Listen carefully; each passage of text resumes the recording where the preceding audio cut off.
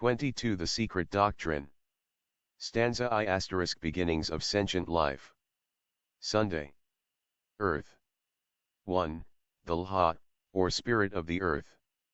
2. Invocation of the Earth to the. 3. What the Sun answers. 4. Transformation of the One. The Lha, A, which turns the fourth, globe, or our Earth, is servant to the Lha, S, of the seven, the planetary spirits, B, they who revolve, driving their chariots around their Lord, the One I, Lokachukshub, of our world. HL's breath gives life to the seven, gives light to the planets. It gave life to the first, C. They are all dragons of wisdom, adds the commentary, D. A. Lha is the ancient word in trans-Himalayan regions for spirit, any celestial or superhuman being, and it covers the whole series of heavenly hierarchies, from archangel or dhyani, down to an angel of darkness, or terrestrial spirit. B. This expression shows in plain language that the spirit guardian of our globe, which is the fourth in the chain, is subordinate to the chief spirit, or God, of the seven planetary genii or spirits. As already explained, the ancients had, in their Kyriel of gods, 7 chief mystery gods, whose chief was, exoterically, the visible sun, or the eighth, and, esoterically, the second logos, the demiurge. The 7, who have now become the 7 eyes of the Lord in the Christian religion, were the regents of the 7 chief planets, but these were not *. All the words and sentences placed in brackets in the stanzas and commentaries are the writers'. In some places they may be incomplete and even inadequate from the Hindu standpoint, but in the meaning attached to them in trans-Himalayan esotericism they are correct. In every case the writer takes any blame upon herself. Having never claimed personal infallibility, that which is given on her own authority may leave much to be desired, in the very abstruse cases where too deep metaphysics is involved. The teaching is offered as it is understood, and as there are 7 keys of interpretation to every symbol and allegory, that which may not fit a meaning, say from the psychological or astronomical aspect, will be found quite correct from the physical or metaphysical. 23 The action of the great breath. Reckoned according to the enumeration devised later by people who had forgotten, or who had an inadequate notion of, the real mysteries, and included neither the sun, the moon, nor the earth. The sun was the chief, exoterically, of the 12 great gods, or zodiacal constellations, and, esoterically, the Messiah, the Christos, the subject anointed by the great breath, or the One, surrounded by his 12 subordinate powers, also subordinate, in turn, to each of the 7 mystery gods of the planets. The 7 higher make the 7 Lhas create the world, states a commentary, which means that our earth, leaving aside the rest, was created or fashioned by terrestrial spirits, the regents being simply the supervisors. This is the first germ, the seed of that which grew later into the tree of astrology and astrolotry. The higher ones were the cosmocratores, the fabricators of our solar system. This is borne out by all the ancient cosmogonies, that of Hermes, of the Chaldees, of the Aryans, of the Egyptians, and even of the Jews. Heaven's belt, the signs of the zodiac, the sacred animals, are as much the Bni Alhim, sons of the gods or the Elohim, as the spirits of the earth, but they are prior to them. Soma and Sin, Isis and Diana, are all lunar gods or goddesses, called the fathers and mothers of our earth, which is subordinate to them. But these, in their turn, are subordinate to their fathers and mothers, the latter interchangeable and varying with each nation the gods and their planets, such as Jupiter, Saturn, Bel, Brihaspati, etc. See, his breath gave life to the 7, refers as much to the sun, who gives life to the planets, as to the High One, the spirituct sun, who gives life to the whole cosmos. The astronomical and astrological keys opening the gate leading to the mysteries of theogony can be found only in the later glossaries, which accompany the stanzas. In the apocalyptic slokas of the archaic records, the language is as symbolical, if less mythical, than in the Puranas. Without the help of the later commentaries, compiled by generations of adepts, it would be impossible to understand the meaning correctly. In the ancient cosmogonies, the visible and the invisible worlds are the double links of one and the same chain. As the invisible logos, with its 7 hierarchies, represented or personified each by its chief angel or rector, form one power, the inner and the invisible, so, in the world of forms, the sun and the 7 chief planets constitute the visible and active potency, the latter hierarchy being, so to speak, the visible and objective logos of the invisible and, except in the lowest grades, ever subjective angels. Thus, to anticipate a little by way of illustration every race in its 24 the secret doctrine. Evolution is said to be born under the direct influence of one of the planets, race the first receiving its breath of life from the sun, as will be seen later on, while the third humanity. Those who fell into generation, or from androgynes became separate entities, one male and the other female are said to be under the direct influence of Venus, the little sun in which the solar orb stores his light. The summation of the stanzas in Book I showed the genesis asterisk of gods and men taking rise in, and from, one and the same point, which is the one universal, immutable, eternal, and absolute unity. In its primary manifested aspect we have seen it become, 1, in the sphere of objectivity and physics, primordial substance and force, centripetal and centrifugal, positive and negative, male and female, etc., etc. 2, in the world of metaphysics, the spirit of the universe, or cosmic ideation, called by some the logos. This logos is the apex of the Pythagorean triangle. When the triangle is complete it becomes the tetractys, or the triangle in the square, and is the dual symbol of the 4-lettered tetragrammaton in the manifested cosmos, and of its radical triple ray in the unmanifest, or its noumenon. Put more metaphysically, the classification given here of cosmic ultimates, is more one of convenience than of absolute philosophical accuracy. At the commencement of a great Manvantara, Parabrahm manifests as Malaprakriti and then as the Logos. This Logos is equivalent to the unconscious universal mind, etc., of Western pantheists. It constitutes the basis of the sublex side of manifested being, and is the source of all manifestations of individual consciousness.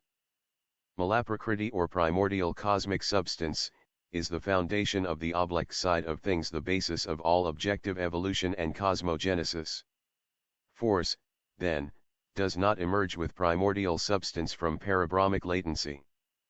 It is the transformation into energy of the superconscious thought of the Logos, infused, so to speak, into the objectivation of the latter out of potential latency in the one reality. Hence spring the wondrous laws of matter, hence the primal impress so vainly discussed by Bishop Temple. Force thus is not synchronous with the first objectivation of Malaprakriti. But as, apart from it, the latter is absolutely and necessarily inert, a mere abstraction, it is unnecessary to weave too fine a cobweb of subtleties as to the order of succession of asterisk according to Dr. A. Wilder's learned definition. Genesis, GGFLGSI, is not generation, but a coming out of the eternal into the chronos and time, a coming from esse into existere, or from beingness into being, as a theosophist would say. 25 Man, the third Logos. The cosmic ultimates. Force succeeds Malaprakriti, but, minus force, Malaprakriti is for all practical intents and purposes non-existent asterisk the heavenly man, tetragrammaton, who is the protogonos, tikon, the firstborn from the passive deity and the first manifestation of that deity's shadow, is the universal form and idea, which engenders the manifested Logos, Adam Kadmon, or the 4-lettered symbol, in the Kabbalah, of the universe itself, also called the second Logos. The second springs from the first and develops the third triangle, see the Sephirothal tree, from the last of which, the lower host of angels, men are generated. It is with this third aspect that we shall deal at present. The reader must bear in mind that there is a great difference between the Logos and the demiurgos, for one is spirit and the other is soul, or as drive. Wilder has it, Dianoia and logos are synonymous, nous being superior and closely in affinity with 2a3q0n, one being the superior apprehending, the other the comprehending, one noetic and the other phrenic. Moreover, man was regarded in several systems as the third logos. The esoteric meaning of the word logos, speech or word, verbum, is the rendering in objective expression, as in a photograph, of the concealed thought. The logos is the mirror reflecting divine mind, and the universe is the mirror of the logos, though the latter is the esse of that universe. As the logos reflects all in the universe of pleroma, so man reflects in himself all that he sees and finds in his universe, the earth. It is the three heads of the Kabbalah, unum intra alterum, et alterum super alterum, Zohar, Idra Sutta, section 7. Every universe, world or planet, has its own logos, says the Doctrine. The sun was always called by the Egyptians the Eye of Osiris, and was himself the logos, the first begotten, or light made manifest to the world, which is the mind and divine intellect of the concealed.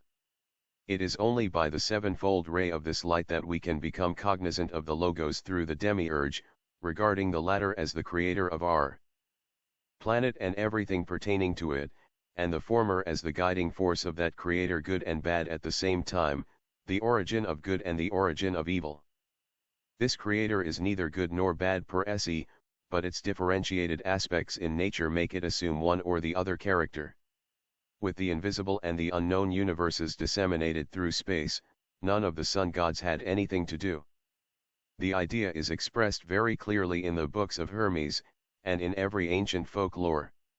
It is symbolized generally by the dragon and the serpent, the dragon of good and the serpent of evil, represented on earth by asterisk for a clearer explanation of the origins, as contained in the esotericism of the Bhagavad Gita, see the notes thereon published in the Theosophist for February, March, and June, 1887, Madras. The Secret Doctrine. The right and the left hand magic.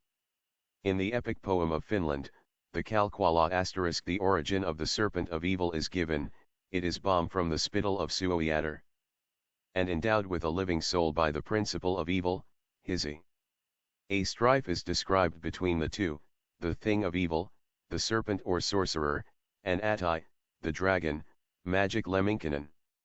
The latter is one of the 7 sons of Ilmatar, the virgin daughter of the air, she who fell from heaven into the sea. Before creation, i.e., spirit transformed into the matter of sensuous life. There is a world of meaning and occult thought in these few lines, admirably rendered by Drive. J. M. Crawford, of Cincinnati. The hero Lemminkainen, the good magician, hews the wall with might of magic, breaks the palisade in pieces, hews to atoms 7 pickets, chops the serpent wall to fragments. When the monster, little heeding, pounces with his mouth of venom at the head of Lemminkainen. But the hero, quick recalling, speaks the master words of knowledge, words that came from distant ages, words his ancestors had taught him. In China the men of Fohi, or the heavenly man, are called the 12 Tianhuang, the 12 hierarchies of Dhyanis or angels, with human faces, and dragon bodies, the dragon standing for divine wisdom or spirit, and they create men by incarnating themselves in *J. W. Alden, New York. It has been repeatedly stated that the serpent is the symbol of wisdom and of occult knowledge. The serpent has been connected with the god of wisdom from the earliest times of which we have any historical notice, writes Stan Island Wake. This animal was the especial symbol of thought or taught and of all those gods, such as Hermes and Seth, who can be connected with him. This is also the primitive Chaldean triad He or Hoa. According to Sir Henry Rawlinson, the most important titles of this deity refer to his functions as the source of all knowledge and science. Not only is he the intelligent fish, but his name may be read as signifying both life and a serpent, an initiated adept, and he may be considered as figured by the great serpent which occupies so conspicuous a place among the symbols of the gods on the black stones recording Babylonian benefactions. Aesculapius, Serapis, Pluto, Nuum, and Neph are all deities with the attributes of the serpent. Says Dupuy, they are all healers, givers of health, spiritual and physical, and of enlightenment. The crown formed of an asp, the Thermothes, belongs to Isis, goddess of life and healing. The Upanishads have a treatise on the science of serpents, in other words, the science of occult knowledge, and the Nagas of the exoteric Buddhist are not the fabulous creatures of the nature of serpents. Being superior to men and the protectors of the law of Buddha, as Schlagentweit believes, but real living men, some superior to men by virtue of their occult knowledge, and the protectors of Buddha's law, inasmuch as they interpret his metaphysical tenets correctly, others inferior morally as being black magicians. Therefore it is truly declared that Gautama Buddha is said to have taught them a more philosophical religious system than to men, who were not sufficiently advanced to understand it at the time of his appearance. Schlagentweit's Tibetan Buddhism. 27 Man's dual and triple nature.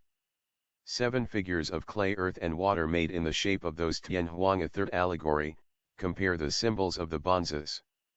The 12 Vesers of the Scandinavian Eddas do the same. In the secret catechism of the Druzes of Syria, a legend which is repeated word for word by the oldest tribes about and around the Euphrates, men were created by the sons of God descending on earth, where, after culling 7 mandragoras, they animated these roots, which became forth with me *. All these allegories point to one and the same origin, to the dual and the triple nature of man, dual as male and female, triple as being of spiritual and psychic essence within, and of a material fabric without. 2 Said the earth, Lord of the shining face, the sun, my house is empty and thy sons to people this will, earth. Thou hast sent thy 7 sons to the Lord of wisdom, 7 times doth he see thee nearer to himself, 7 times more doth he feel thee. Thou hast forbidden thy servants, the small rings, to catch thy light and heat, thy great bounty to intercept on its passage, b. Send now to thy servant the same. c. A. The Lord of wisdom is Mercury, or Buddha. b. The Modem commentary explains the words as a reference to a well-known astronomical fact, that Mercury receives 7 times more *. The mandragora is the mandrake of the Bible, of Rachel and Leah. They are the roots of a plant, fleshy, hairy, and forked below, representing roughly the limbs of a man, the body, and even a head. Its magical and mysterious properties have been proclaimed in fable and play from the most archaic ages. From Rachel and Leah, who indulged in witchcraft with them, down to Shakespeare, who speaks of shrieking like mandrakes torn out of the earth, that living mortals, hearing them, run mad. The mandragora was the magic plant par excellence. These roots, without any stalk, and with large leaves growing out of the head of the root, like a gigantic crop of hair, present little similitude to man when found in Spain, Italy, Asia Minor, or Syria. But on the Isle of Candia, and in Caramania near the city of Adan, they have a wonderfully human form, being very highly prized as amulets. They are also worn by women as a charm against sterility, and for other purposes. They are especially effective in black magic. 28 The secret doctrine. Light and heat from the sun than earth, or even the beautiful Venus, which receives but twice that amount more than our insignificant globe. Whether the fact was known in antiquity may be inferred from the prayer of the earth spirit to the sun as given in the text *. The sun, however, refuses to people the globe, as it is not ready to receive life as yet. Mercury is, as an astrological planet, still more occult and mysterious than Venus. It is identical with the Mazdeen Mithra, the genius, or god, established between the sun and the moon, the perpetual companion of Sun of Wisdom. Pausanias shows him as having an altar in common with Jupiter, Book V.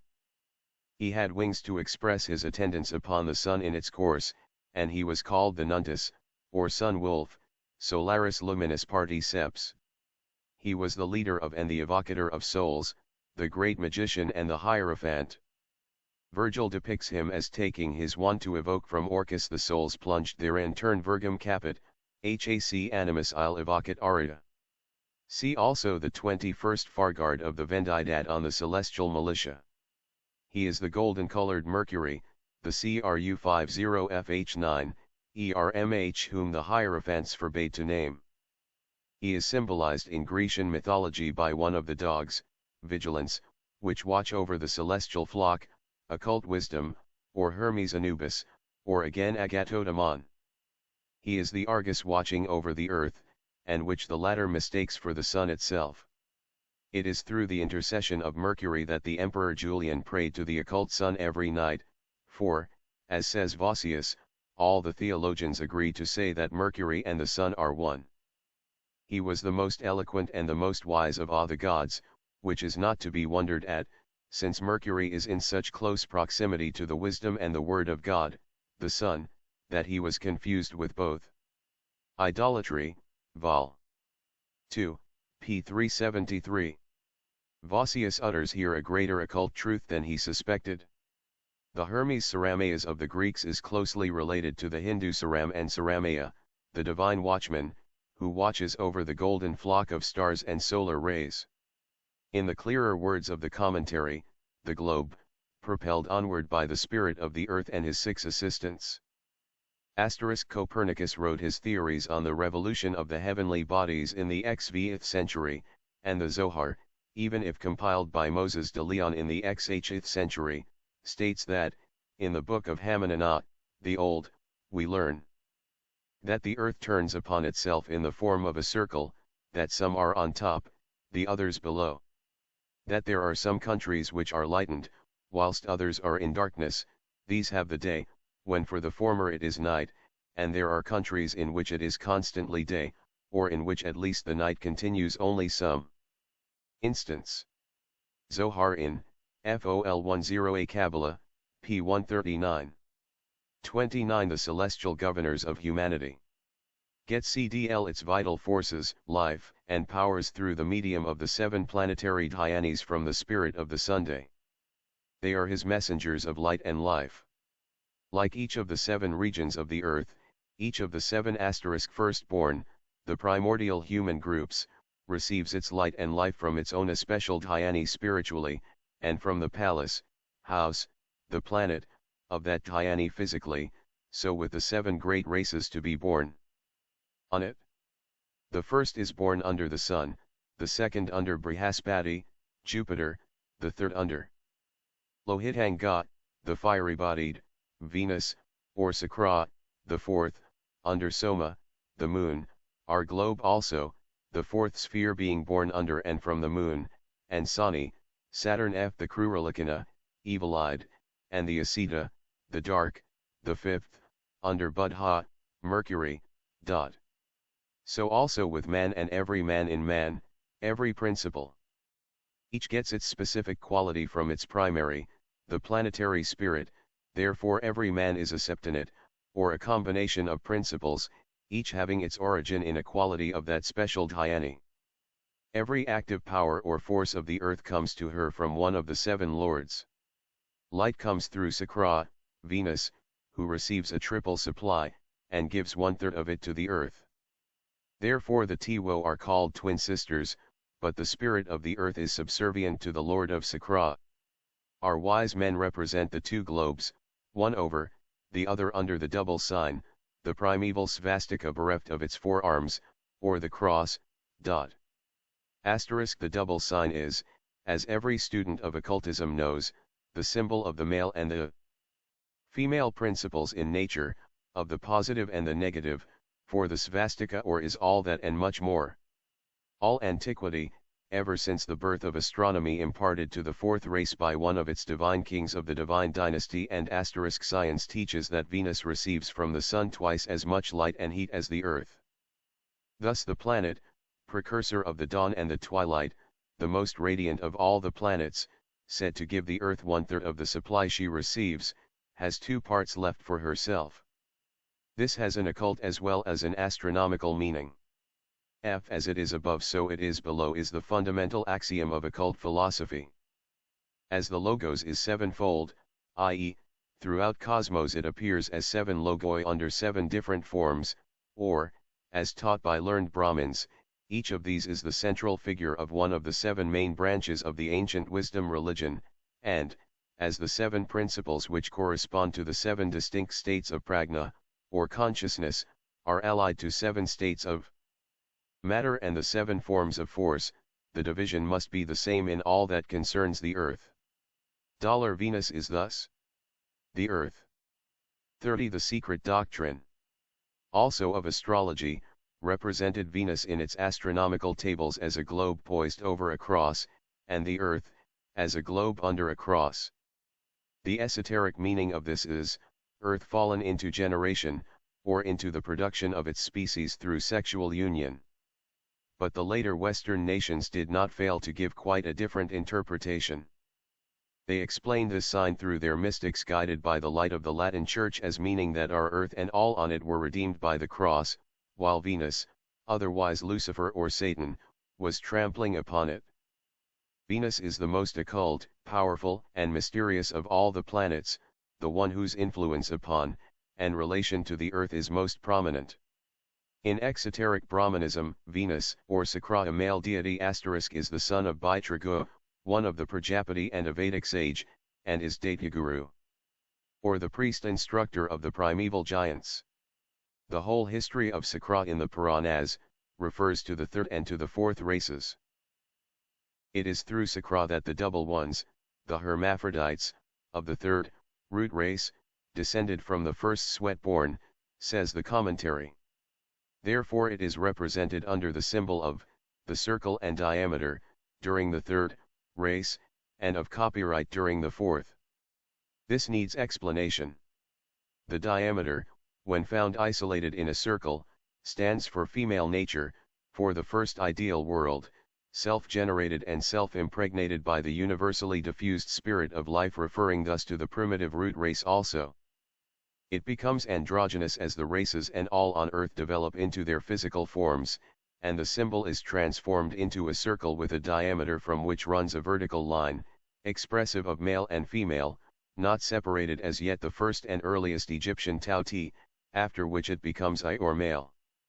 Female separated F, see first pages of Book I, and fallen into generation. Venus, the planet, is symbolized by the sign of a globe over the cross, which shows it as presiding over the natural generation of man. The Egyptians symbolized Ankh, life, by the ansated cross, or one, which is only another form of Venus, Isis, one, and meant, esoterically, that mankind and all animal life had stepped out of the divine spiritual circle and fallen into physical male and female generation. This sign, from the end of the 3rd race, has the same phallic significance as the tree * in the esoteric philosophy. It is male and female, or hermaphrodite, hence the bearded Venus in mythology. Therefore, putting aside its religio-metaphysical aspect, the cross of the Christians is symbolically far more phallic than the pagan svastika. 31. The horses of Suraskar. Of life in Eden, Anuki, a form of Isis, is the goddess of life, and Ankh was taken by the Hebrews from the Egyptians and introduced by Moses, one learned in the wisdom of the priests of Egypt, with many other mystical words. The word Ankh in Hebrew, with the personal suffix, means my life, my being, which is the personal pronoun Anakai, from the name of the Egyptian goddess Anuki * in one of the most ancient catechisms of southern India, Madras Presidency, the hermaphrodite goddess Adinari, see also Indian pantheon, has the ansated cross, the svastika. The male and female sign, right in the central part, to denote the pre-sexual state of the 3rd race.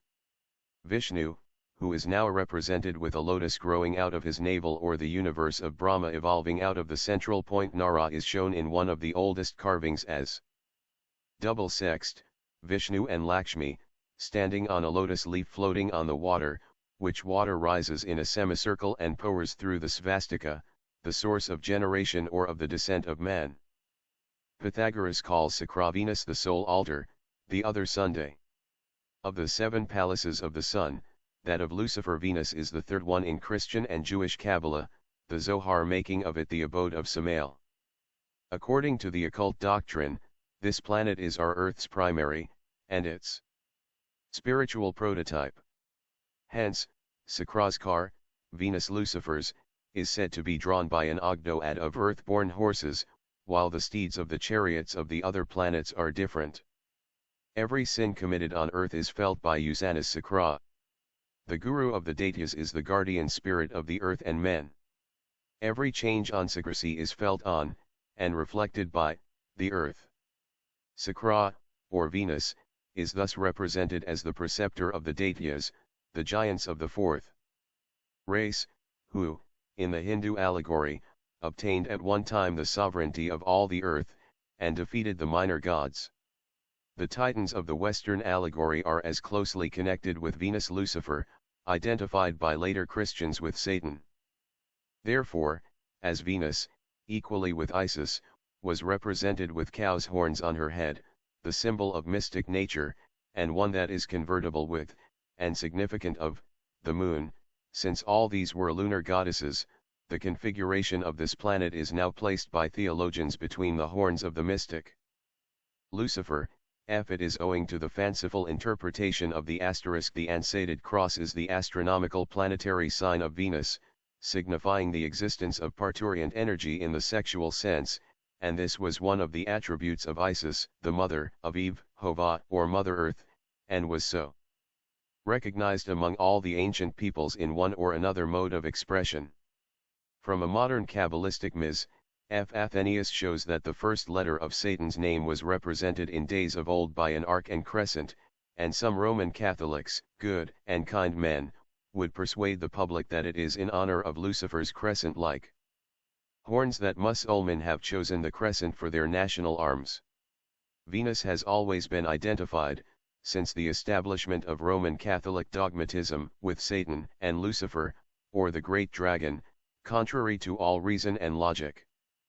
As shown by the symbologists and astronomers, the association between the serpent and the idea of darkness had an astronomical foundation.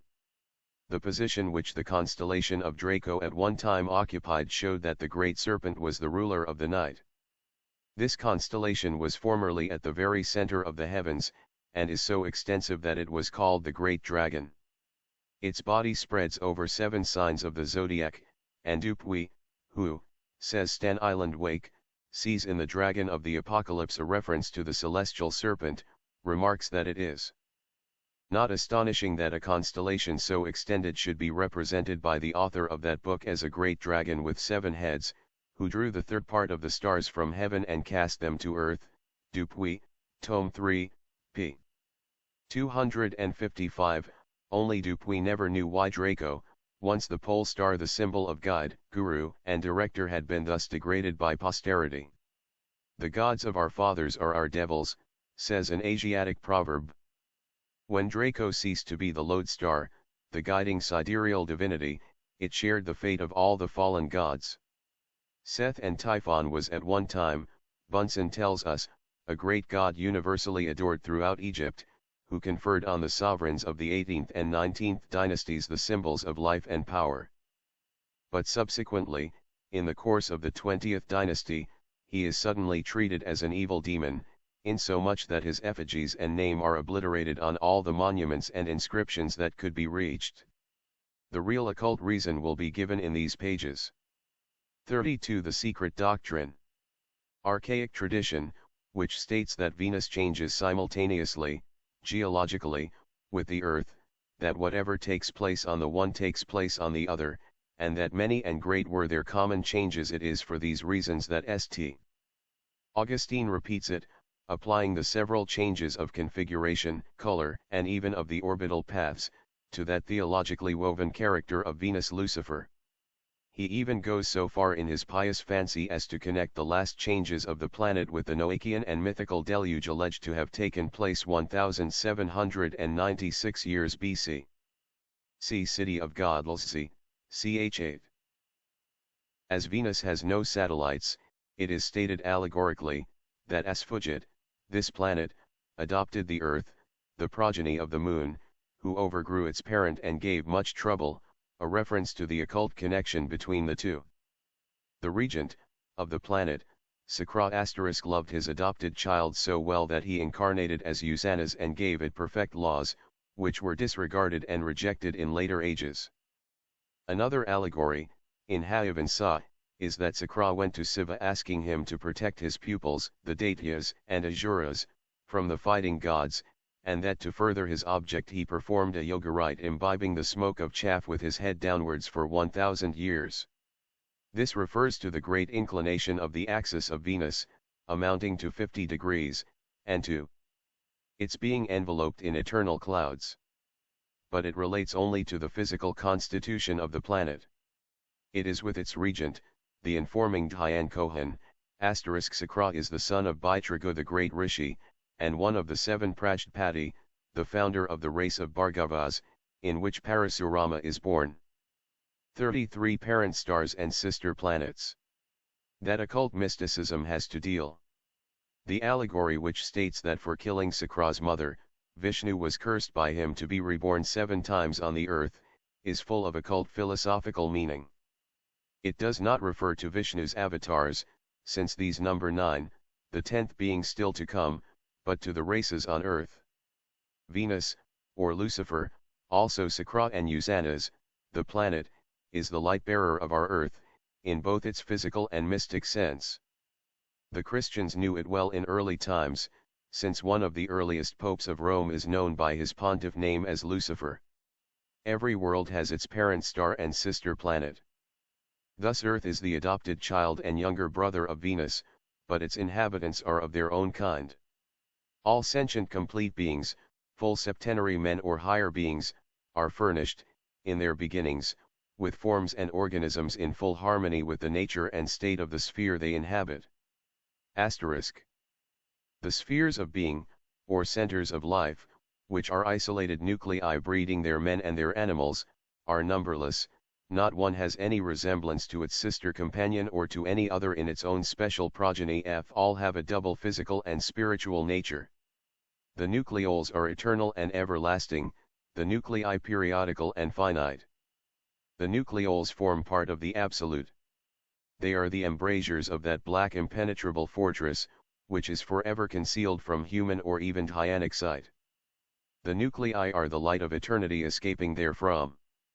It is that light which condenses into the forms of the lords of being, the first and the highest of which are, collectively, Jlvatma, or Pratyatma, said figuratively to issue from Paramatma. It is the logos of the Greek philosophers appearing at the beginning of every new Manvantara. From these downwards formed from the ever-consolidating waves of that light, which becomes on the objective plane gross matter, proceed the numerous hierarchies of the creative forces, some formless, others having their asterisk. This is a flat contradiction of Swedenborg, who saw, in the first earth of the astral world, inhabitants dressed as are the peasants in Europe, and on the fourth earth women clad as are the shepherdesses in a Bal mask. Even the famous astronomer Huygens labored under the mistaken idea that other worlds and planets have the same identical beings as those who live on our earth, possessing the same figures, senses, brain power, arts, sciences, dwellings, and even to the same fabric for their wearing apparel. Theorie du monde. For the clearer comprehension of the statement that the earth is the progeny of the moon, see Book I, stanza 6. F. This is a modern gloss. It is added to the old commentaries for the clearer comprehension of those disciples who study esoteric cosmogony after having passed through Western learning. The earlier glosses are too redundant with adjectives and figures of speech to be easily assimilated. 34. The secret doctrine. Own distinctive form, others, again, the lowest, elementals, having no form of their own, but assuming every form according to the surrounding conditions. Thus there is but one absolute upati, basis, in the spiritual sense, from, on, and in which, are built for manvantaric purposes the countless basic centers on which proceed the universal, cyclic, and individuate evolutions during the active period. The informing intelligences, which animate these various centers of being, are referred to indiscriminately by men beyond the great range asterisk as the Manas, the Rishis, the Pitris the Prajapati, and so on, and as Dhyani Buddhas, the Kohans, Melhas, fire gods, Baklasutwas, dollar, and others, on this side. The truly ignorant call them gods, the learned profane, the one God, and the wise, the initiates, honor in them only the manvantaric manifestations that which neither our creators, the Dhyan Kohans, nor their creatures can ever discuss or know anything about. The absolute is not to be defined, and no mortal or immortal has ever seen or comprehended it during the periods of existence. The mutable cannot know the immutable, nor can that which lives perceive absolute life. Therefore, man cannot know higher beings than his own progenitors. Nor shall he worship them, but he ought to learn how he came into the world. See, number 7, the fundamental figure among all other figures in every national religious system, from cosmogony down to man, must have its raison d'etre. It is found among the ancient Americans, as prominently as among the archaic Aryans and Egyptians. The question will be fully dealt with in the second part of this book, meanwhile a few facts may be given here. Says the author of the Sacred Mysteries among the Mayas and Quiches, 11,500 years ago: beyond the Great Range, means, in our case, India, as being the Trans-Himalayan region for the Cis-Himalayan region. The term Pitris is used by us in these slokas to facilitate their comprehension, but it is not so used in the original stanzas, where they have distinct appellations of their own, besides being called fathers and progenitors. It is erroneous to take literally the worship of the human bodhisattvas, or Manjusri. It is true that, exoterically, the Mahayana school teaches adoration of these without distinction, and that Huyen Sung speaks of some disciples of Buddha as being worshipped. But esoterically it is not the disciple or the learned Manjusri personally that received honors, but the divine bodhisattvas and Dhyani Buddhas that animated, Amalaka, as the Mongolians say, the human forms. The author of this work is Augustus L. E. Plongian. He and his wife are well known in the United States for their untiring labors in Central America. It is they who discovered the sepulchre of the royal Kinko, at Chichen Itza. The author seems to believe and to seek to prove that the esoteric learning of the Aryans and the Egyptians was derived from the Mayas. But, although certainly coeval with Plato's Atlantis, the Mayas belonged to the fifth continent, which was preceded by Atlantis and Lemuria. 35. The Seven Mystery. 7 seems to have been the sacred number par excellence among all civilized nations of antiquity. Why? Each separate people has given a different explanation, according to the peculiar tenets of their exoteric religion. That it was the number of numbers for those initiated into the sacred mysteries, there can be no doubt. Pythagoras calls it the vehicle of life containing body and soul, since it is formed of a quaternary, that is wisdom and intellect, and of a trinity or action and matter. The Emperor Julian, in Matriam, etc., 1 expresses himself thus: were I to touch upon the initiation into our sacred mysteries, which the Chaldees baptized, respecting the seven-rayed God, lighting up the soul through him, I should say things unknown to the rabble, very unknown, but well known to the blessed theurgists. P. 141, and who, acquainted with the Puranas, the Book of the Dead, the Zendavesta, the Assyrian tiles, and finally the Bible, and who has observed the constant occurrence of the number 7, in these records of people living from the remotest times unconnected and so far apart, can regard as a coincidence the following fact, given by the same explorer of ancient mysteries. Speaking of the prevalence of 7 as a mystic number, among the inhabitants of the western continent, of America, he adds that it is not less remarkable. 4. It frequently occurs in the Populva. We find it besides in the 7 families said by Sahagan and Clavijo to have accompanied the mystical personage named Votan, the reputed founder of the great city of Nikan, identified by some with Palenque. In the 7 caves from which the ancestors of the Nahuatl are reported to have emerged. In the 7 cities of Cibola, described by Coronado and Niza. In the 7 Antilles, in the 7 heroes who, we are told, escaped the deluge. Heroes, moreover, whose number is found the same in every deluge story from the 7 rishis who were saved with Vaivasvata Manu, down to Noah's Ark, into which beasts, fowls, and living creatures were taken by sevens.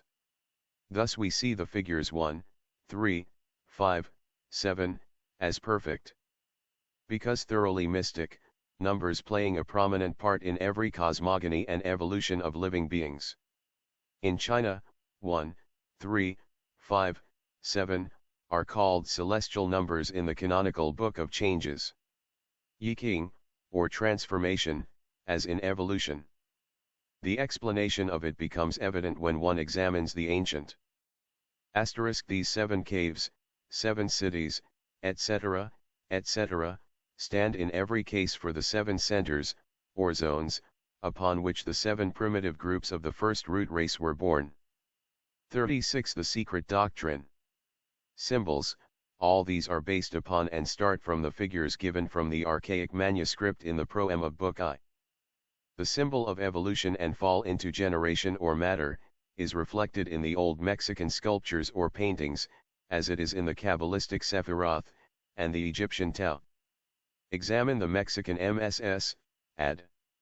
Manuscripts British MUS 9789, *, you will find in it a tree whose trunk is covered with 10 fruits ready to be plucked by a male and female, one on each side of it, while from the top of the trunk 2 branches shoot horizontally to the right and left, thus forming a perfect one, tau, the ends of the 2 branches, moreover, each bearing a triple bunch, with a bird, the bird of immortality, Atman, or the divine spirit sitting between the 2, and thus making the 7th.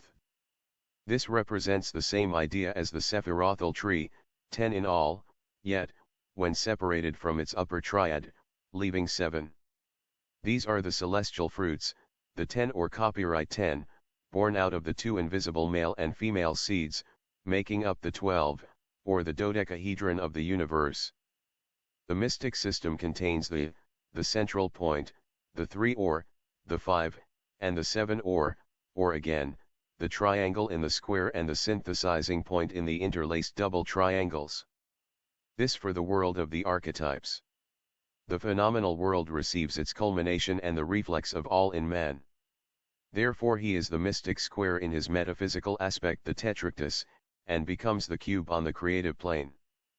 His symbol is the cube unfolded F and 6 becoming 7, or the 3 crossways, the female, and 4 vertically, and this is man, the culmination of the deity on earth, whose body is the cross of flesh, on, through, and in which he is ever crucifying and putting to death the divine logos or his higher SLF. The universe, says every philosophy and cosmogony, hath a ruler, rulers collectively, set over it, which is called the word, logos, the fabricating spirit is its queen, which 2 are the first power after the 1. These are the spirit and nature, which 2 form our illusory universe. The 2 inseparables remain in the universe of ideas so long as it lasts, and then merge back into Parabrahm, the one ever changeless. The spirit, whose essence is eternal, one and self-existent, emanates a pure ethereal light, a dual light not perceptible to the elementary senses in the Puranas, in the Bible, in the Sefer *. The engraving is reproduced in the sacred mysteries of the Mayas and Kishas on p. 134 FC Source of Measures p. 50-53 and also Book 2. Part 2. The 3 kinds of light. Jezira, the Greek and Latin hymns, in the Book of Hermes, in the Chaldean Book of Numbers, in the esotericism of Lao Tse, everywhere. In the Kabbalah, which explains the secret meaning of Genesis, this light is the dual man, or the androgyne, rather the sexless, angels, whose generic name is Adam Kadmon. It is they who complete man, whose ethereal form is emanated by other divine, but far lower beings, who solidify the body with clay, or the dust of the ground, an allegory indeed, but as scientific as any Darwinian evolution and more true. The author of the Source of Measures says that the foundation of the Kabbalah and all its mystic books is made to rest upon the 10 Sephiroth, which is a fundamental truth. He shows these 10 Sephiroth or the 10 numbers in the following diagram, wherein the circle is the naught, its vertical diameter line is the first or primal one, the word or. Logos, from which springs the series of the other numbers up to 9, the limit of the digits. The 10 is the first divine manifestation containing every possible power of exact expression of proportion. By this Kabbalistic speculation we are taught that the Sephiroth were the numbers or emanations of the heavenly light, figures 20,612 to 6,561, they were the 10 words, Brim. 41,224, the light, of which they were the flux, was the heavenly man, the atom KDM, the 144, and the light, by the New Testament or covenant, or 41,224, created God, just as, by the Old Testament God, Alhim, 31,415, creates light, 20,612 to 6,561. Now there are three kinds of light in occultism, as in the Kabbalah. 1. The abstract and absolute light, which is darkness. 2. The light of the manifested unmanifested, called by some the Logos, and 3. The latter light reflected in the Dhyan Kohans, the minor Logoi, the Elohim, collectively, who, in their turn, shed it on the objective universe. But in the Kabbalah read-it and carefully adjusted to fit the Christian tenets by the Kabbalists of the 13th century, the three lights are described as 1. The clear and penetrating, that of Jehovah, 2. Reflected light, and 3. Light in the abstract. This light abstractly taken, in a metaphysical or symbolical sense, is Alhim, Elohim God, *See Masonic Review, Cincinnati, June 1886, Art. Kabbalah No. 6. F.C. Isis Unveiled, Volume 2, pages 300 ETSEQ, for a proof of the antiquity of the decimal system of figures. 38. The Secret Doctrine. While the clear penetrating light is Jehovah, the light of Alhim belongs to the world in general, in its allness and general fullness, but the light of Jehovah is that pertaining to the chiefest production, man, whom this light penetrated and made. The author of the Source of Measures pertinently refers the reader to Inman's Ancient Faiths Embodied in Ancient Names, Vol. 2, p. 648. There, an engraving of the Vesica Piscis, Mary, and the female emblem, copied from a rosary of the Blessed Virgin.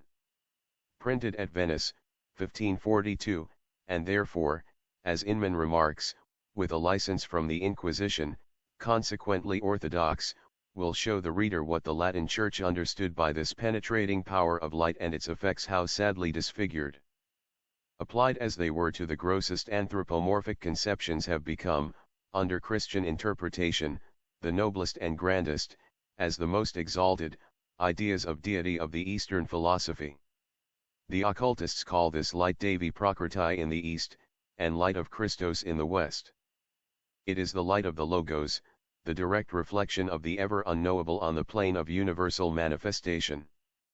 But here is the interpretation thereof given by the modem Christians from the Kabbalah. As declared by the author just cited, to the fullness of the world in general with its chiefest content, man, the term Elohim Jehovah applies. In extracts from the Zohar, the Reverend Dr. Kassel, a Kabbalist, to prove that the Kabbalah sets forth the doctrine of the Trinity, among other things says, Jehovah is Elohim, Alhim. By 3 steps God, Alhim, and Jehovah become the same, and though separated each and together, they are of the same one. Similarly, Vishnu becomes the sun, the visible symbol of the impersonal deity. Vishnu is described as striding through the 7 regions of the universe in 3 steps. But with the Hindus this is an exoteric account, a surface tenet and an allegory, while the Kabbalists give it out as the esoteric and final meaning. But to proceed, now light, explains the author, as shown, is 20,612 to 6,561, as the proper enunciation of the integral and numerical relation of diameter to circumference of a circle. God, Alhim, i.e., 3.1415 to 1, a modified form of the above, is the reduction of this, so as to obtain a standard unit 1, as the basis, in general, of all calculation and all mensuration. But, for the production of animal life, and for a special time measure or the lunar year, that influence which causes conception and embryonic development, the numbers of the Jehovah measure, man even Jehovah measure, viz. 113 to 355, have to be specialized. But this last ratio is but a modified form of light Oregon 20612 to 6561, as a p-value, being only a variation of the same, that is 20,612 to 6,561 is 31,415 to 1, or Alhim or God, and in such a manner that one can be made. See Source of Measures, pages 276, ETSEQ App 7. 39 The numbers of creation. To flow into and be derived from the other, and these are the three steps by which the unity and sameness can be shown of the divine names. That is, the two are but variations of the same ratio, viz., that of P. The object of this comment is to show the same measuring use for the Kabbalah as was employed in the three covenants of the Bible, and in the symbols of Masonry, as just noticed.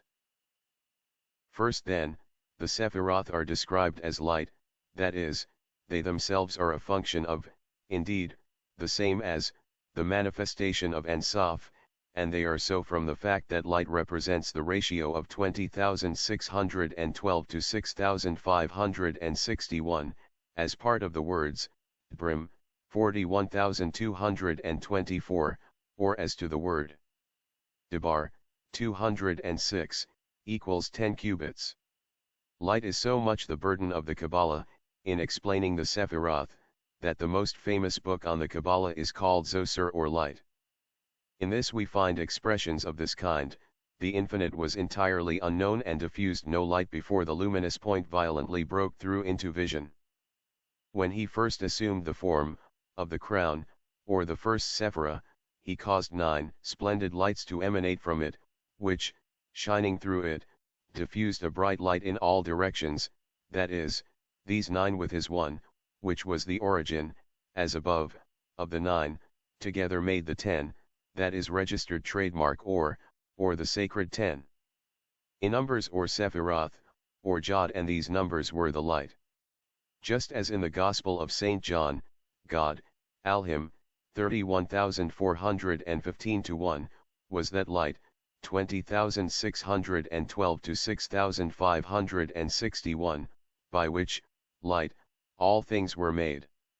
In Sefer Jezira, or numbers of creation, the whole process of evolution is given out in numbers. In its 32 paths of wisdom the number 3 is repeated 4 times, and the number 4 5 times. Therefore, the wisdom of God is contained in numbers, Sephrim or Sephiroth, for Sepher or Sphra when unvoweled, means to cipher. And therefore, also, we find Plato stating that the deity geometrizes in fabricating the universe.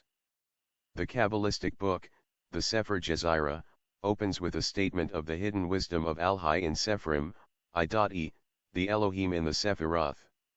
In 32 paths, hidden wisdom, established Yah, Jhvh, Zabaoth, Elohi of Israel, Alhim of life, El of grace and mercy exalted, uplifted dweller on high, and King of everlasting, and his name holy. In 3 Sephrim, viz., Bsphr, Vsphr, Vsipor. This comment sets forth the hidden wisdom of the original text by hidden wisdom, that is, by the use of words carrying a special set of numbers and a special phraseology, which will set forth the very explanatory system which we find to fit so accurately in the Hebrew Bible. In setting forth his scheme, to enforce it, and to finish out his detailed exposition in a general postulate, viz., the one word 40 the secret doctrine. Sephrim, Sephiroth, of the number Jezira, the author explains the separation of this word in the 3 subordinate ones, a play upon a common word Sphr, or number. The Prince Akhashazari says to the Rabbi *, I wish now that thou wouldest impart to me some of the chiefest or leading principles of natural philosophy, which as thou sayest were in former times worked out by them, the ancient wise ones, to which the Rabbi makes answer to such principles appertains the number of creation of our race father Abraham, that is Abram and Abraham, or numbers 41,224 and 41,252. He then says that this book of number treats of teaching the alhimness and oneness through, brim, viz., the numbers of the word words. That is, it teaches the use of the ratio 31,415 to 1 through 41,224, which last, in the description of the Ark of the Covenant, was divided into two parts by two tables of stone, on which these, Brim Oregon 41224 were written or engraved, or 20,612 by 2.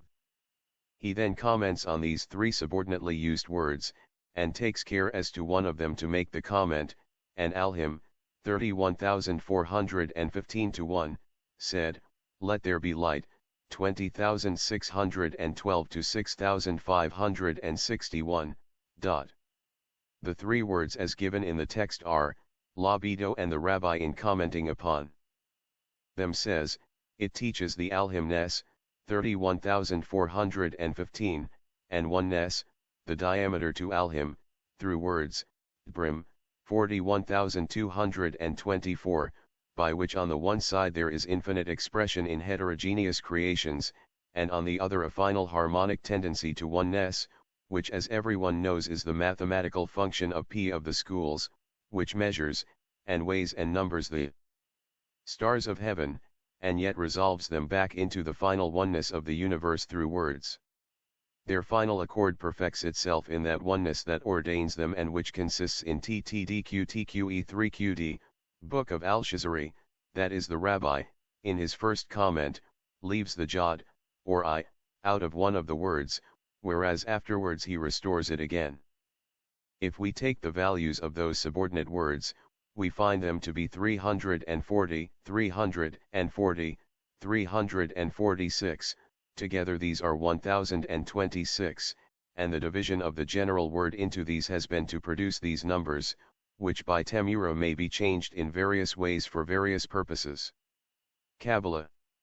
The reader is asked to turn to stanza 4 of Book I and its fourth commentary to find that the 3, 4, 7, and the thrice 7, or 1065, the number of Jehovah, is the number of the 21 Prajapati mentioned in the Mahabharata, or the 3 Sephrim, words in cipher or figures. And this comparison between the creative powers of archaic philosophy and the anthropomorphic creator of exoteric Judaism, since their esotericism shows its identity with the secret doctrine, will lead the student to perceive and discover that, in truth, Jehovah is but a lunar and asterisk in the book Al-Shazari by Jehuda Halevi, translated by Drive D. Castle. 41. The Emanations of Ansaf. Generation God. See Book I, Part 2, Dies Lunis. It is a fact well known to every conscientious student of the Kabbalah, that the deeper he dives into it, the more he feels convinced that unless the Kabbalah or what is left of it is read by the light of the Eastern esoteric philosophy, its study leads only to the discovery that, on the lines traced by exoteric Judaism and Christianity, the monotheism of both is nothing more exalted than ancient astrology, now vindicated by modern astronomy. The Kabbalists never cease to repeat that primal intelligence can never be understood. It cannot be comprehended, nor can it be located, therefore it has to remain nameless and negative. Hence the Ansaf, the unknowable and the unnamable, which, as it could not be made manifest, was conceived to emanate manifesting powers. It is then with its emanations alone that human intellect has to, and can deed. Christian theology, having rejected the doctrine of emanations and replaced them with direct, conscious creations of angels and the rest out of nothing, now finds itself hopelessly stranded between supernaturalism or miracle and materialism. An extra-cosmic God is fatal to philosophy, an intracosmic deity, i.e. spirit and matter inseparable from each other, is a philosophical necessity. Separate them and that which is left is a gross superstition under a mask of emotionalism. But why geometrize, as Plato has it, why represent these emanations under the form of an immense arithmetical table? The question is well answered by the author just cited. His remarks are quoted in Part 2, The Theogony of the Creative Gods. Mental perception, he says, to become physical perception, must have the cosmic principle of light, and by this, our mental circle must become visible through light, or, for its complete manifestation, the circle must be that of physical visibility, or light itself. Such conceptions, thus formulated, became the groundwork of the philosophy of the divine manifesting in the universe. This is philosophy. It is otherwise when we find the rabbi in Al-Shazari saying that under SPHR is to be understood calculation and weighing of created bodies. For the calculation, by means of which a body must be constructed in harmony or symmetry, by which it must be in construction rightly arranged and made to correspond to the object in design, consists at last in number, extension, mass, weight, coordinate relation of movements, then harmony of music, must consist altogether by number, that is, SPHR. By Sipher, S4, is to be understood the words of Al-Him whereunto joins or adapts itself the design of the frame or form of construction. For example, it was said, "Let light be." The work became as the words were spoken, that is, as the numbers of the work came forth. This is materializing the spiritual without scruple. But the Kabbalah 42, the secret doctrine, was not always so well adapted to anthropo-monotheistic conceptions. Compare this with any of the 6 schools of India. For instance, in Kapila's Sankhya philosophy, unless, allegorically speaking, Purusha mounts on the shoulders of Prakriti, the latter remains irrational, while the former remains inactive without her.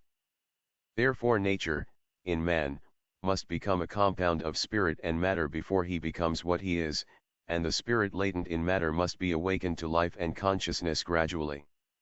The monad has to pass through its mineral, vegetable, and animal forms, before the light of the Logos is awakened in the animal man.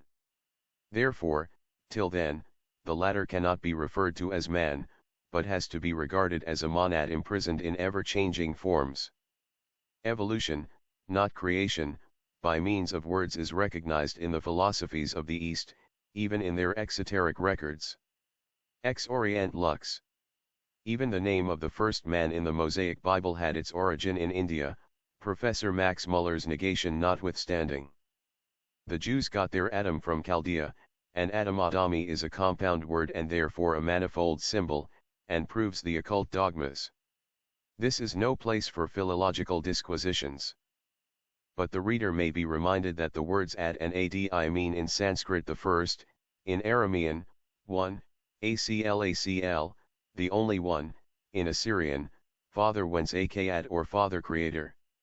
Asterisk, and once the statement is found correct it becomes rather difficult to confine Adam to the Mosaic Bible alone, and to see therein simply a Jewish name. Vide Part 2. Of this volume, Adam Adami. There is frequent confusion in the attributes and genealogies of the gods in their theogonies, as given to the world by the half-initiated writers, Brahmanical and Biblical, the Alpha and the Omega of the records of that symbolical science. Yet there could be no such confusion made by the earliest nations, the descendants and pupils of the divine instructors, for both the attributes and the genealogies were inseparably linked with cosmogonical symbols, the gods being the life and animating soul principle of the various regions of the universe. Nowhere and by no people was speculation allowed to range beyond those manifested gods. The boundless and infinite unity remained with every nation a virgin forbidden soil, untrodden by man's thought. Asterisk, the appellation Akkad, or Akkadians, is of the same class as Adam, Havia, Eve, Aden, Eden, Akkad meaning son of Ad, like the sons of Ad in ancient Arabia.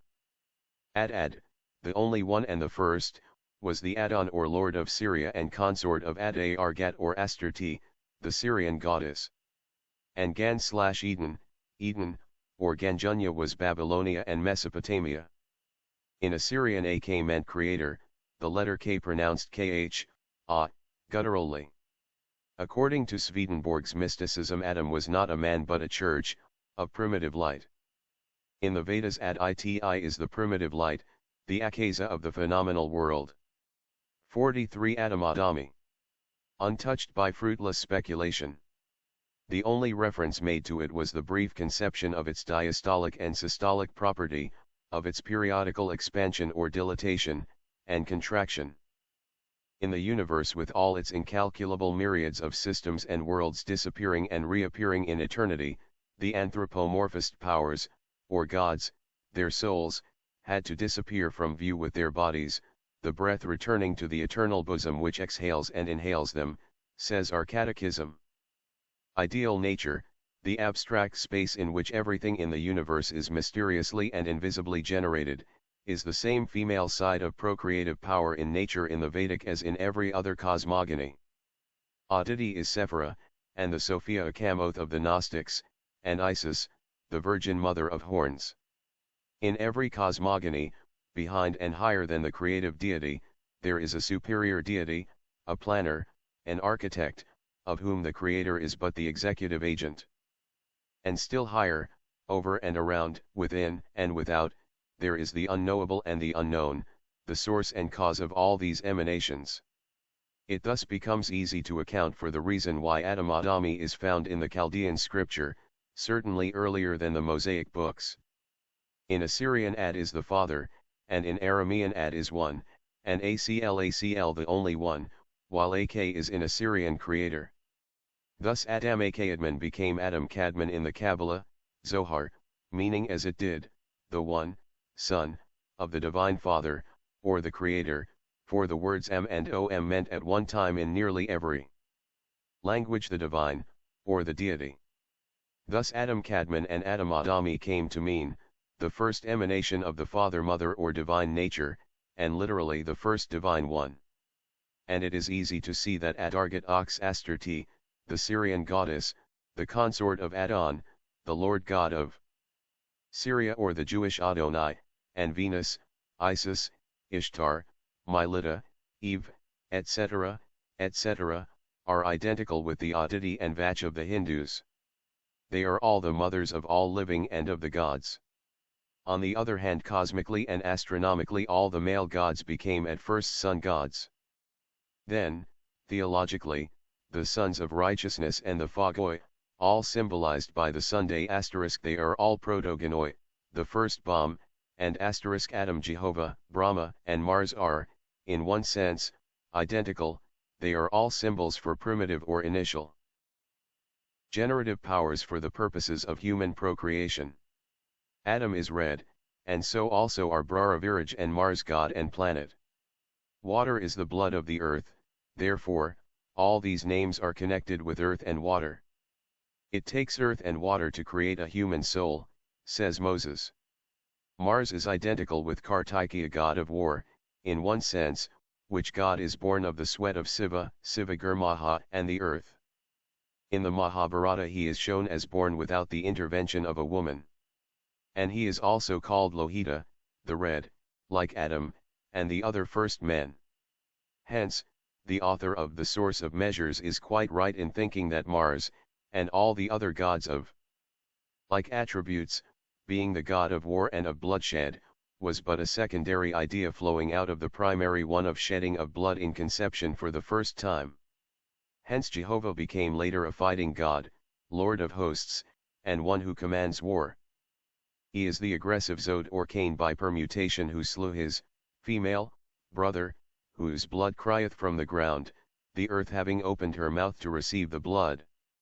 Genesis 3:44. The secret doctrine. Micropersopoi. With the Jews Adam Kadmon was the same as Athamaz, Tamaz, or the Adonis of the Greeks, the one with, and of his father, the father becoming during the later races Helios, the son, as Apollo Karnios, asterisk for instance, who was the sun bomb, Osiris. Ormuzd, and so on, were all followed by, and found themselves transformed later on into still more earthly types, such as Prometheus, the crucified of Mount Kajbi, Hercules, and so many others, sun gods and heroes, until all of them came to have no better significance than phallic symbols. In the Zohar is it said man was created by the Sephiroth, Elohim Javeh, also, and they engendered by common power the earthly Adam. Therefore in Genesis the Elohim say, Behold man is become as one of us. But in Hindu cosmogony or creation, Brahma Prajapati creates Viraj and the Rishis, spiritually, therefore the latter are distinctly called the mind-bomb sons of Brahma, and this specified mode of engendering precluded every idea of phallicism, at any rate in the earlier human nations. This instance well illustrates the respective spirituality of the two nations. 3 Said the Lord of the shining face. T shall send thee a fire when thy work is commenced. Raise thy voice to other lokas, apply to thy father the Lord of the lotus. Kumudapati, a, for his sons _ thy people shall be under the rule of the fathers, Pitripati. Thy men shall be mortals. The men of the Lord of wisdom, Buddha, Mercury, not the sons of Soma, the moon, are immortal. Cease thy complaints, H. Thy 7 skins are yet on thee _ thou art not ready. Thy men are not ready, C. A. Kumudapati is the moon, the earth's parent, in his region of Somaloka. Though the Pitris, Pitar or fathers, are sons of the gods, elsewhere sons of Brahma and even Rishis, they are generally known as the lunar ancestors. B. Pitripati is the lord or king of the Pitris, Yama, the god of death and the judge of mortals. The men of Buddha, Mercury, are.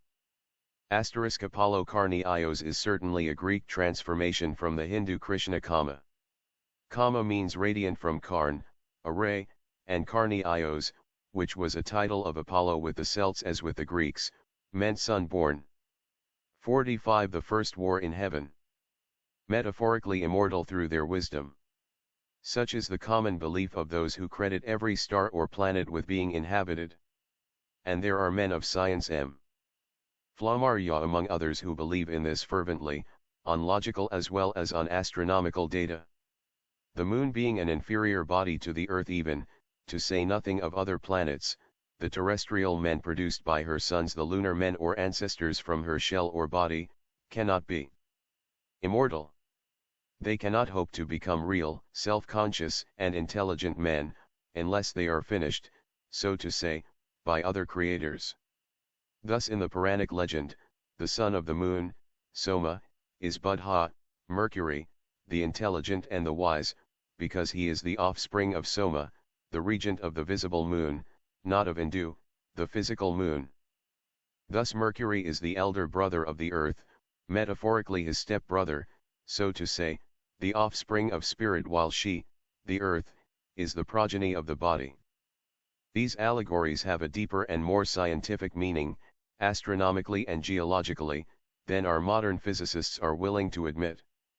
The whole cycle of the first war in heaven, the Tarakamaya, is as full of philosophical as of cosmogonical and astronomical truths. One can trace therein the biographies of all the planets by the history of their gods and rulers. Usanas, Sakra, or Venus, the bosom friend of Soma and the foe of Brihaspati, Jupiter, the instructor of the gods, whose wife Tara, or Taraka, had been carried away by the moon, Soma of whom he begot Buddha took also an active part in this war against the gods and forthwith was degraded into a demon, Asura, deity, and so he remains to this day. Here the word men refers to the celestial men, or what are called in India the Pitar or Pitris, the fathers, the progenitors of men. This Usanus Sakra or Venus is our Lucifer, the morning star, of course. The ingenuity of this allegory in its manifold meanings is great indeed. Thus Brihaspati, the planet Jupiter, or Brahmanaspati is, in the Rig Veda, a deity who is the symbol and the prototype of the exoteric or ritualistic worship.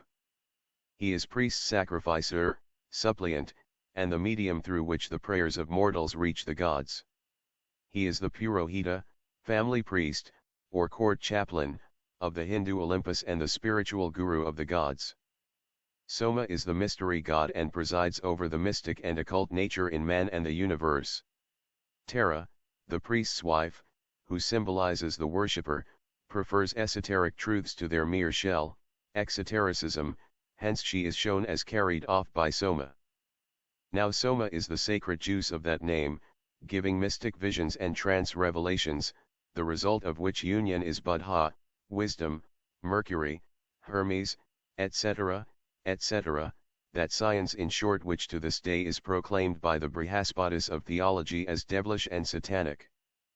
What wonder that by expanding the cycle of this allegory we find Christian theology espousing the quarrel of the Hindu gods, and regarding Usanas, Lucifer, who helped Soma against that ancient personification of ritualistic worship, Brahmanaspati, the lord of the Brahmins, now become Jupiter Jehovah, as Satan, the enemy of God. 46. The secret doctrine does not remove the seeming difficulty, in view of modem hypotheses, of the teaching, which shows these progenitors or ancestors creating the first human atoms out of their sides, as astral shadows. And though it is an improvement on Adam's rib, still geological and climatic difficulties will be brought forward. Such, however, is the teaching of occultism. See, man's organism was adapted in every race to its surroundings. The first root race was as ethereal as ours is material. The progeny of the 7 creators, who evolved the 7 primordial atoms * surely required no purified gases to breathe and live upon, see Part 3 of this volume. Therefore, however strongly the impossibility of this teaching may be urged by the devotees of modern science, the occultist maintains that the case was as stated eons of years before even the evolution of the Lemurian, the first physical man, which itself took place 18 million years ago. F. Preliminary evolution is described in one of the books of Jinn and the commentaries thereon in this wise. Archaic scripture teaches that at the commencement of every local kalpa, or round, the earth is reborn, as the human jiva, monad, when passing into a new womb, gets recovered with a new body, so does the jiva of the earth, it gets a more perfect and solid covering with each round after re-emerging once more from the matrix of space into objectivity. Comment. This process is attended, of course, by the throes of the new birth or geological convulsions. Thus the only reference to it is contained in one verse of the volume of the Book of Jinn before us, where it says, "For and after great throes she, the earth, cast off her old 3 and put on her new 7 skins, and stood in her first one." This refers to the growth of the earth, whereas in the stanza treating of the first round it is said, given in the commentary after the changeless, avikara, immutable nature, essence, sadakarapa, had awakened and changed, differentiated, into, a state of, causality, avyakta, and from cause, karana, had become its own discrete effect, vyakta, from invisible it became visible. The smallest of the small, the most atomic of * as shown elsewhere, it is only the heavenly man, Adam Kadmon, of the first chapter of Genesis, who is made in the image and likeness of God. Adam, of chapter 2, is not said to be made in that image nor in the divine likeness, before he ate of the forbidden fruit. The former Adam is the Sephirothal host, the second Adam is the mindless first human root race, the third Adam is the race that separated, whose eyes are opened. For a discussion of the scientific objections to the views and figures here enunciated, the reader is referred to the addenda, which form Part 3 of this book. 47. Narada and Ajuramaya. Atoms, or Ani Yamsamaniyasam, became one and the many, Ekanakarapa, and producing the universe produced also the fourth loka, our earth, in the garland of the 7 lotuses. The Akiyata then became the Shyuta. The earth is said to cast off her old 3 skins, because this refers to the 3 preceding rounds she has already passed through, the present being the 4th round out of the 7.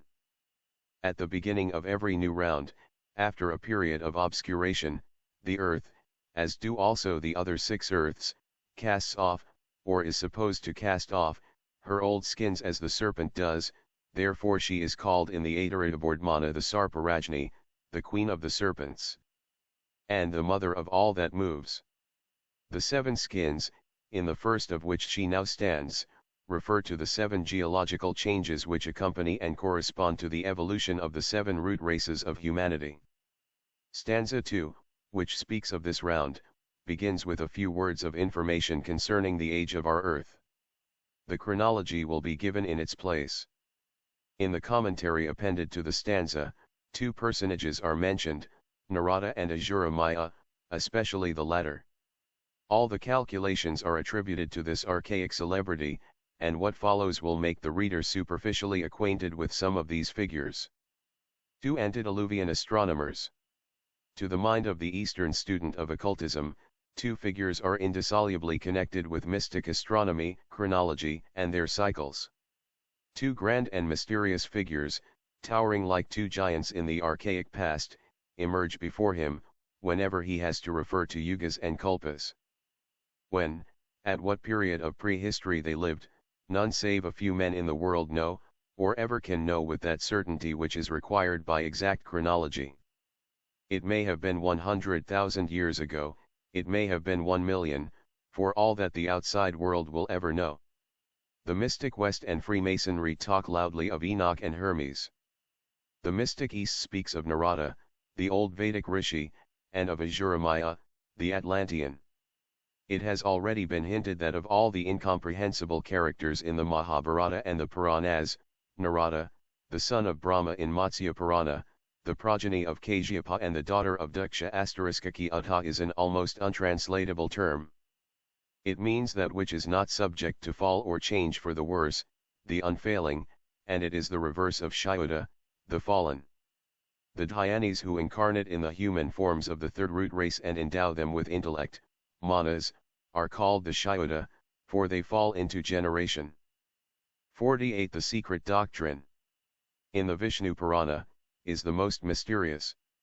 He is referred to by the honorable title of Deva Rishi, divine Rishi, more than a demigod, by Parasara, and yet he is cursed by Daksha and even by Brahma. He informs Kansa that Bhagavat, or Vishnu in exotericism, would incarnate in the 8th child of Devaki, and thus brings the wrath of the Indian Herod upon Krishna's mother, and then, from the cloud on which he is seated invisible as a true Manasaputra, he lauds Krishna, in delight at the avatar's feat of killing the monster Kesim. Narada is here, there, and everywhere, and yet, none of the Puranas gives the true characteristics of this great enemy of physical procreation. Whatever those characteristics may be in Hindu esotericism, Narada, who is called in Cis-Himalayan occultism Peshhan, the messenger, or the Greek Angelos, is the sole confidant and the executor of the universal decrees of karma and adi bud, a kind of active and ever-incarnating logos, who leads and guides human affairs from the beginning to the end of the kalpa. Peshhan is a general, not a special Hindu possession. He is the mysterious guiding intelligent power, which gives the impulse to, and regulates the impetus of cycles, kalpas and universal events. He is karma's visible adjuster on a general scale, the inspirer and the leader of the greatest heroes of this manvantara. In the exoteric works he is referred to by some very uncomplimentary names, such as Kali Karika, Strife Maker, Kapi Vaktra, Monkey-Faced, and even Paisuna, the Spy, though elsewhere he is called Deva Brahma. Even Sir W. Jones was strongly impressed with this mysterious character from what he gathered in his Sanskrit studies. He compares him to Hermes and Mercury, and calls him the eloquent messenger of the gods, Seasiat. RESIP 264. All this led the late Dr. Keneally, Book of God, on the ground that the Hindus believe him to be a great rishi, who is forever wandering about the earth, giving good counsel, to see in him one of his 12 messiahs. He was, perhaps, not so far off the real track as some imagine. What Narada really is, cannot be explained in print, nor would the modem generations of the profane gather much from the information. But it may be remarked, that if there is in the Hindu pantheon a deity which resembles Jehovah, in tempting by suggestion of thoughts and hardening of the hearts of those whom he would make his tools and victims, it is Narada.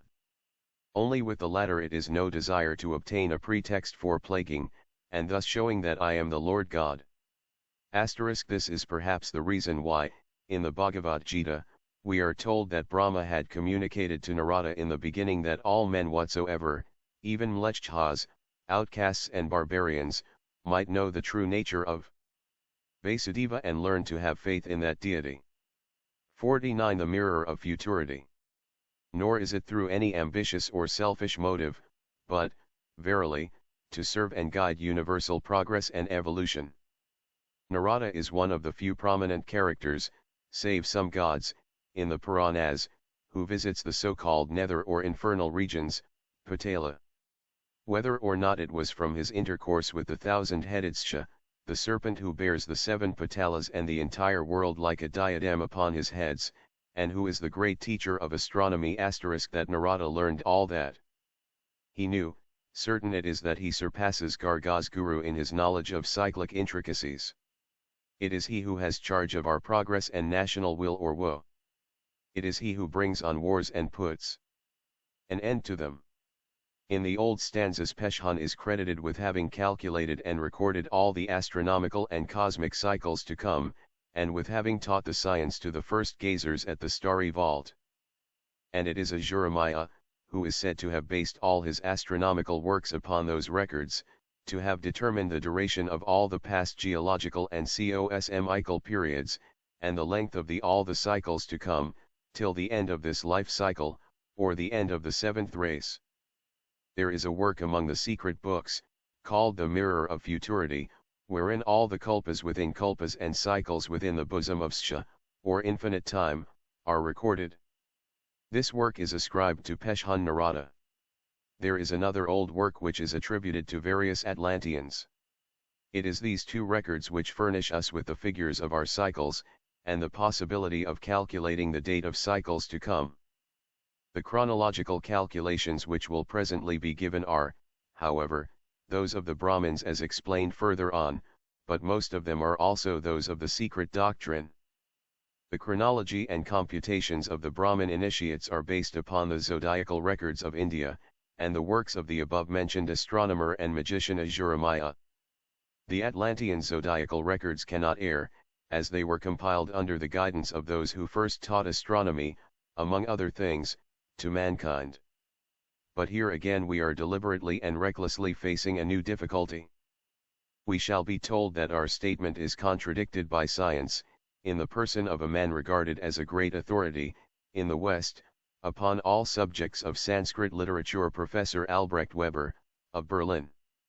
This, to our great regret, cannot be helped, and we are ready to maintain what is now stated. Jeremiah, to whom the epic tradition points as the earliest astronomer in Aryavarta, one to whom the Sha, who is also Ananta, the infinite, and the cycle of eternity in esotericism, is credited with having given his astronomical knowledge to Garga, the oldest astronomer of India, who propitiated him, and forthwith knew all about the planets and how to read omens. 50. The secret doctrine. Sun God imparted the knowledge of the stars, in propria persona, as Dr. Weber himself states, is identified by him, in some very mysterious way, with the Ptolemaeus of the Greeks. No more valid reason is given for this identification than that this latter name, Ptolemaeus, as we see from the inscription of Payadasi, became the Indian Turamaya, out of which the name Jeremiah might very easily grow. No doubt it might, but the vital question is, are there any good proofs that it has thus grown? The only evidence that is given for it is, that it must be so, since this Maya is distinctly assigned to Romakapura in the West. The Maya is evident, since no Sanskritist among Europeans can tell where that locality of Romakapura was, except, indeed, that it was somewhere in the West. Anyhow, as no member of the Asiatic Society, or Western Orientalist, will ever listen to a Brahmanical teaching, it is useless to take the objections of European Orientalists into consideration. Romakapura was in the west, certainly, since it was part and parcel of the last continent of Atlantis. And it is equally certain that it is Atlantis, which is assigned in the Hindu Puranas as the birthplace of Ajuramaya, as great a magician as he was an astrologer and an astronomer. Moreover, Professor Weber refuses to assign any great antiquity to the Indian zodiac, and feels inclined to think that the Hindus never knew of a zodiac at all till they had borrowed one from the Greeks. The statement clashes with the most ancient traditions of India, and must therefore be ignored. Vide the zodiac and its antiquity. We are the more justified in ignoring it, as the learned German professor himself tells us in the introduction to his work, History of Sanskrit Literature, that in addition to the natural obstacles which impede investigation, in India, there still prevails a dense mist of prejudices and preconceived opinions hovering over the land, and enfolding it as with a veil. Caught in that veil, it is no wonder that Weber should himself have been led into involuntary errors. Let us hope that he knows better now. Now whether Ajuramaya is to be considered a modern myth, a personage who flourished in the day of the Macedonian Greeks, or as that which he is claimed to be by the occultists, in any case his calculations agree entirely with those of the secret records. From fragments of immensely old works attributed to the Atlantean astronomer, and found in southern India, the calendar elsewhere men * see Lectures on the Indian Literature, p. 253, by Professor A. Weber, in Trubner's Asiatic series. Even the Maya Indians of Guatemala had their zodiac from untold antiquity. And primitive man acted in the same manner independently of time or locality in every age, observes a French writer. 51. What the earth whirl produced.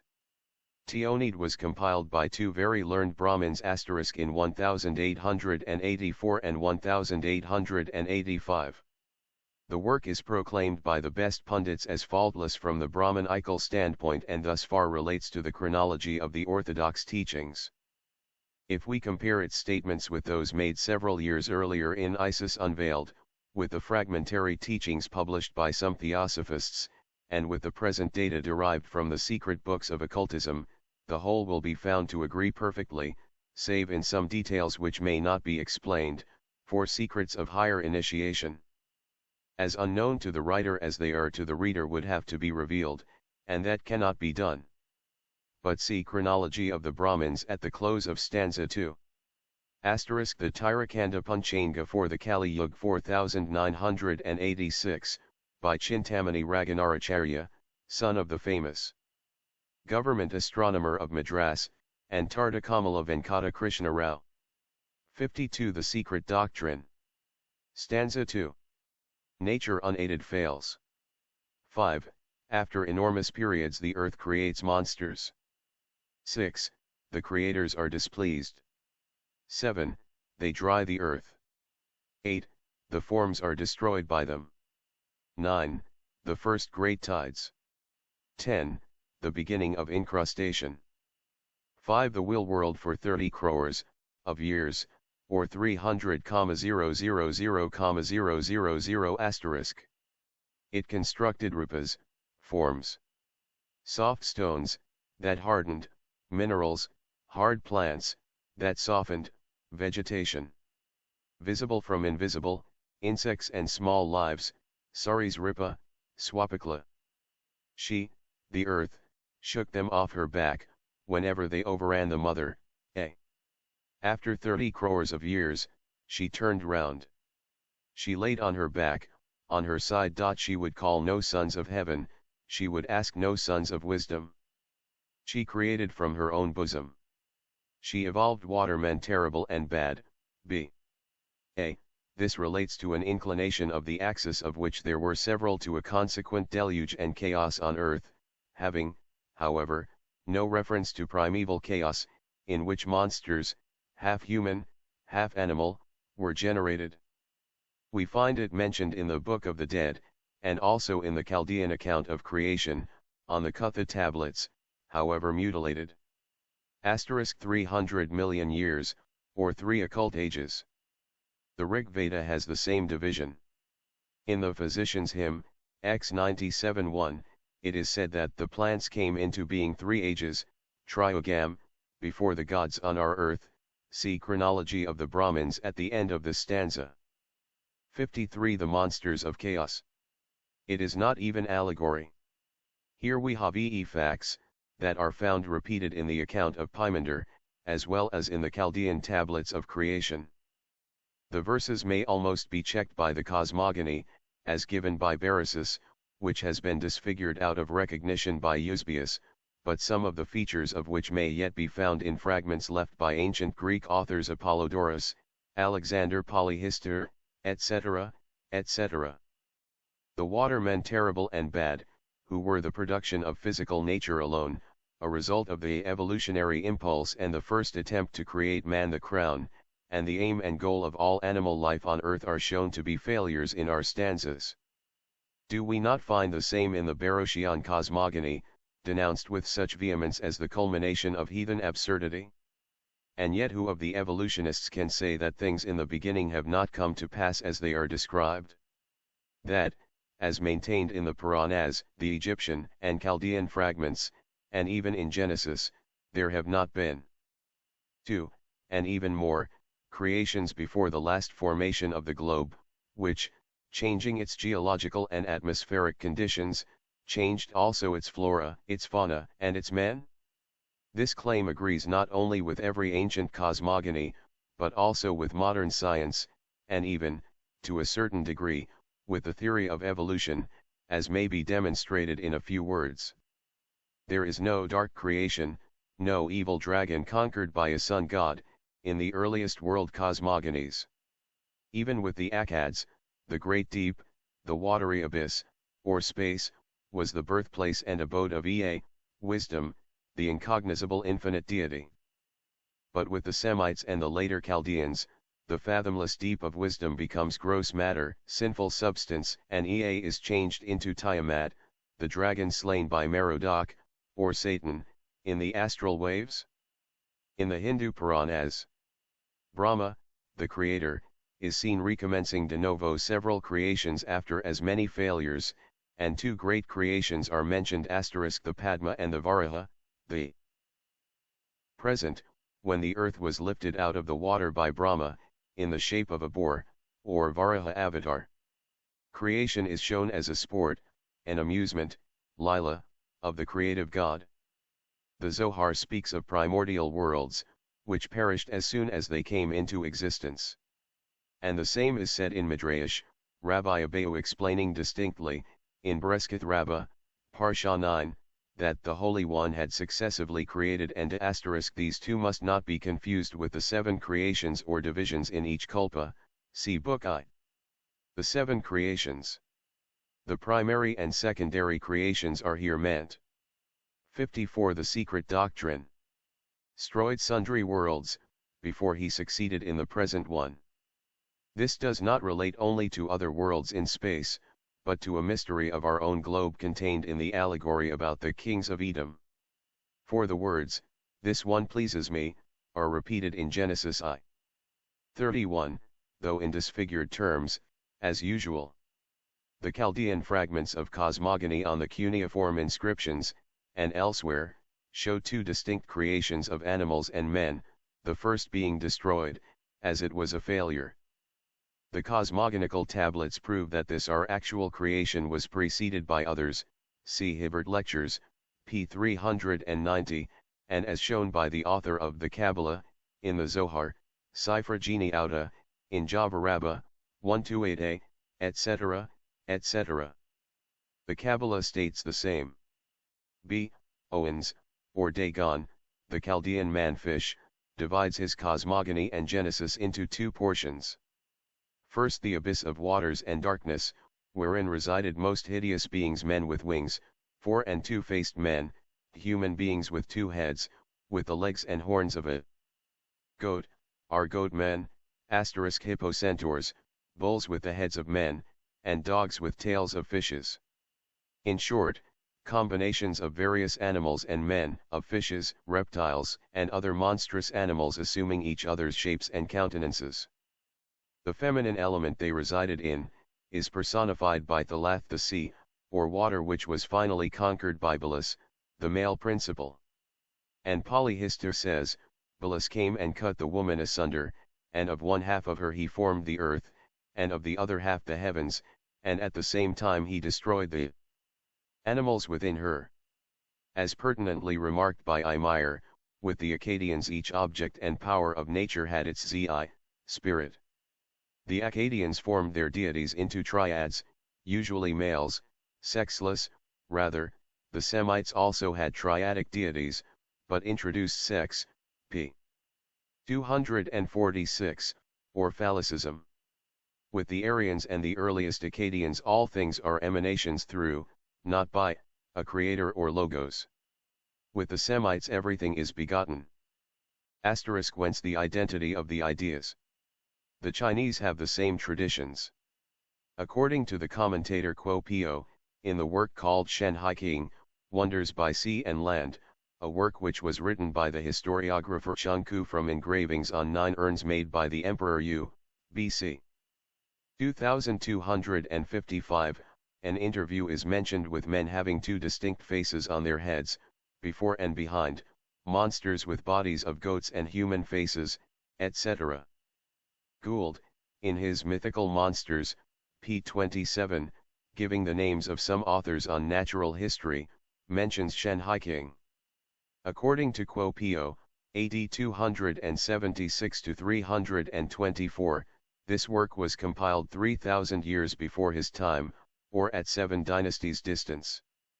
Yang, son of the Ming dynasty, commencing AD 1368, states that it was compiled by Kong Chia and Cheng Ku, as stated above. Cheng Ku, at the time of the last emperor of the He dynasty, BC 1818, fearing that the emperor might destroy the books treating of the ancient time, carried them in his flight to Yin. See Mythical Monsters, by C. Gould, p. 27. 55. Unaided physical nature fails. 6. The watermen terrible and bad she herself created.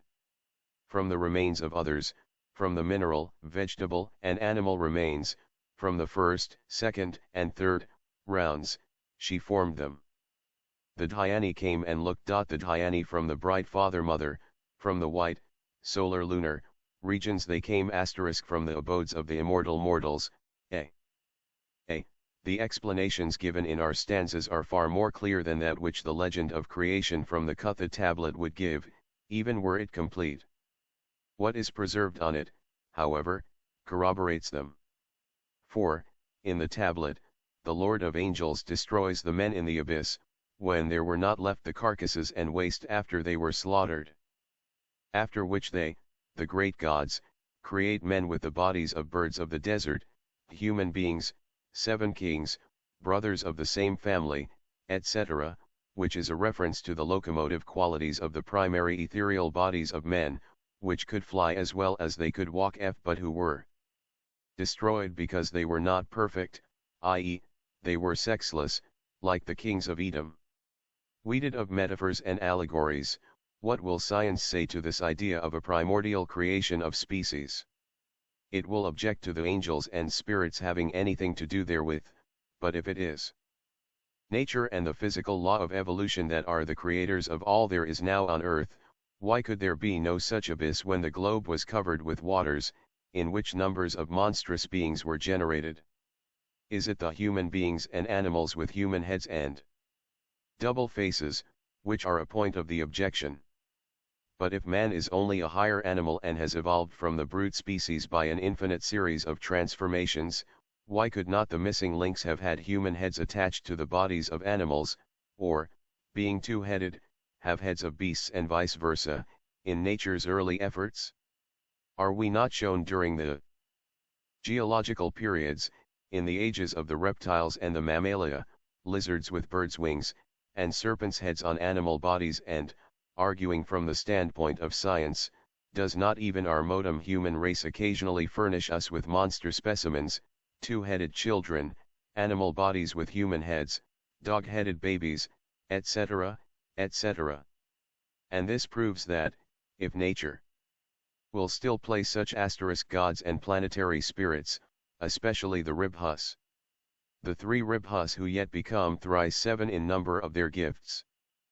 Remember the winged races of Plato, and the Popolva accounts of the first human race, which could walk, fly, and see objects, however distant.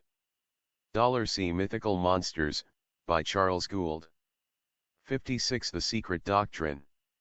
Freaks. Now that she has settled for ages into the order of her evolutionary work, monsters, like those described by Beresis, were a possibility in her opening program, which possibility may even have existed once upon a time as a law, before she sorted out her species and began regular work upon them, which indeed now admits of definite proof by the bare fact of reversion, as science puts it.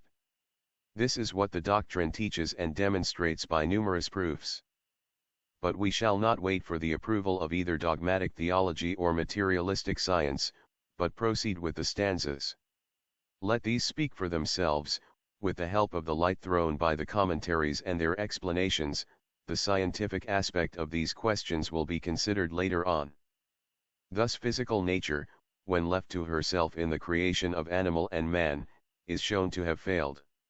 She can produce the first 2 and the lower animal kingdoms, but when it comes to the turn of man, spiritual, independent and intelligent powers are required for his creation, besides the coats of skin and the breath of animal life.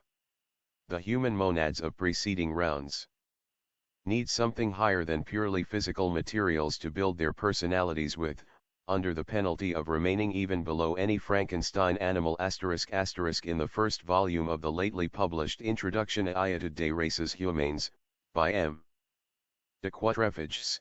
There is proof that since the post-tertiary period and even before that time, since many races were already scattered during that age on the face of the earth, man has not altered one iota in his physical structure. And if, surrounded for ages by a fauna that altered from one period or cycle to another, which died out, which was reborn in other forms, so that now there does not exist one single animal on earth, large or small, contemporary with the man of that period, if, then, every animal has been transformed save man himself, this fact goes to prove not only his antiquity, but that he is a distinct kingdom. Why should he alone have escaped transformation? Because, says de Quatrefages, the weapon used by him, in his struggle with nature and the ever-changing geological conditions and elements, was his psychic force, not his physical strength or body, as in the case of animals. Give man only that dose of intelligence and reason with which other mammalia are endowed, and with his present bodily organization he will show himself the most helpless of creatures of earth. And as everything goes to prove that the human organism with all its characteristics, peculiarities, and idiosyncrasies existed already on our globe in those far distant geological periods when there was not yet one single specimen of the now existing forms of mammalia, what is the unavoidable conclusion? Why this, since all the human races are of one and the same species, it follows that this species is the most ancient of all the now living mammalia. Therefore it is the most stable and persevering of all, and was already as fully developed as it is now when all the other mammalia now known had not made even their first approach to appearance on this earth. Such is the opinion of the great French naturalist, who gives thereby a terrible blow to Darwinism. 57. The Double Dragon. 7. Displeased they were. Our flesh is not there, they said. This is no fit rupa for our brothers of the fifth. No dwellings for the lives * pure waters, not turbid, they must drink, Let us dry them, the waters. Says the Catechism, commentaries, it is from the material worlds that descend they, who fashion physical man at the new manvansaras. They are inferior spirits, possessed of a dual body, an astral within an ethereal form. They are the fashioners and creators of our body of illusion.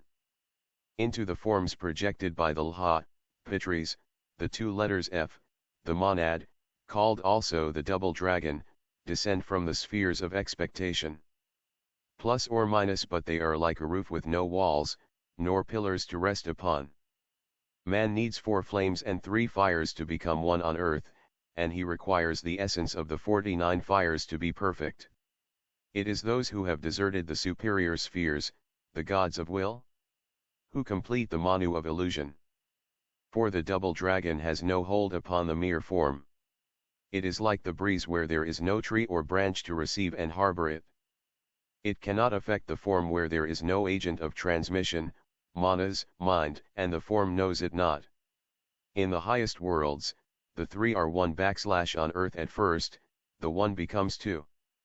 They are like the two lines of a triangle that has lost its bottom line, which is the third fire. Catechism Book 3, Section 9. Now this requires some explanation before proceeding any further. To do so especially for the benefit of our Aryan Hindu brethren * the monads of the presentments of men of the third round, the huge ape-like forms. In the esoteric system the 7 principles in man are represented by 7 letters. The first 2 are more sacred than the 4 letters of the Tetragrammaton. The intermediate spheres, wherein the monads, which have not reached nirvana, are said to slumber in unconscious inactivity between the manvantaras. Explained elsewhere. The 3 fires, Pavaka, Pavamana, and Sukya, who had 45 sons, who, with their 3 fathers and their father Agni, constitute the 49 fires. Pavamana, fire produced by friction, is the parent of the fire of the Asuras. Sukya, solar fire, is the parent of the fire of the gods, and Pavaka, electric fire, is the father of the fire of the Pitris, see Vayu Purana. But this is an explanation on the material and the terrestrial plane. The flames are evanescent and only periodical, the fires eternal in their triple unity. They correspond to the 4 lower, and the 3 higher human principles. The Suras, who become later the Asuras. Atma, Buddhi, and Manas. In Devachan the higher element of the manas is needed to make it a state of perception and consciousness for the disembodied monad. 58 The secret doctrine, whose esoteric interpretations may differ from our own, we shall have to explain to them the foregoing by certain passages in their own exoteric books, namely, the Puranas. In the allegories of the latter, Brahma, who is collectively the creative force of the universe, is said to be at the beginning of the yugas, cycles. Possessed of the desire and of the power to create, and, impelled by the potencies of what is to be created, again and again does he, at the outset of a kalpa, put forth a similar creation, see Vishnu Purdna, Book I et. V. Closing Sloka. Also Manava Dharma Shastra I-30. It is now proposed to examine the exoteric account in the Vishnu Purana, and see how much it may agree or disagree with our occult version. Creation of divine beings in the exoteric accounts. In the Vishnu Purana, which is certainly the earliest of all the scriptures of that name, we find, as in all the others, Brahma assuming as the male god, for purposes of creation, jour bodies invested by 3 qualities. It is said, in this manner, Maitreya, Jyotsna, dawn, Ratri, night, Ahan, day, and Sandhya, evening twilight, are the 4 bodies of Brahma. p. 81, Volume I, Wilson's translation. As Parasara explains it, when Brahma wants to create the world anew and construct progeny through his will, in the fourfold condition, or the 4 orders of beings, termed gods, Jhayan-Kohans, demons i.e., more material devas, progenitors, pitris, and men, he collects yoga-like, yuyui, his mind. Strange to say, he begins by creating demons, who thus take precedence over the angels or gods. This is no incongruity, nor is it due to inconsistency, but has, like all the rest, a profound esoteric meaning, quite clear to one free from Christian theological prejudice.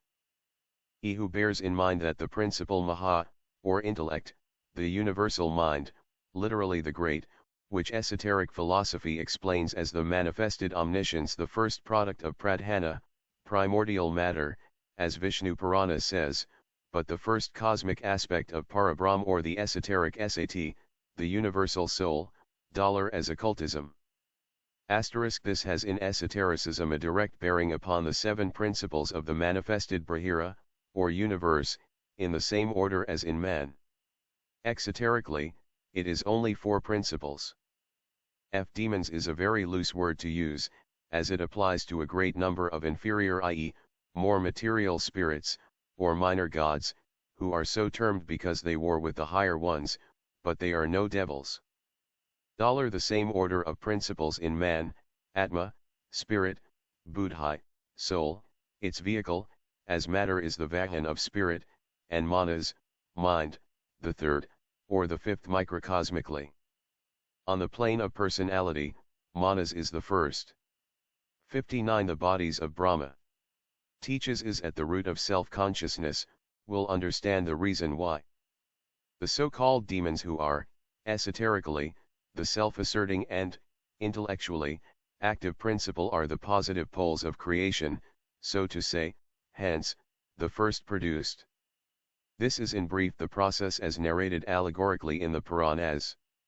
Having concentrated his mind into itself and the quality of darkness pervading Brahma's assumed body, the Asuras, issuing from his thigh, were first produced, after which, abandoning this body, it was transformed into night.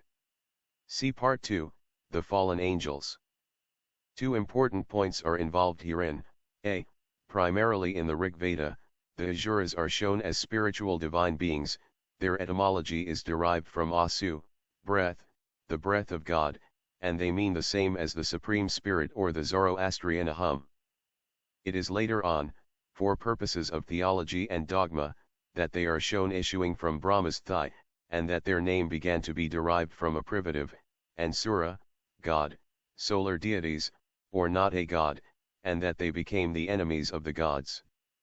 Every ancient theogony without exception from the Aryan and the Egyptian down to that of Hesiod places, in the order of cosmogonical evolution, night before the day, even Genesis, where darkness is upon the face of the deep before the first day. The reason for this is that every cosmogony except in the secret doctrine begins by the secondary creation so-called, to wit, the manifested universe, the genesis of which has to open by a marked differentiation between the eternal light of primary creation, whose mystery must remain forever darkness to the prying finite conception and intellect of the profane, and the secondary evolution of manifested visible nature. The Veda contains the whole philosophy of that division without having ever been correctly explained by our Orientalists, because it has never been understood by them. Continuing to create, Brahma assumes another form, that of the day, and creates from his breath the gods, who are endowed with the quality of goodness, passivity, star. In his next body the quality of great passivity prevailed, which is also, negative, goodness, and from the side of that personage issued the Pitris, the progenitors of men, because, as the text explains, Brahma thought of himself, during the process, as the father of the world. This is Kriyasakti, the mysterious yoga power. Thus, says the commentary, the saying by day the gods are most powerful, and by night the demons, is purely allegorical. This thinking of oneself as this, that, or the other, is the chief factor in the production of every kind of psychic or even physical phenomena. The words "Whosoever shall say to this mountain, be thou removed and cast into the sea, and shall not doubt that thing will come to pass," are no vain words. Only the word faith ought to be translated by will. Faith without will is like a windmill without wind, barren of results. 60. The secret doctrine. Explained elsewhere. This body of Brahma when cast off became the Sandhya, evening twilight, the interval between day and night. Finally Brahma assumed his last form pervaded by the quality of foulness, and from this men, in whom foulness and passion predominate, were produced. This body when cast off became the dawn, or morning twilight, the twilight of humanity. Here Brahma stands esoterically for the Pitris. He is collectively the Pitar, father. The true esoteric meaning of this allegory must now be explained. Brahma here symbolizes personally the collective creators of the world and men, the universe with all its numberless productions of things movable and, seemingly, immovable * he is collectively the Prajapatis. The Lords of Being, and the four bodies typify the four classes of creative powers or dhyan. Kohans, described in the commentary directly following stanza 7. In Book I. The whole philosophy of the so-called creation of the good and evil in this world and of the whole cycle of manvantaric results therefrom, hangs on the correct comprehension of these four bodies of Brahma. The reader will now be prepared to understand the real, the esoteric significance of what follows. Moreover, there is an important point to be cleared up. Christian theology having arbitrarily settled and agreed that Satan with his fallen angels belonged to the earliest creation, Satan being the first created, the wisest and most beautiful of God's archangels, the word was given, the keynote struck. Henceforth all the pagan scriptures were made to yield the same meaning, and all were shown to be demoniacal, and it was and is claimed that truth and fact belong to, and commence only with, Christianity. Even the Orientalists and mythologists, some of them no Christians at all but infidels, or men of science, entered unconsciously to themselves, and by the mere force of association of ideas and habit, into the theological groove. Purely Brahmanical considerations, based on greed of power and ambition, allowed the masses to remain in ignorance of great truths, and the same causes led the initiates among the early Christians to remain silent, while those who had never known the truth disfigured the order of things, judging of the hierarchy of angels by their exoteric form. Thus as the Asuras had become the rebellious inferior gods fighting the higher ones in popular creeds, so the highest archangel, in truth the Agatodaman, the eldest benevolent Logos, became with theology the adversary or Satan. But is this warranted by the correct interpretation of any old scripture? The answer is, most certainly not. As the Mazdeen scriptures of the * the same idea is found in the first 4 chapters of Genesis, with their Lord and God, which are the Elohim and the androgynous Eloha. 61. What the Gnostics say. Zendavesta, the Vendidad and others correct and expose the later cunning shuffling of the gods in the Hindu pantheon, and restore through Ahura the Asuras to their legitimate place in theogony, so the recent discoveries of the Chaldean tablets vindicate the good name of the first divine emanations. This is easily proved. Christian angelology is directly and solely derived from that of the Pharisees, who brought their tenets from Babylonia. The Sadducees, the real guardians of the laws of Moses, knew not of, and rejected, any angels, opposing even the immortality of the human soul, not impersonal spirit. In the Bible the only angels spoken of are the sons of God mentioned in Genesis 6. Who are now regarded as the Nephilim, the fallen angels, and several angels in human form, the messengers of the Jewish God, whose own rank needs a closer analysis than heretofore given. Vide Supra, stanza I, subsections 2, 3, etseq, where it is shown that the early Akkadians called Ea wisdom, that which was disfigured by the later Chaldees and Semites into Tismat, Tisalat, and the Thalath of Beresis, the female sea dragon, now Satan. Truly how art thou fallen, by the hand of man, O bright star and son of the morning! Now what do the Babylonian accounts of creation, as found on the Assyrian fragments of tiles, tell us, those very accounts upon which the Pharisees built their angelology? But compare Mr. G. Smith's Assyrian Discoveries, p. 398, and his Chaldean account of Genesis, p. 107. The tablet with the story of the 7 wicked gods or spirits, has the following account. We print the important passages in italics. 1. In the first days the evil gods, 2. The angels, who were in rebellion, who in the lower part of heaven 3. Had been created, 4. They caused their evil work 5. Devising with wicked heads, etc. Thus we are shown, as plainly as can be, on a fragment which remained unbroken, so that there can be no dubious reading, that the rebellious angels had been created in the lower part of heaven, i.e., that they belonged and do belong to a material plane of evolution, although as it is not the plane of which we are made cognizant through our senses, it remains generally invisible to us, and is thus regarded as subjective. Were the Gnostics so wrong, after this, in affirming that this our visible world, and especially the earth, had been created by lower angels, the inferior Elohim, of which, as they taught, the God of Israel was one? These Gnostics were nearer in time to the records of the archaic secret doctrine, and therefore ought to be allowed to have known better than non-initiated Christians, who took upon themselves, hundreds of years 62 the secret doctrine later, to remodel and correct what was said.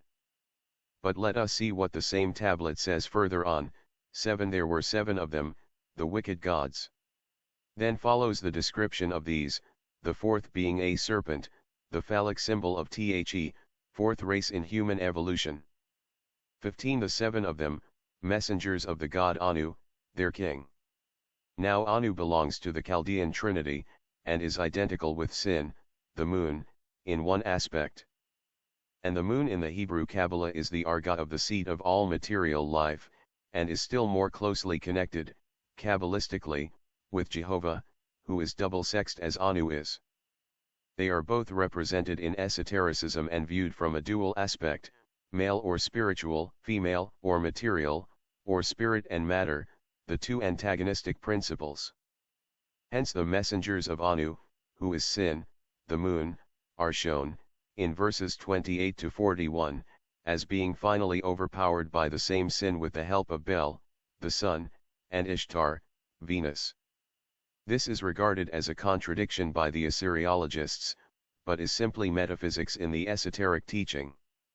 There is more than one interpretation, for there are 7 keys to the mystery of the fall. Moreover, there are 2 falls in theology, the rebellion of the archangels and their fall, and the fall of Adam and Eve. Thus the lower as well as the higher hierarchies are charged with a supposed crime. The word supposed is the true and correct term, for in both cases it is founded on misconception. Both are considered in occultism as karmic effects, and both belong to the law of evolution, intellectual and spiritual on the one hand, physical and psychic on the other. The fall is a universal allegory. It sets forth at one end of the ladder of evolution the rebellion, i.e., the action of differentiating intellection or consciousness on its various planes, seeking union with matter, and at the other, the lower end, the rebellion of matter against spirit, or of action against spiritual inertia. And here lies the germ of an error which has had such disastrous effects on the intelligence of civilized societies for over 1,800 years. In the original allegory it is matter, hence the more material angels, which was regarded as the conqueror of spirit, or the archangels who fell on this plane. They of the flaming sword, or animal passions, had put to flight the spirits of darkness.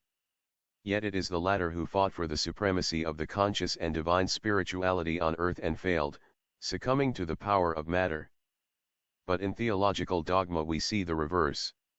It is Michael, who is like unto God, the representative of Jehovah, who is the leader of the celestial hosts, as Lucifer, in Milton's fancy, is of the infernal hosts who has the best of Satan. It is true that the nature of 63 who are the flames. Michael depends upon that of his creator and master. Who the latter is, one may find out by carefully studying the allegory of the war in heaven with the astronomical key. As shown by Bentley, the war of the Titans against the gods in Hesiod, and also the war of the Asuras, or the Terrakomaya, against the Devas in Puranic legend, are identical in all save the names. The aspects of the stars show, Bentley taking the year 945 BC as the nearest date for such conjunction, that all the planets, except Saturn, were on the same side of the heavens as the sun and moon, and hence were his opponents.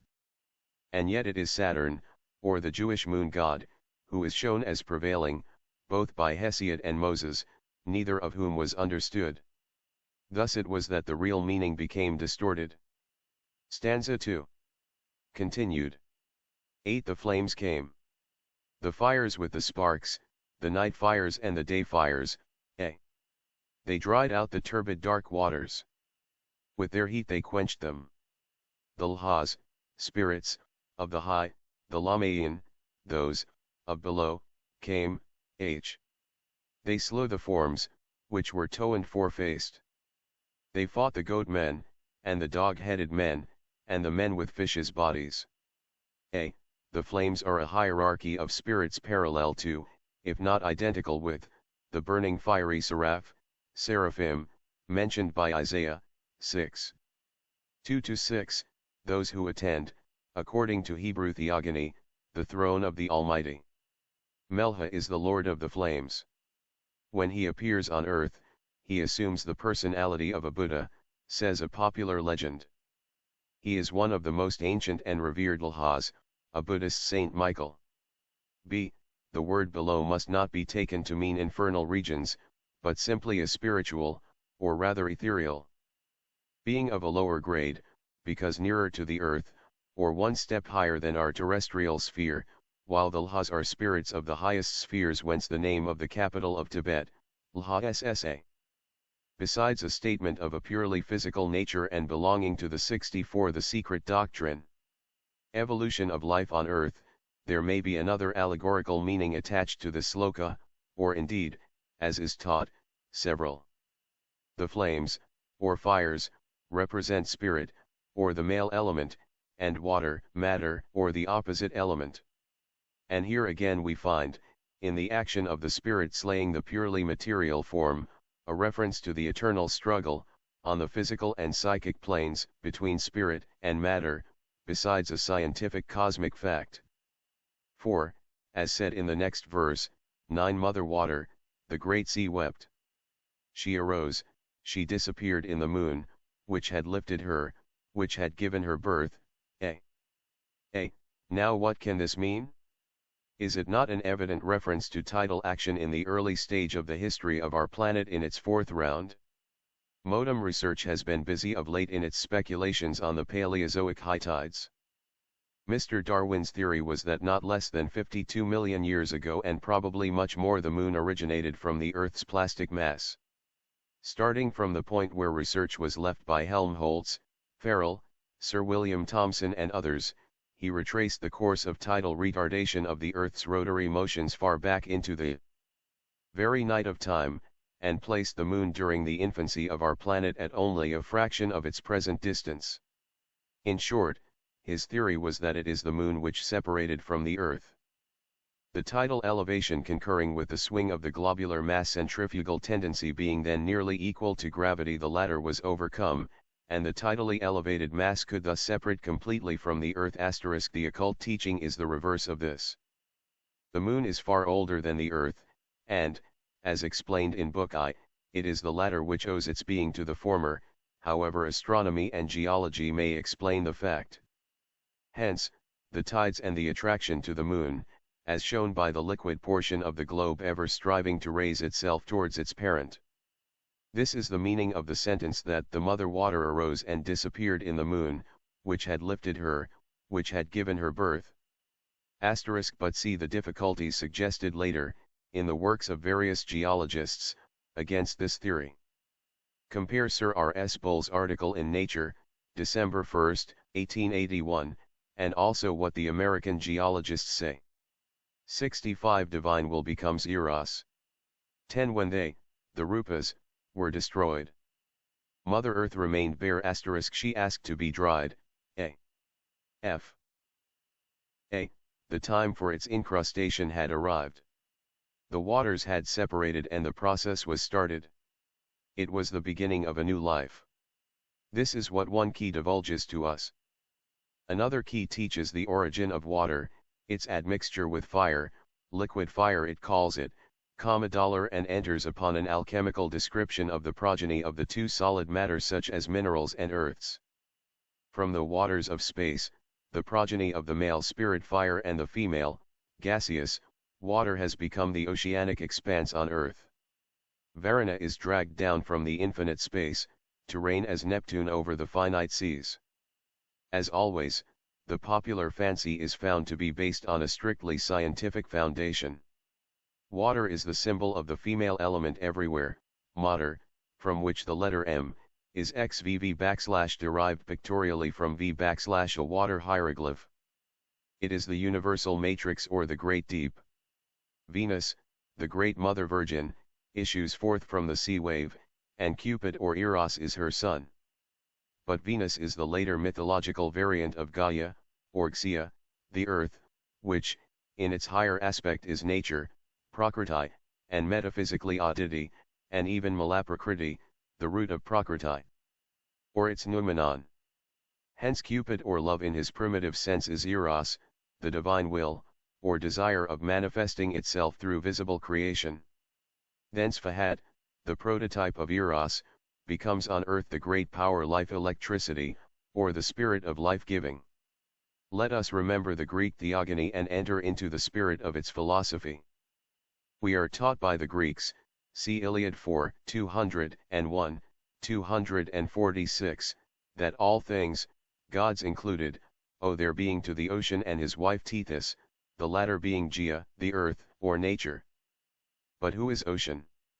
Ocean is the immeasurable space, spirit in chaos, which is the deity, see Book I, and Tethys is not the earth, but primordial matter in the process of formation. In our case it is no longer Aditi Gaia who begets Auranos or Varuna, the chief Aditya among the 7 planetary gods, but Prakriti, materialized and localized.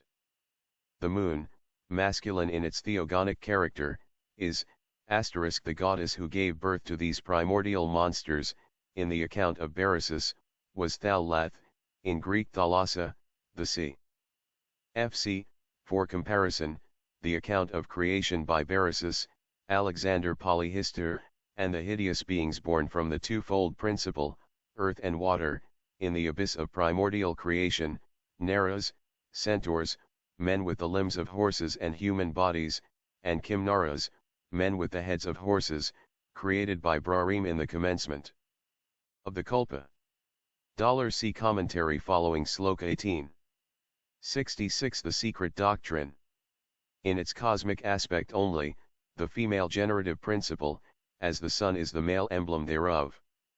Water is the progeny of the moon, an androgyne deity with every nation. Evolution proceeds on the laws of analogy in cosmos as in the formation of the smallest globe. Thus the above, applying to the modus operandi at the time when the universe was appearing, applies also in the case of our Earth's formation. This stanza opens by speaking of 30 crores, 30 million, of years. We may be asked what could the ancients know of the duration of geological periods, when no modern scientist or mathematician is able to calculate their duration with anything like approximate accuracy. Whether they had or had not better means, and it is maintained that they had them in their zodiacs, still the chronology of the ancient Brahmins shall now be given as faithfully as possible. The chronology of the Brahmins. No greater riddle exists in science, no problem is more hopelessly insoluble, than the question, how old even approximately are the sun and moon, the earth, and man? What does modern science know of the duration of the ages of the world, or even of the length of geological periods?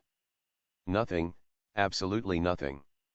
If one turns to science for chronological information, one is told by those who are straightforward and truthful, as for instance Mr. Pengele, the eminent geologist, we do not know. One will learn that, so far, no trustworthy numerical estimate of the ages of the world and man could be made, and that both geology and anthropology are at sea. Yet when a student of esoteric philosophy presumes to bring forward the teachings of occult science, he is at once sat upon. Why should this be so, since, when reduced to their own physical methods, the greatest scientists have failed to arrive even at an approximate agreement? It is true that science can hardly be blamed for it. Indeed, in the Sumerian darkness of the prehistoric ages, the explorers are lost in a labyrinth, whose great corridors are doorless, allowing no visible exit into the archaic past. Lost in the maze of their own conflicting speculations, rejecting, as they have always done, the evidence of Eastern tradition, without any clue, or one single certain milestone to guide them, what can geologists or anthropologists do but pick up the slender asterisk for a similar admission? See Prof.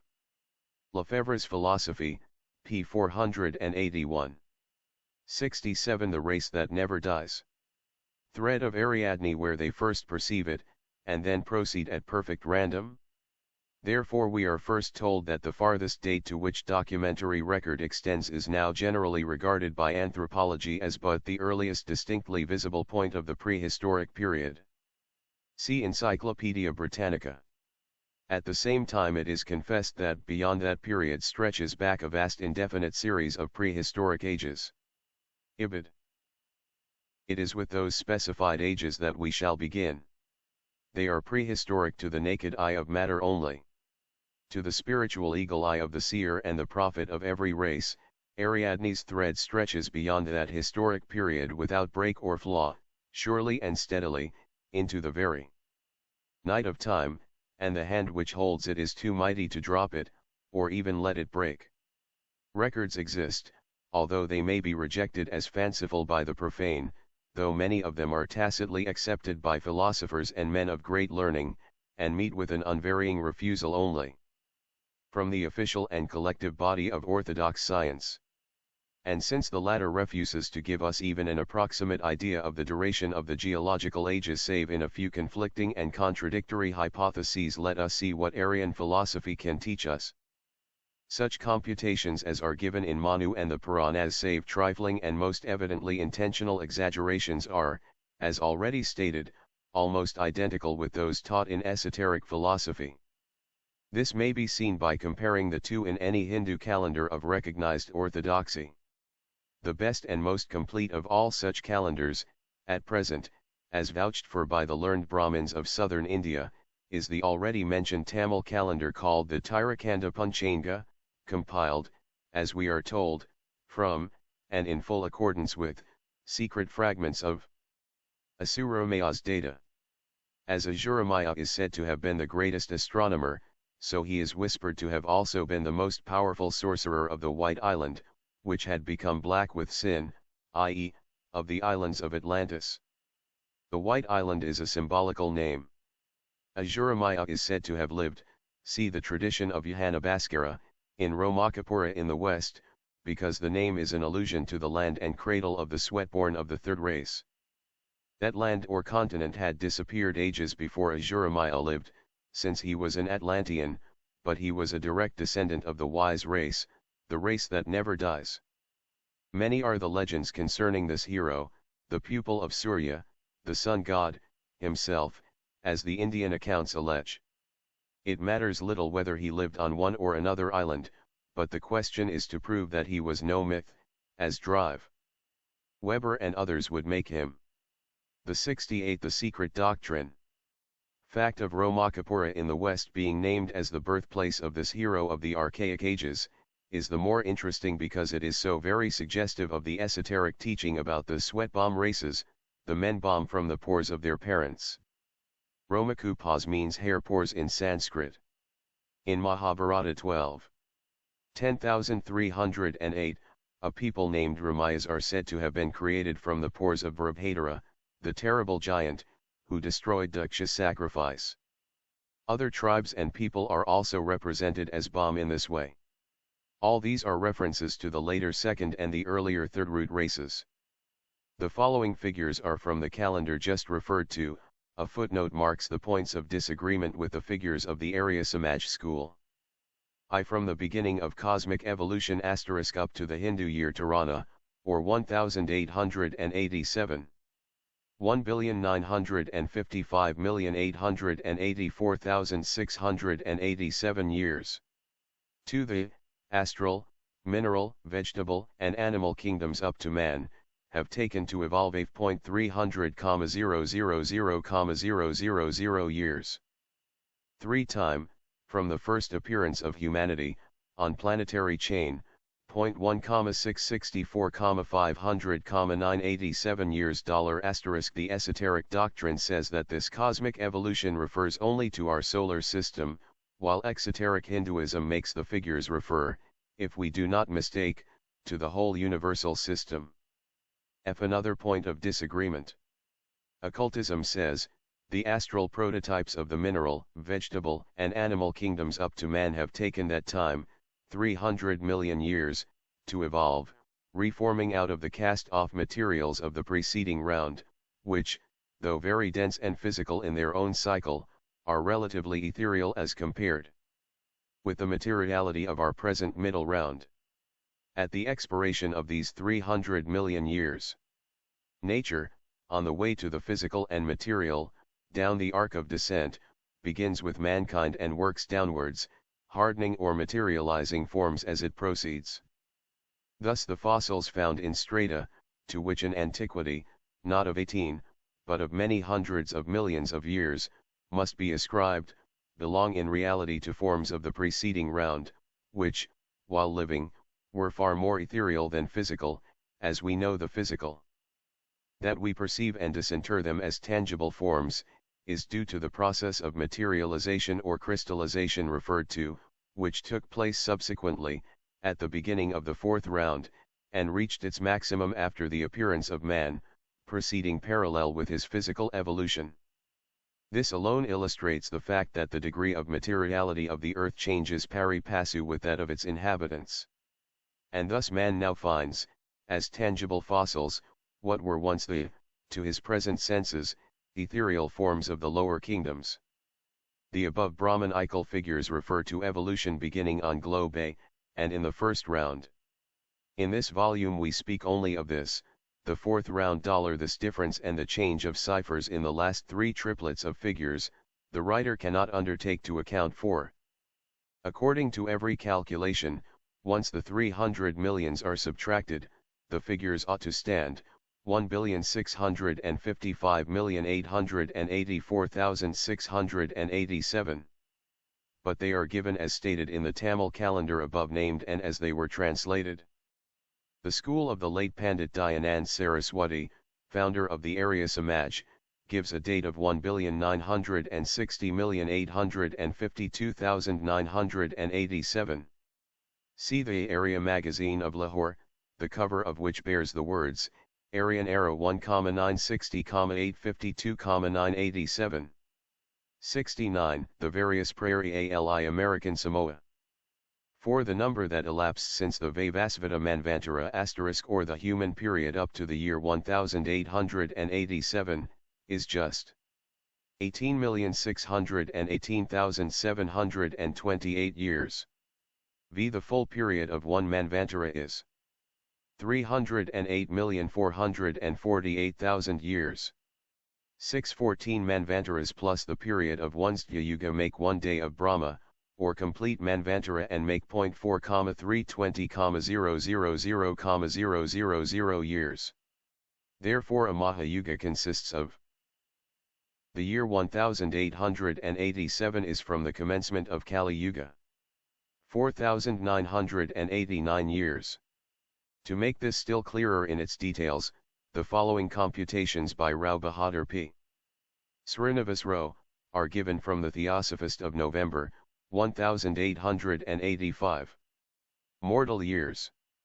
360 days of mortals make a year. 1 Krita Yuga contains 1,728,000 Treta Yuga contains 1,296,000 Dwapara Yuga contains 864,000 Kali Yuga contains 0.432,000. The total of the said four yugas constitute a Mahayuga. 4,320,071 of such Mahayugas form the period of the reign of one Manu.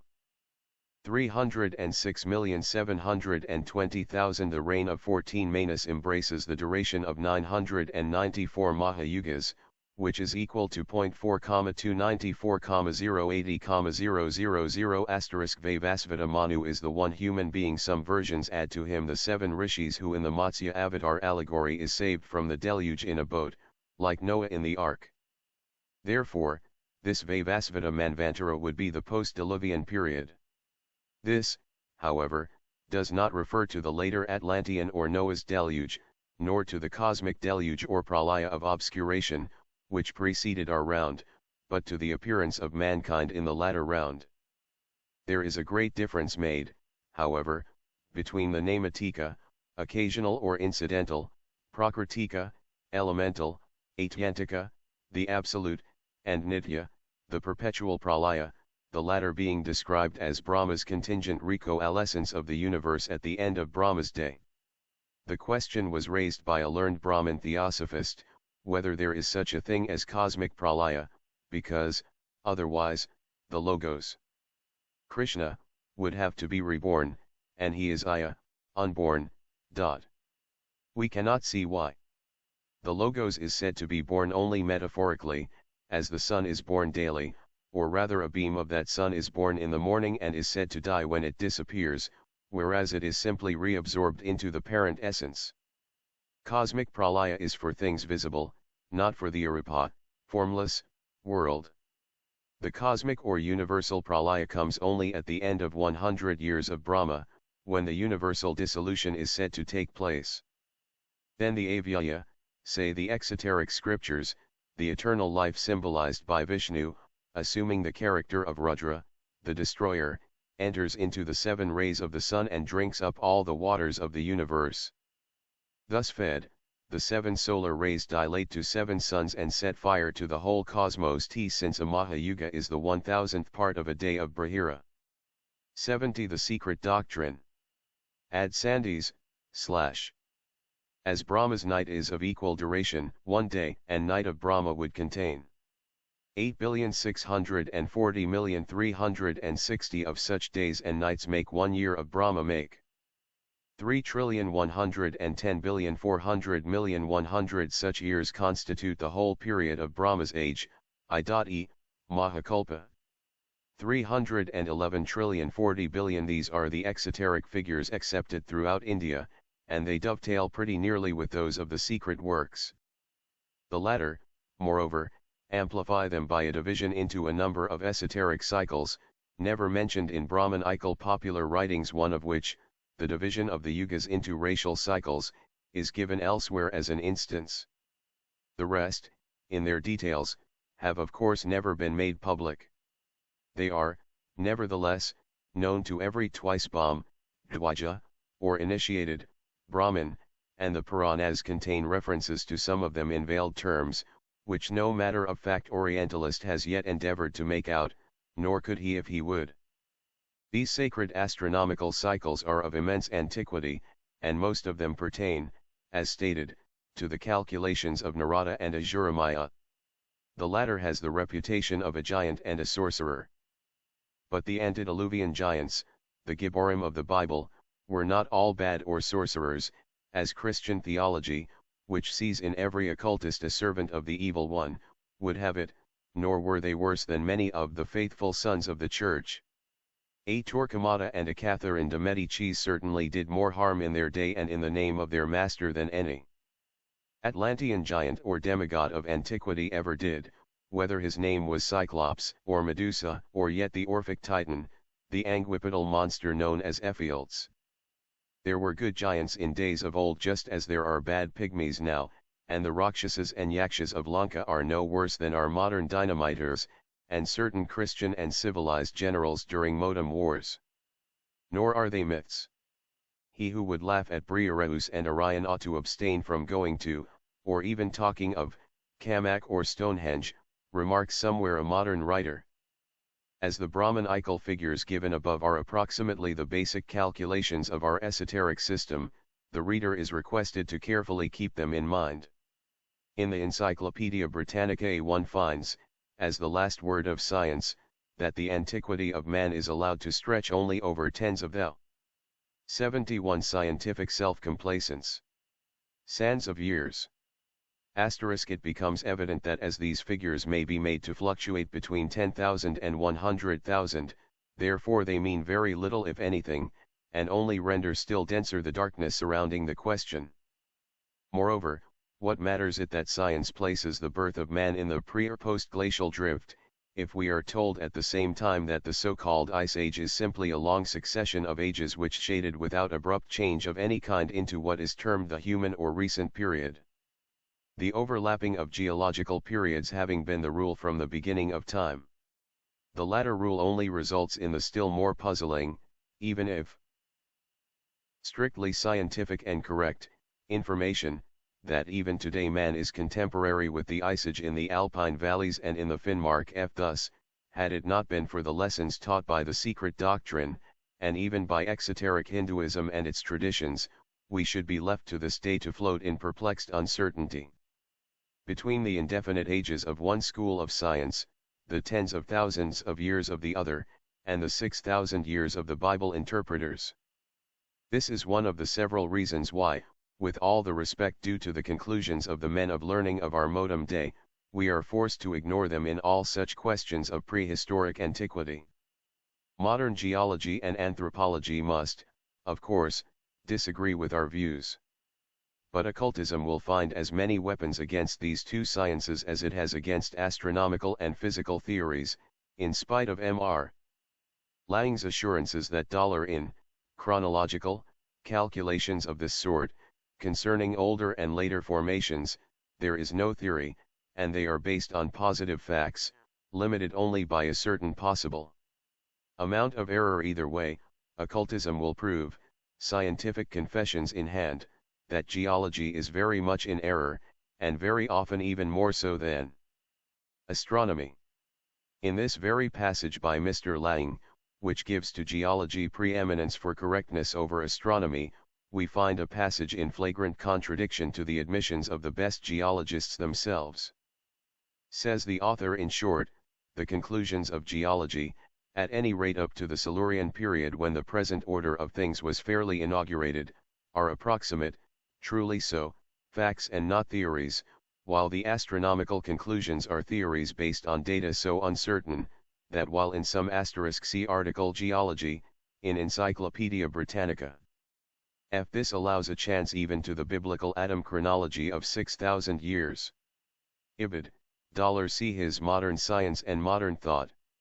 To the Silurian period as regards mollusks and animal life granted, but what do they know of man? 72 The secret doctrine. Cases they give results incredibly short, in others they give results almost incredibly long.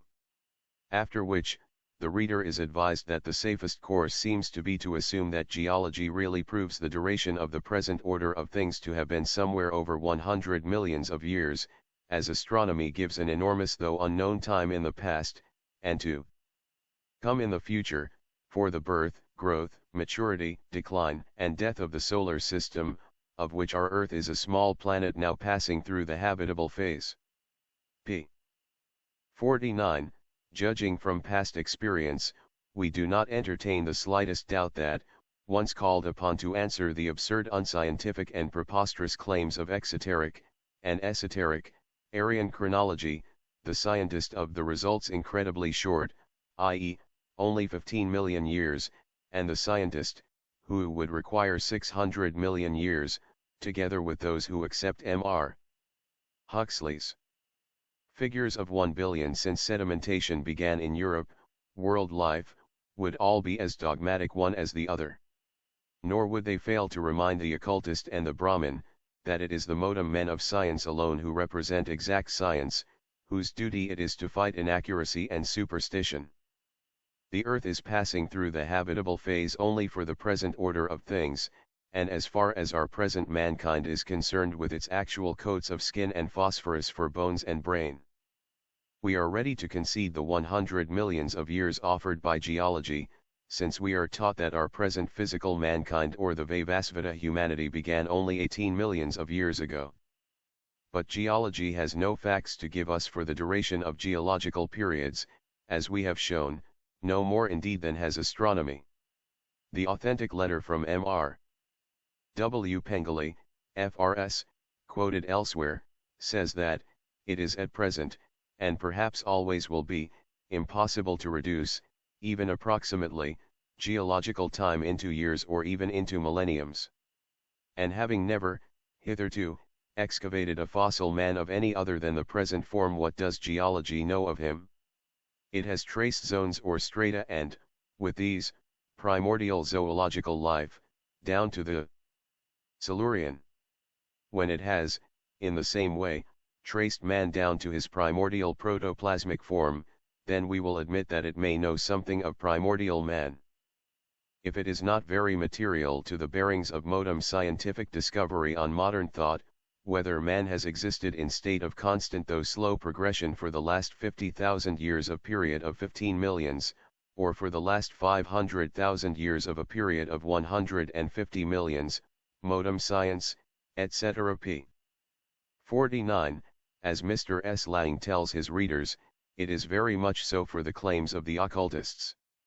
Unless the latter show that it is a possibility, if not a perfect certainty, that man 73 cosmogony, an intelligent plan, lived 18 millions of years ago, the secret doctrine might as well have remained unwritten.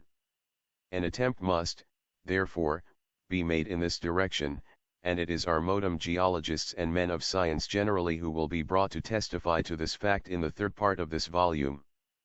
Meanwhile, and notwithstanding the fact that Hindu chronology is constantly represented by the Orientalists as a fiction based on no actual computation, but simply a childish boasting, it is nevertheless often twisted out of recognition to make it yield to, and fit in with, Western theories.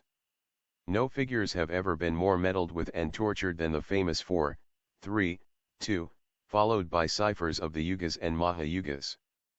As the whole cycle of prehistoric events, such as the evolution and transformation of races and the extreme antiquity of man, hangs upon the said chronology, it becomes extremely important to check it by other existing calculations. If the Eastern chronology is rejected, we shall at least have the consolation of proving that no other, whether the figures of science or of the churches, is one whit more reliable.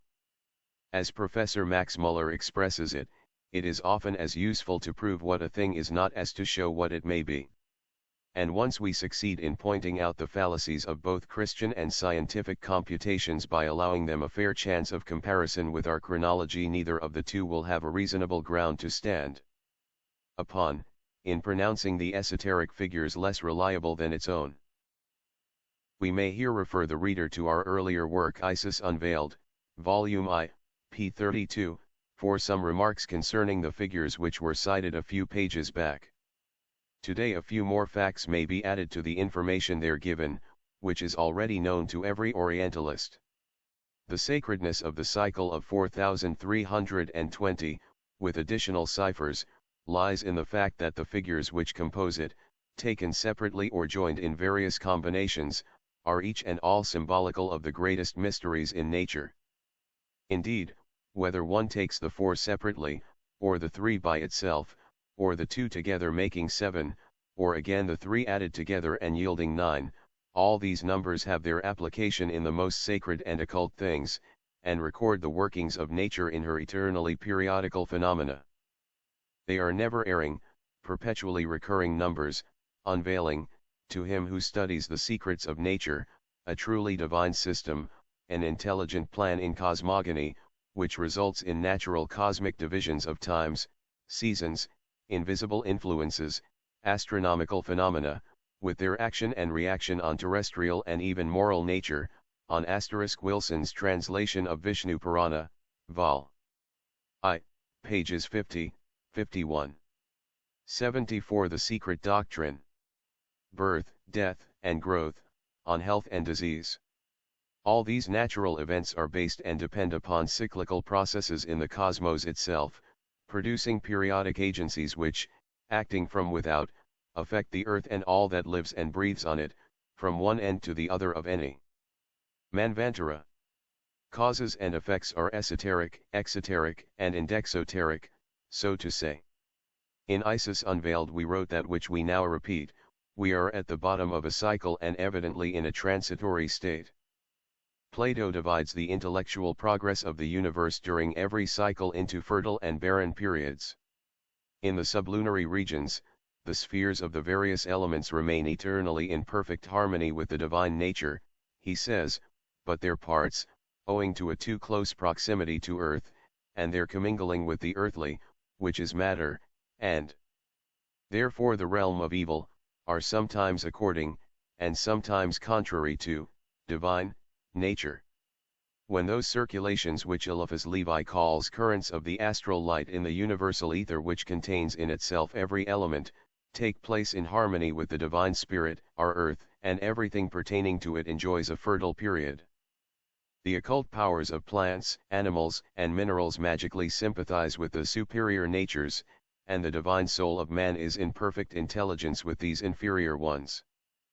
But during the barren periods, the latter lose their magic sympathy, and the spiritual sight of the majority of mankind is so blinded as to lose every notion of the superior powers of its own divine spirit. We are in a barren period, the 18th century, during which the malignant fever of skepticism broke out so irrepressibly, has entailed unbelief as an hereditary disease upon the 19th. The divine intellect is veiled in man, his animal brain alone philosophizes. And philosophizing alone, how can it understand the soul doctrine? In order not to break the thread of the narrative, we shall give some striking proofs of these cyclic laws in Part 2, proceeding meanwhile with our explanations of geological and racial cycles. The secret of the fall of the angels. Stanza 3. Attempts to create man. 11. The descent of the demiurge. 12. The lunar gods ordered to create. 13. The higher gods' refuse. Li. The Lord of the Lords came.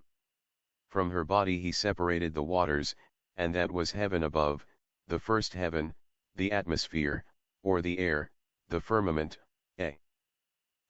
Here tradition falls again into the universal. As in the earliest version, repeated in the Puranas, so in the latest, the Mosaic account. In the first it is said, He the Lord, the God who has the form of Brahma, when the world had become one ocean, Hayavam Sai. 36, concluding that within the waters lay the earth, and desirous to raise it up, to separate it, created himself in another form. As in the preceding Kalpa, Manvantara, he had assumed the shape of a tortoise, so in this one he took the shape of a boar, etc. etc.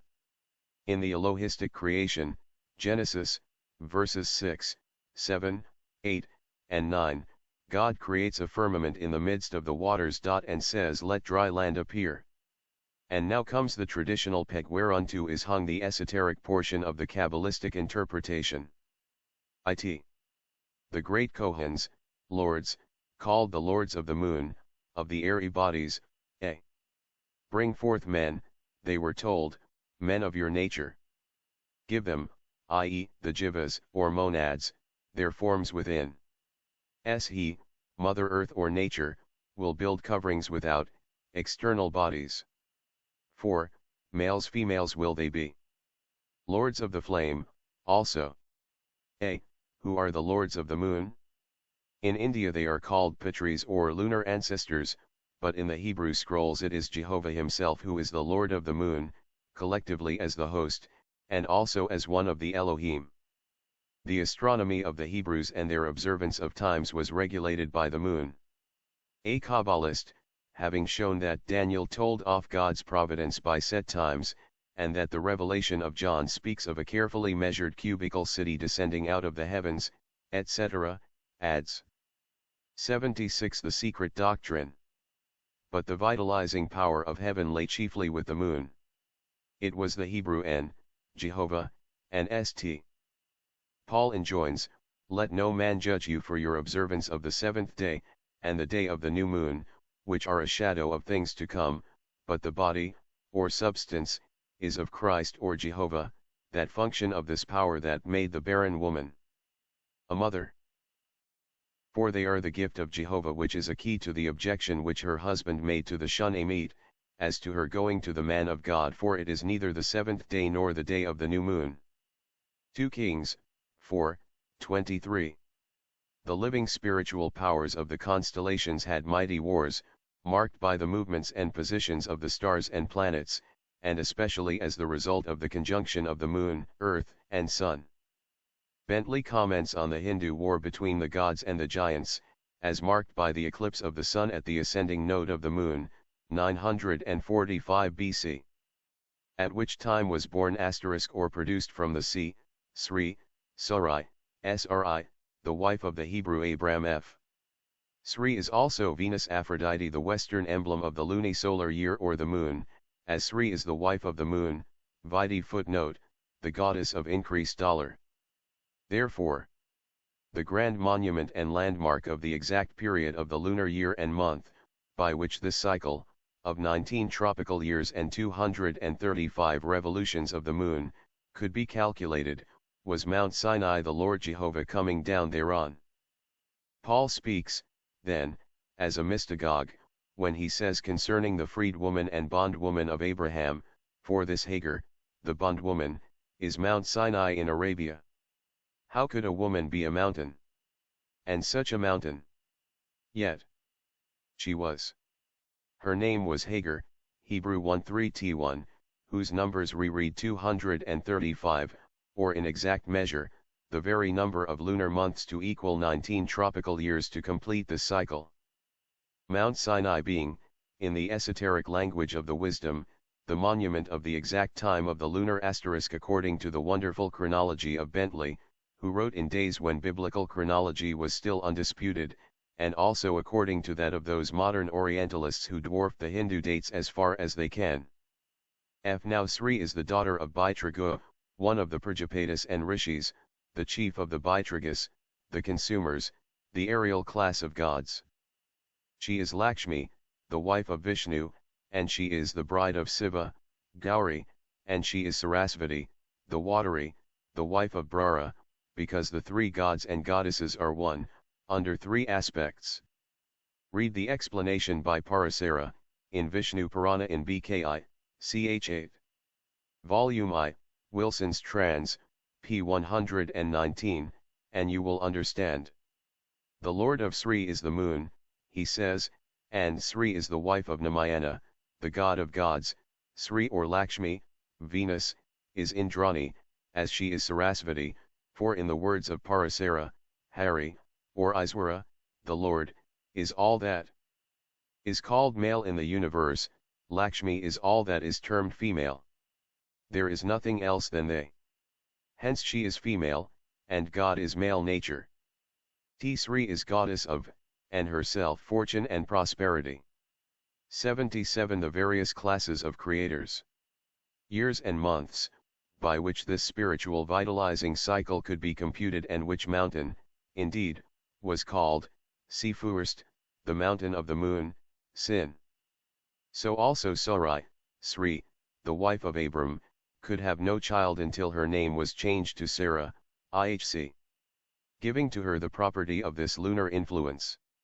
This may be regarded as a digression from the main subject, but it is a very necessary one with a view to Christian readers. For who, after studying dispassionately the respective legends of Abram or Abraham, Sarai or Sarah, who was fair to look upon, and those of Brahma and Sarasvati, or Sri, Lakshmi Venus, with the relations of all these to the moon and water, and especially one who understands the real Kabbalistic meaning of the name Jehovah and its relation to, and connection with, the moon, who can doubt that the story of Abram is based upon that of Brahma, or that Genesis was written upon the old lines used by every ancient nation.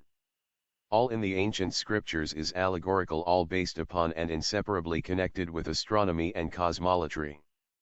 13 They, the moon gods, went, each on his allotted land, 7 of them, each on his lot. The lords of the flame remained behind. They would not go, they would not create. The secret teachings show the divine progenitors creating men on 7 portions of the globe, each on his lot, i.e., each a different race of men externally and internally, and on different zones. This polygenistic claim is considered elsewhere, vide stanza 7, but who are they who create, and the lords of the flame, who do not? Occultism divides the creators into 12 classes, of which 4 have reached liberation to the end of the Great Age, the 5th is ready to reach it, but still remains active on the intellectual planes, while 7 are still under direct karmic law. These last act on the man-bearing globes of our chain. Exoteric Hindu books mention 7 classes of Pitris, and among them 2 distinct kinds of progenitors or ancestors, the Bharayashad and the Aniyashwata, or those possessed of the sacred fire and those devoid of it. Hindu ritualism seems to connect them with sacrificial fires, and with Grihastha Brahmins in earlier incarnations, those who have, and those who have not attended as they should to their household sacred fires in their previous births. The distinction, as said, is derived from the Vedas. The first and highest class, esoterically, the Agnishwata, * Masonic. Review, Cincinnati, June 1886, Art. The Kabbalah. 78 The secret doctrine. Are represented in the exoteric allegory as Grihasta, Brahmin householders, who, in their past births in other manvantaras having failed to maintain their domestic fires and to offer burnt sacrifices, have lost every right to have oblations with fire presented to them. Whereas the Bare-Ishad, being Brahmins who have kept up their household sacred fires, are thus honored to this day. Thence the Agnishwata are represented as devoid of, and the Bare-Ishad as possessed of, fires. But esoteric philosophy explains the original qualifications as being due to the difference between the natures of the two classes. The Agnishwata Patris are devoid of fire, i.e., of creative passion, because too divine and pure vidi supra, Sloka 11th, whereas the Bare-Ishad, being the lunar spirits more closely connected with earth, became the creative Elohim of form, or the atom of dust. The allegory says that Sanandana and other Vidhas, the sons of Brahma, his first progeny, were without desire or passion, inspired with the holy wisdom, estranged from the universe and undesirous of progeny, Vishnu Purana, Book I. 7. This also is what is meant in Sloka 11 by the words, they would not create, and is explained as follows: the primordial emanations from the creative power are too near the absolute cause. They are transitional and latent forces, which will develop only in the next and subsequent removes. This makes it plain. Hence Brahma is said to have felt wrathful when he saw that those embodied spirits, produced from his limbs, Gatra, would not multiply themselves. After which, in the allegory, he creates other 7 mind-born sons, see Mokshadharma and Mahabharata, namely, Marishi, Atri, Angaras, Pulastya, Pulaha, Kratu and Vasishta, the latter being often replaced by Daksha, the most prolific of the creators.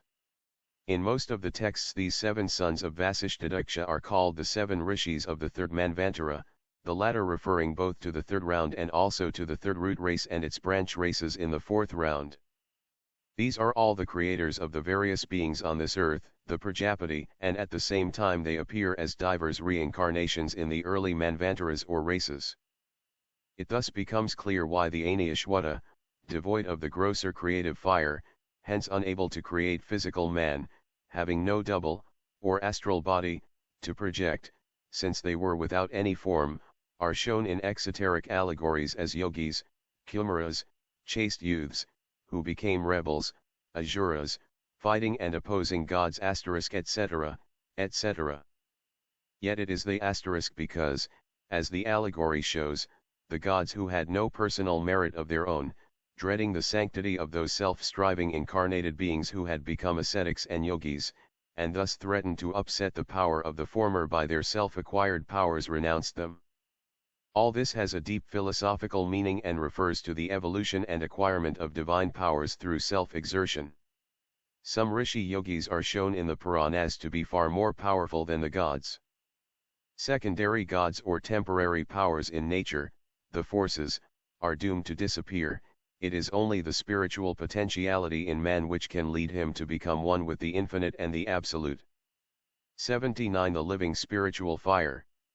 Alone who could complete man, i.e., make of him a self-conscious, almost a divine being God on earth. The Bare-Ishad, though possessed of creative fire, were devoid of the higher Mahatmic element.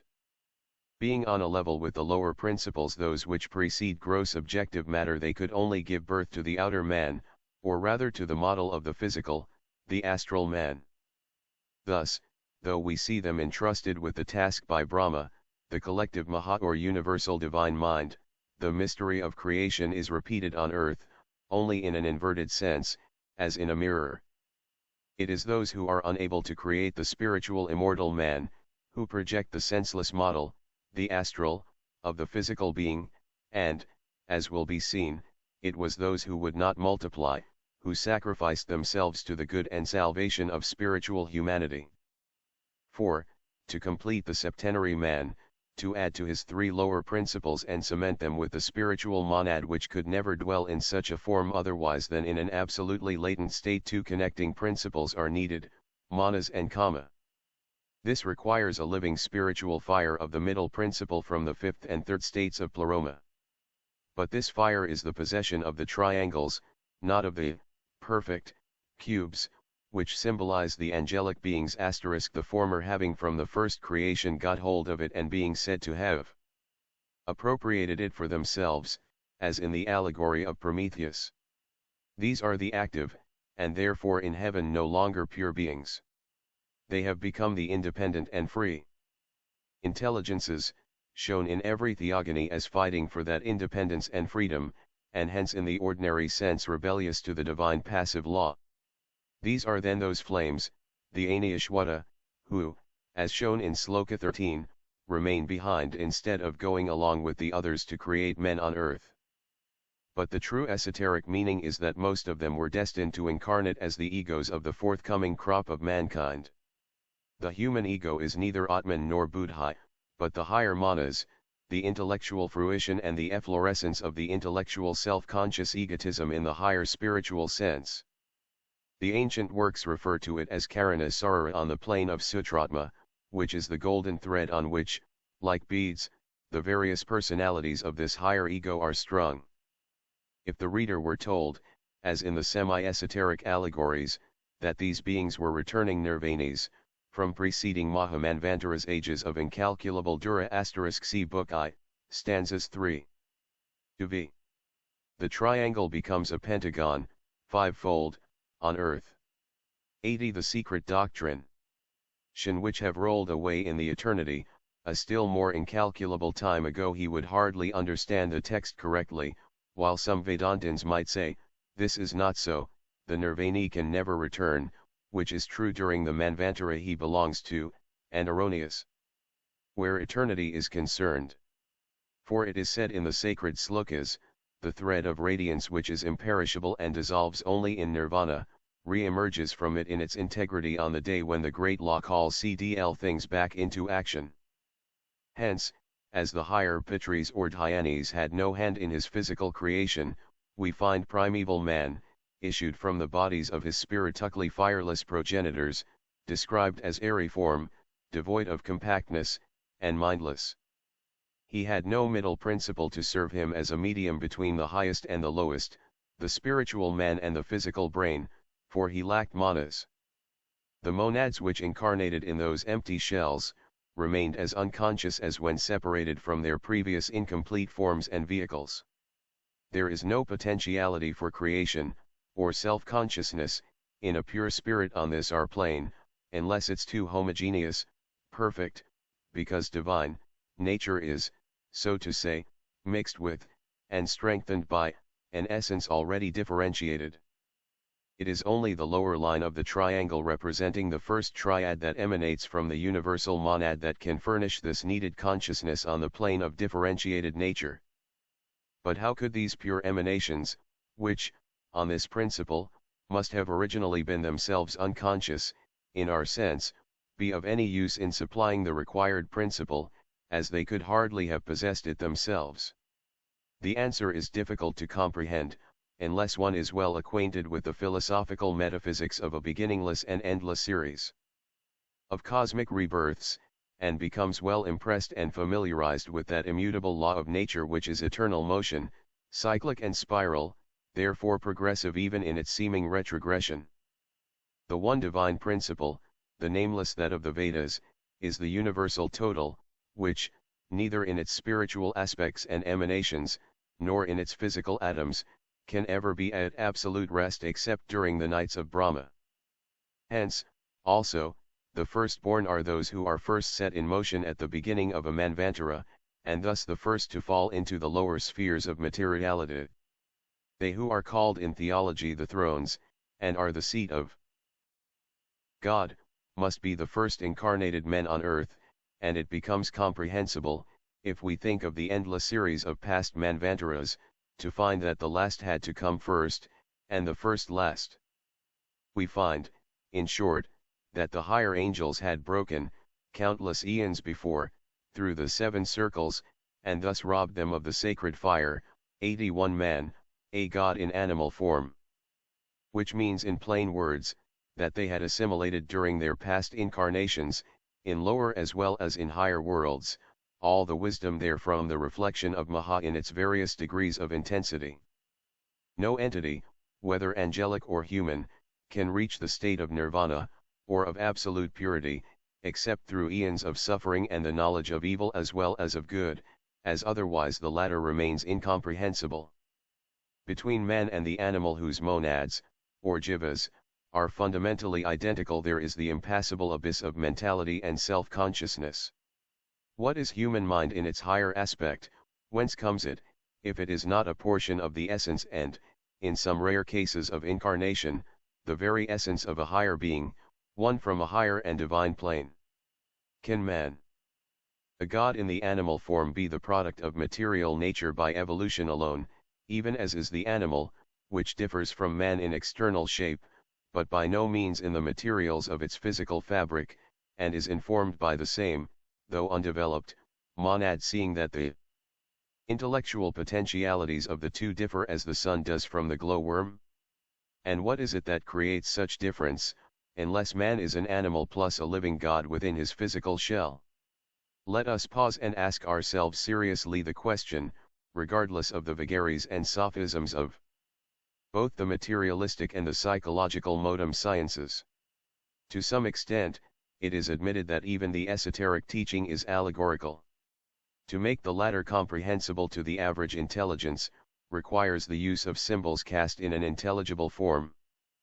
Hence the allegorical and semi-mythical narratives in the exoteric, and the only semi-metaphysical and objective representations in the esoteric teachings. For the purely and transcendentally spiritual conceptions are adapted only to the perceptions of those who see without eyes, hear without ears, and sense without organs, according to the graphic expression of the commentary. The too Puritan idealist is at liberty to spiritualize the tenet, whereas the modem psychologist would simply try to spirit away our fallen, yet still divine, human soul in its connection with Buddha. The mystery attached to the highly spiritual ancestors of the divine man within the earthly man is very great.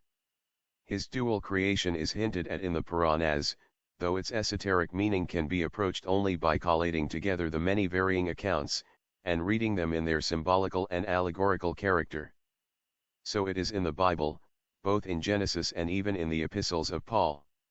For that Creator, who is called in the 2nd chapter of Genesis the Lord God, is in the original the Elohim, or gods, the lords, in the plural, and while one of them makes the earthly atom of dust, the other breathes into him the breath of life, and the third makes of him a living soul, 2:7, all of which readings, the secret doctrine, are implied in the plural number of the Elohim *.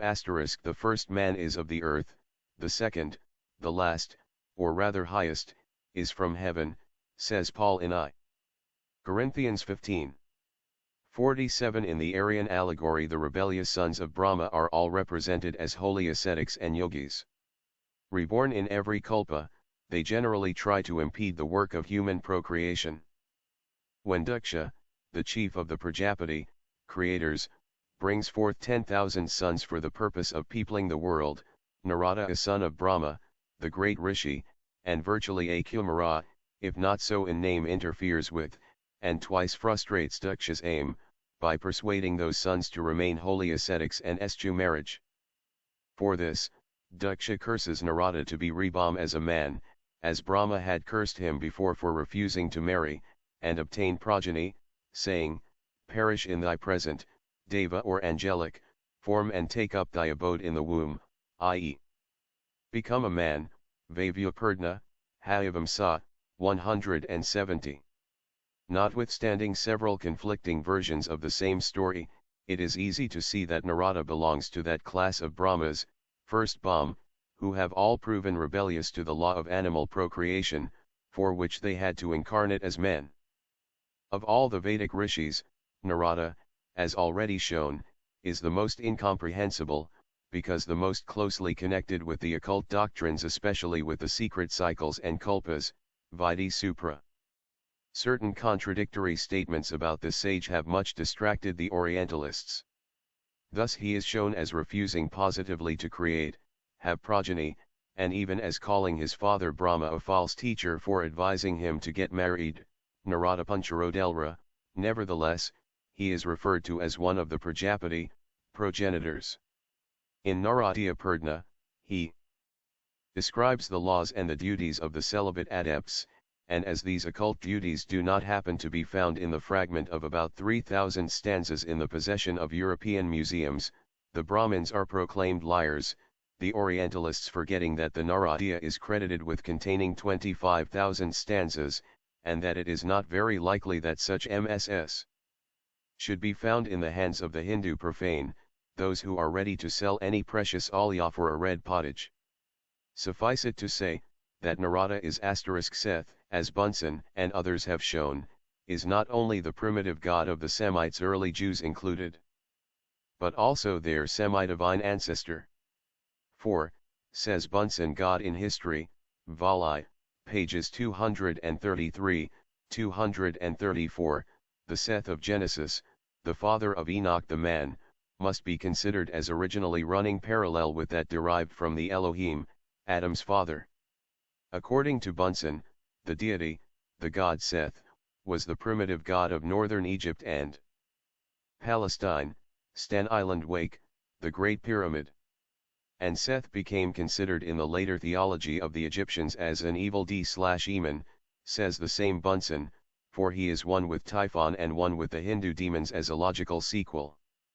83 Fires, sparks, and flames, the Devarishi of occultism par excellence, and that the occultist who does not ponder, analyze, and study Narada from his 7 esoteric facets, will never be able to fathom certain anthropological, chronological, and even cosmic mysteries. He is one of the fires above mentioned, and plays a part in the evolution of this kalpa from its incipient, down to its final stage. He is an actor who appears in each of the successive acts, root races, of the present Manvantaric drama, in the world allegories which strike the keynote of esotericism, and are now becoming more familiar to the reader. But shall we turn to other ancient scriptures and documents for the corroboration of the fires, sparks, and flames? They are plentiful, if one only seeks for them in the right places. In the Book of the Concealed Mystery, they are clearly enunciated, as also in the Haidra Kadisha, or the Lesser Holy Assembly. The language is very mystical and veiled, yet still comprehensible. Therein, among the sparks of prior worlds, vibrating flames and sparks, from the divine flint, the workmen proceed to create man, male and female, 427, which flames and sparks, angels and their worlds, stars and planets, are said, figuratively, to become extinct and die, that is to say, remain unmanifest until a certain process of nature is accomplished. To show how thickly veiled from public view are the most important facts of anthropogenesis, 2 passages are now quoted from 2 Kabbalistic books. The first is from the Book of the Concealed Mystery, 429. From a light-bearer, one of the 7 sacred planets, of insupportable brightness proceeded a radiating flame, dashing off, like a vast and mighty hammer, those sparks which were the prior worlds. 430, and with most subtle ether were these intermingled and bound mutually together, but only when they were conjoined together, even the Great Father and Great Mother. 431, from Hoa, himself, is Ab, the Father, and from Hoa, himself, is Ruach, the Spirit, who are hidden in the Ancient of Days, and therein is that ether concealed. 432, and it was connected with a light-bearer, a planet and its angel or regent, which went forth from that light-bearer of insupportable brightness, which is hidden in the bosom of Ama, the Great Mother. Now the following extract from the Zohar F also deals with the same mystery, the pre-Adamite kings. We have learned in the Sefer Dietz Neoitha, that the Atikad Atikin, Ancient of Ancients, before he prepared his form, built kings, and engraved *CMR. Mather's Kabbalah unveiled F translated in Imir's Kabbalah. 84 The secret doctrine. Kings, and sketched out kings, men, the kings of the animals, and they could not exist, till he overthrew them and hid them until after a time, therefore it is written, and these are the kings which reigned in the land of Edom. And they could not exist till Risha Hiv Ra, the Whitehead, the Attikati Attikin, ancient of ancients, arranged himself. And formed all forms above and below. Before he arranged himself in his form had not been formed all those whom he desired to form, and all worlds have been destroyed. They did not remain in their places, because the form of the kings had not been formed as it ought to be, and the holy city had not been prepared. Zohar 3, 135a, 292a Idra Zoida. Brody, etc. Now the plain meaning of these two allegorical and metaphysical disquisitions is simply this: worlds and men were in turn formed and destroyed, under the law of evolution from pre-existing material, until both the planets and their men, in our case our Earth and its animal and human races, became what they are now in the present cycle, opposite polar forces, an equilibrized compound of spirit and matter, of the positive and the negative, of the male and the female. Before man could become male and female physically, his prototype, the creating Elohim, had to arrange his form on this sexual plane astrally. That is to say, the atoms and the organic forces, descending into the plane of the given differentiation, had to be marshaled in the order intended by nature, so as to be ever carrying out, in an immaculate way, that law which the Kabbalah calls the balance, through which everything that exists does so as male and female in its final perfection, in this present stage of materiality. Chokmah, wisdom, the male Sephiroth, had to diffuse itself in, and through, Bina, intelligent nature, or understanding. Therefore the first root race of men, sexless and mindless, had to be overthrown and hidden until after a time, i.e., the first race, instead of dying, disappeared in the second race, as certain lower lives and plants do in their progeny. It was a wholesale transformation. The first became the second root race, without either begetting it, procreating it, or dying. They passed by together, as it is written, and he died and another reigned in his stead, Genesis XXVI. 31 ETSEQ Zohar 3, 292a. Why? Because the holy city had not been prepared. And what is the holy city?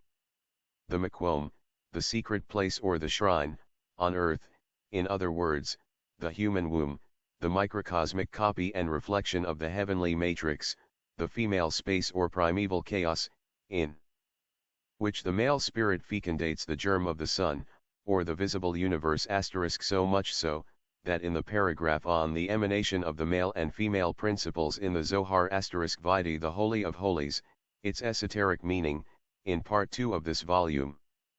85 The son of Yah. Ibid. It is said that, on this earth, the wisdom from the holy ancient does not shine except in male and female. Homa, wisdom, is the father, and Ben-ah, understanding, is the mother. And when they connect one with the other they bring forth and diffuse and emanate truth. In the sayings of Rabbi J.E. Saba, i.e., the old, we learned this: what is Bina understanding? But when they connect in one another, the Yod, in the it, he, they become impregnated and produce a son. And, therefore, it is called Bina, understanding. It means Ben Yah, i.e., son of Yah. This is the completeness of the whole. This is also the completeness of phallicism by the rabbis, its perfect apotheosis, the divine being dragged into the animal, the sublime into the grossness of the terrestrial. Nothing so graphically gross exists in Eastern occultism, nor in the primitive Kabbalah, the Chaldean Book of Numbers. We have said so in Isis Unveiled.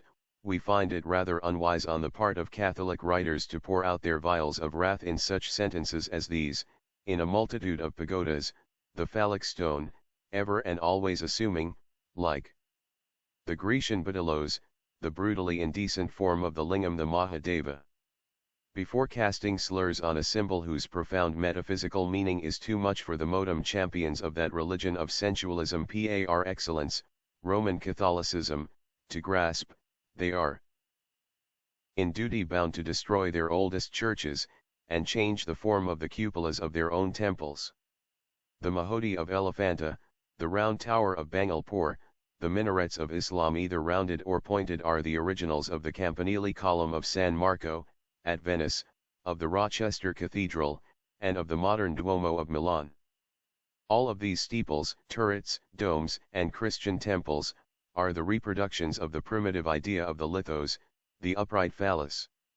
Volume 2, p. 5.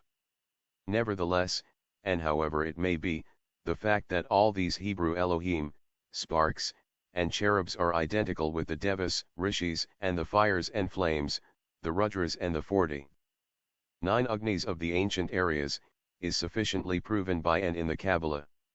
Asterisk Zohar 3, 290a, quoted in Isaac Meyer's Kabbalah, p. 387. 86 The Secret Doctrine. Stanza 4. Creation of the first races. 14. Creation of men. 15. They are empty shadows. 16.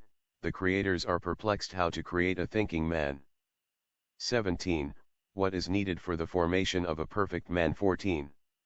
The seven hosts, the will or mind, born lords, propelled by the spirit of life-giving, Fahat, separate men from themselves, each on his own zone, a. They threw off their shadows or astral bodies if such an ethereal being as a lunar spirit may be supposed to rejoice in an astral, besides a hardly tangible body. In another commentary it is said that the ancestors breathed out the first man, as Brahma is explained to have breathed out the Suras, gods, when they became Asuras, from asm, breath. In a third it is said that they, the newly created men, were the shadows of the shadows. With regard to the sentence they were the shadows of the shadows, a few more words may be said and a fuller explanation attempted.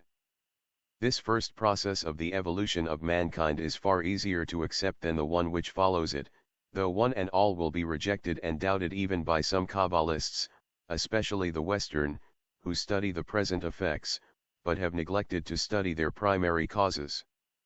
Nor does the writer feel competent to explain a mode of procreation so difficult of appreciation save for an Eastern occultist. Therefore it is useless to enter here into details concerning the process, though it is minutely described in the secret books, as it would only lead to speaking of facts hitherto unknown to the profane world, and hence to their being misunderstood. An atom made of the dust of the ground will always be found preferable, by a certain class of students, to one projected out of the ethereal body of his Creator, though the former process has never been heard of, while the latter is familiar, as all know, to many spiritualists in Europe and America, who, of all men, ought to understand it. For who of those who have witnessed the phenomenon of a materializing form oozing out of the pores of a medium or, at other times, out of his left side, can fail to credit the possibility, at least, of such a birth? If there are 87 man not created perfect in the universe, such beings as angels or spirits, whose incorporeal essence may constitute an intelligent entity notwithstanding the absence of any, to us, solid organism, and if there are those who believe that a God made the first man out of dust, and breathed into him a living soul, and there are millions upon millions who believe both, what does this doctrine of ours contain that is so impossible? Very soon the day will dawn, when the world will have to choose whether it will accept the miraculous creation of man, and cosmos to, out of nothing, according to the dead letter of Genesis, or a first man bomb from a fantastic link absolutely missing so far the common ancestor of man, and of the true ape. Asterisk between these two fallacies. Occult philosophy steps in. It teaches that the first human stock was projected by higher and semi-divine beings out of their own essences. If the latter process is to be considered as abnormal or even inconceivable because obsolete in nature at this point of evolution, it is yet proven possible on the authority of certain spiritualistic facts. Which, then, we ask of the three hypotheses or theories is the most reasonable and the least absurd? Certainly no one, provided he is not a soul-blind materialist, can ever object to the occult teaching. Now, as shown, we gather from the latter that man was not created the complete being he is now, however imperfect he still remains. There was a spiritual, a psychic, an intellectual, and an animal evolution, from the highest to the lowest, as well as a physical development from the simple and homogeneous, up to the more complex and heterogeneous, though not quite on the lines traced for us by the modem evolutionists. This double evolution in two contrary directions, required various ages, of divers natures and degrees of spirituality and intellectuality, to fabricate the being now known as man. Furthermore, the one absolute, ever-acting and never-erring law, which proceeds on the asterisk. Huxley, supported by the most evident discoveries in comparative anatomy, could utter the momentous sentence that the anatomical differences between man and the highest apes are less than those between the latter and the lowest apes. In relation to our genealogical tree of man, the necessary conclusion follows that the human race has evolved gradually from the true apes. The Pedigree of Man, by Ernest Haeckel, translated by ed. B. Aveling, p. 49. What may be the scientific and logical objections to the opposite conclusion, we would ask? The anatomical resemblances between man and the anthropoids, grossly exaggerated as they are by Darwinists, as M. de Quatrefages shows, are simply enough accounted for when the origin of the latter is taken into consideration. Nowhere, in the older deposits, is an ape to be found that approximates more closely to man, or a man that approximates more closely to an ape. The same gulf which is found today between man and ape, goes back with undiminished breadth and depth to the tertiary period. This fact alone is enough to make its untenability clear. Dr. F. Pfaff, Prof. of Natural Science in the University of Erlangen. The Secret Doctrine.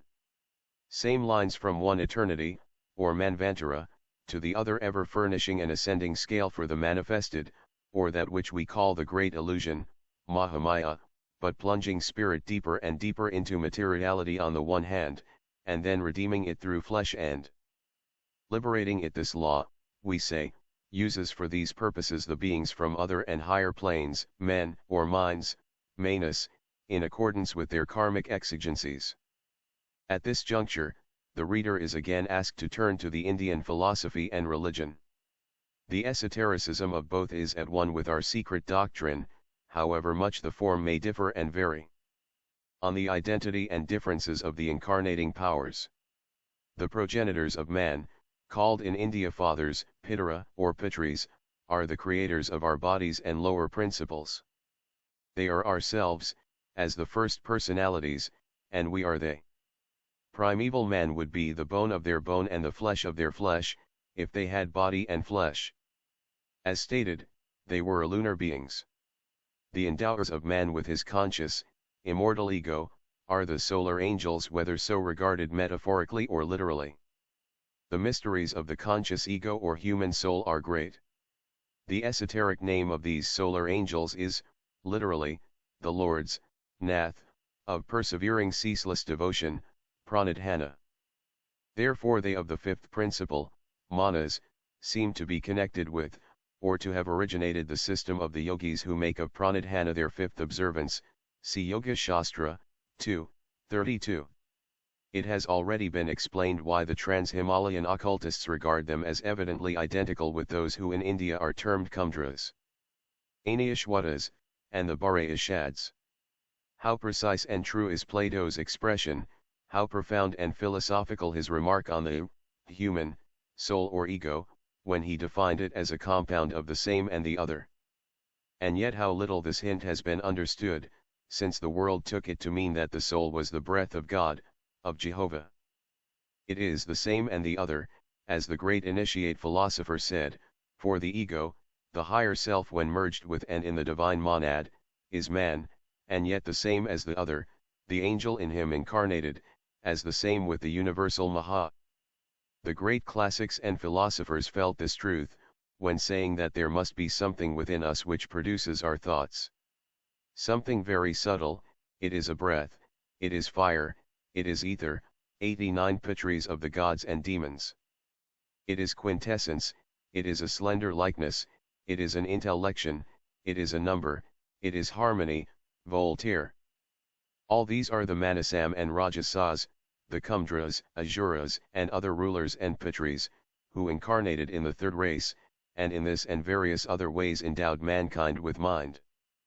There are 7 classes of pitris, as shown below, 3 incorporeal and 4 corporeal, and 2 kinds, the Aniyashwata and the Bare-Ishad.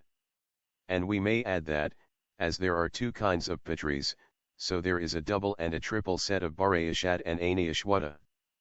The former, having given birth to their astral doubles, are reborn as sons of Atri, and are the pitris of the demons, or corporeal beings, on the authority of Manu, 3:196, while the Aniyashwata are reborn as sons of Marishi, a son of Brahma, and are the pitris of the gods, Manu again, Matsya and Pakalma Purdnas and Kuluka in the laws of the Manavas, 3:195. Moreover, the Vayu-Purdna declares all the 7 orders to have originally been the first gods, the Vairayas, whom Brahma with the eye of yoga, beheld in the eternal spheres, and who are the gods of gods, and the Matsya adds that the gods worshipped them, while the Hayavansa, s. 1:935, distinguishes the Virajas as one class of the pitris, only a statement corroborated in the secret teachings, which, however, identify the Virajas with the elder Aniyashwatas F and the Rajasas, or Abhuta Rajasas, who are incorporeal without even an astral phantom. Vishnu is said, in most of the manuscripts, to have incarnated in and through them. In the Ravata Manvantara, again, Hari, best of gods, was born of Samhuti, as the divine Manasas originating with the deities called Rajasas. Samhuti was a daughter of Daksha, and wife of Marishi, the father of the Aniyashwata, who, along with the Rajasas, are ever associated with Manasas.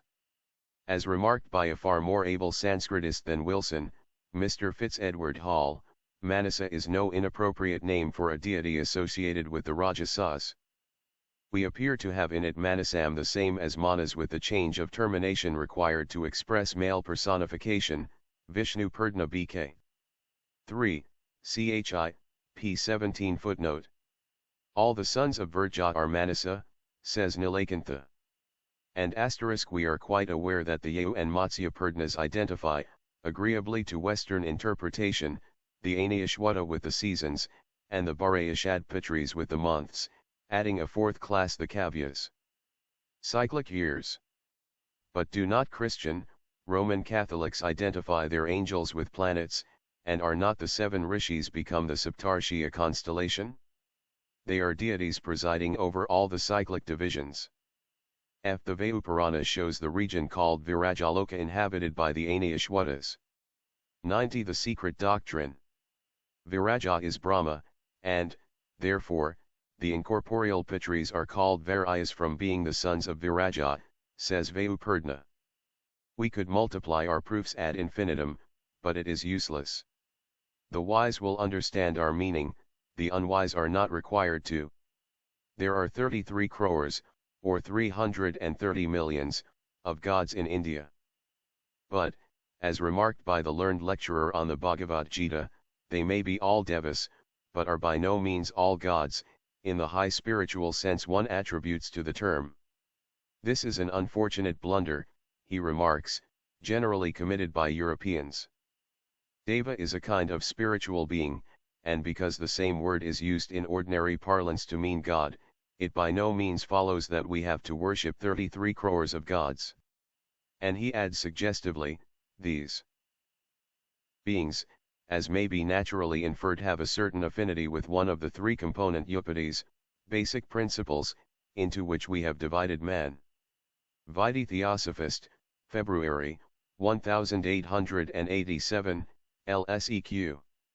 The names of the deities of a certain mystic class change with every Manvantara.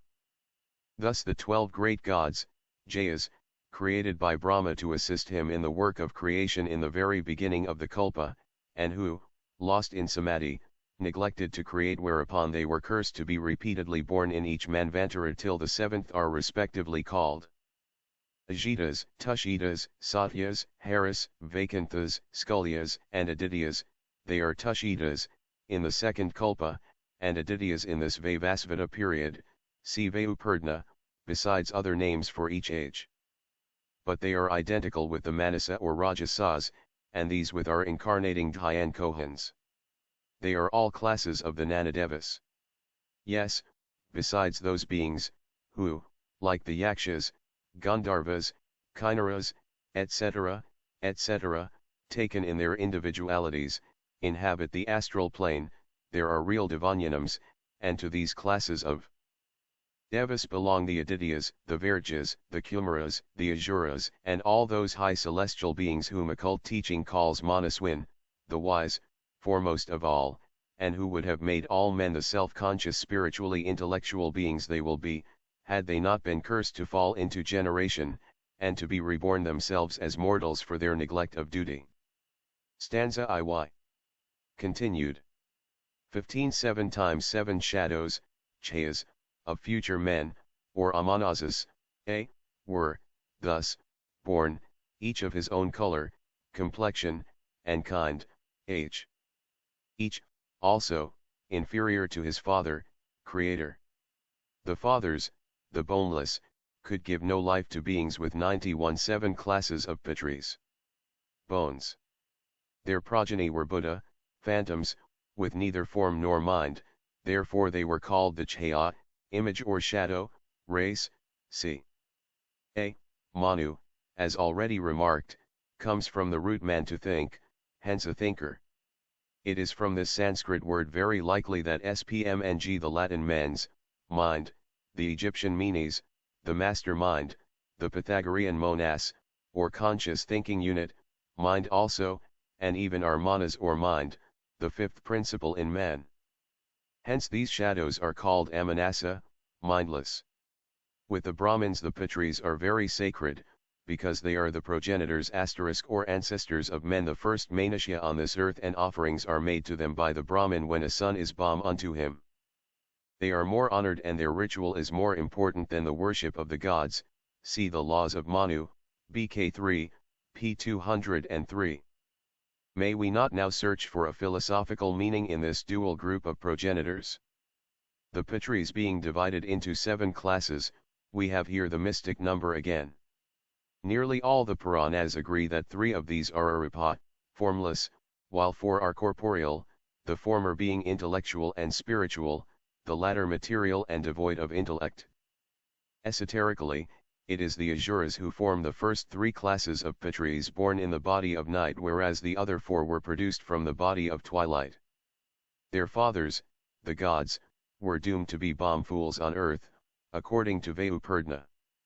The legends are purposely mixed up and made very hazy, the pitris being in one the sons of the gods, and, in another those of Brahma, while a third makes them instructors of their own fathers.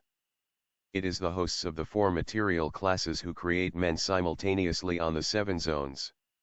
Now, with regard to the 7 classes of pitris, each of which is again divided into 7, a word to students and a query to the profane.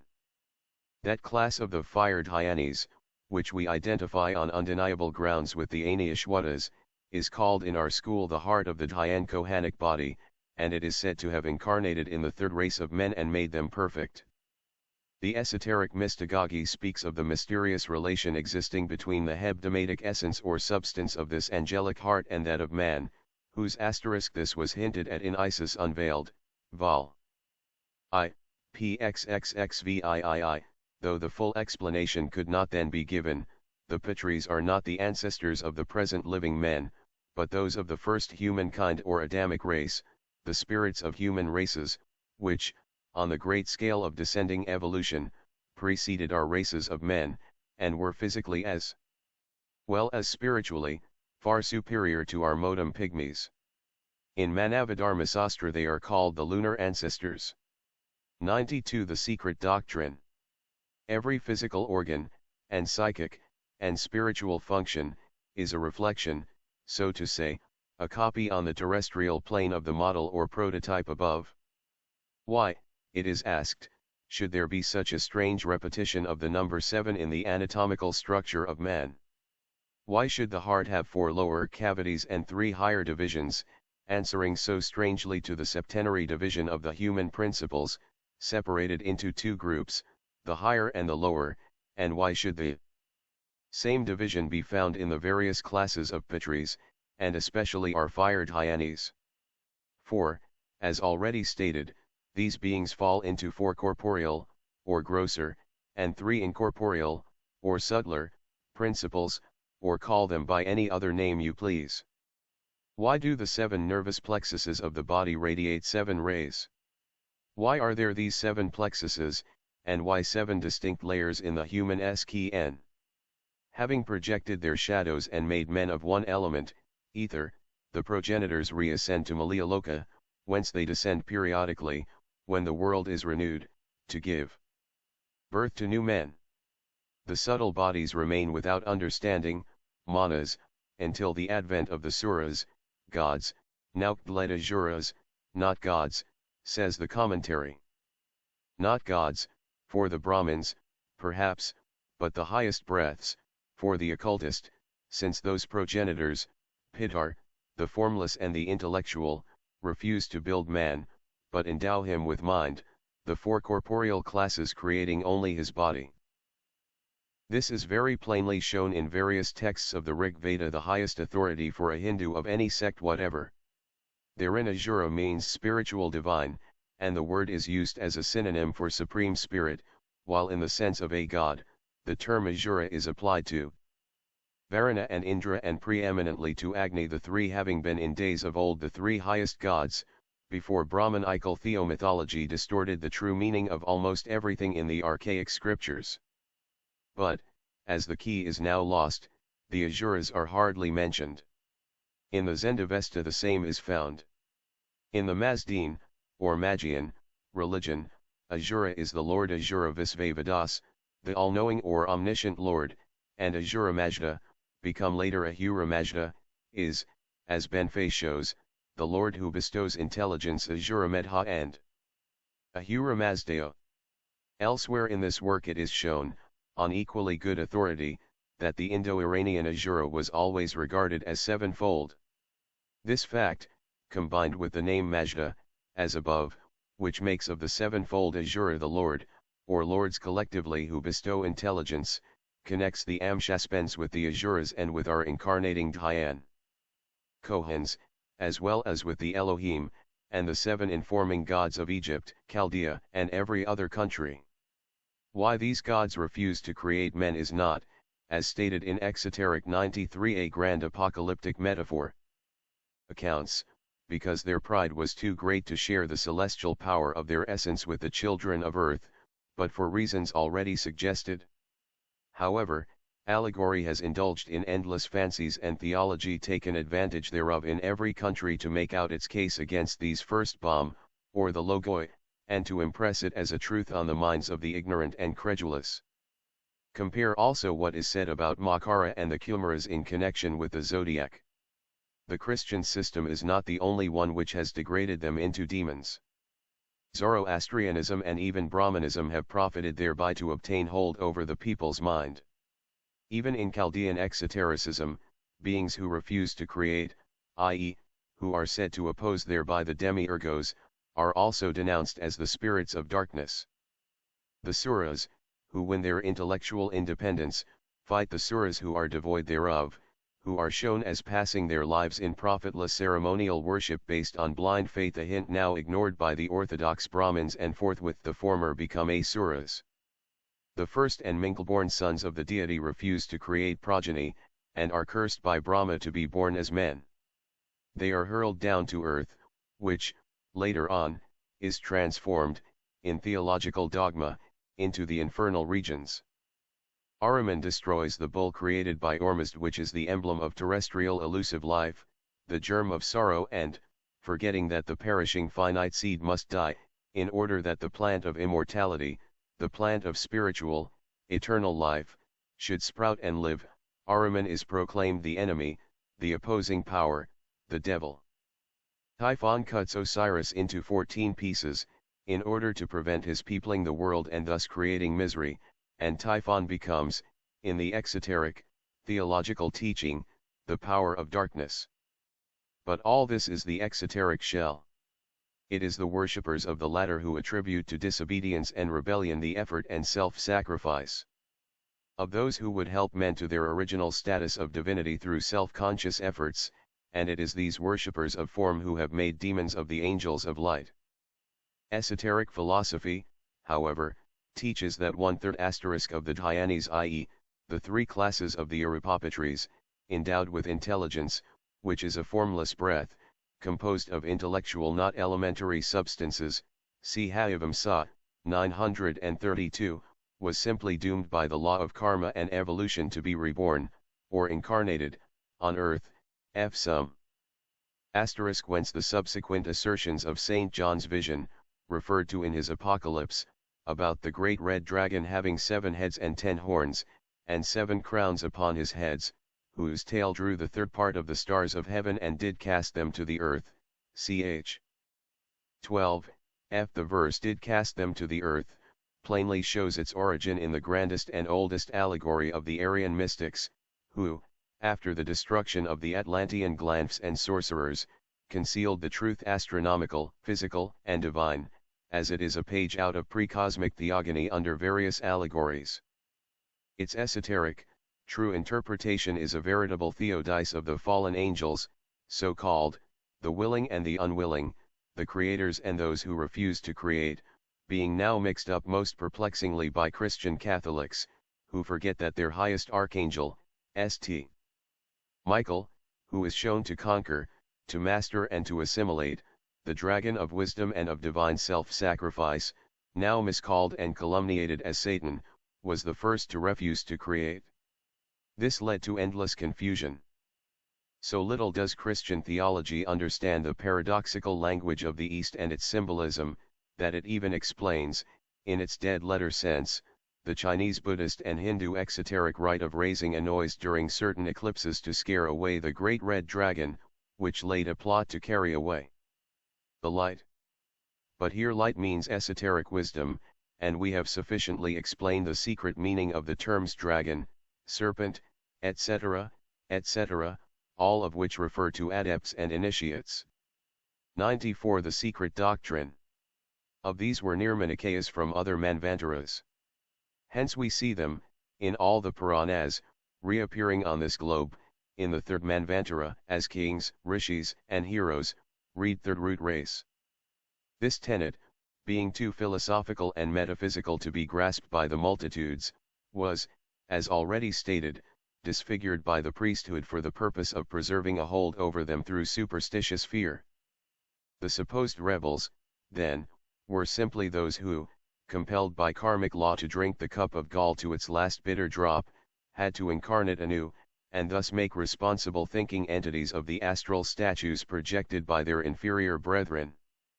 Some are said to have refused, because they had not in them the requisite materials, i.e., an astral body, since they were Arupa. The refusal of others had reference to their having been adepts and yogis of long past preceding Manvantaras, another mystery. But, later on, as Nirmanakayas, they sacrificed themselves for the good and salvation of the monads which were waiting for their turn, and which otherwise would have had to linger for countless ages in irresponsible, animal-like, though in appearance human, forms. It may be a parable and an allegory within an allegory. Its solution is left to the intuition of the student, if he only reads that which follows with his spiritual eye. As to their fashioners or ancestors, those angels who, in the exoteric legends, obeyed the law, they must be identical with the Bharayashadpatris, or the Pitardevata, i.e., those possessed of the physical creative fire. They could only create, or rather clothe, the human monads with their own astral selves, but they could not make man in their image and likeness. Man must not be like one of us, say the creative gods, entrusted with the fabrication of the lower animal but higher, see Gen. And Plato's Tamsus. Their creating the semblance of men out of their own divine essence means, esoterically, that it is 95 what Prometheus symbolized. They who became the first race, and thus shared its destiny and further evolution. They would not, simply because they could not, give to man that sacred spark which bums and expands into the flower of human reason and self-consciousness, for they had it not to give. This was left to that class of devas who became symbolized in Greece under the name of Prometheus, to those who had not to do with the physical body, yet everything with the purely spiritual man. See Part 2 of this volume. The fallen angels, also the gods of light, proceed from the gods of darkness. Each class of creators endows man with what it has to give, the one builds his external form, the other gives him its essence, which later on becomes the human higher self owing to the personal exertion of the individual, but they could not make men as they were themselves perfect, because sinless, because having only the first, pale shadowy outlines of attributes, and these all perfect from the human standpoint, white, pure, and cold as the virgin snow. Where there is no struggle, there is no merit. Humanity, of the earth earthy, was not destined to be created by the angels of the first divine breath, therefore they are said to have refused to do so, and man had to be formed by more material creators who, in their turn, could give only what they had in their own natures, and no more. Subservient to eternal law, the pure gods could only project out of themselves shadowy men, a little less ethereal and spiritual, less divine and perfect than themselves shadows still. The first humanity, therefore, was a pale copy of its progenitors, too material, even in its ethereality, to be a hierarchy of gods, too spiritual and pure to be men, endowed as it is with every negative, nirguna, perfection. Perfection, to be fully such, must be born out of imperfection. The incorruptible must grow out of the corruptible, having the latter as its vehicle and basis and contrast. Absolute light is absolute darkness, and vice versa. In fact, there is neither light nor asterisk in spite of all efforts to the contrary, Christian theology having burdened itself with the Hebrew esoteric account of the creation of man, which is understood literally, cannot find any reasonable excuse for its God, the Creator, who produces a man devoid of mind and sense, nor can it justify the punishment following an act, for which Adam and Eve might plead non-compos. For if the couple is admitted to be ignorant of good and evil before the eating of the forbidden fruit, how could it be expected to know that disobedience was evil? If primeval man was meant to remain a half-witted, or rather witless, being, then his creation was aimless and even cruel, if produced by an omnipotent and perfect God. But Adam and Eve are shown, even in Genesis, to be created by a class of lower divine beings, the Elohim, who are so jealous of their personal prerogatives as reasonable and intelligent creatures, that they will not allow man to become as one of us. This is plain, even from the dead-letter meaning of the Bible. The Gnostics, then, were right in regarding the Jewish God as belonging to a class of lower, material, and not very holy denizens of the invisible world. 96. The secret doctrine. Darkness in the realms of truth. Good and evil are twins, the progeny of space and time, under the sway of Maya. Separate them, by cutting off one from the other, and they will both die. Neither exists per se, since each has to be generated and created out of the other. In order to come into being, both must be known and appreciated before becoming objects of perception, hence, in mortal mind, they must be divided. Nevertheless, as the illusionary distinction exists, it requires a lower order of creative angels to create inhabited globes, especially ours, or to deal with matter on this earthly plane. The philosophical Gnostics were the first to think so, in the historical period, and to invent various systems upon this theory. Therefore, in their schemes of creation, one always finds their creators occupying a place at the very foot of the ladder of spiritual being. With them, those who created our earth and its mortals were placed on the very limit of Mayavic matter, and their followers were taught to think, to the great disgust of the Church Fathers, that for the creation of those wretched races, in a spiritual and moral sense, which grace our globe, no high divinity could be made responsible, but only angels of a low hierarchy, to which class they relegated the Jewish God, Jehovah. Mankind's different from the present are mentioned in all the ancient cosmogonies. Plato speaks, in the Phaedrus, of a winged race of men. Aristophanes, in Plato's Banquet, speaks of a race androgynous and with round bodies. In Pymander, all the animal kingdom even is double-sexed. Thus in 18, it is said, the circuit having been accomplished, the knot was loosened. And all the animals, which were equally androgynous, were untied, separated, together with man. 4. The causes had to produce effects on earth. Again, in the ancient Quiche manuscript, the Popolva published by the late Abbé Brasseur de Bourbourg, the first men are described as a race whose sight was unlimited, and who knew all things at once, thus showing the divine knowledge of gods, not mortals. The Secret Doctrine, correcting the unavoidable exaggerations of popular fancy, gives the facts as they are recorded in the archaic symbols. In Isis unveiled several of these Gnostic systems are given. One is taken from the Codex Nazarcius, the scriptures of the Nazarenes, who, although they existed long before the days of Christ, and even before the laws of Moses, were Gnostics, and many of them initiates. They held their mysteries of life in Nazareth, ancient and modern Nazareth, and their doctrines are a faithful echo of the teachings of the Secret Doctrine, some of which we are now endeavoring to explain. FC. The translation from the Greek by François, Monsieur de Foix, Évêque d'Hyères, the work dedicated to Marguerite de France, reigned in Navarre. Edition of 1579, Bordeaux. 97. The Trees of Life. B. These shadows were born each of his own color and kind, each also inferior to his creator, because the latter was a complete being of his kind. The commentaries refer the first sentence to the color or complexion of each human race thus evolved. In Pymander, the 7 primitive men, created by nature from the heavenly man, all partake of the qualities of the 7 governors, or rulers, who loved man their own reflection and synthesis. In the Norse legends, one recognizes in Asgard, the habitat of the gods, as also in the Asas themselves, the same mystical loci and personifications woven into the popular myths, as in our Secret Doctrine, and we find them in the Vedas, the Puranas, the Mazdean scriptures and the Kabbalah.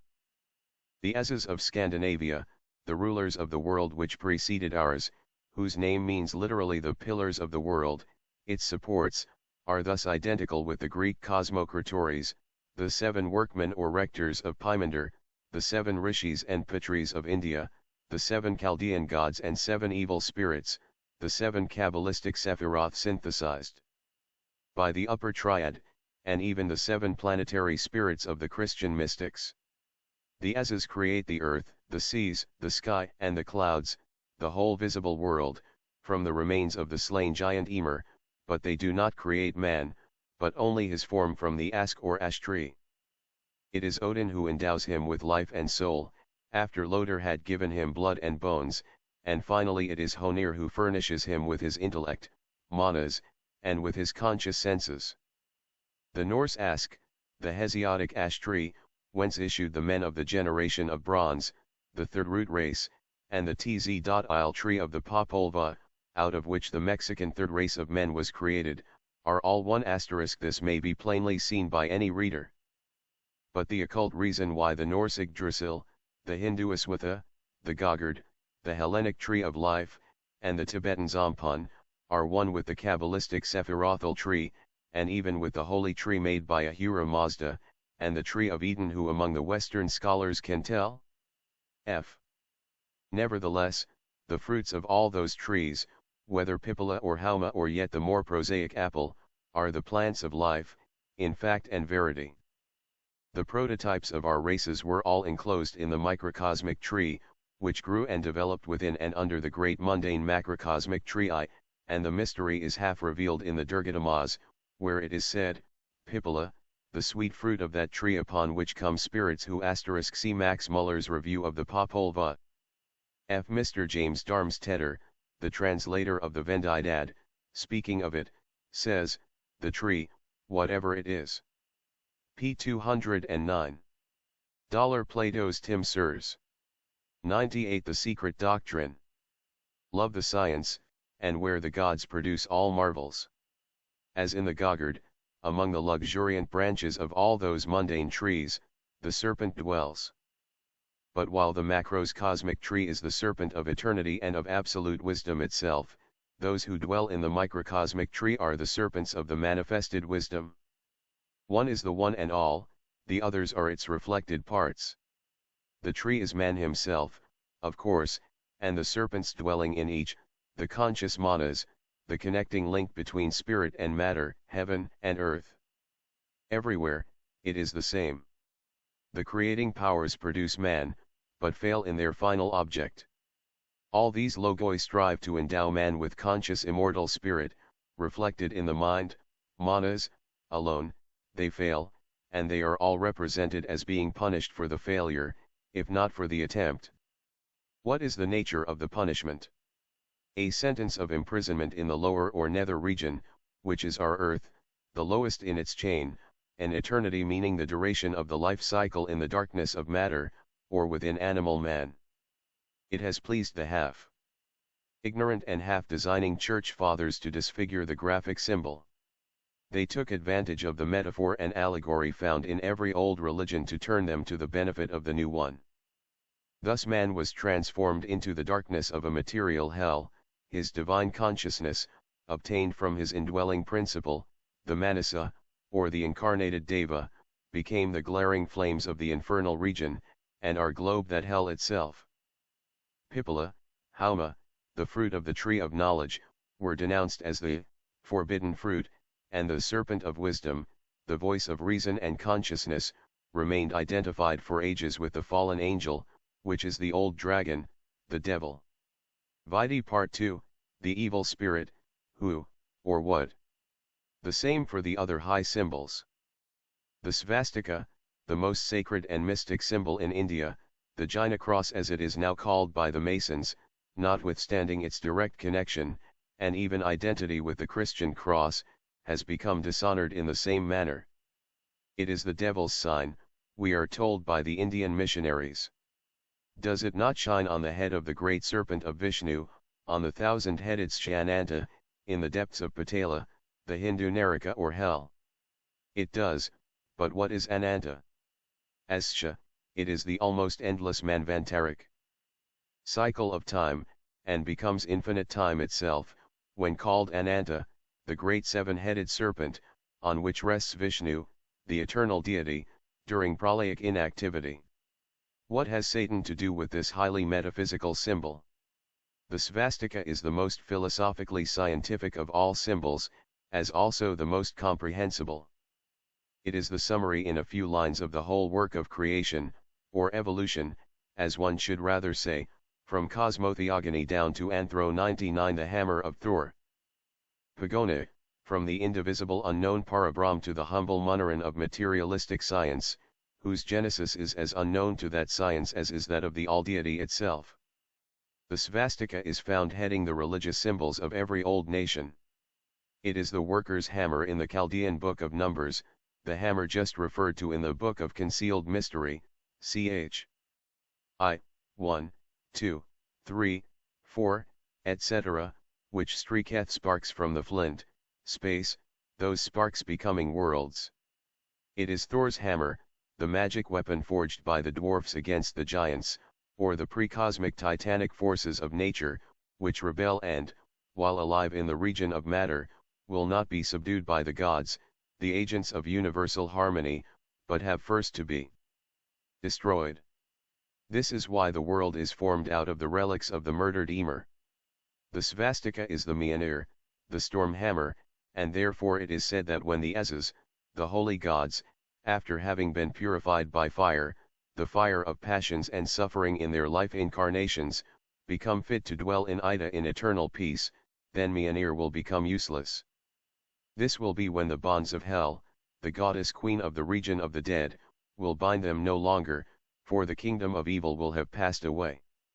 Surtur's flames had not destroyed them, nor yet had the raging waters of the several deluges. Then came the sons of Thor. They brought Mjolnir with them, no longer as a weapon of war, but as the hammer with which to consecrate the new heaven and the new earth. Verily many are its meanings. In the macrocosmic work, the hammer of creation, with its 4 arms bent at right angles, refers to the continual motion and revolution of the invisible cosmos of forces. In that of the manifested cosmos and our earth, it points to the rotation in the cycles of time of the world's axes and their equatorial belts, the 2 lines forming the svastika. Meaning spirit and matter, the 4 hooks suggesting the motion in the revolving cycles. Applied to the microcosm, man, it shows him to be a link between heaven and earth, the right hand being raised at the end of a horizontal arm, the left pointing to the earth. In the Smaragdin tablet of Hermes, the uplifted right hand is inscribed with the word salve, the left with the word cosigula. It is at one and the same time an alchemical, cosmogonical, anthropological, and magical sign, with 7 keys to its inner meaning. It is not too much to say that the compound symbolism of this universal and most suggestive of signs contains the key to the 7 great mysteries of cosmos. Bomb in the mystical conceptions of the early Aryans, and by them placed at the very threshold of eternity, on the head of the serpent Ananta, it found *C as Gar-Ciel and the gods, the renewal of the world. 100 The secret doctrine. Its spiritual death in the scholastic interpretations of medieval anthropomorphists. It is the alpha and the omega of universal creative force, evolving from pure spirit and ending in gross matter. It is also the key to the cycle of science, divine and human, and he who comprehends its full meaning is forever liberated from the toils of Mahamaya, the great illusion and deceiver. The light that shines from under the divine hammer, now degraded into the mallet or gavel of the grand masters of Masonic lodges, is sufficient to dissipate the darkness of any human schemes or fictions. How prophetic are the songs of the 3 Norse goddesses, to whom the ravens of Odin whisper of the past and the future, as they flutter around in their abode of crystal beneath the flowing river. The songs are all written down in the scrolls of wisdom, of which many are lost but some still remain, and they repeat in poetical allegory the teachings of the archaic ages. To summarize from Dr. Wagner's Asgard and the Gods, the renewal of the world, which is a prophecy about the 7th race of our round told in the past tense. The Mjolnir had done its duty in this round, and on the field of Ida, the field of resurrection, for the 5th round, the sons of the highest gods assembled, and in them their fathers rose again, the egos of all their past incarnations. They talked of the past and the present, and remembered the wisdom and prophecies of their ancestor which had all been fulfilled. Near them, but unseen of them, was the strong, the mighty one, who rules all things, and ordains the eternal laws that govern the world. They all knew he was there, they felt his presence and his power, but were ignorant of his name. At his command the new earth rose out of the waters of space. To the south above the field of Ida, he made another heaven called Auditlang, and further off, a third, Widblane. Over Gimmel's cave, a wondrous palace was erected, covered with gold and shining bright in the sunday. These are the 3 gradually ascending planets of our chain. There the gods were enthroned, as they used to be. From Gimmel's heights, the 7th planet or globe, the highest and the purest, they looked down upon the happy descendants of Lif and Lifthrasir, the coming Adam and Eva purified humanity, and signed to them to climb up higher, to rise in knowledge and wisdom, step by step, from one heaven to another, until they were at last fit to be united to the gods in the house of All-Father, p. 305, he who knows the doctrines of esoteric Buddhism, or wisdom, though so imperfectly sketched hitherto, will see clearly the allegory contained in the above. Its more philosophical meaning will be better understood if the reader thinks carefully over the myth of Prometheus. It is examined 101 The Divine Babe, Agni. Further on in the light of the Hindu Pramantha. degraded into a purely physiological symbol by some Orientalists, and taken in connection with terrestrial fire only, their interpretation is an insult to every religion, including Christianity, whose greatest mystery is thus dragged down to matter. The friction of divine Pramantha and Arani could suggest itself under this image only to the brutal conceptions of the German materialists than whom there are none worse. It is true that the divine babe, Agni with the Sanskrit-speaking race, who became Ignis with the Latins, is born from the conjunction of Pramantha and Arani, svastika, during the sacrificial ceremony. But what of that? Twashtri, Viswakarman, is the divine artist and carpenter and is also the father of the gods and of creative fire in the Vedas. So ancient is the symbol and so sacred, that there is hardly an excavation made on the sites of old cities without its being found. A number of such terracotta discs, called fusaeolos, were found by Drive Schliemann under the ruins of ancient Troy. Both these forms RR and L were excavated in great abundance, their presence being one more proof that the ancient Trojans and their ancestors were pure Aryans. See, Chaya, as already explained, is the astral image.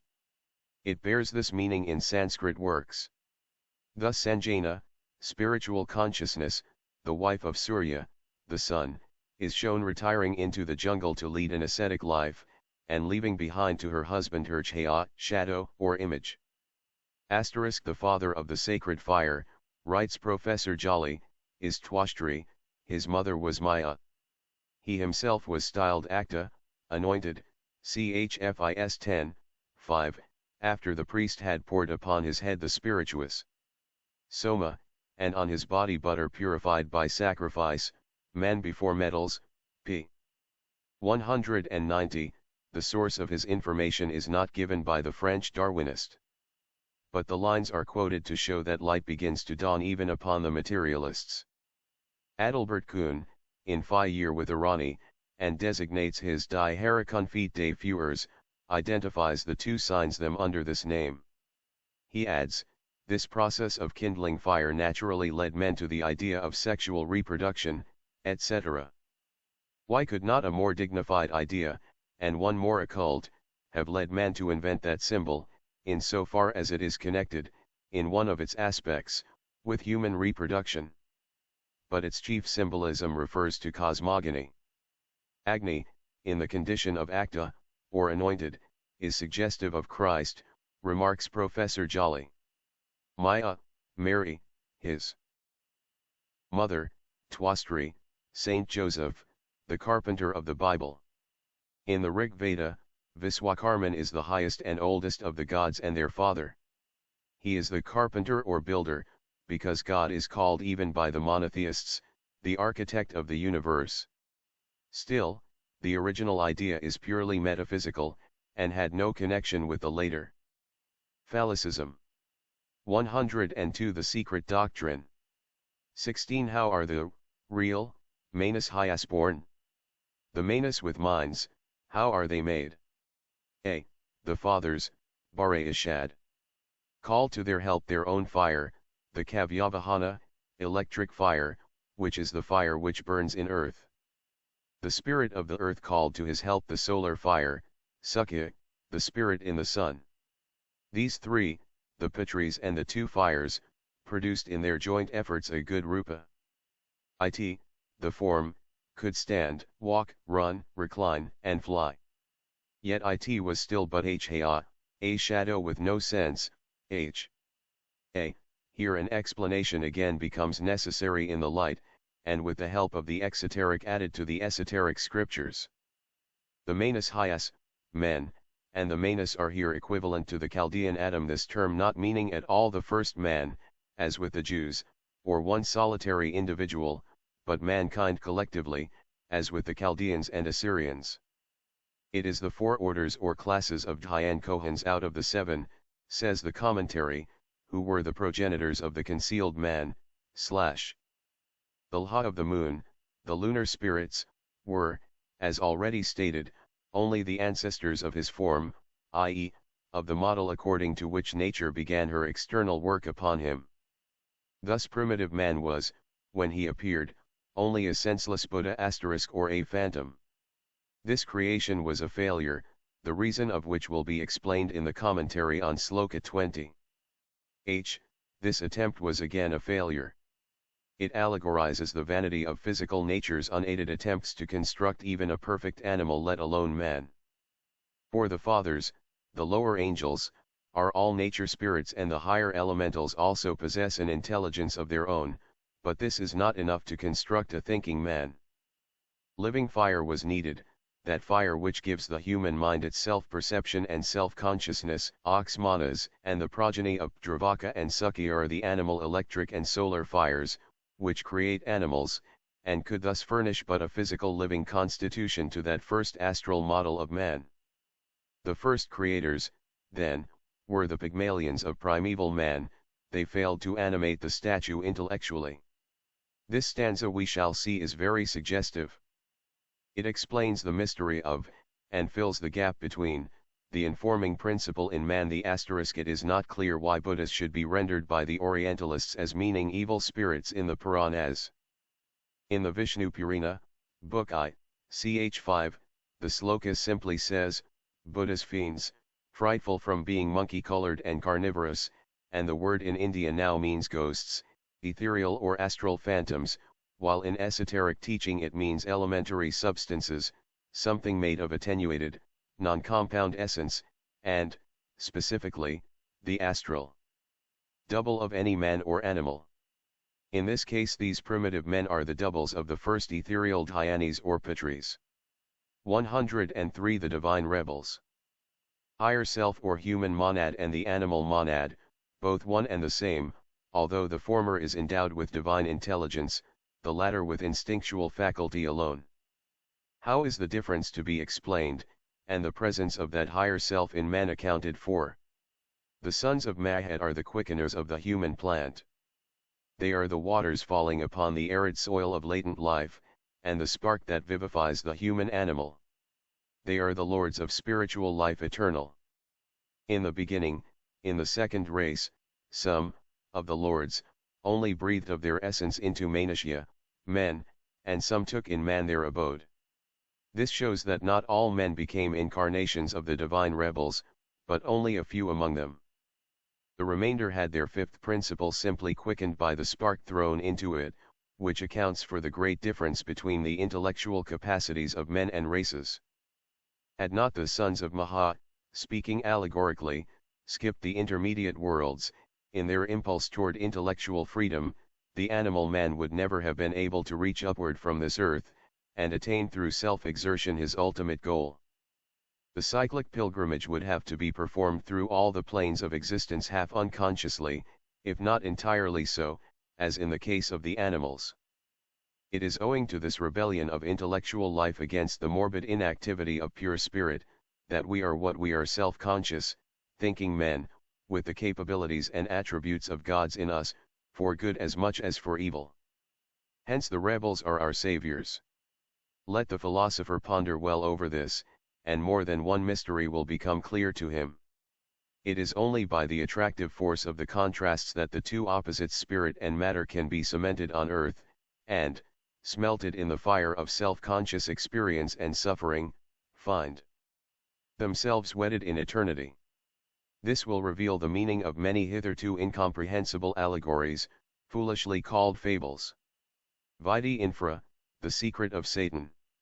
It explains, to begin with, the statement made in Pymander, that the heavenly man, the son of the Father, who partook of the nature and essence of the seven governors, or creators and rulers of the material world, peeped through the harmony and, breaking through the seven circles of fire, made manifest the downward-born nature. It explains every verse in that Hermetic narrative, as also the Greek allegory of Prometheus. Most important of all, it explains the many allegorical accounts about the wars in heaven, including that of Revelation with respect to the Christian dogma of the fallen angels. It explains the rebellion of the oldest and highest angels, and the meaning of their being cast down from heaven into the depths of hell. See Pymander, BK 2, verses 17 to 29. 104 The secret doctrine, i.e., matter. It even solves the recent perplexity of the Assyriologists, who express their wonder through the late George Smith. My first idea of this part, of the rebellion, he says, was that the wars with the powers of evil preceded the creation. I now think it followed the account of the fall, Chaldean account of Genesis, p. 92. In this work Mr. George Smith gives an engraving, from an early Babylonian cylinder, of the sacred tree, the serpent, man, and woman. The tree has 7 branches, 3 on the man's side, 4 on that of the female. These branches are typical of the 7 root races, in the third of which, at its very close, occurred the separation of the sexes and the so-called fall into generation. The 3 earliest races were sexless, then hermaphrodite, the other 4, male and female, as distinct from each other. The dragon, says Mr. G. Smith, which in the Chaldean account of the creation leads man to sin, is the creation of Tiamat, the living principle of the sea, or chaos, which was opposed to the deities at the creation of the world. This is an error. The dragon is the male principle, or phallus, personified, or rather animalized, and Tiamat, the embodiment of the spirit of chaos, of the deep, or abyss, is the female principle, the womb. The spirit of chaos and disorder refers to the mental perturbation which it led to. It is the sensual, attractive, magnetic principle which fascinates and seduces, the ever-living active element which throws the whole world into disorder, chaos, and sin. The serpent seduces the woman, but it is the latter who seduces man, and both are included in the karmic curse, though only as a natural result of a cause produced.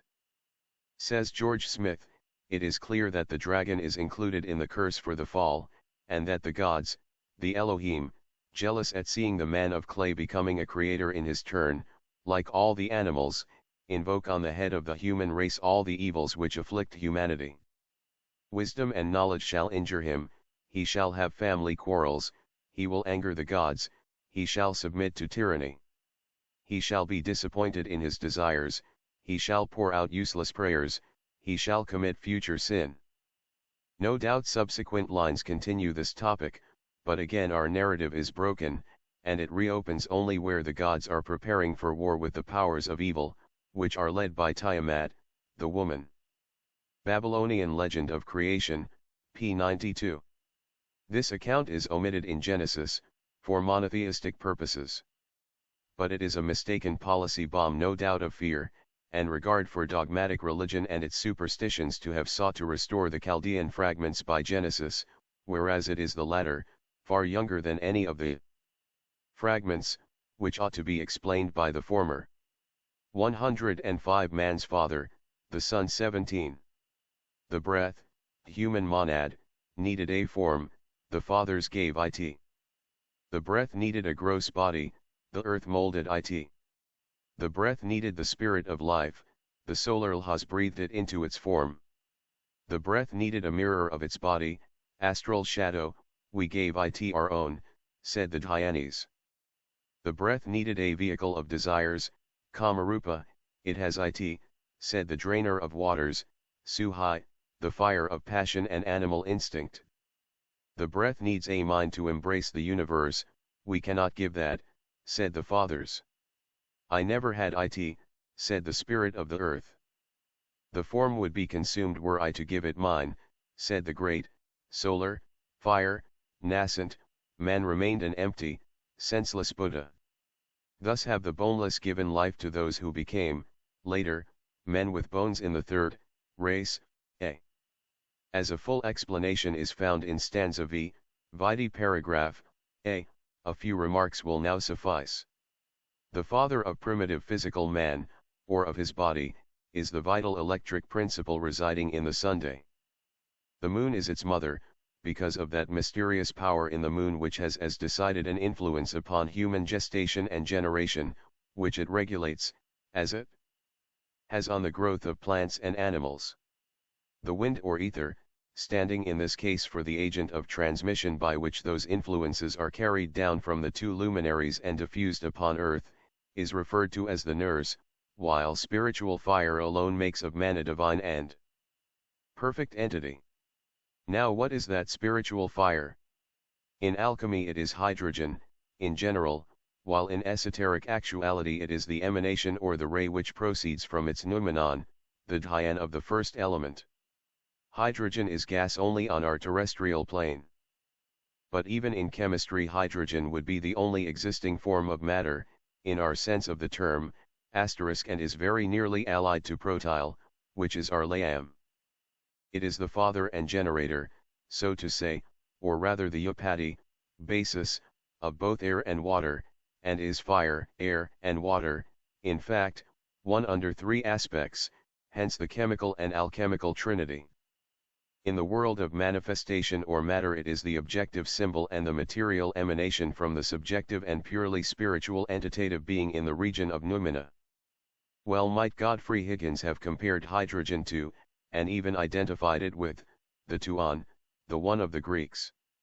For, as he remarks, hydrogen is not water, though it generates it, hydrogen is not fire, though it manifests or creates it, nor is it air, though air may be regarded as a product of the union of water and *See Genesis of the Elements, by Professor W. Crookes, p. 21.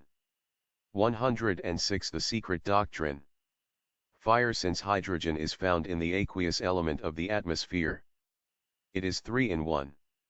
If one studies comparative theogony, it is easy to find that the secret of these fires was taught in the mysteries of every ancient people, preeminently in Samothrace. There is not the smallest doubt that the Kaberi, the most arcane of all the ancient deities, gods, and men, great deities and titans, are identical with the Kumaras and Rudras headed by Kartikeya Kumara also. This is quite evident even exoterically, and these Hindu deities were, like the Kaberi, the personified sacred fires of the most occult powers of nature. The several branches of the Aryan race, the Asiatic and the European, the Hindu and the Greek, did their best to conceal their true nature, if not their importance. As in the case of the Kumaras, the number of the Kaberi is uncertain. Some say that there were 3 or 4 only, others say 7. Askioros, Akiosarsa, Akiosarsis, and Camillus may very well stand for the alter egos of the 4 Kumaras Sanat Kumara, Sananda, Sanaka, and Sanatana. The former deities, whose reputed father was Vulcan, were often confounded with the Dioscuri, Corybants, Anax, etc., just as the Kumara, whose reputed father is Brahma, or rather, the flame of his wrath, which prompted him to perform the 9th or Kumara creation, resulting in Rudra or Nilalohita, Siva, and the Kumaras, were confounded with the Asuras, the Rudras, and the Pitris, for the simple reason that they are all one, i.e., correlative forces and fires. There is no space to describe these fires and their real meaning here, though we may attempt to do so if the 3rd and 4th volumes of this work are ever published. Meanwhile a few more explanations may be added. The foregoing are all mysteries which must be left to the personal intuition of the student for solution, rather than described. If he would learn something of the secret of the fires, let him turn to certain works of the alchemists, who very correctly connect fire with every element, as do the occultists. The reader must remember that the ancients considered religion, and the natural sciences along with philosophy, to be closely and inseparably linked together. Aesculapius was the son of Apollo, the sun or fire of life, at once Helios, Pythios, and the god of oracular wisdom. In exoteric religions, as much as in esoteric philosophy, the elements especially fire, water, and air are made the progenitors of our 5 physical senses, and hence are directly connected, in an occult way, with them. These physical senses pertain even to a lower creation than the one called in the Puranas Pradisarga, or secondary creation. Liquid fire proceeds from indiscrete fire, says an occult axiom. The circle is the thought, the diameter, or the line, is the word, 107 Bath Kol, daughter of the voice. And their union is life in the Kabbalah. Bath Kol is the daughter of the divine voice, or primordial light, Shekinah. In the Puranas and Hindu exotericism, Vach, the voice, is the female logos of Brahma, a permutation of Aditi, primordial light. And if Bath Kol, in Jewish mysticism, is an articulate preternatural voice from heaven, revealing to the chosen people the sacred traditions and laws, it is only because Vach was called, before Judaism, the mother of the Vedas, who entered into the rishis and inspired them by her revelations, just as Bath Kol is said to have inspired the prophets of Israel and the Jewish high priests. And both exist to this day, in their respective sacred symbologies, because the ancients associated sound or speech with the ether of space, of which sound is the characteristic. Hence fire, water, and air are the primordial cosmic trinity. I am thy thought, thy God, more ancient than the moist principle, the light that radiates within darkness, chaos, and the shining word of God, sound, is the son of the deity. Pymander, 6. Thus we have to study well the primary creation, before we can understand the secondary. The first race had 3 rudimentary elements in it, and no fire as yet, because, with the ancients, the evolution of man, and the growth and development of his spiritual and physical senses, were subordinate to the evolution of the elements on the cosmic plane of this earth. All proceeds from Prabhavapaya, the evolution of the creative and sentient principles in the gods, and even of the so-called creative deity himself. This is found in the names and appellations given to Vishnu in exoteric scriptures. As the proto-logos, the Orphic, he is called Purvaha, pregenitic, and then the other names connect him in their descending order more and more with matter. The following order on parallel lines may be found in the evolution of the elements and the senses, or in cosmic terrestrial man or spirit, and mortal physical man. 1. Ether. 2. Air. Hearing. Sound. Touch. Sound and touch. 3. Fire, or light sight. Sound, touch and color. 4. Water. Taste. Sound, touch, color and taste. 5. Earth. Smell. Sound, touch, color, taste and smell. As seen, each element adds to its own characteristics, those of its asterisk the opponents of Hinduism may call the above pantheism, polytheism, or anything they may please. If science is not entirely blinded by prejudice, it will see in this account a profound knowledge of natural sciences and physics, as well as of metaphysics and psychology. But to find this out, one has to study the personifications, and then convert them into chemical atoms. It will then be found to satisfy both physical and even purely materialistic science, as well as those who see in evolution the work of the great unknown cause in its phenomenal and elusive aspects. 108. The secret doctrine. Predecessor, as each root race adds the characterizing sense of the preceding race. The same is true in the septenary creation of man, who evolves gradually in 7 stages, and on the same principles, as will be shown further on. Thus, while gods or Dhyan Kohans, Devas, proceed from the first cause which is not Parabrahm, for the latter is the all-cause, and cannot be referred to as the first cause, which first cause is called in the Brahmanical books Jagadyoni, the womb of the world. Mankind emanates from these active agents in cosmos. But men, during the first and the second races, were not physical beings, but merely rudiments of the future men, Buddhas, which proceeded from Buddhadai, origin, or the original place whence spmng the elements. Hence they proceeded with all the rest from Prabhavapaya, the place whence is the origination, and into which is the resolution of all things, as explained by the commentator. Whence also are physical senses. Whence even the highest created deity itself, in our philosophy. As one with the universe, whether we call him Brahma, Iswara, or Purusha, he is a manifested deity, hence created, or limited and conditioned. This is easily proven, even from the exoteric teachings. After being called the incognizable, eternal Brahma, neuter or abstract, the Pundarikaksha, supreme and imperishable glory, once that instead of Sadakarupa, changeless or immutable nature, he is addressed as Ikonakarupa, both single and manifold.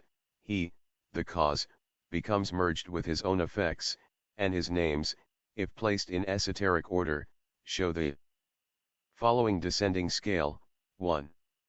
Mahapurusha or Paramatman, Supreme Spirit. 2. Atman or Purvaha, Proto-Logos, the living spirit of nature. 3. Indriyatman, or Hrishiksa. Spiritual or intellectual soul, one with the senses. 5. Buddhatman, the living, or life soul. 6. Kshetrajana, embodied soul, or the universe of spirit and matter. 7. Bhitrantadasanada. False perception material universe.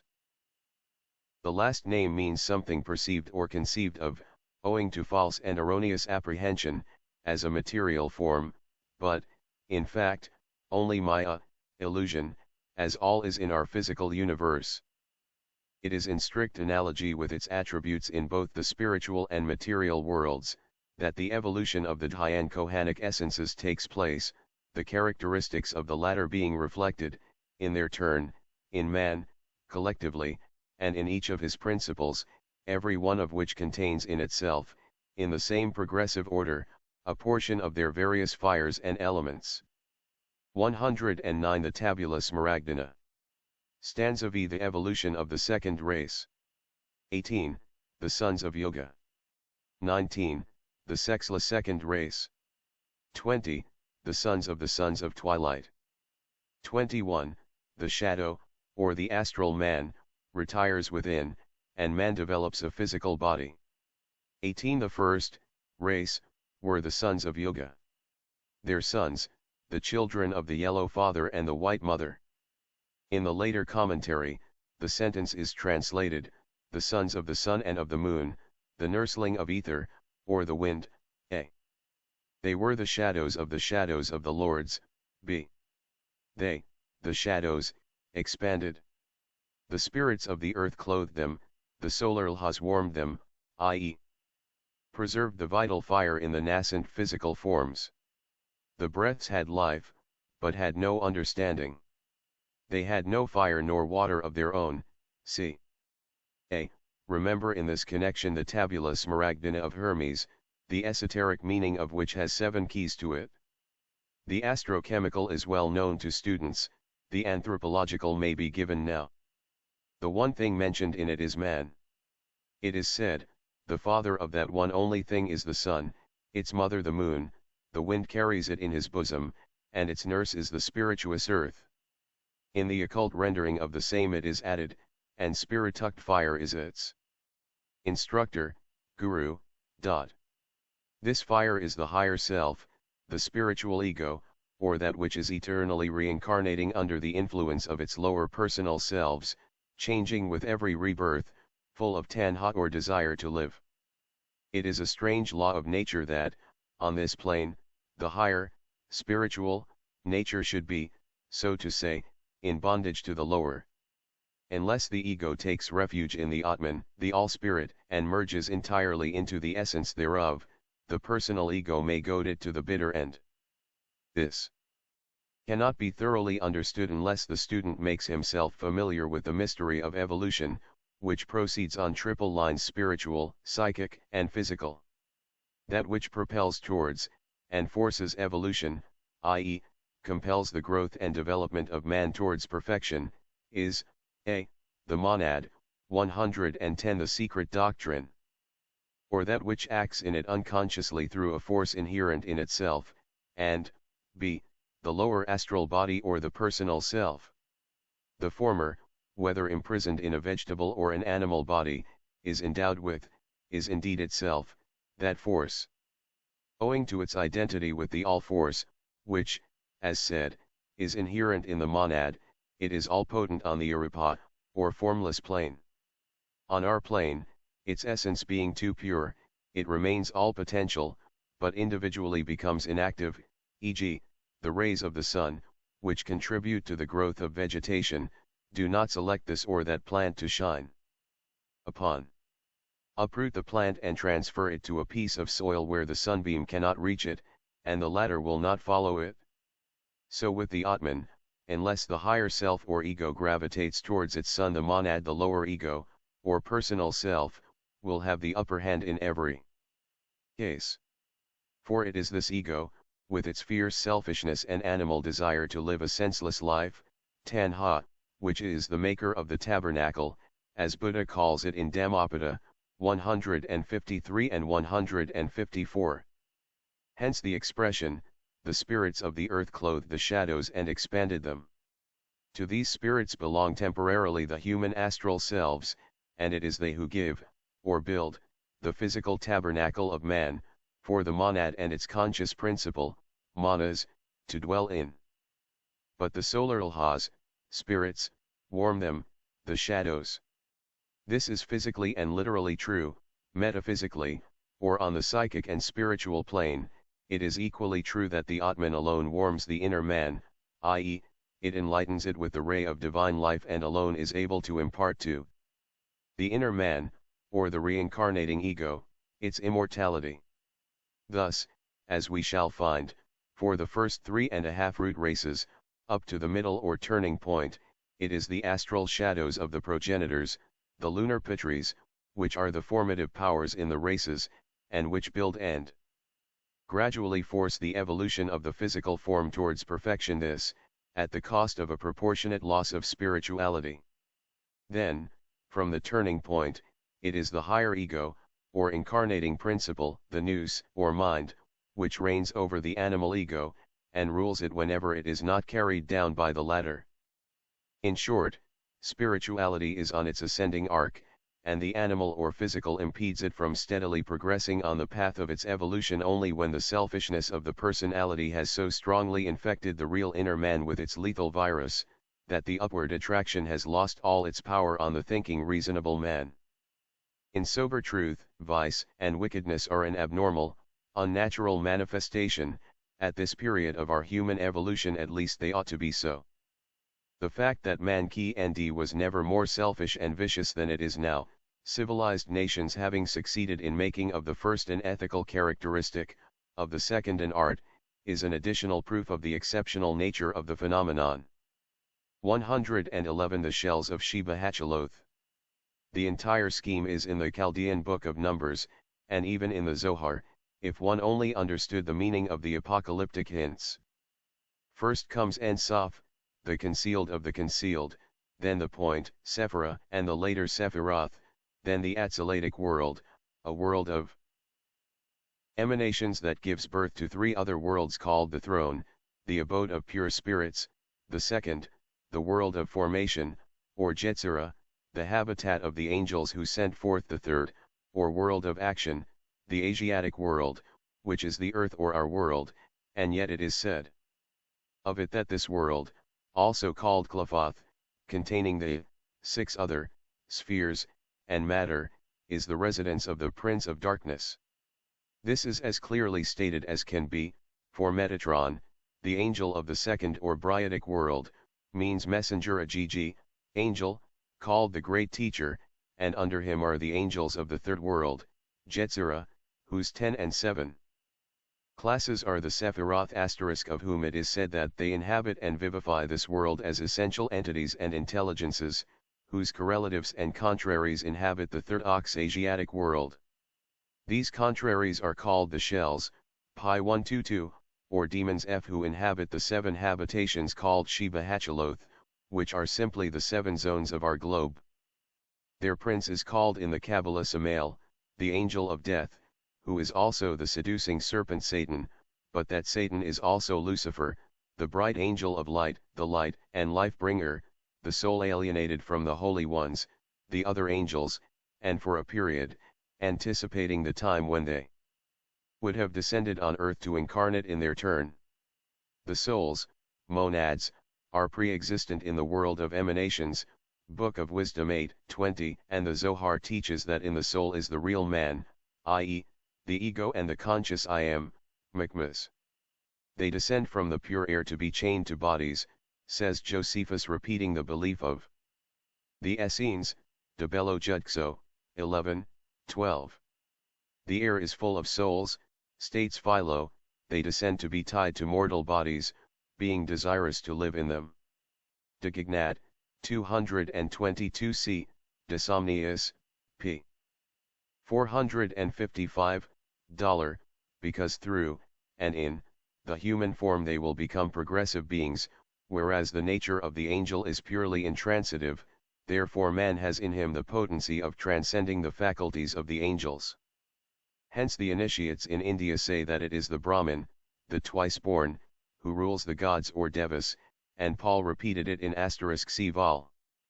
1 part 3, Gods, Monads and Atoms. It is symbolized in the Pythagorean triangle, the 10 dots within, and the 7 points of the triangle and the cube. Whence the Kabbalistic name of shells given to the astral form, the body called Kamarupa, left behind by the higher angels in the shape of the higher manas, when the latter leaves for Devachan, forsaking its residue. Which shows that the Essenes believed in rebirth and many reincarnations on earth, as Jesus himself did, a fact we can prove from the New Testament itself. 112 The Secret Doctrine. I Corinthians 6, 3, Know ye not that we, the initiates, shall judge angels? Finally, it is shown in every ancient scripture and cosmogony that man evolved primarily as a luminous incorporeal form, over which, like the molten brass round the clay model of the sculptor, the physical frame of his body was built by, through, and from, the lower forms and types of animal terrestrial life. The soul and the form when descending on earth put on an earthly garment, says the Zohar. His protoplastic body was not formed of that matter of which our mortal frames are fashioned. When Adam dwelt in the Garden of Eden, he was clothed in the celestial garment, which is the garment of heavenly light. Light of that light which was used in the Garden of Eden, Zohar 2:229b. Man, the heavenly Adam, was created by the 10 Sephiroth of the Jetziric world, and by the common power they, the 7 angels of a still lower world, engendered the earthly Adam. First Samael fell, and then deceiving, man, caused his fall also. B. The sentence, they were the shadows of the Lords, i.e. the progenitors created man out of their own astral bodies, explains an universal belief. The Devas are credited in the East with having no shadows of their own. The Devas cast no shadows, and this is the sure sign of a good Holy Spirit. Why had they no fire or water of their own? Because, see, that which hydrogen is to the elements and gases on the objective plane, its noumenon is in the world of mental or subjective phenomena, since its trinitarian latent nature is mirrored in its 3 it is corroborated, however, as we have shown, by the esotericism of Genesis. Not only are the animals created therein after the atom of dust, but vegetation is shown in the earth before the heavens and the earth were created. Every plant of the field before it, the day that the heavens and the earth were made, v. 4, was in the earth, v. 5. Now, unless the occult interpretation is accepted, which shows that in this 4th round the globe was covered with vegetation, and the first, astral, humanity was produced before almost anything could grow and develop thereon, what can the dead letter mean? Simply that the grass was in the earth of the globe before that globe was created? And yet the meaning of verse 6, which says that there went up a mist from the earth and watered the whole face of the earth before it rained, and caused the trees, etc., to grow, is plain enough. It shows also in what geological period it occurred, and further what is meant by heaven and earth. It meant the firmament and dry encrustated land, separated and ridden of its vapors and exhalations. Moreover, the student must bear in mind that, as Adam Kadmon, the male and female being of Genesis, CHI, is no physical human being but the host of the Elohim, among which was Jehovah himself, so the animals mentioned in that chapter as created before man in the dead letter text, were no animals, but the zodiacal signs and other sidereal bodies. 113 The secret work of Chiram. Active emanations from the 3 higher principles in man, namely, spirit, soul, and mind, or Atma, Buddhi and Manas. It is the spiritual and also the material human basis. Rudimentary man, having been nursed by the air or the wind, becomes the perfect man later on, when, with the development of spiritual fire, the noumenon of the three-in-one within his self, he acquires from his inner self, or instructor, the wisdom of self-consciousness, which he does not possess in the beginning. Thus here again divine spirit is symbolized by the sun or fire, divine soul by water and the moon, both standing for the father and mother of pneuma, human soul or mind, symbolized by the wind or air, for pneuma means breath. Hence in the Smaragdin tablet, disfigured by Christian hands, the superior agrees with the inferior, and the inferior with the superior, to effect that one truly wonderful work which is man. For the secret work of Chiram, or King Hiram in the Kabbalah, one in essence, but three in aspect, is the universal agent or lapis philosophorum. The culmination of the secret work is spiritual perfect man. At one end of the line, the union of the three elements is the occult solvent in the soul of the world, the cosmic soul or astral light. At the other, and, on the material plane, it is hydrogen in its relation to the other gases. The id, on, truly, the one whom no person has seen except the sun, this sentence applying both to the metaphysical and physical cosmos, and to the spiritual and material man. For how could the latter understand the two on the one Father, if his manas, the Son, does not become, as, one with the Father, and through this absorption receive enlightenment from the divine instructor, Guru Atmabuddhi? If thou wouldst understand the secondary, creation, so called, Olanu, thou shouldst first study its relation to the primary. Commentary, Book of Jinn, 3.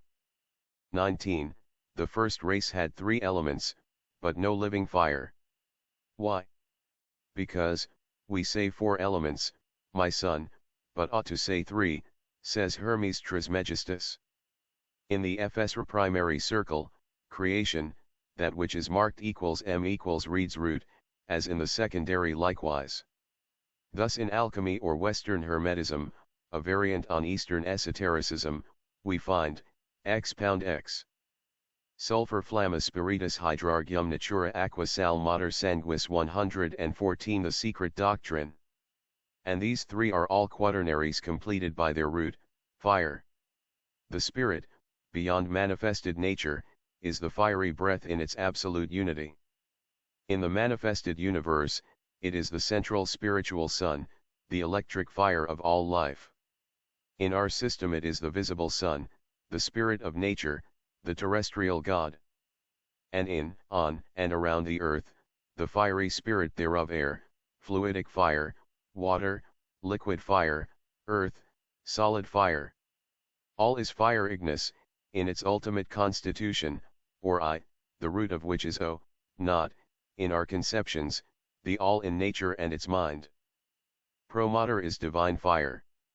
It is the creator, the destroyer, the preserver.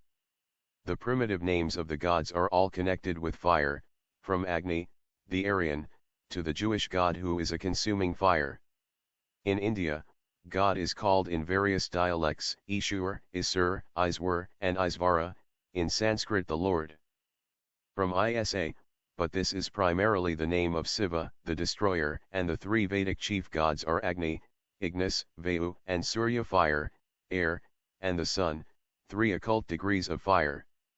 In the Hebrew, Am, means to illuminate, and, Asha, is fire. In occultism, to kindle a fire is synonymous to evoking one of the three great fire powers, or to call on God.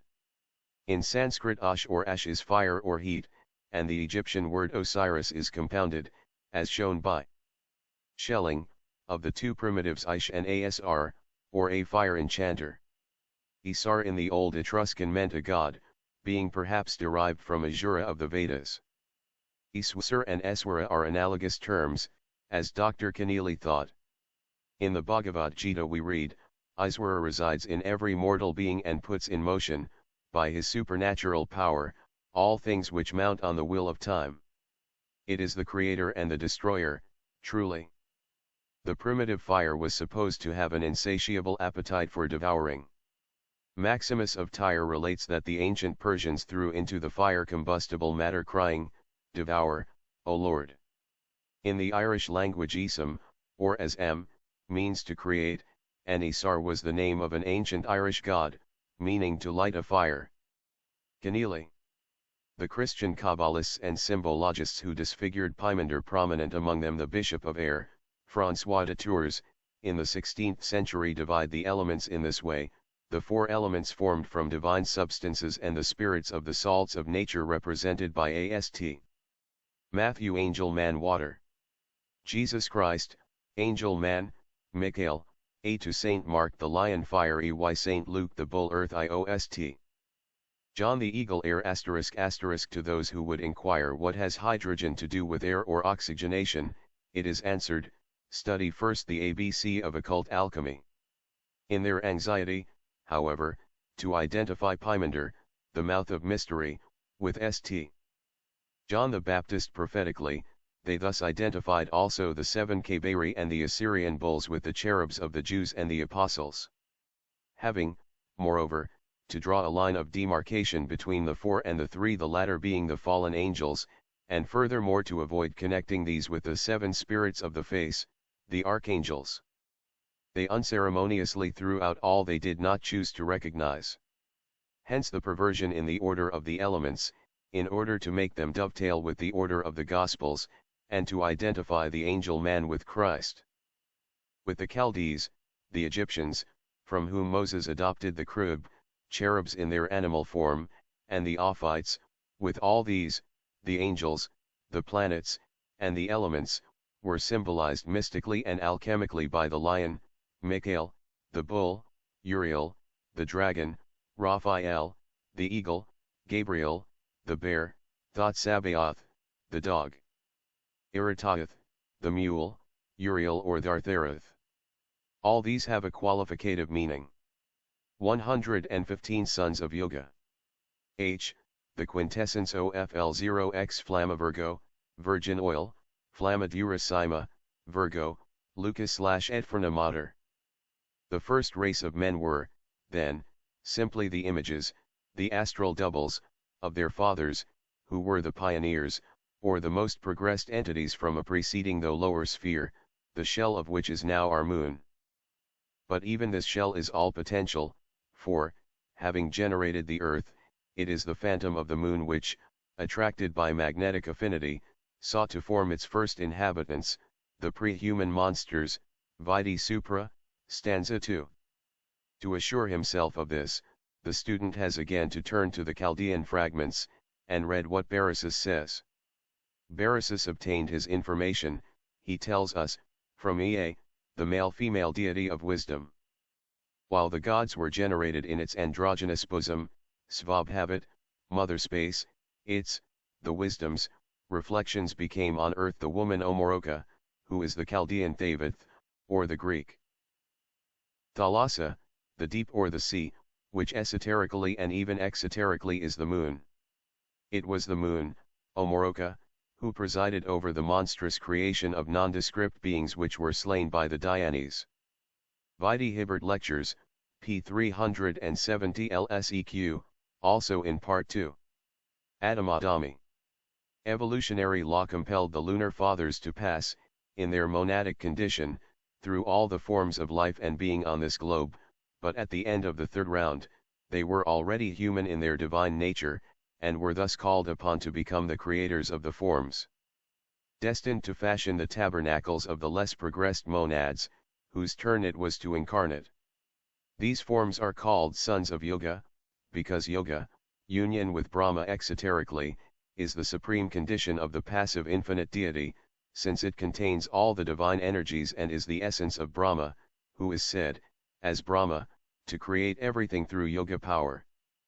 Brahma, Vishnu, and Siva are the most powerful energies of God. Brahma, the neuter, says a 116 The Secret Doctrine. Puranic text. Yoga here is the same as dhyana, which word is again synonymous with yoga in the Tibetan text, where the sons of yoga are called sons of dhyana, or of that abstract meditation through which the Dhyani Buddhas create their celestial sons, the Dhyani Bodhisattvas. All the creatures in the world have each a superior above.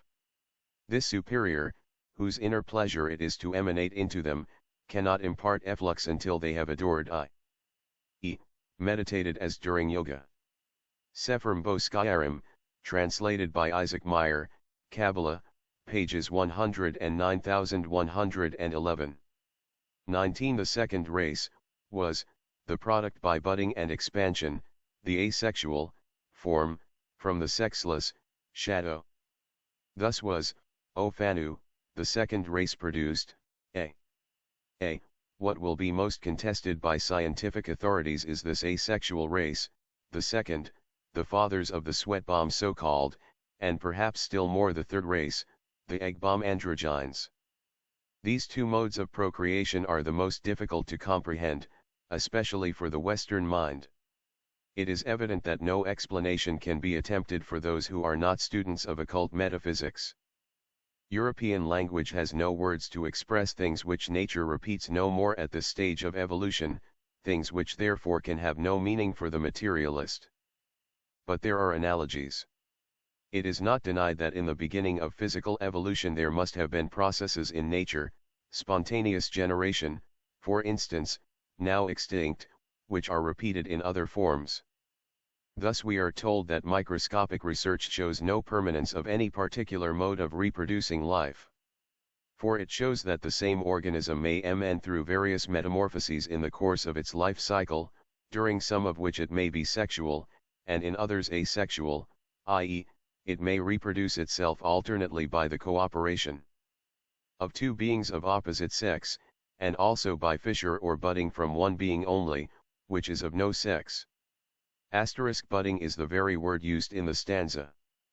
How could these chayas reproduce themselves otherwise, viz., procreate the second race, since they were ethereal, asexual, and even devoid, as yet, of the vehicle of desire, or kamarupa, which evolved only in the third race? They evolved the second race unconsciously, as do some plants. Or, perhaps, as the amoeba, only on a more ethereal, impressive, and larger scale. If, indeed, the cell theory applies equally to botany and zoology, and extends to morphology, as well as to the physiology of organisms, see Lang's Modern Science and Modern Thought, p. 90-117. The outgrowth of races. And if the microscopic cells are looked upon by physical science as independent living beings just as occultism regards the fiery lives*, there is no difficulty in the conception of the primitive process of procreation. Consider the first stages of the development of a germ cell. Its nucleus grows, changes, and forms a double cone or spindle, thus, within the cell. This spindle approaches the surface of the cell, and one half of it is extruded in the form of what are called the polar cells. These polar cells now die, and the embryo develops from the growth and segmentation of the remaining part of the nucleus, which is nourished by the substance of the cell. Then why could not beings have lived thus, and been created in this way at the very beginning of human and mammalian evolution? This may, perhaps, serve as an analogy to give some idea of the process by which the second race was formed from the first. The astral form clothing the monad was surrounded, as it still is, by its egg-shaped sphere of aura, which here corresponds to the substance of the germ cell or ovum. The astral form itself is the nucleus, now, as then, instinct with the principle of life. When the season of reproduction arrives, the astral extrudes a miniature of itself from the egg of surrounding aura. This germ grows and feeds on the aura till it becomes fully developed, when it gradually separates from its parent, carrying with it its own sphere of aura, just as we see living cells reproducing their like by growth and subsequent division into two.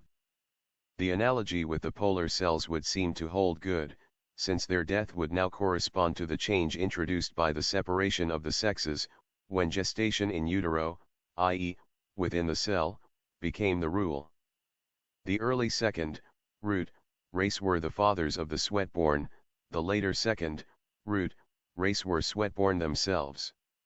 This passage from the commentary refers to the work of evolution from the beginning of a race to its close. The sons of Yoga, or the primitive astral race, had 7 stages of evolution racially, or collectively, as every individual being in it had, and has now. It is not Shakespeare only who divided the ages of man into a series of 7, but nature herself.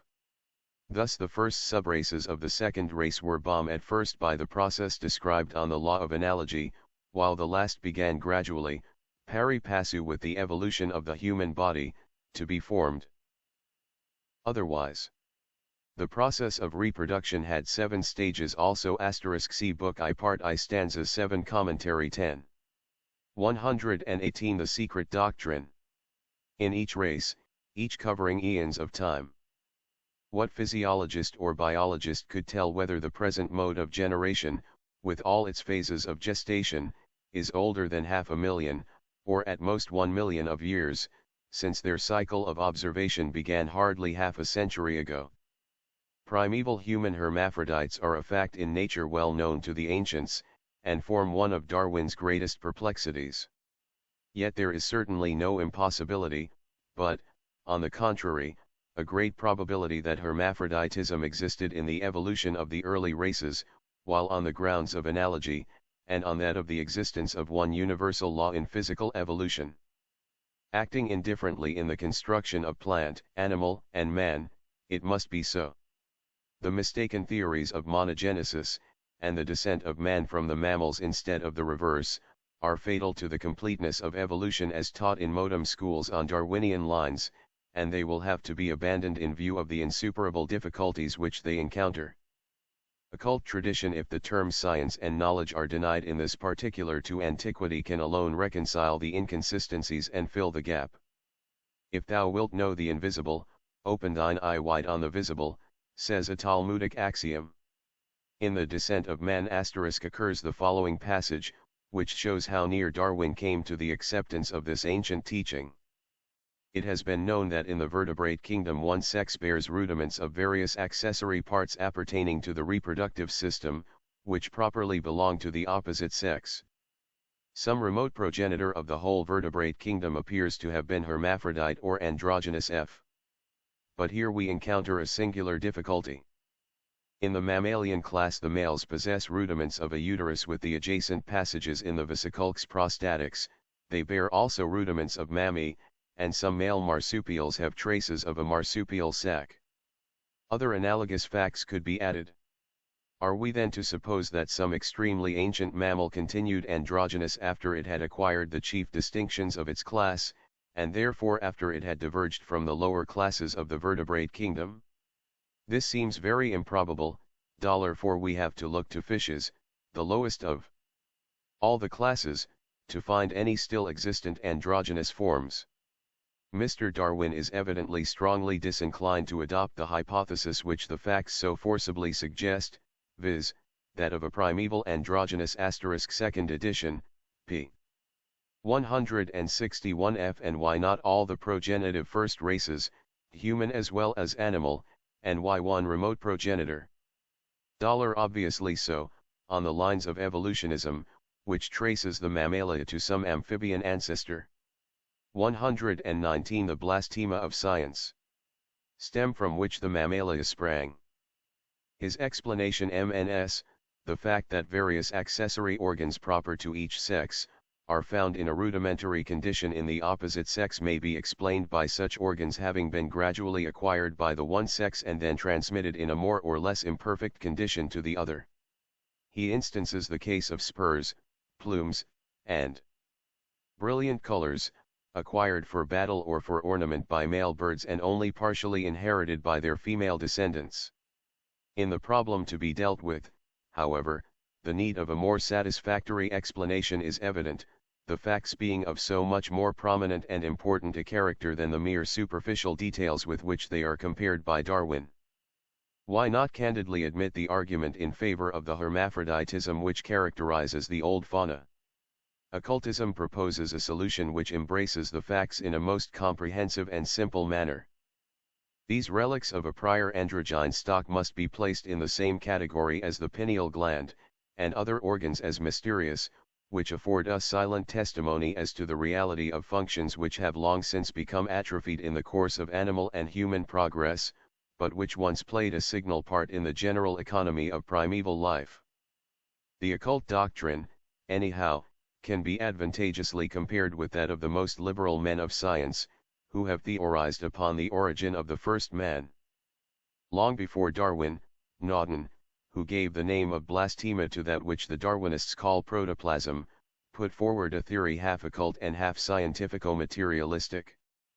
He made Adam, the asexual, spring suddenly from the clay, as it is called in the Bible, the blasphema of science. It is from this larval form of mankind that the evolutive force effected the completion of species. For the accomplishment of this great phenomenon, Adam had to pass through a phase of immobility and unconsciousness, very analogous to the nymphal state of animals undergoing metamorphosis, explains Naudin. For the eminent botanist, Adam was not one man, however, but mankind, which remained concealed within a temporary organism, distinct from all others and never contracting alliance with any of these. He shows the differentiation of sexes accomplished by a process of germination similar to that of Medusa and Ascidians. Mankind, thus constituted physiologically, would retain a sufficient evolutive force for the rapid production of the various great human races. De Quatrefages criticizes this position in the human species. It is unscientific, he says, or, properly speaking, Naudin's ideas do not form a scientific theory, inasmuch as primordial blasphema is connected 120 the secret doctrine. In his theory with the first cause, which is credited with having made potentially in the blasphema all past, present, and future beings, and thus of having in reality created these beings en masse, moreover, Naudin does not even consider the secondary causes, or their action in this evolution of the organic world. Science, which is only occupied with secondary causes, has thus nothing to say to the theory of Naudin, p. 125. Nor will it have any more to say to the occult teachings, which are to some extent approached by Naudin. For if we but see in his primordial blasphema the diancohanic essence, the chea or double of the pitris, which contains within itself the potentiality of all forms, we are quite in accord. But there are two real and vital differences between our teachings. M. Naudin declares that evolution has progressed by sudden leaps and bounds, instead of extending slowly over millions of years, and his primordial blasphema is endowed only with blind instincts a key and d of unconscious first cause in the manifested cosmos, which is an absurdity. Whereas it is our diancohanic essence, the causality of the primed cause, which creates physical man, which is the living, active and potential matter, pregnant per se with that animal consciousness of a superior kind, such as is found in the ant and the beaver, which produces the long series of physiological differentiations. Apart from this, his ancient and general process of creation from proto-organisms is as occult as any theory of Paracelsus or Kunrath could be. Moreover, the Kabbalistic works are full of the proof of this. The Zohar, for instance, says that every type in the visible has its prototype in the invisible universe. All that which is in the lower, world is found in the upper. The lower and the upper act and react upon each other. Zohar, Fal. 186, Vidi Infra, Part 2, Esoteric tenets corroborated in every scripture. 20 Their fathers were the self-born. The self-born, the chea from the brilliant bodies of the lords, the fathers, the sons of twilight, the shadows, or cheas, are called the sons of the self-born, as the latter name is applied to all the gods and beings born through the will, whether of deity or adept. The homunculi of Paracelsus would, perhaps, be also given this name, though the latter process is on a far more material plane. The name Sons of Twilight shows that the self-born progenitors of our doctrine are identical with the Pitris 121 Lede, Castor and Pollux. Of the Brahmanical system, as the title is a reference to their mode of birth, these Pitris being stated to have issued from Brahma's body of twilight. See the Purdnas. 21. When the race became old, the old waters mixed with the fresher waters, a. When the drops became turbid, they vanished and disappeared, in the new stream, in the hot stream of life. The outer of the first became the inner of the second, b. The old wing became the shadow, and the shadow of the wing, c. a. The old, primitive, race merged in the second race, and became one with it. b. This is the mysterious process of transformation and evolution of mankind. The material of the first forms shadowy, ethereal, and negative was drawn or absorbed into, and thus became the complement of the forms of the second race. The commentary explains this by saying that, as the first race was simply composed of the astral shadows of the creative progenitors, having of course neither astral nor physical bodies of their own, this race never died. Its men melted gradually away, becoming absorbed in the bodies of their own sweat-bomb progeny, more solid than their own. The old form vanished and was absorbed by, disappeared in, the new form, more human and physical. There was no death in those days of a period more blissful than the Golden Age, but the first, or parent material was used for the formation of the new being, to form the body and even the inner or lower principles or bodies of the progeny. c. When the shadow retires, i.e. when the astral body becomes covered with more solid flesh, man develops a physical body. The wing, or the ethereal form that produced its shadow and image, became the shadow of the astral body and its own progeny. The expression is queer but original. As there may be no occasion to refer to this mystery later, it is as well to point out at once the dual meaning contained in the Greek myth bearing upon this particular phase of evolution. It is found in the several variants of the allegory of Leda and her two sons Castor and Pollux, which variants have each a special meaning. Thus in Book 11 of the Odyssey, Leda is spoken of as the spouse of Tyndarus, who gave birth by her husband to two sons of valiant heart, Castor 122. The secret doctrine. And Pollux. Jupiter endows them with a marvelous gift and privilege.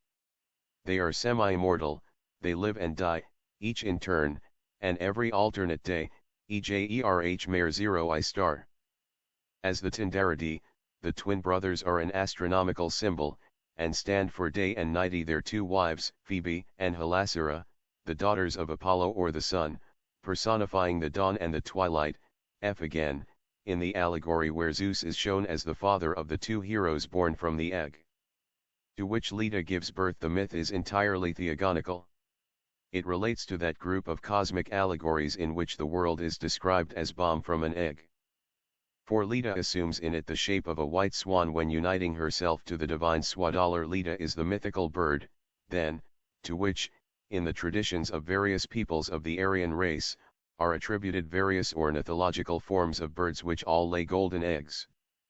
In the Kalevala, the epic poem of Finland, the beauteous daughter of the ether, the water mother, creates the world in conjunction with a duck, another form of the swan or goose, Kalahansa, who lays 6 golden eggs, and the 7th, an egg of iron, in her lap. But the variant of the Leda allegory which has a direct reference to mystic man is found in Pindar 7, only, with a slighter reference to it in the Homeric hymns. F. Castor and Pollux are in it no longer the Dioscuri, of Apollodorus High 10, 7, but become the highly significant symbol of the dual man, the mortal and the immortal. Not only this, but as will now be seen, they are also the symbol of the third race, and its transformation from the animal man into a god man with only an animal body. Pindar shows Leda uniting herself in the same night to her husband and also to the father of the gods Zeus. Thus Castor is the son of the mortal, Pollux the progeny of the immortal. In the allegory made up for the occasion, it is said that in a riot of vengeance against the Ephyrides, Pollux kills Lincers of all mortals, he whose sight is the most penetrating, but Castor is wounded by Idas, he who sees and knows.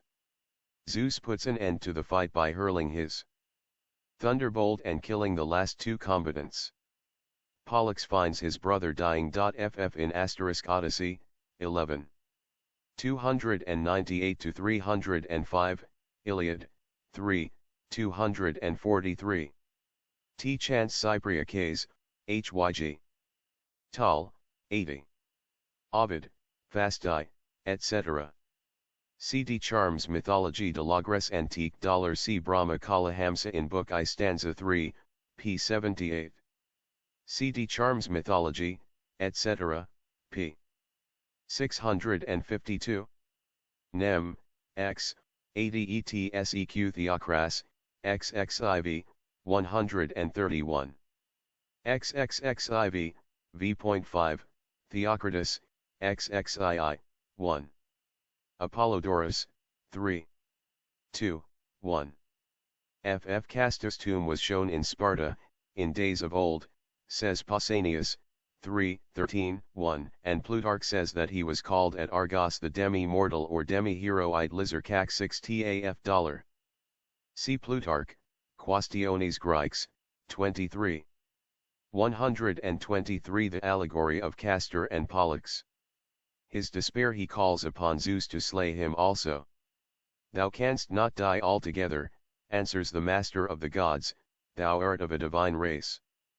But he gives him the choice, Pollux will either remain immortal, living eternally in Olympus, or, if he would share his brother's fate in all things, he must pass half his existence underground, and the other half in the golden heavenly abodes. This semi-immortality, which is also to be shared by Castor, is accepted by Pollux and Dias. Twin brothers live alternately, one during the day, and the other during the night. Is this a poetical fiction only? An allegory, one of those solar myth interpretations, higher than which no modem orientalist seems able to soar. Indeed, it is much more. Here we have an allusion to the egg bomb, third race, the first half of which is mortal, i.e., unconscious in its personality, and having nothing within itself to survive, and the latter half of which becomes immortal in its individuality, by reason of its fifth principle being called to life by the informing gods, and thus connecting the monad with this earth.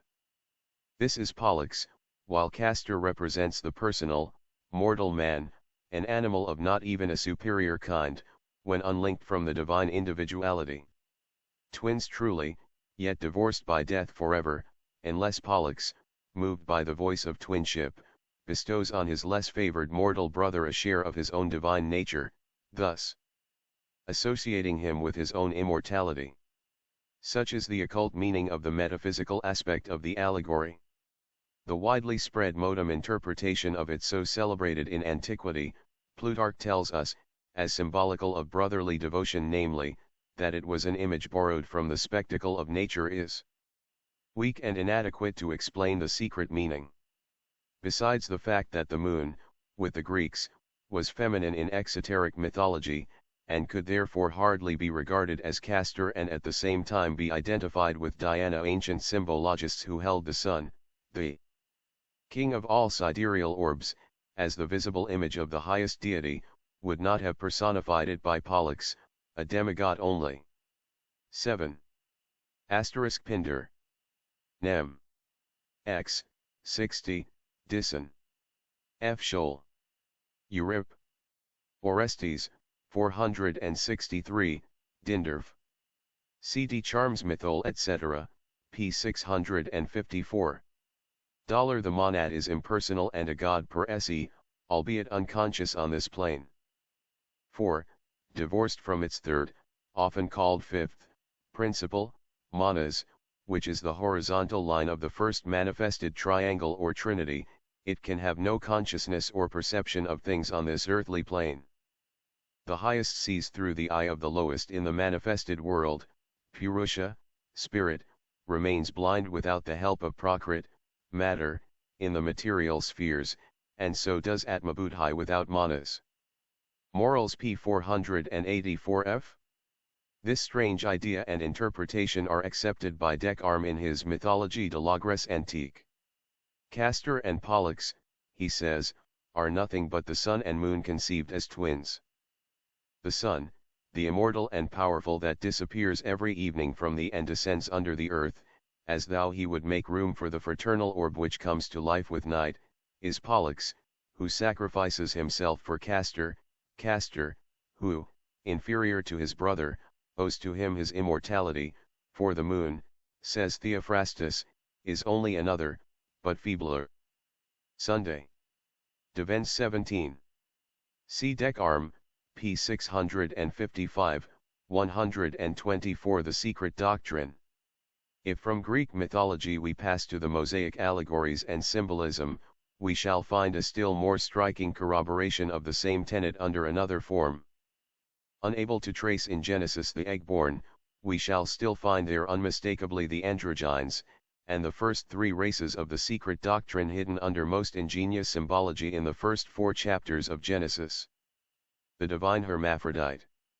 An impenetrable veil of secrecy was thrown over the occult and religious mysteries taught, after the submersion of the last remnant of the Atlantean race, some 12,000 years ago, lest they should be shared by the unworthy, and so desecrated.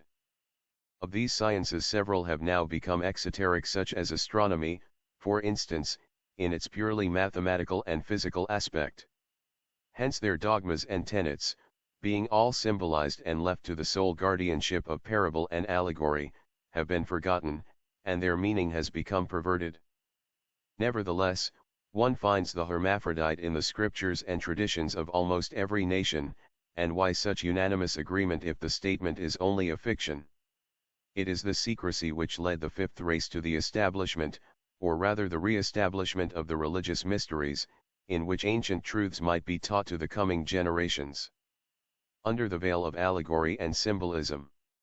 Behold the imperishable witness to the evolution of the human races from the divine, and especially from the androgynous race, the Egyptian Sphinx, that riddle of the ages. Divine wisdom incarnating on earth, and forced to taste of the bitter fruit of personal experience of pain and suffering, generated under the shade of the tree of the knowledge of good and evil, a secret first known only to the Elohim, the self-initiated, higher gods on earth only. Asterisk in the Book of Enoch we have Adam, F the first divine androgyne, asterisk see Book of Enoch F Adam, Cadmon, is, like Bahira and Mars, the symbol of the generative and creative power typifying water and earth, an alchemical secret. It takes earth and water to create a human soul, said Moses. Mars is the Hindu Mangala, the planet Mars, identical with Kartikeya, the war god, born of Gurmajaya, Siva's sweat, and of the earth. He is Lokita, the red, like Bahira also an Adam. The Hindu Mars is, like Adam, born from no woman and mother. With the Egyptians, Mars was the primeval generative principle, and so are Brahma, in exoteric teaching, and Adam, in the Kabbalah. 125 Yahovah androgynous.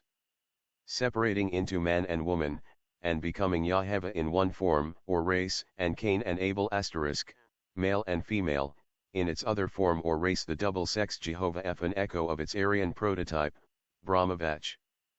After which come the third and fourth root races of mankind, that is to say, races of men and women, or individuals of opposite sexes, no longer sexless semi-spirits and androgynes, as were the 2 races which precede them. This fact is hinted at in every anthropogony. It is found in fable and allegory, in myth and revealed scriptures, in legend and tradition. Because, of all the great mysteries, inherited by initiates from hoary antiquity, this is one of the greatest. It accounts for the bisexual element found in every creative deity, in Brahma Virajvach, as in Adam Jehovah Eve, also in Cain Jehovah Abel. For the book of the generations of Adam does not even mention Cain and Abel, but says only, male and female created he them. And called their name Adam, chv 5. Then it proceeds to say, and Adam begot a son in his own likeness, after his image, and called his name Seth, v. 3, after which he begets other sons and daughters, thus proving that Cain and Abel are his own allegorical permutations. Adam stands for the primitive human race, especially in its cosmosidereal sense. Not so, however, in its theoanthropological meaning. The compound name of Jehovah, or Yahovah, meaning male life and female life, first androgynous, then separated into sexes, is used in this sense in Genesis from ch. b onwards. as the author of The Source of Measures says IP 159. The two words of which Jehovah is composed make up the original idea of male-female, as the birth originators, for the Hebrew letter Jod was the membrum virile and Hova was Eve, the mother of all living, or the procreatrix, earth and nature. The author believes, therefore, that it is seen that the perfect one, the perfect female circle or yoni, 20,612, numerically, as originator of measures, takes also the form of birth origin, as hermaphrodite one, hence the phallic form and use. Precisely, only the phallic form and use came long ages later, and the first and original meaning of Enos, the son of Seth, was the first race bomb in the present usual way from man and woman, for Seth is no man, but a race. Before him humanity was hermaphrodite. Abel is Chebel, meaning pains of birth, conception. F.C. Isis Unveiled, Volume 2, p. 398, where Jehovah is shown to be Adam and Eve blended, and Heva, and Abel, the feminine serpent. C. Isis Unveiled, Vol. I, 305, the union of the two create a third race, etc. 126. The Secret Doctrine. While Seth is the first result, physiologically, after the fall, he is also the first man, hence his son Enos is referred to as the son of man. Vide infra. Seth represents the later third race. To screen the real mystery name of Ansof, the boundless and endless no thing, the Kabbalists have brought forward the compound attribute appellation of one of the personal creative Elohim, whose name was Yak and Jab, the letters I or J or Y being interchangeable, or Yahovah, i.e. male and female, Yah even hermaphrodite, or the first form of humanity, the original Adam of earth, not even Adam Kadmon, whose mind-born son is the earthly Yahovah, mystically. And knowing this, the crafty rabbin Kabbalist has made of it a name so secret, that he could not divulge it later on without exposing the whole scheme, and thus he was obliged to make it sacred. How close is the identity between Brahma Prajapati and Jehovah Sephiroth, between Brahma Viraj and Jehovah Adam, the Bible and the Puranas compared can alone show. Analyzed and read in the same light, they afford cogent evidence that they are two copies of the same original made at two periods far distant from each other. Compare once more in relation to this subject Genesis ch. 4. Verses 1 and 26 and Manu I, and they will both yield their meaning. In Manu, Book I. 32, Brahma, who is also both man and God, and divides his body into male and female, stands in his esoteric meaning, as does Jehovah or Adam in the Bible, for the symbolical personification of creative and generative power, both divine and human. The Zohar affords still more convincing proof of identity, while some rabbins repeat word for word certain original Puranic expressions, e.g., the creation of the world is generally considered in the Brahmanical books to be the lila, delight, or sport, the amusement of the Supreme Creator, Vishnu being thus discrete and indiscrete substance, spirit, and time, sports like a playful boy in frolics. Vishnu. Purana, Book I, ch. 2. Now compare this with what is said in the book, Nobleth 1 Hakama. The Kabbalists say that the entering into existence of the worlds happens through delight, in that Ansof rejoiced in itself, and flashed and beamed from itself to itself, which are all called delight, etc., quoted in Meyer's Kabbalah, p. 110. Thus it is not a curious idea of the Kabbalists, as the author just quoted remarks, but a purely Puranic, Aryan idea. Only, why make of Ansof a creator? The divine hermaphrodite is then Brahma Vachviraj, and that of the Semites, or rather of the Jews, is Jehovah Cain Abel. Only the heathen were, and are, more sincere and frank than were the Jod in the Kabbalah has for symbol the hand, the forefinger, and the lingam, while numerically it is the perfect one. But it is also the number 10, male and female, when divided.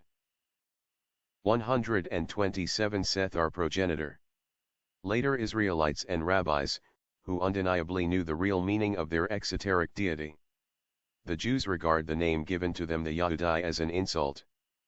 Yet they have, or would have if they only wished it, as undeniable a right to call themselves the ancient Yahudai, Yahovians, as the Brahmins have to call themselves Brahmins, after their national deity.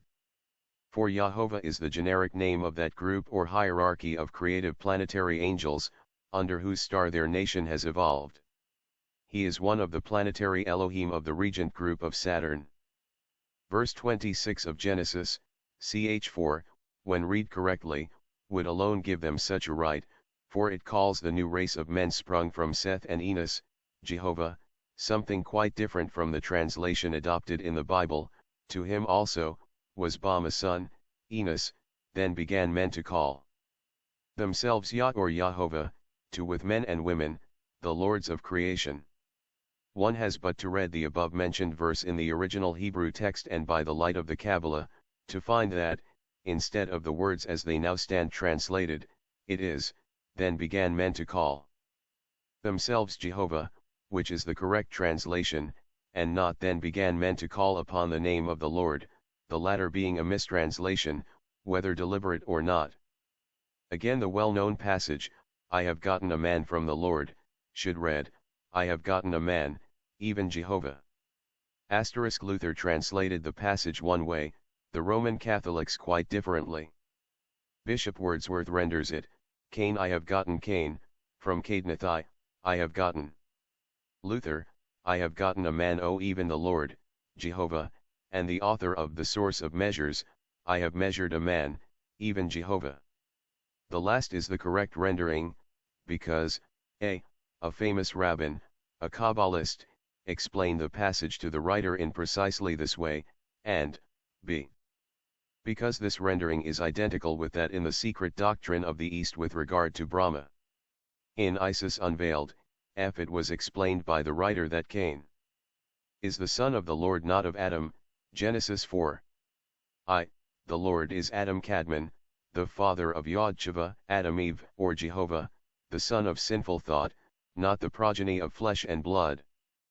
Seth, on the other hand, is the leader and the progenitor of the races of the earth, for he is the son of Adam, exoterically, but esoterically he is the progeny of Cain and Abel, since Abel or Hebe is a female, the counterpart and female half of the male Cain, and Adam is the collective name for man and woman, male and female, Zakar va Nakoba, created he them and called their name Adam.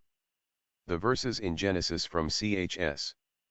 I to v, are purposely mixed up for Kabbalistic reasons. After man of *c source of measures, p. 227. F. Volume 2, p. 264, et sec. 128 The Secret Doctrine. Genesis chi 26 and Enos, son of man of ch 4. v 26, after Adam, the first androgyne, after Adam Kadmon, the sexless, the first, Logos, Adam and Eve once separated, come finally Jehovah Eve and Cain Jehovah.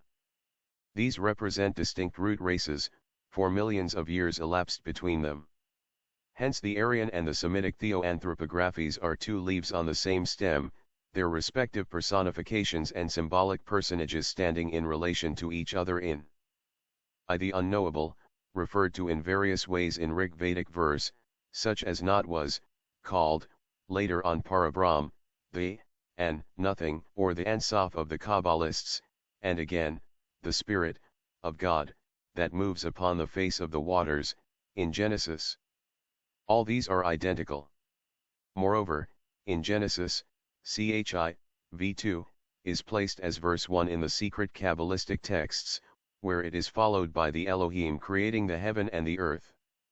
This deliberate shifting of the order of the verses was necessary for monotheistic and Kabbalistic purposes. Jeremiah's curse against those Elohim, gods, who have not created the heavens and the earth, chx, v11, shows that there were other Elohim who had. To the heavenly Manu Swayam Huva, who sprang from Swayam Hunarayana, the self-existent, and Adam Kadmon of the Kabbalists, and the androgyne man of Genesis ch1 are also identical. 3 Manu Swayam Huva is Brahma, or the Logos, and he is Adam Kadmon, who in Genesis 4:5, separates himself into two halves, male and female, thus becoming Yahovah or Jehovah Eve, as Manu Swayam Huva or Brahma separates himself to become Brahmaviraj and Vachviraj, male and female, all the rest of the texts and versions being blinds. For Vach is the daughter of Brahma and is named Sadarupa, the hundred-formed, and Savitri, generatrix, the mother of the gods and of all living. She is identical with Eve, the mother, of all the lords or gods or, of all living. Besides this there are many other occult meanings. What is written in Isis, although scattered about and very cautiously expressed at the time, is correct, explaining esoterically Ezekiel's will *. It is said of Jodheva or Jehovah, when the ternary is taken in the beginning of the tetragram, it expresses the divine creation spiritually, without any carnal sin, taken at its opposite end it expresses the latter, it is feminine.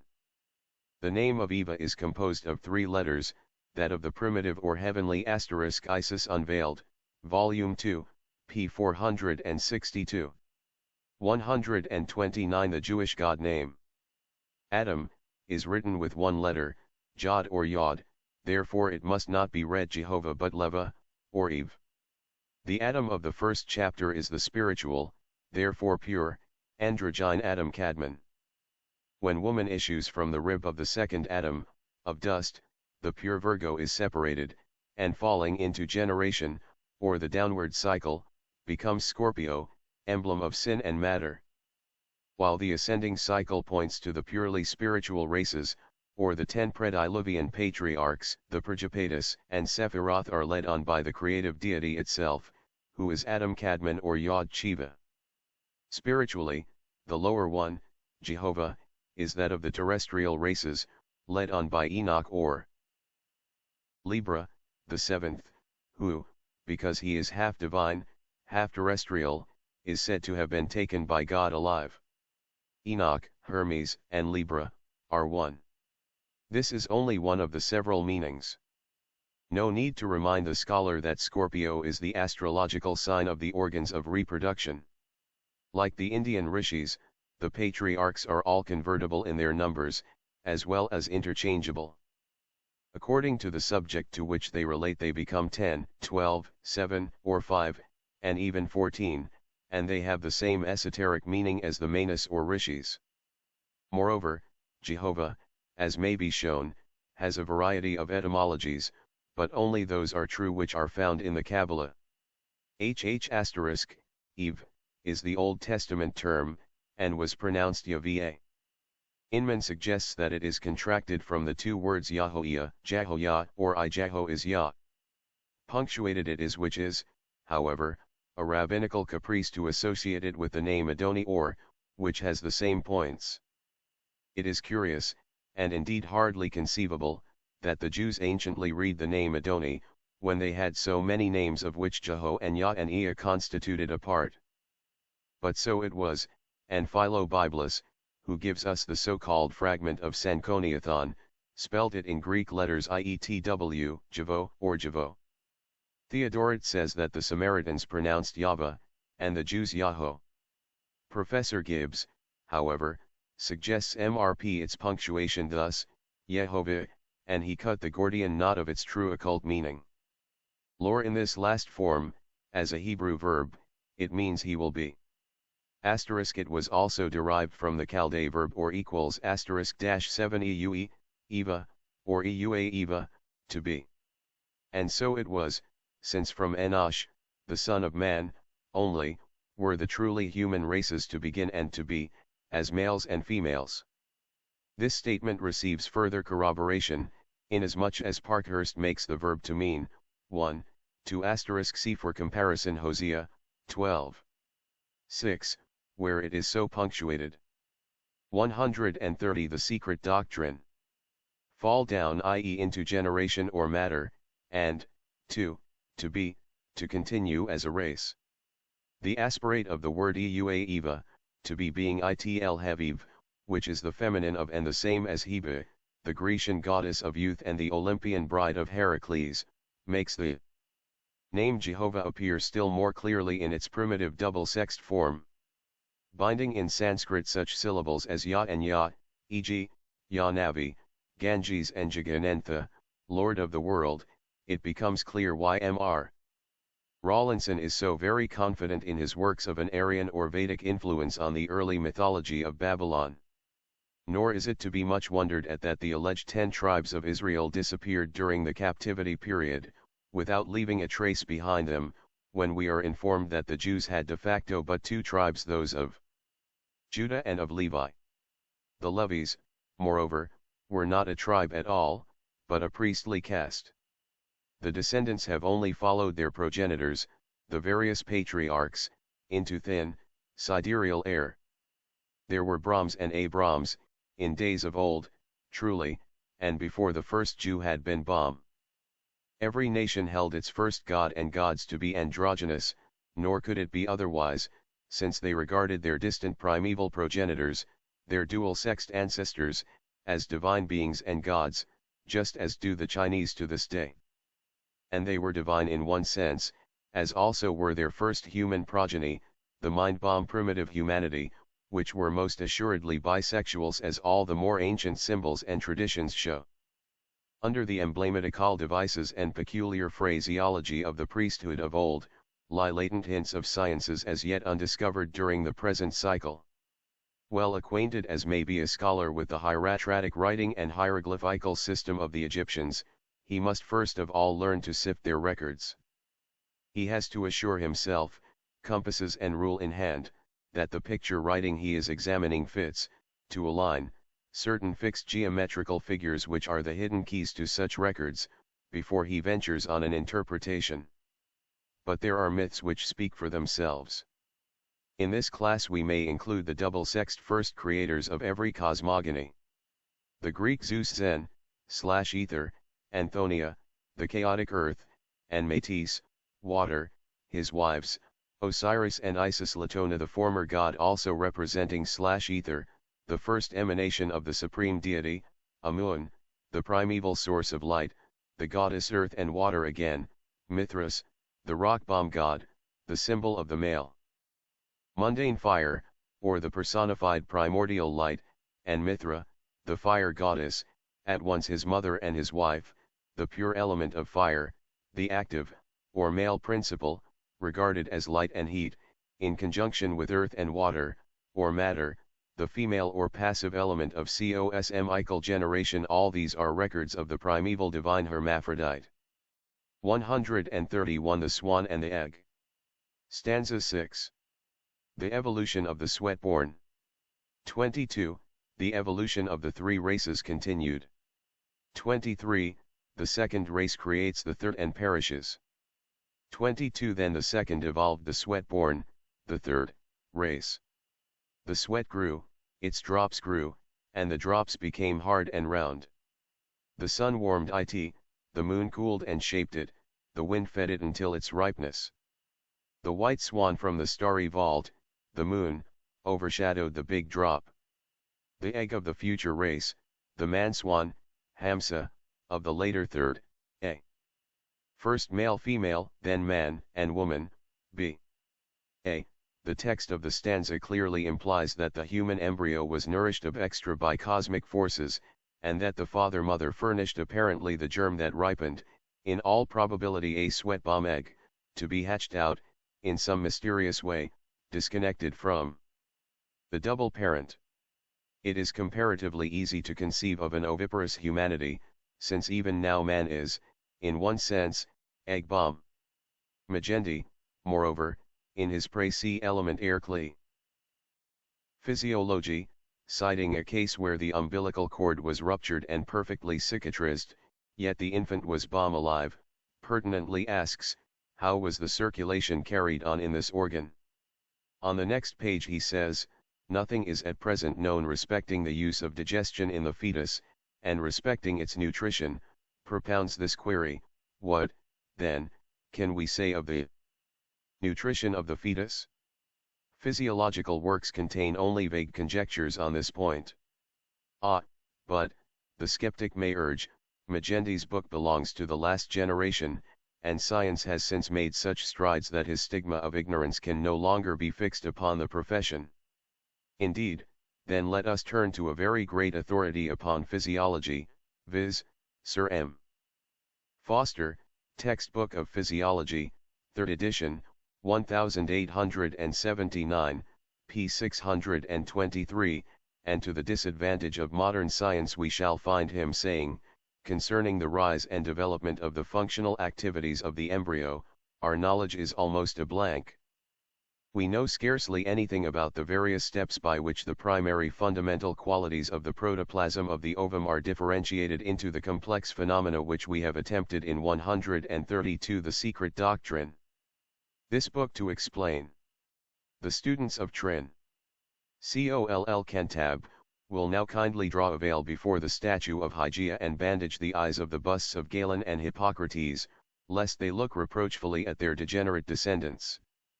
One further fact we must note. Sir M. Foster is discreetly silent about the case of the ruptured umbilical cord cited by his great French confrère. This is a very curious statement as explained in the commentaries. To make it clear, the first race having created the second by budding, as just explained, the second race gives birth to the third which itself is separated into 3 distinct divisions, consisting of men differently procreated. The first 2 of these are produced by an oviparous method, presumably unknown to modern natural history.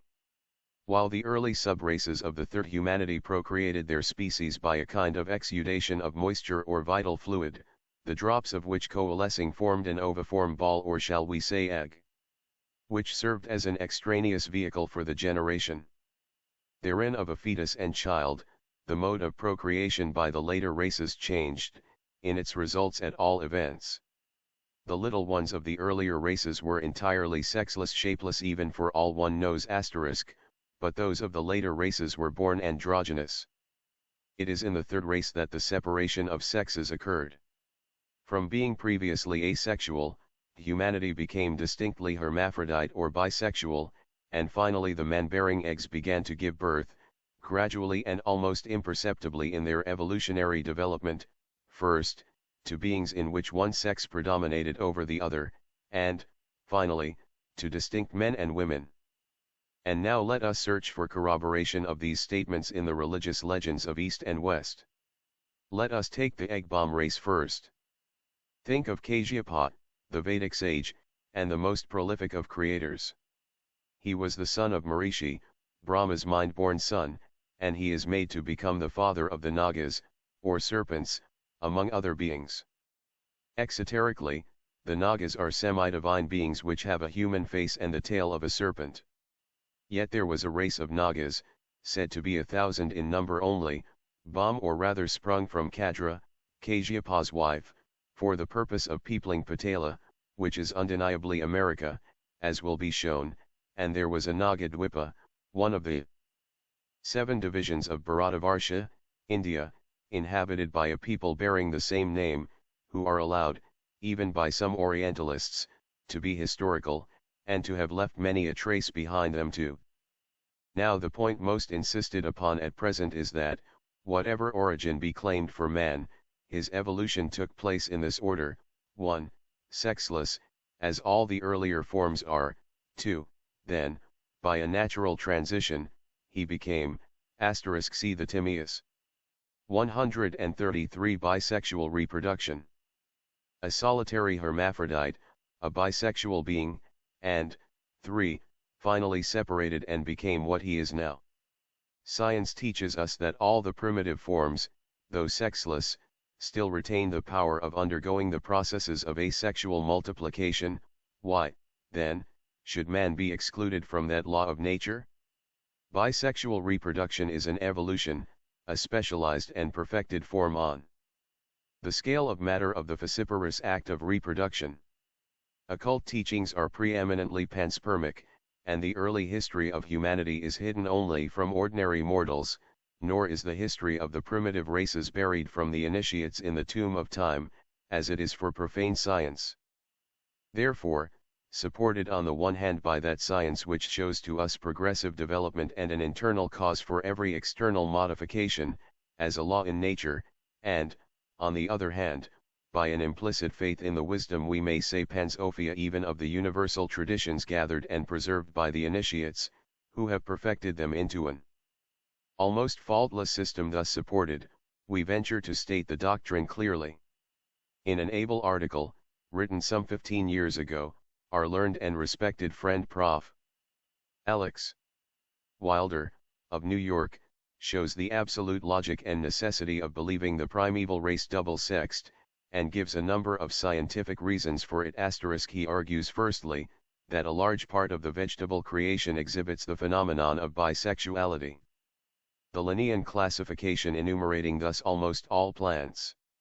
This is the case in the superior families of the vegetable kingdoms as much as in the lower forms, from the hemp to the Lombardy poplar and ailanthus.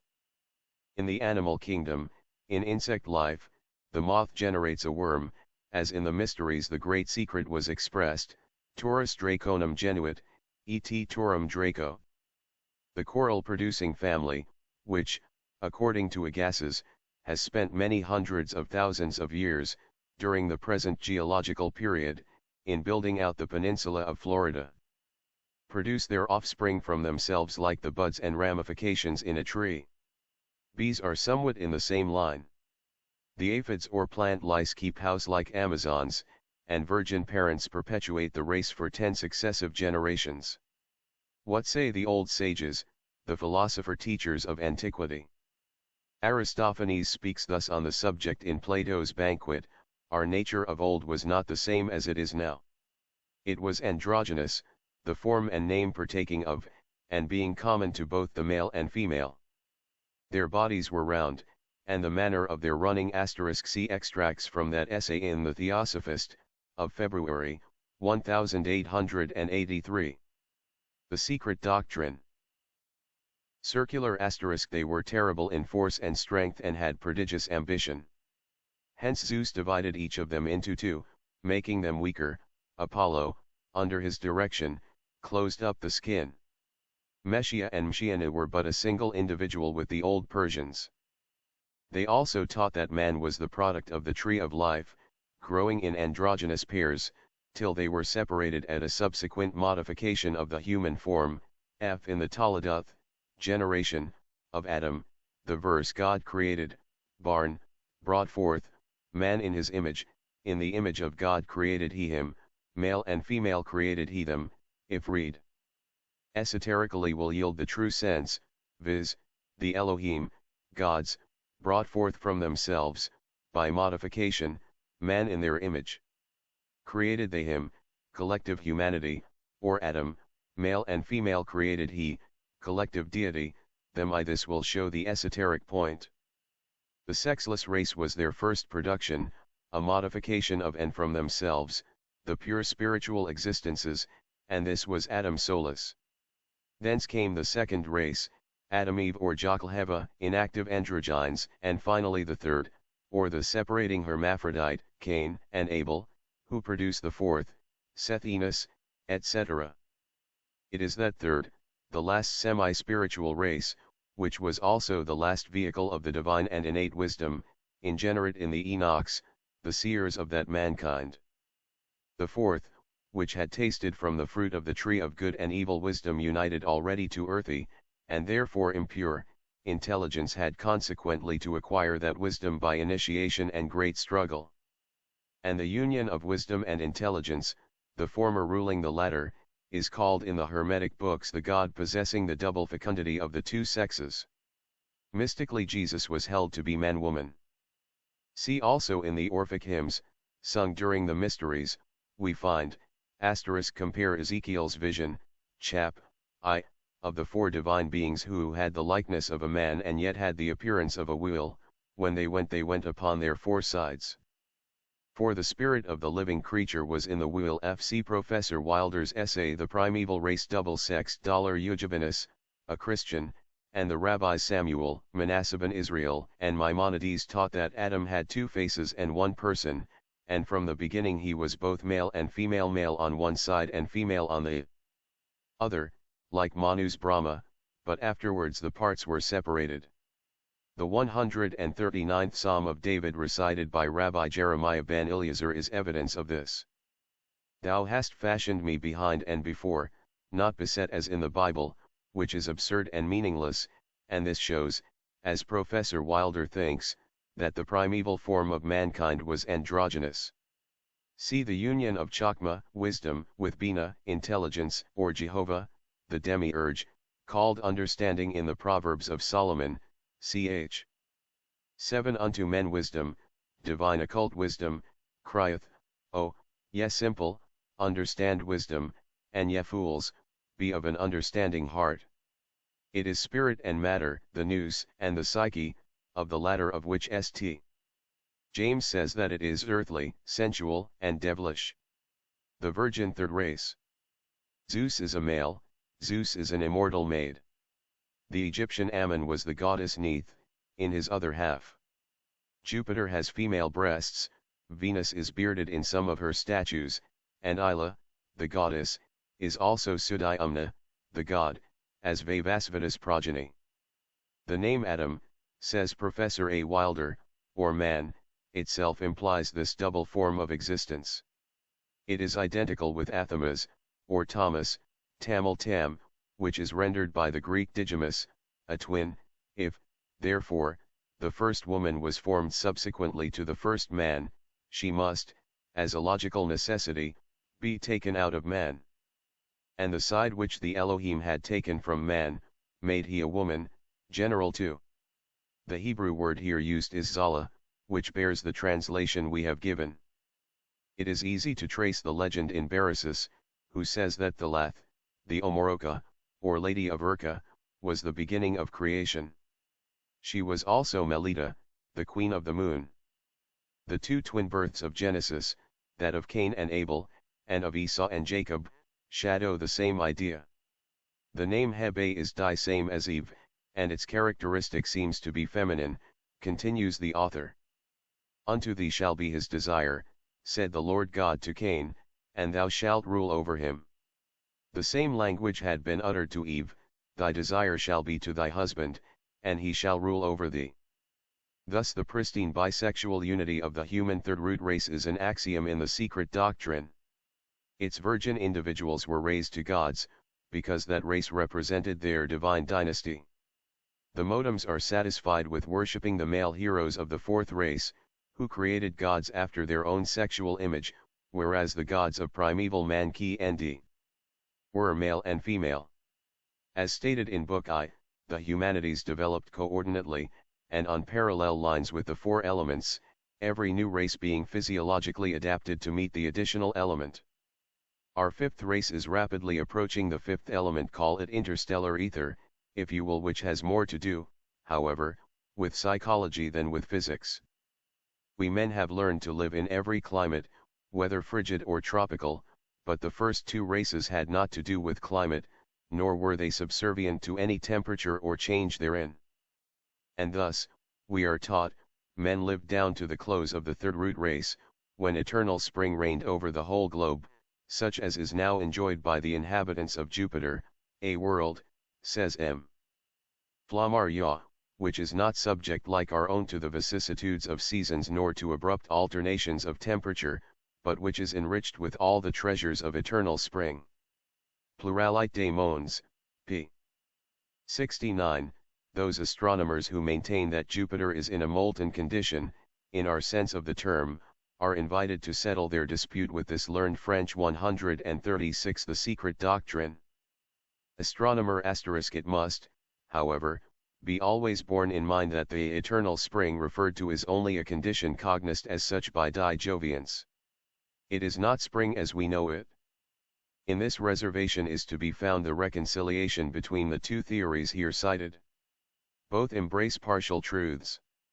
It is thus a universal tradition that mankind has evolved gradually into its present shape from an almost transparent condition of texture, and neither by miracle nor by sexual intercourse.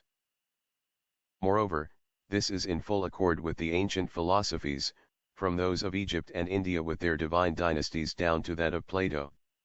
And all these universal beliefs must be classed with the presentiments and obstinate conceptions, some of them ineradicable, in popular faiths. Such beliefs, as remarked by Louis Figuier, are frequently the outcome of the wisdom and observation of an infinite number of generations of men. 4. A tradition which has an uniform and universal existence, *an hypothesis evolved in 1881 by Mr. Matthew Williams seems to have impressed astronomers but little. Says the author of The Fuel of the Sun, in Knowledge, December 23, 1881, applying now the researches of Drive Andrews to the conditions of solar existence. I conclude that the Sun has no nucleus, either solid, liquid, or gaseous, but is composed of dissociated matter in the critical state, surrounded, first, by a flaming envelope, due to the recombination of the dissociated matter, and outside of this, by another envelope of vapors due to this combination. This is a novel theory to be added to other hypotheses, all scientific and orthodox. The meaning of the critical state is explained by Mr. M. Williams in the same journal, December 9, 1881, in an article on solids, liquids, and gases. Speaking of an experiment by Dr. Andrews on carbonic acid, the scientist says that when 88 degrees is reached, the boundary between liquid and gas vanished. Liquid and gas have blended into one mysterious intermediate fluid. An indefinite fluctuating something is there filling the whole of the tube, an etherealized liquid or a visible gas. Hold a red-hot poker between your eye and the light, you will see an upflowing wave of movement of what appears like liquid air. The appearance of the hybrid fluid in the tube resembles this, but is sensibly denser, and evidently stands between the liquid and gaseous states of matter, as pitch or treacle stands between solid and liquid.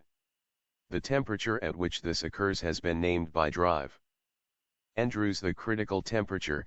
Here the gaseous and the liquid states are continuous, and it is probable that all other substances capable of existing in both states have their own particular critical temperatures. Speculating further upon this critical state, Mr. Matthew Williams emits some quite occult theories about Jupiter and other planets. He says, our notions of solids, liquids, and gases are derived from our experiences of the state of matter here upon this earth. Could we be removed to another planet, they would be curiously changed.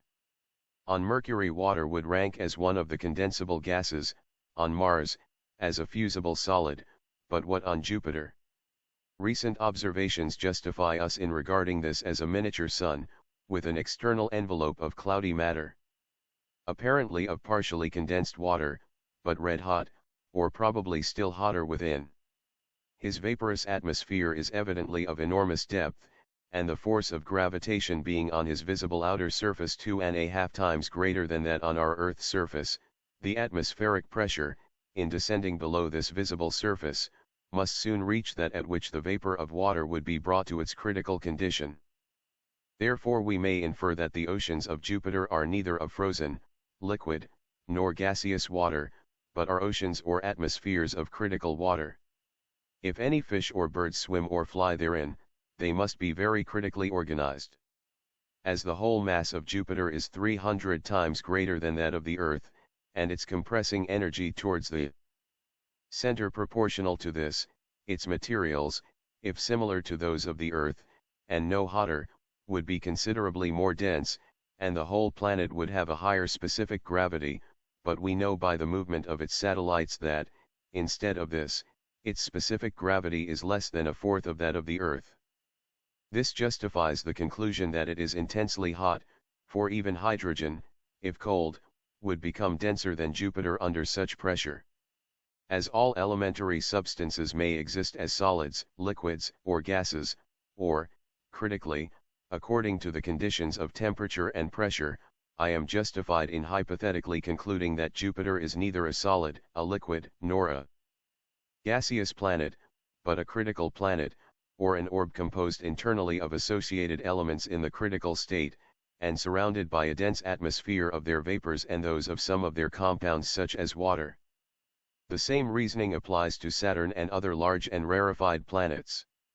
It is gratifying to see how scientific imagination approaches every year more closely to the borderland of our occult teachings. 137 Egyptian belief has all the weight of scientific testimony. Asterisk, and there is more than one such tradition in the Puranic allegories, as has been shown. Moreover, the doctrine that the first race of mankind was formed out of the chayas, astral images, of the Pitris, is fully corroborated in the Zohar. In the Zalem, shadow image, of Elohim, the Pitris, was made Adam, man. Cremona, ed 3, 16a Brody, ed 3, 159r Kabbalah, Isaac Meyer, p. 420. It has been repeatedly urged as an objection that, however high the degree of metaphysical thought in ancient India, yet the old Egyptians had nothing but crass idolatry and zoolatry to boast of, Hermes, as alleged, being the work of mystic Greeks who lived in Egypt. To this, one answer can be given. A direct proof that the Egyptians believed in the secret doctrine is, that it was taught to them at initiation. Let the objectors open the Eclogi Physici et Ethisi of Stobaeus, the Greek compiler of ancient fragments, who lived in the 5th century, AD. The following is a transcription by him of an old Hermetic fragment, showing the Egyptian theory of the soul. Translated word for word, it says, "From one soul, that of all, spring all the souls, which spread themselves as if purposely distributed through the world. These souls undergo many transformations, those which are already creeping creatures turn into aquatic animals, from these aquatic animals are derived land animals, and from the latter the birds. From the beings who live aloft in the air, heaven, men are born. On reaching that asterisk the day after death, p. 23. 138 The secret doctrine. Status of men, the souls receive the principle of conscious immortality, become spirits, then pass into the choir of gods. 23 The self-born were the chayas, the shadows from the bodies of the sons of twilight. Neither water nor fire could destroy them. Their sons were, so destroyed. This verse cannot be understood without the help of the commentaries. It means that the first root race, the shadows of the progenitors, could not be injured, or destroyed by death. Being so ethereal and so little human in constitution, they could not be affected by any element, flood or fire. But their sons, the second root race, could be and were so destroyed. As the progenitors merged wholly in their own astral bodies, which were their progeny, so that progeny was absorbed in its descendants, the sweat bomb. These were the second humanity, composed of the most heterogeneous gigantic semi-human monsters, the first attempts of material nature at building human bodies.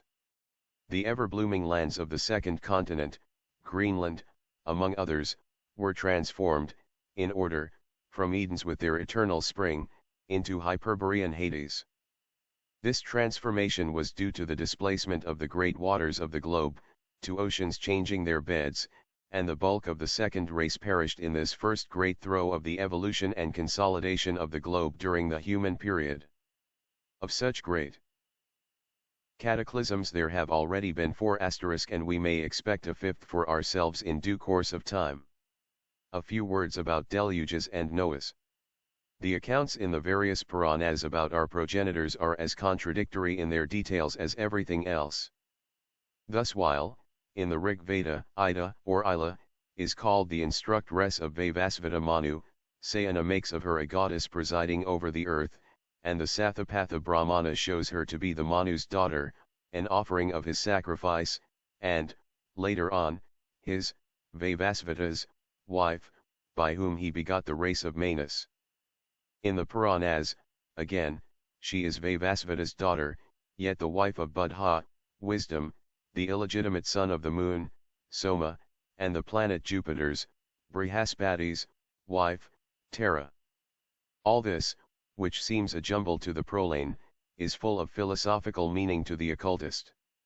On the very face of the narrative a secret and sacred meaning is per asterisk. The first occurred when what is now the North Pole was separated from the later continents. 139 What the flood means. Seeable, all the details, however, being so purposely mixed up that the experienced eye of an initiate alone can follow them and place the events in their proper order. The story as told in the Mahabharata strikes the keynote, and yet it needs to be explained by the secret sense contained in the Bhagavad Gita. It is the prologue to the drama of our, fifth, humanity. While Vivasvata was engaged in devotion on the river bank, a fish craves his protection from a bigger fish. He saves and places it in a jar, where, growing larger and larger, it communicates to him the news of the forthcoming deluge. It is the well-known Matsya avatar, the first avatar of Vishnu, the Dagon asterisk of the Chaldeans Asuthras, and many other things besides. The story is too well known to need repetition. Vishnu orders a ship to be built, in which Manu is said to be saved along with the 7 rishis, the latter, however, being absent from other texts. Here the 7 rishis stand for the 7 races, the 7 principles, and various other things, for there is again a double mystery involved in this manifold allegory. We have said elsewhere that the Great Flood had several meanings, and that it referred, as also does the fall, to both spiritual and physical, cosmic and terrestrial, events, as above, so it is below. The ship or ark novice in short, being the symbol of the female generative principle, is typified in the heavens by the moon, and on earth by the womb, both being the vessels and bearers of the seeds of life and being, which the sun, or Vishnu, the male principle, vivifies and fructifies. The first cosmic flood refers to primordial creation, or the formation of heaven and the earths, in which case chaos and the great deep stand for the flood, and the moon for the mother, from whom proceed all the life germs.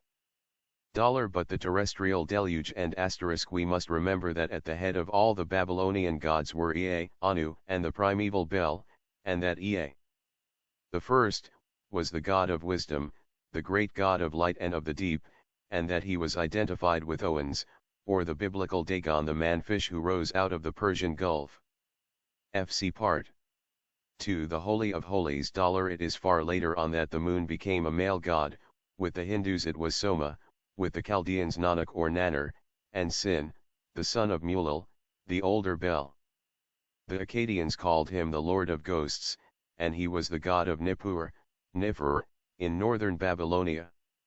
It is Mulal who caused the waters of the flood to fall from heaven on earth, for which Xisuthros would not allow him to approach his altar.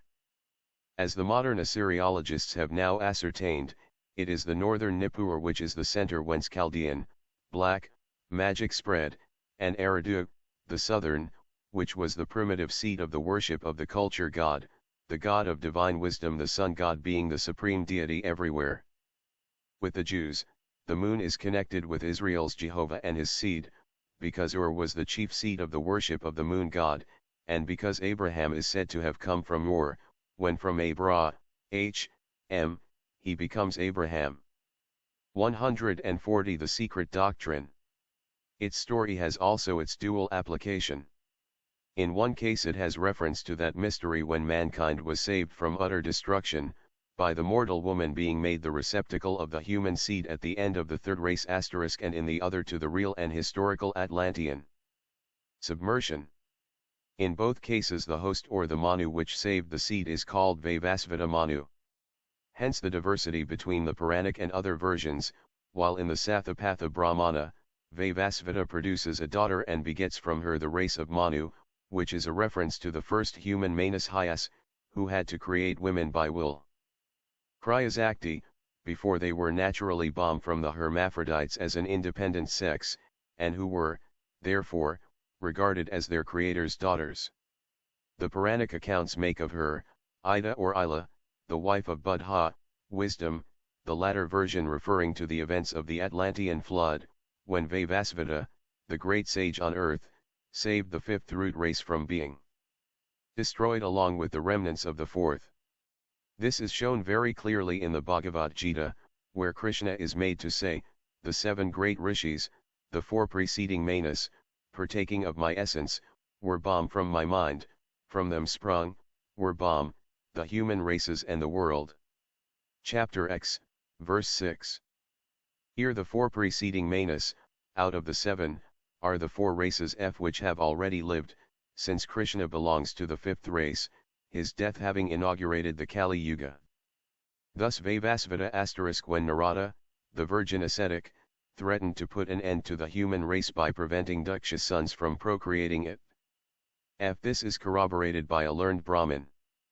In his most excellent lectures on the Bhagavad Gita, see Theosophist, April, 1887, p. 444, the lecturer says, there is a peculiarity to which I must call your attention. Krishna, speaks here of four manas. Why does he speak of four?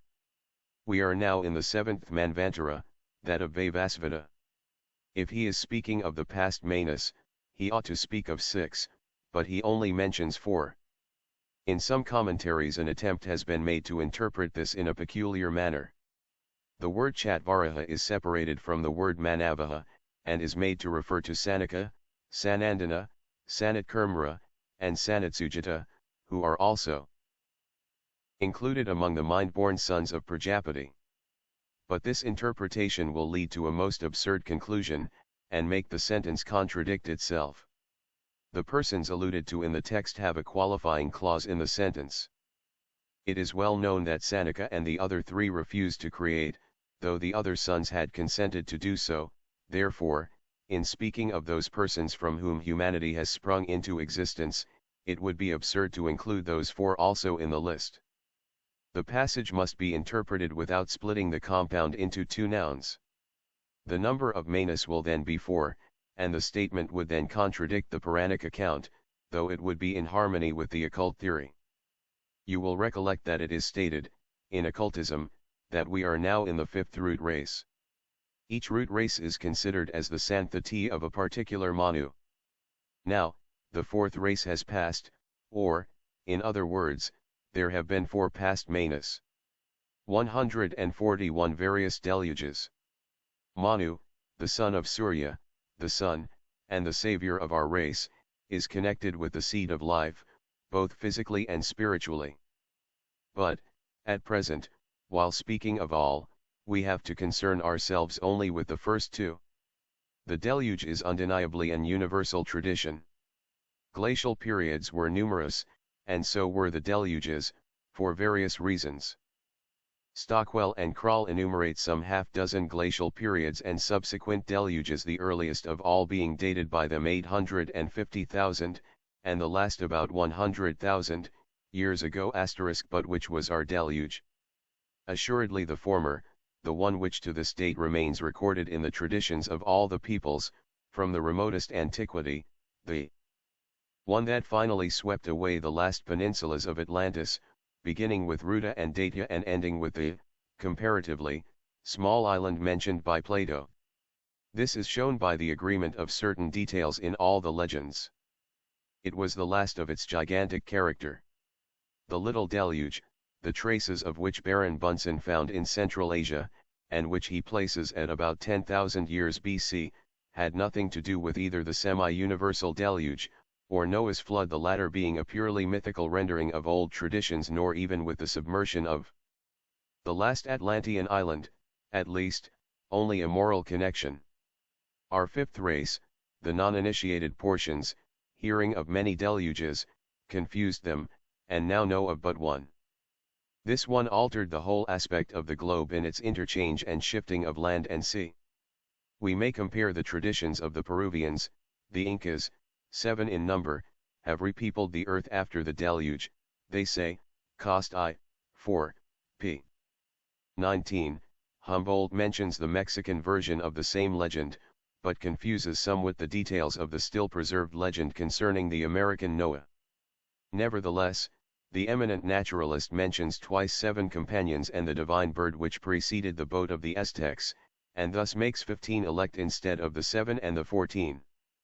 This was written probably under some involuntary reminiscence of Moses, who is said to have mentioned 15 grandsons of Noah, who escaped with their grandsire. Then again Xisuthros, the Chaldean Noah, is saved and translated alive to heaven like Enoch with the 7 gods, the Kabirim, or the 7 divine Titans, Again the Chinese Yao has 7 figures which sail with him and which he will animate when he lands, and use for human seed. Osiris, when he enters the ark, or solar boat, takes 7 rays with him, etc., etc.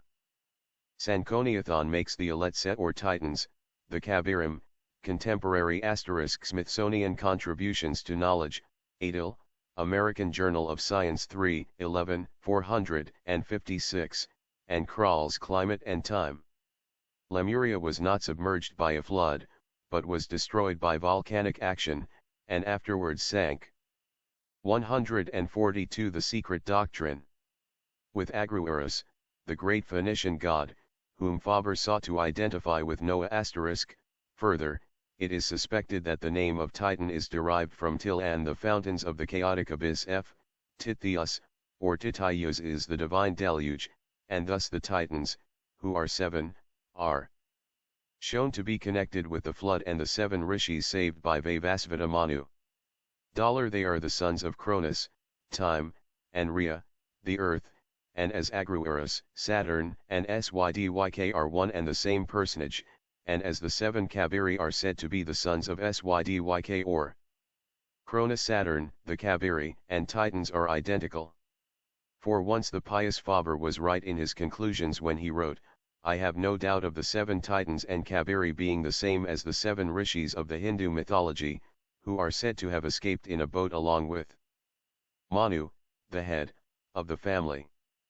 But he is less fortunate in his speculations when he adds the Hindus, in their wild legends have variously perverted the history of the Noachidae, yet it is remarkable that they seem to have religiously adhered to the number 7. Hence Captain, Colonel, Wilford very judiciously observes, that perhaps the 7 Manas, the 7 Brahmadikas and the 7 Rishis are the same, and make only 7 individual persons. 7. The 7 Brahmadikas were Prajapatis, or lords of the Prajas or creatures. From them mankind was born, and they are probably the same with the 7 Manas. These 7 grand ancestors of the human race were created for the purpose of replenishing the earth with inhabitants. Asiatic Researches, Vol.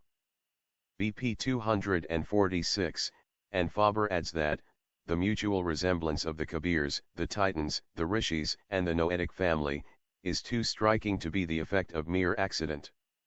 J. Faber was led into this mistake, and subsequently built his entire theory concerning the Kabiri, on the fact that the name of the scriptural Agruerus is Cronus, or Saturn, and the prototype of the Israelitish Jehovah. As connected with Arga, the moon, or Ark of Salvation, Noah is mythologically one with Saturn. But then this cannot relate to the terrestrial flood. But see Faber's Kabiri, Vol. I, pages 35, 43, and 45, F.C. Ibid, Volume 2, p.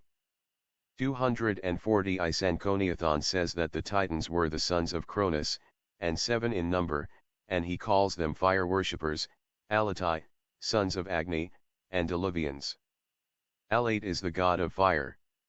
Of which 7, let us remark, the Aryans, and not the Semites, were the originators, while the Jews got that number from the Chaldeans.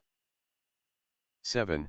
7 individual sons of God, or Pitars, and Pitris, also in this case the sons of Cronus or Saturn, Kala time, and Archites, like the Kabiri and Titans, as their name lunar ancestors shows, the moon being the ark, or Arga, on the watery abyss of space.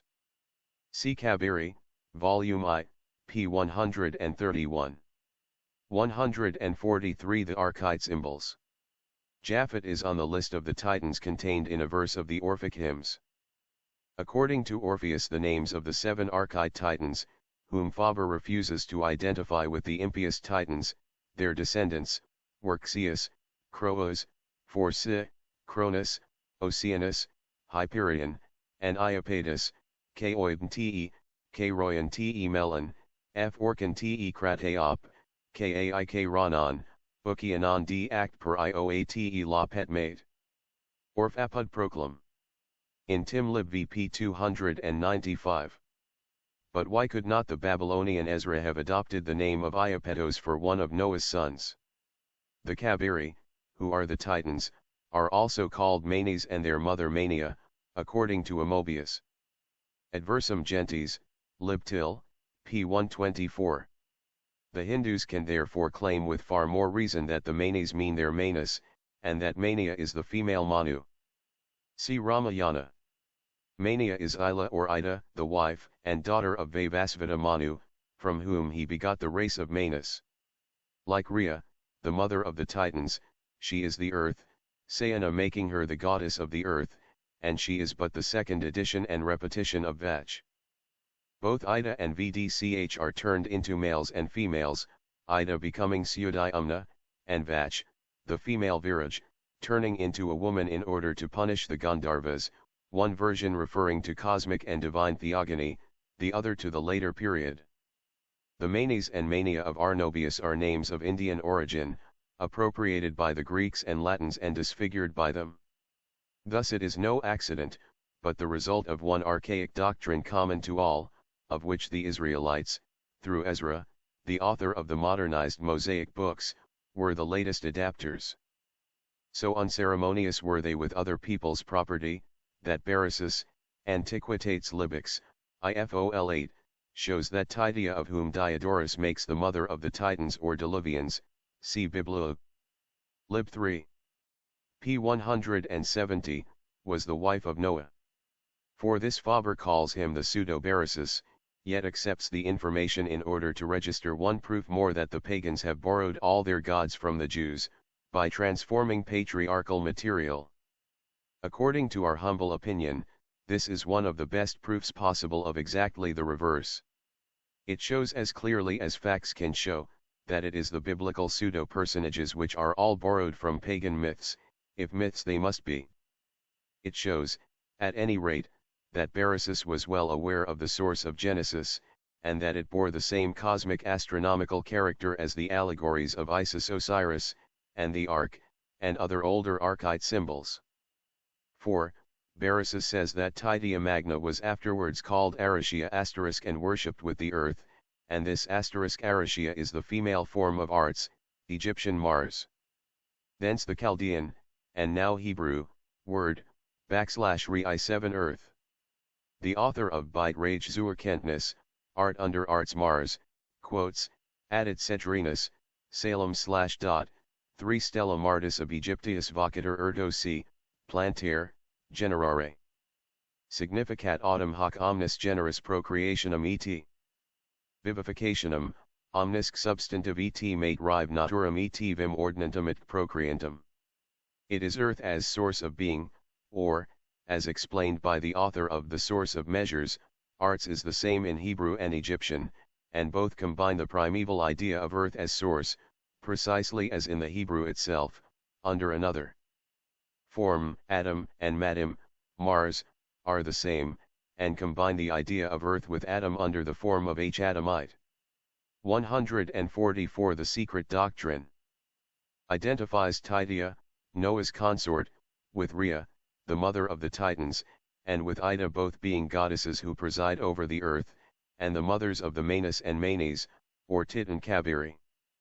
And Titia Arachia was worshipped as Horkia, says the same Beresus, and this is a title of Vesta, goddess of the earth. Sicanus deificavit Arachum, et nominavit lingua Yanigina Horkiam. Ibid. Lib VFOL 64. Scarce an ancient poet of historic or prehistoric days who failed to mention the sinking of the two continents often called isles in one form or another. Hence the destruction, besides Atlantis, of the Phlegii. See Pausanias and Nonus, who both tell how, from its deep-rooted base the Phlegian isle stem Neptune shook, and plunged beneath the waves its impious inhabitants. Dionysius Lib 18. p. 319. Faber felt convinced that the Insulae Phlegii were Atlantis. But all such allegories are more or less distorted echoes of the Hindu tradition about that great cataclysm, which befell the fourth, really human, though gigantic, race, the one which preceded the Aryan. Yet, as just said, like all other legends, that of the deluge has more than one meaning. It refers in theogony, to precosmic transformations, To spiritual correlations, however absurd the term may sound to a scientific ear, and also to subsequent cosmogony, to the great flood of waters, matter, in chaos, awakened and fructified by those spirit rays which were swamped by, and perished in, the mysterious differentiation, a pre-cosmic mystery, the prologue to the drama of being. Anu, Bel, and Noah preceded Adam Kadmon, Adam the Red, and Noah, just as Brahma, Vishnu, and Siva preceded Vaivasvata and the rest. See Isis Unveiled, Vol. 2, pp. 420 ETSEQ, where one or two of the 7 meanings are hinted at. All this goes to show that the .ve/m universal deluge known to geology, first glacial period, must have occurred just at the time allotted to it by the secret doctrine, namely, 200,000 years, in round numbers, after the commencement of our 5th race, or about the time assigned by Messrs. Krall and Stockwell for the first glacial period, i.e., about 850,000 years ago. Thus, as the latter disturbance is attributed by geologists and astronomers to an extreme eccentricity of the Earth's, the Jewish Noah and the Chaldean Nuah orbit, and as the secret doctrine attributes it to the same source, but with the addition of another factor, the shifting of the Earth's axis, a proof of which may be found in the Book of Enoch, if the veiled language of the Puranas is not understood, all this should tend to show that the ancients knew something of the modern discoveries of science. Enoch, when speaking of the great inclination of the earth, which is in travail, is quite significant and clear. Is not this evident? Noah is Noah, floating on the waters in his ark, the latter being the emblem of the Arga, or moon, the feminine principle. Noah is the spirit falling into matter. We find him, as soon as he descends upon the earth, planting a vineyard, drinking of the wine, and getting drunk on it, i.e., the pure spirit becomes intoxicated as soon as it is finally imprisoned in matter. The 7th chapter of Genesis is only another version of the first. Thus, while the latter reads, "And darkness was upon the face of the deep, and the Spirit of God moved upon the face of the waters," in ch 7 it is said, "And the waters prevailed. And the ark went, with Noah, the Spirit, upon the face of the waters." Thus Noah, if identical with the Chaldean Nuah, is the spirit vivifying matter, which latter is chaos, represented by the deep, or the waters of the flood. In the Babylonian legend, the pre-cosmical blended with the terrestrial event, it is Ishtar, Astaroth or Venus, the lunar goddess, who is shut up in the ark and sends out a dove in search of dry land. Isis Unveiled, Vol. 2 pages 423 and 424.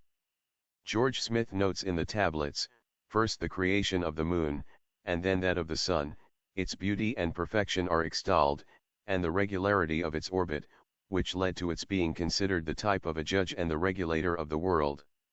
If this story related simply to a cosmogonical cataclysm, even were this latter universal, why should the goddess Ishtar or Astaroth, the moon, speak of the creation of the sun after the deluge? The waters might have reached as high as the mountain of Niz.ir, Chaldean version, or Jebel Judi, the deluge mountains of the Arabian legend, or yet Ararat, of the biblical narrative, and even the Himalaya, of the Hindu tradition, and yet not reach the sun. The Bible itself stopped short of such a miracle. It is evident that the deluge of the people who first recorded it had another meaning, less problematical and far more philosophical than that of an universal deluge, of which there are no geological traces whatever. As all such cataclysms are periodical and cyclical, and as Manu Vaivasvata figures as a generic character, under various circumstances and events, vidi infra, the 7 manas of humanity, there seems to be no chap, lziv, sect. 1146 The Secret Doctrine. Serious objection to the supposition that the first great flood had an allegorical, as well as a cosmic meaning, and that it happened at the end of the Satya Yuga, the age of truth, when the second root race, the Manu with bones, made its primeval appearance as the sweat bomb. The second flood, the so-called universal which affected the fourth root race, now conveniently regarded by theology as the accursed race of giants, the Cainites, and the sons of Ham, is that flood which was first perceived by geology. If one carefully compares the accounts in the various legends of the Chaldees and other exoteric works of the nations, it will be found that all of them agree with the orthodox narratives given in the Brahmanical books. And it may be perceived that while, in the first account, there is no god or mortal yet on earth, when Manu Vaivasvata lands on the Himavan, in the second, the 7 rishis are allowed to keep him company, thus showing that whereas some accounts refer to the sidereal and cosmic flood before the so-called creation, the others treat, one of the great flood of matter on earth, and the other of a real watery deluge. In the Satapadalm Brahmana, Manu finds that the flood had swept away all living creatures, and he alone was left, i.e., the seed of life alone remained from the previous dissolution of the universe, or Mahapralaya, after a day of Brahma, and the Mahabhaitrata refers simply to the geological cataclysm which swept away nearly all the fourth race to make room for the fifth. Therefore is Vaivasvata Manu shown under 3 distinct attributes in our esoteric cosmogony, f.a. as the root Manu *. All such expressions are explained in the anthropogenesis of this book, and elsewhere. F1 has to remember that, in the Hindu philosophy, every differentiated unit is such only through the cycles of Maya, being one in its essence with the Supreme or One Spirit. Hence arises the seeming confusion and contradiction in the various Puranas, and at times in the same Purana, about the same individual. Vishnu as the many-formed Brahrim, and as Brahma, neuter, is one, and yet he is said to be all the 28 Vyasas, Vishnu Purana. In every Dvapara, third, H.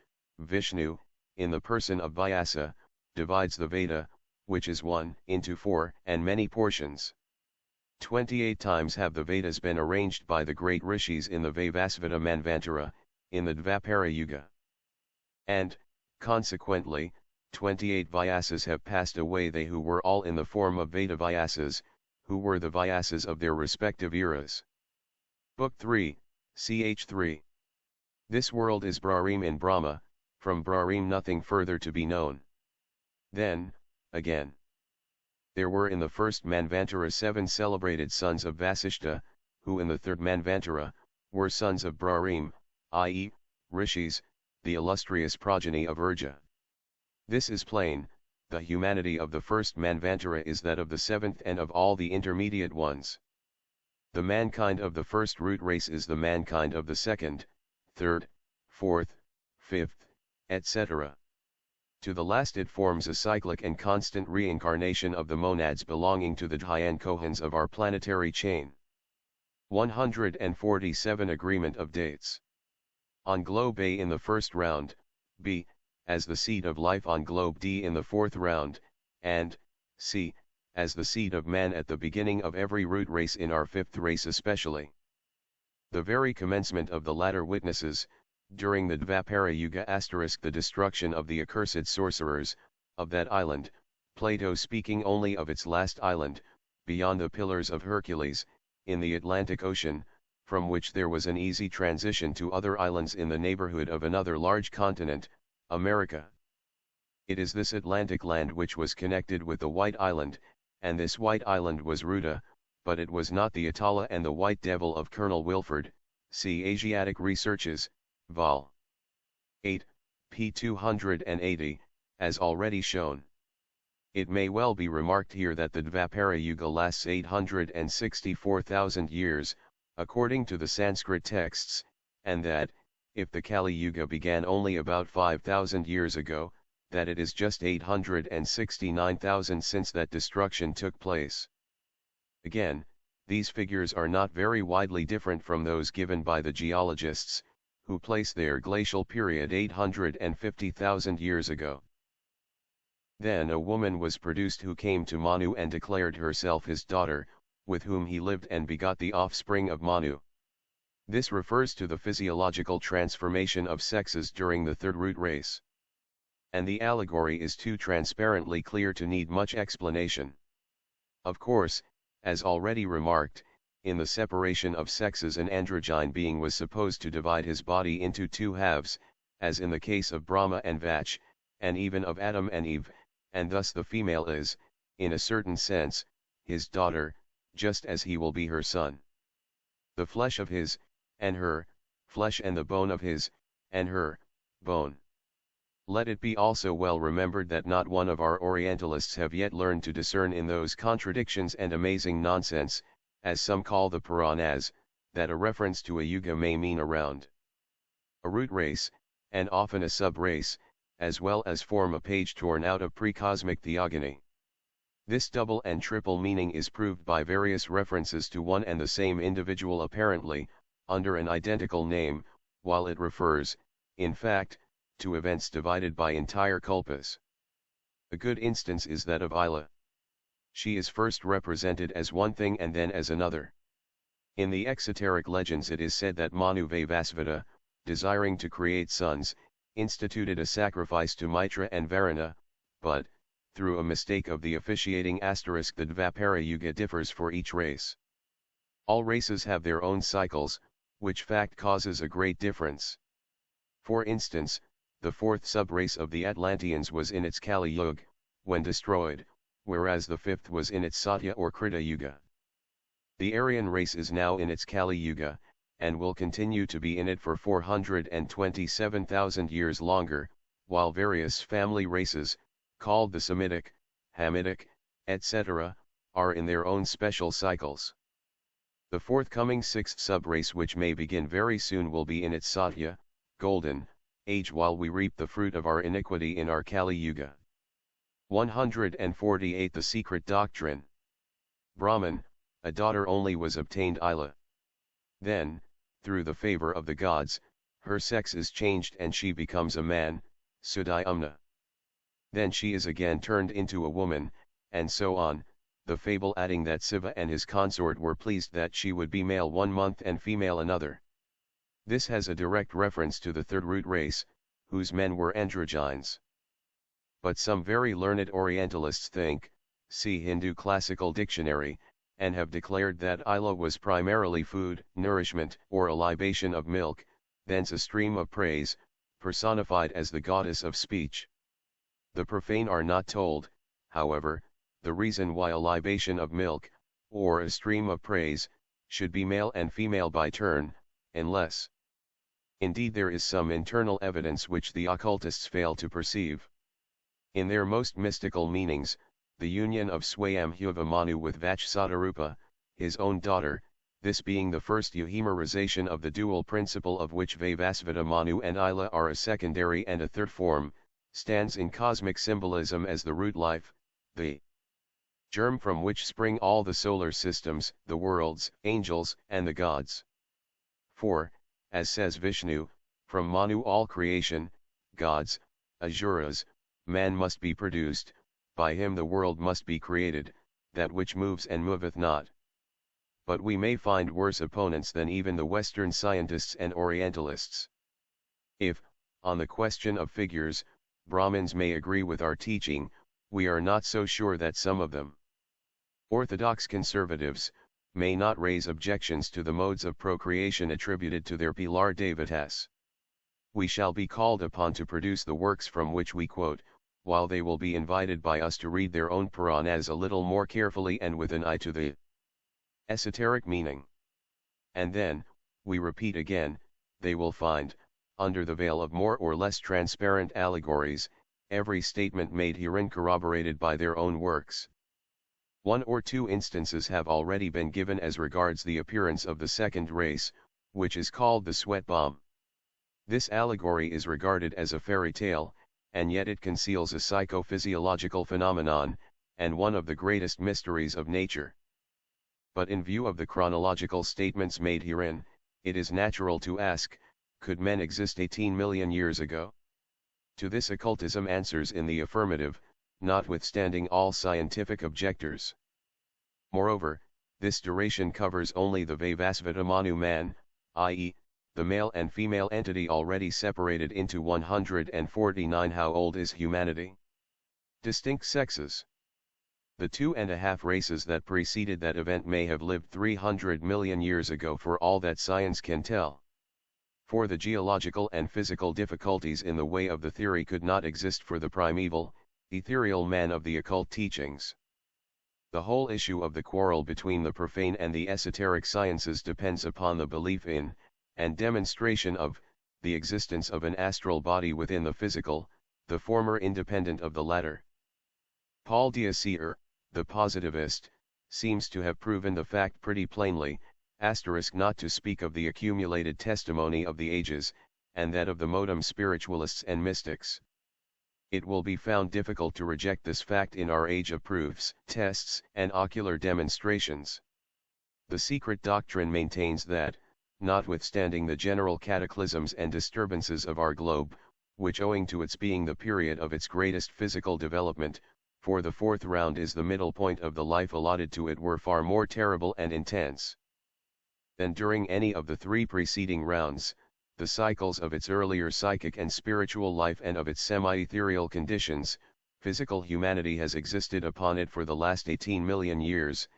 This period was preceded by 300 million years of the mineral and vegetable development.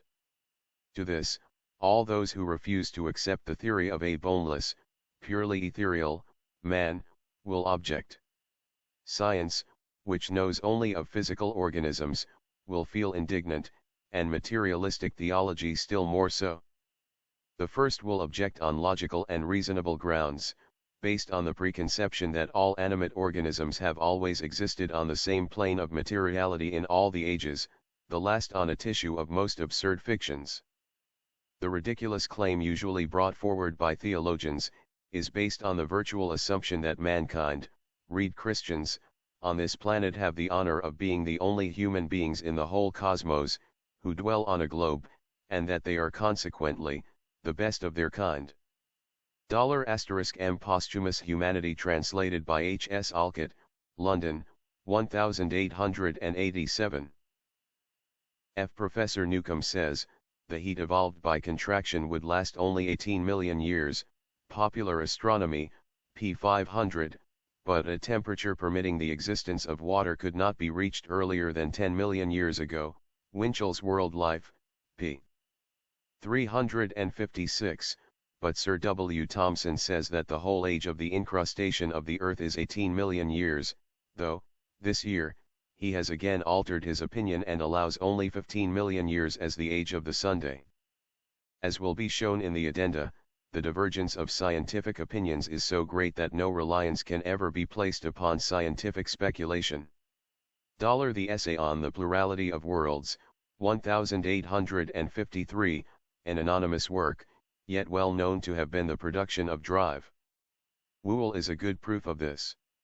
No Christian ought to believe in either the plurality of worlds or the geological age of the globe, argues the author, because, if it is asserted that this world is only one among the many of its kind, which are all the work of God, as it is itself, that all are the seat of life, all the realm and dwelling of intelligent creatures endowed with will, subject to law and capable of free will, then, it would become extravagant to think that our world should have been the subject of God's favors and his special interference, of his communications and his personal visit. Can the earth presume to be considered the center of the moral and religious universe, he asks, if it has not the slightest distinction to rely upon in the physical universe? Is it not as absurd to uphold such an assertion, of the plurality of inhabited worlds, as it would be today to uphold the old hypothesis of Ptolemy, who placed Earth in the center of our system? The above is quoted from memory, yet almost textually. The author fails to see that he is bursting his own soap bubble with such a defense. 150. The Secret Doctrine. The occultists, who believe firmly in the teachings of the mother philosophy, repel the objections of both theologians and scientists. They maintain, on their side, that, during those periods when there must have been insufferable heat, even at the 2 poles, successive floods, upheaval of the valleys and constant shifting of the great waters and seas, none of these circumstances could form an impediment to human life and organization, such as is assigned by them to the early mankind. Neither the heterogeneity of ambient regions, full of deleterious gases, nor the perils of a crust hardly consolidated, could prevent the first and second races from making their appearance even during the Carboniferous, or the Silurian age itself. Thus the monads destined to animate future races were ready for the new transformation. They had passed their phases of immetallization of plant and animal life, from the lowest to the highest, and were waiting for their human, more intelligent form. Yet, what could the plastic modelers do but follow the laws of evolutionary nature? Could they, as claimed by the biblical dead letter, form Lord God-like, or as Pygmalion in the Greek allegory, Adam Galatea out of volcanic dust, and breathe a living soul into man? No, because the soul was already there, latent in its monad, and needed but a coating. Pygmalion, who fails to animate his statue, and Bahaxivo of the Nazarian Gnostics, who fails to construct a human soul in the creature, are, as conceptions, far more philosophical and scientific than Adam, taken in the dead letter sense, or the biblical Elohim creators. Esoteric philosophy, which teaches spontaneous generation after the Sishta and Prajapati have thrown the seed of life on the earth, shows the lower angels able to construct physical man only, even with the help of nature, after having evolved the ethereal form out of themselves, and leaving the physical form to evolve gradually from its ethereal, or what would now be called, protoplasmic model. This will again be objected to. Spontaneous generation is an exploded theory, we shall be told. Pasteur's experiments disposed of it 20 years ago, and Professor Tyndall is against it. Well, suppose he is.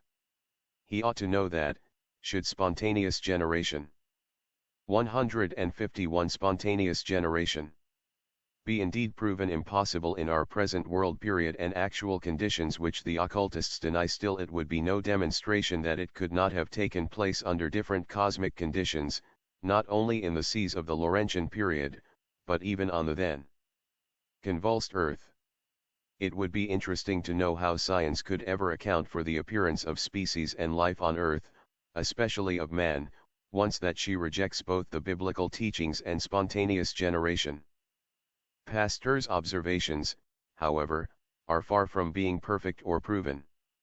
Blanchard and Dr. Letaudet reject their importance and show that they have none. The question is so far left sub judice, as well as that other one, when, at what period, life appeared on the earth. As to the idea that Haeckel's Munnerin, a pinch of salt, has solved the problem of the origin of life, it is simply absurd. Those materialists, who feel inclined to pooh-pooh the theory of the self-existent, the self-born heavenly man, represented as an ethereal, astral man, must excuse even a tyro in occultism laughing, in his turn, at some speculations of modern thought. After proving most learnedly that the primitive speck of protoplasm, Munnerin, is neither animal nor plant, but both, and that it has no ancestors among either of these, since it is that Munnerin which serves as a point of departure for all organized existence, we are finally told that the Munera are their own ancestors. This may be very scientific, but it is very metaphysical also, too much so, even for the occultist. If spontaneous generation has changed its methods now, owing perhaps to accumulated material on hand, so as to almost escape detection, it was in full swing in the genesis of terrestrial life. Even the simple physical form and the evolution of species show how nature proceeds. The scale-bound, gigantic sauria, the winged pterodactyl, the megalosaurus, and the 100-feet-long iguanodon of the later period, are the transformations of the earliest representatives of the animal kingdom found in the sediments of the primary epoch. There was a time when all those above enumerated antediluvian monsters appeared as filamentoid infusoria without shell or crust, with neither nerves, muscles, organs, nor sex, and reproduced their kind by gamation, as do microscopical animals also, the architects and builders of our mountain ranges, agreeably to the teachings of science. Why not man in this case? Why should he not have followed the same law in his growth, i.e., gradual condensation? Every unprejudiced person would prefer to believe that primeval humanity had at first an ethereal or, if so preferred, a huge filamentoid, jelly-like form, evolved by gods or natural forces, which grew, condensed throughout millions of ages, and became gigantic in its physical impulse and tendency, until it settled into the huge, physical form of the fourth race man, rather 152 The Secret Doctrine. Then believe him created of the dust of the earth, literally, or from some unknown anthropoid ancestor. Nor does our esoteric theory clash with scientific data, except on first appearance, as Drive. A. Wilson, FRS, says, in a letter to Knowledge, December 23, 1881. Evolution rather nature, in the light of evolution has only been studied for some 25 years or so. That is, of course, a mere fractional space in the history of human thought. And just because of that we do not lose all hope that materialistic science will amend its ways, and will gradually accept the esoteric teachings if even at first divorced from their, to science, two metaphysical elements. Has the last word on the subject of human evolution yet been said? Each answer to the great question, man's real place in nature, invariably asserted by the followers of its propounder, if not by himself, to be complete and final, remains in high authority and esteem. It may be for 1 century, it may be for 20, writes Prof. Huxley, but, as invariably, time proves each reply to have been a mere approximation to the truth, tolerable chiefly on account of the ignorance of those by whom it was accepted, and wholly intolerable when tested by the larger knowledge of their successors. Will this eminent Darwinian admit the possibility of his pithecoid ancestry being assignable to the list of wholly intolerable beliefs, in the larger knowledge of occultists? But whence the savage? Mere rising to the civilized state does not account for the evolution of form. In the same letter, The Evolution of Man, Dr. Wilson makes other strange confessions. Thus, he observes, in answer to the queries put to knowledge by G. M. Has evolution effected any change in man? If so, what change? If not, why not? If we refuse to admit, as science does, that man was created a perfect being, and then became degraded, there exists only another supposition, that of evolution. If man has arisen from a savage to a civilized state, that surely is evolution. We do not yet know, because such knowledge is difficult to acquire, if the human frame is subject to the same influences as those of lower animals. But there is little doubt that elevation from savagery to civilized life means and implies evolution, and that of considerable extent. Mentally, man's evolution cannot be doubted.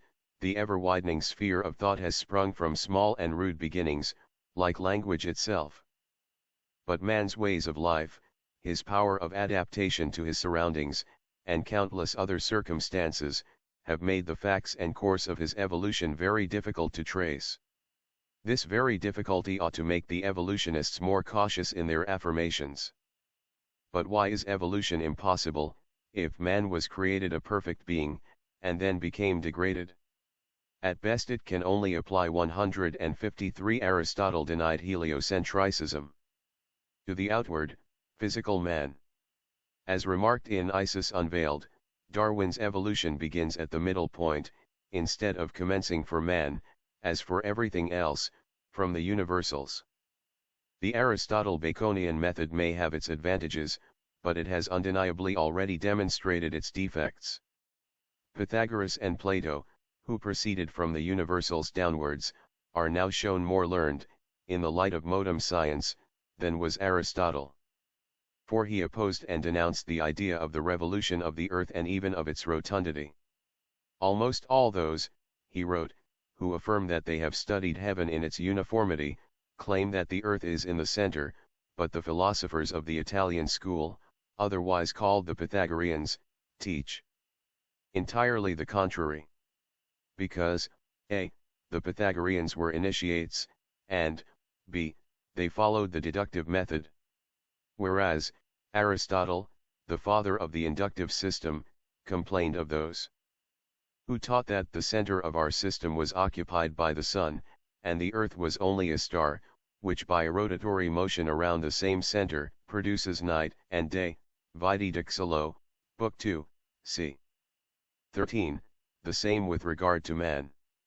The theory taught in the secret doctrine, and now expounded, is the only one, which can without falling into the absurdity of a miraculous man created out of the dust of the earth, or the still greater fallacy of man evolving from a pinch of lime salt, the ex-protoplasmic moneron, account for his appearance on earth.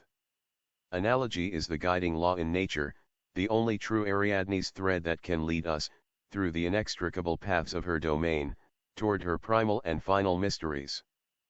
Nature, as a creative potency, is infinite, and no generation of physical scientists can ever boast of having exhausted the list of her ways and methods, however uniform the laws upon which she proceeds.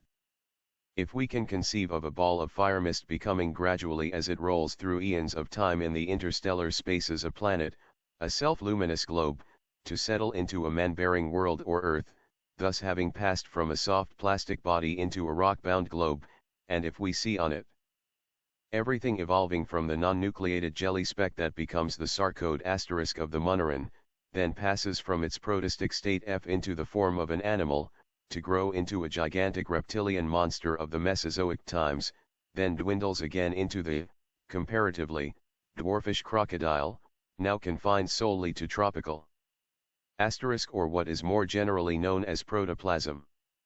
This substance received its name of sarcode from Professor Dujardin Beaumetz far earlier. The Monera are indeed protista. They are neither animals nor plants, writes Haeckel.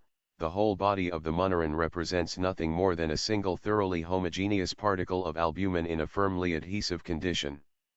Journal of Microscopical Science, January, 1869/28, 154. The Secret Doctrine.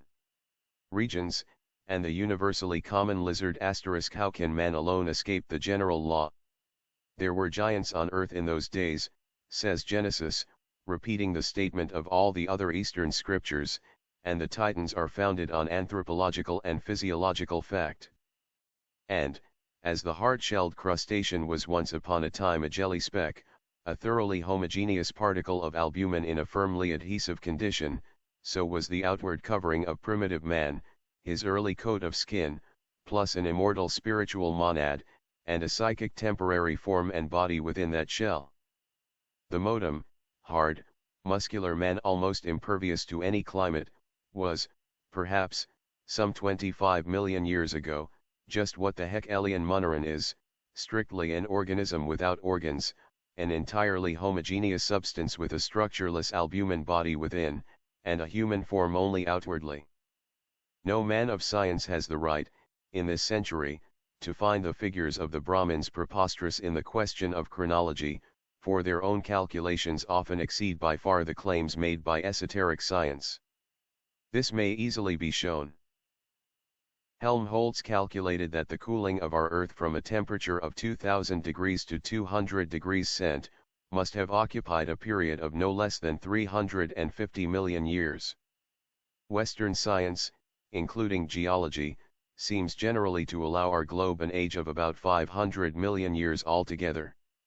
Sir W. Thomson, however, limits the appearance of the earliest vegetable life to 100 million years ago, a statement respectfully contradicted by the archaic records.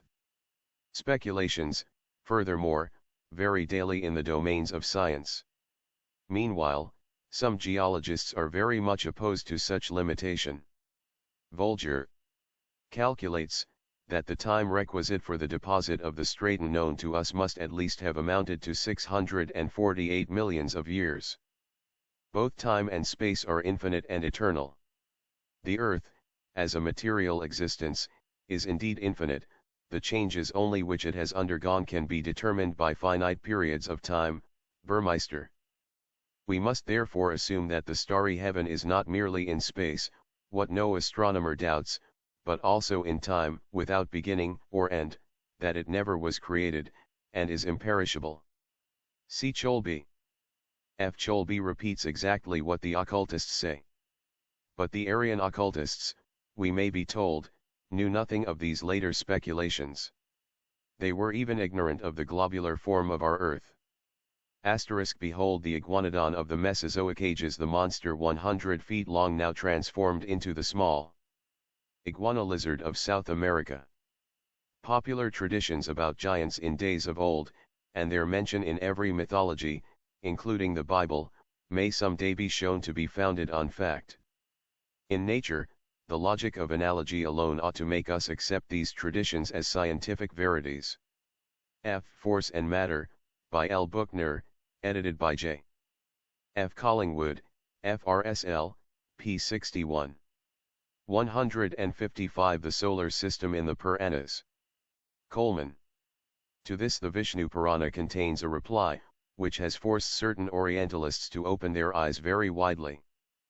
The sun is stationed, for all time, in the middle of the day, and over against midnight, in all the Dwipas, continents, Maitreya. But the rising and the setting of the sun being perpetually opposite to each other and in the same way, all the cardinal points, and so the cross points. Maitreya, people speak of the rising of the sun where they see it, and where the sun disappears, there, to them, is his setting. Of the sun, which is always in one and the same place, there is neither setting nor rising, for what is called rising and setting are only the seeing and the not seeing. The Sunday. Vishnu Purana, Book IL, ch. 8. To this Fitz-Edward Hall remarks, the heliocentricism taught in this passage is remarkable. It is contradicted, however, a little further on.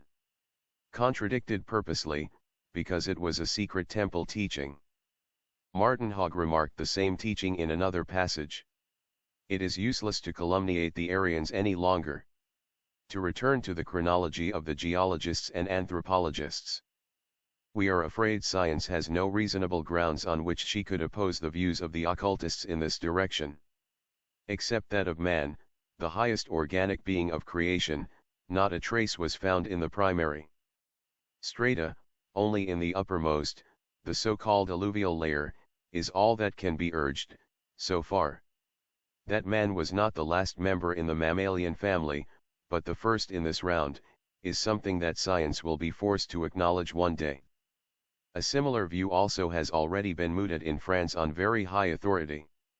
That man can be shown to have lived in the mid-tertiary period, and in a geological age when there did not yet exist one single specimen of the now known species of mammals, is a statement that science cannot deny and which has now been proven by de Quatrefages**. But even supposing his existence in the Eocene period is not yet demonstrated, what period of time has elapsed since the Cretaceous period?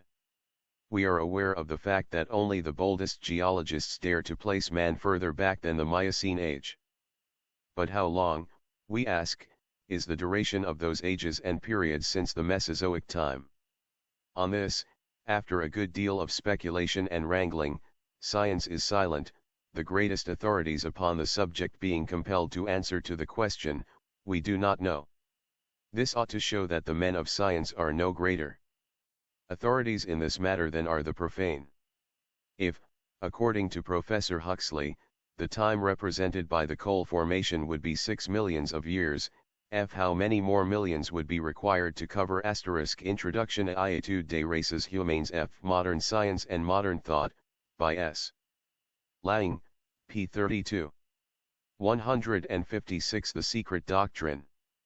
The time from the Jurassic period, or the middle of the so-called Reptilian Age, when the third race appeared, up to the Miocene, when the bulk of the fourth race was submerged.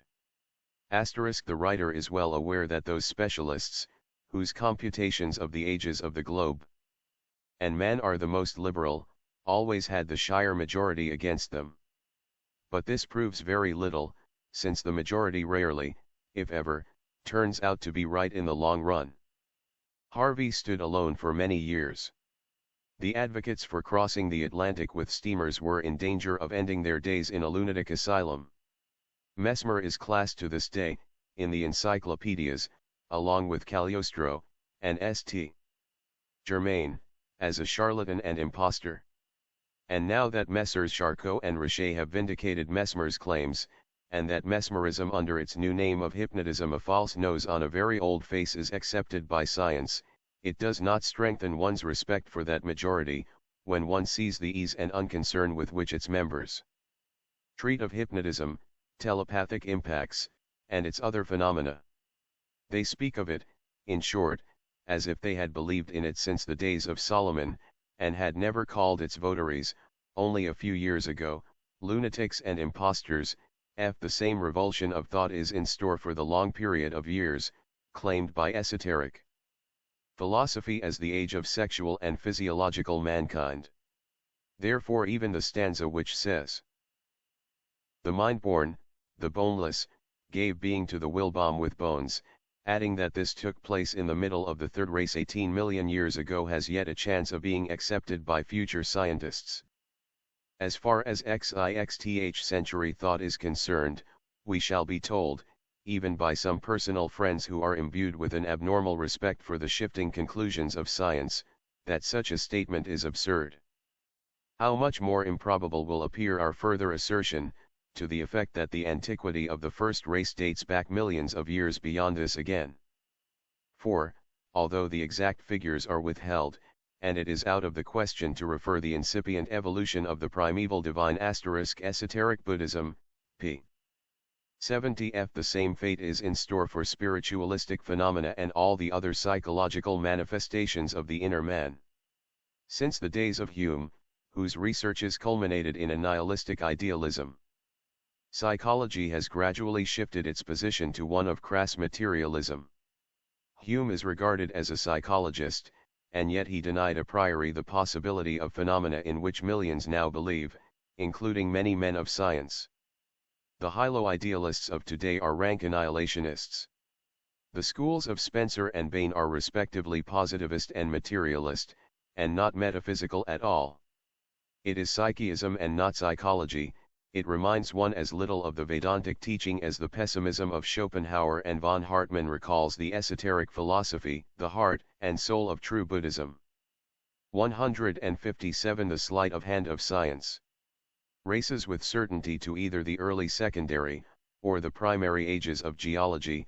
One thing is clear, that the figures 18 million of years, which embrace the duration of sexual, physical, man, have to be enormously increased if the whole process of spiritual, astral, and physical development is taken into account. Many geologists, indeed, consider that the duration of the quaternary and tertiary ages demands the concession of such an estimate, and it is quite certain that no terrestrial conditions whatever negative the hypothesis of an Eocene man, if evidence for his reality is forthcoming.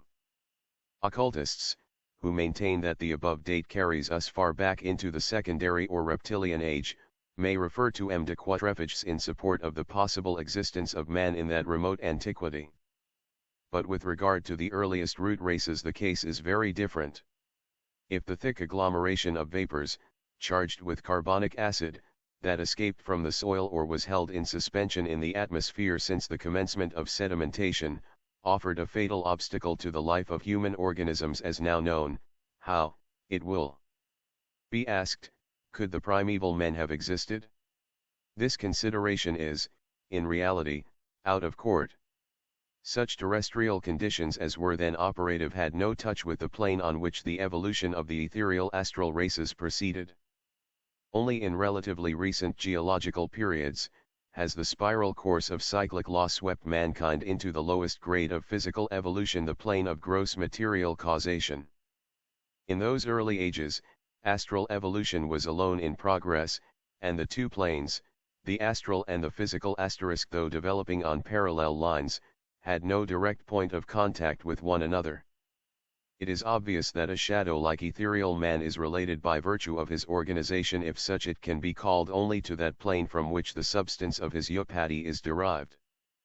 There are things, perhaps, that may have escaped the far-seeing but not all-seeing eyes of our modem naturalists, yet it is nature herself who undertakes to furnish the missing links. Agnostic speculative thinkers have to choose between the version given by the secret doctrine of the East, and the hopelessly materialistic Darwinian and biblical accounts of the origin of man, between no soul and no spiritual evolution, and the occult doctrine which repudiates special creation and the evolutionist anthropogenesis equally. Again, to take up the question of spontaneous generation, life as science shows has not always reigned on this terrestrial plane. It must be noted that, though the astral and physical planes of matter ran parallel with one another even in the earliest geological ages, yet they were not in the same phases of manifestation in which they are now. The Earth did not reach its present grade of density till 18 million years ago. Since then both the physical and astral planes have become grosser. 158 The Secret Doctrine. There was a time when even the Heckel-ion moneron, that simple globule of protoplasm, had not yet appeared at the bottom of the seas. Whence came the impulse which caused the molecules of carbon, nitrogen, oxygen, etc., to group themselves into the Urschleim of Oken, that organic slime, now christened protoplasm? What were the prototypes of the monera? They, at least, could not have fallen in meteorites from other globes already formed, Sir W. Thomson's wild theory to this effect, notwithstanding. And if they have so fallen, if our Earth got its supply of life germs from other planets, who, or what, had carried them into those planets? Here, again, unless the occult teaching is accepted, we are compelled once more to face a miracle, to accept the theory of a personal, anthropomorphic creator, the attributes and definitions of whom, as formulated by the monotheists, clash as much with philosophy and logic, as they degrade the ideal of an infinite universal deity, before whose incomprehensible awful grandeur the highest human intellect feels dwarfed. Let not the modern philosopher, while arbitrarily placing himself on the highest pinnacle of human intellectuality hitherto evolved, show himself spiritually and intuition ally so far below the conceptions of even the ancient Greeks, themselves on a far lower level, in these respects, than the philosophers of Eastern Aryan antiquity. Hylozoism, when philosophically understood, is the highest aspect of pantheism. It is the only possible escape from idiotic atheism based on lethal materiality, and the still more idiotic anthropomorphic conceptions of the monotheists, between which two it stands on its own entirely neutral ground. Hylozoism demands absolute divine thought, which would pervade the numberless active, creating forces, or creators, which entities are moved by, and have their being in, from, and through that divine thought, the latter, nevertheless, having no more personal concern in them or their creations, than the sun has in the sunflower and its seeds, or in vegetation in general. Such active creators are known to exist and are believed in, because perceived and sensed by the inner man in the occultist.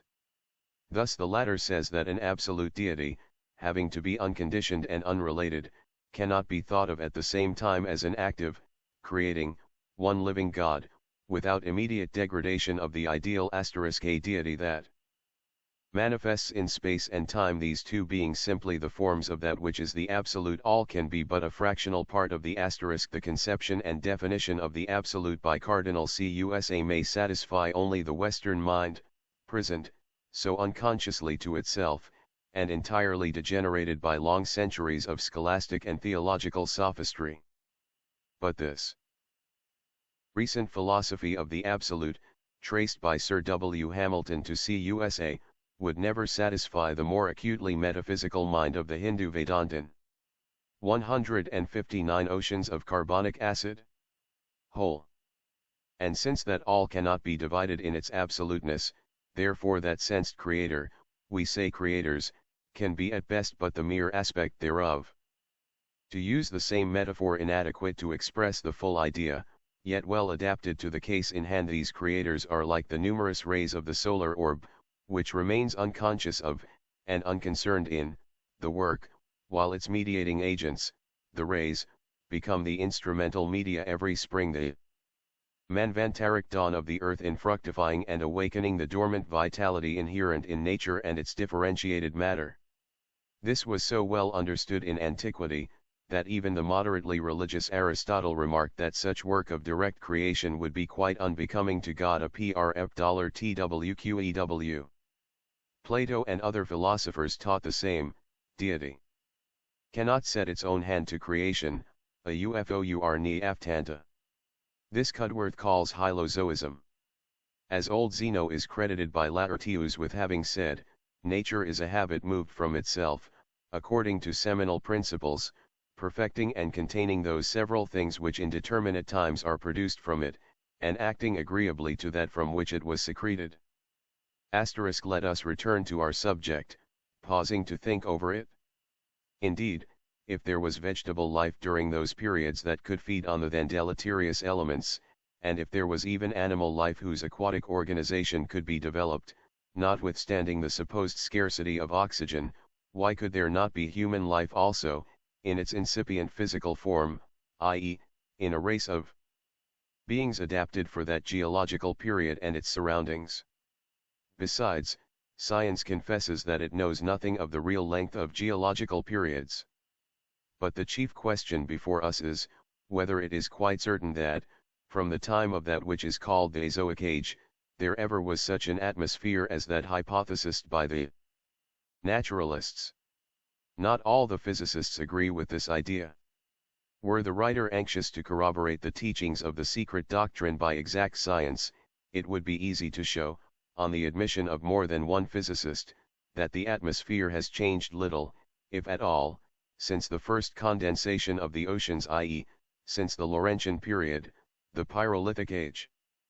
Such, at any rate, is the opinion of Blanchard, S. Many, and even of Bischoff, as the experiments of the latter scientist with basalts have shown.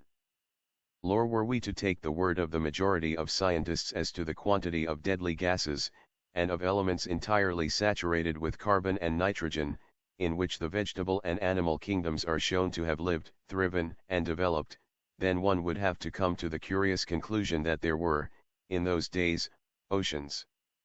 Cudworth's intellectual system, IP 328. Of liquid carbonic acid, instead of water. With such an element, it becomes doubtful whether the ganoids, or even the primitive trilobites themselves, could live in the oceans of the primary age, let alone in those of the Silurian, as shown by Blanchard. The conditions that were necessary for the earliest race of mankind, however, require no elements, whether simple or compound. That which was stated at the beginning is maintained. The spiritual ethereal entity which lived in spaces unknown to Earth, before the first sidereal jelly speck evolved in the ocean of crude cosmic matter, billions and trillions of years before our globular speck in infinity, called Earth, came into being and generated the monoran in its drops, called oceans, needed no elements. The Manu with soft bones could well dispense with calcic phosphate, as he had no bones, save in a figurative sense. And while even the Munera, however homogeneous their organism, still required physical conditions of life that would help them toward further evolution, the being which became primitive man and the father of man, after evolving on planes of existence undreamed of by science, could well remain impervious to any state of atmospheric conditions around him. The primitive ancestor, in Brasser de Bourberg's Populva, who in the Mexican legends could act and live with equal ease underground and water as upon the earth, answers only to the second and early third races in our texts. And if the three kingdoms of nature were so different in pre-Diluvian ages, why should not man have been composed of materials and combinations of atoms now entirely unknown to physical science? The plants and animals now known, in almost numberless varieties and species, have all developed, according to scientific hypotheses, from primitive and far fewer organic forms. Why should not the same have occurred in the case of man, the elements, and the rest? Universal genesis starts from the one, breaks into 3, then 5, and finally culminates into 7, to return into 4, 3, and 1. Commentary. For additional proofs consult Part 2 of this volume, The Septenary in Nature.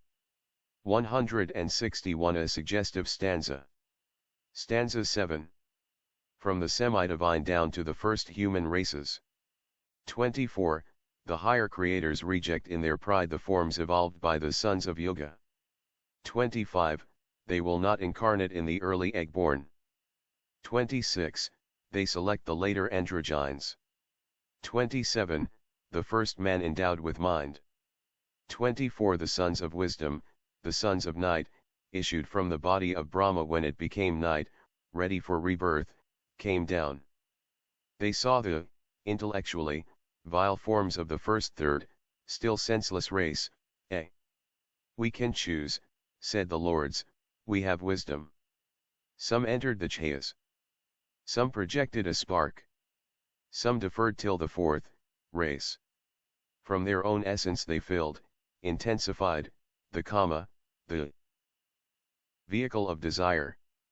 Those who received but a spark remained destitute of, higher, knowledge. The spark burnt low, b. The third remained mindless. Their JLVAS, monads, were not ready. These were set apart among the 7, primitive human species. They, became the, narrow-headed. The third were ready. In these shall we dwell, said the lords of the flame and of the dark wisdom, see. This stanza contains, in itself, the whole key to the mysteries of evil, the so-called fall of the angels, and the many problems that have puzzled the brains of the philosophers from the time that the memory of man began.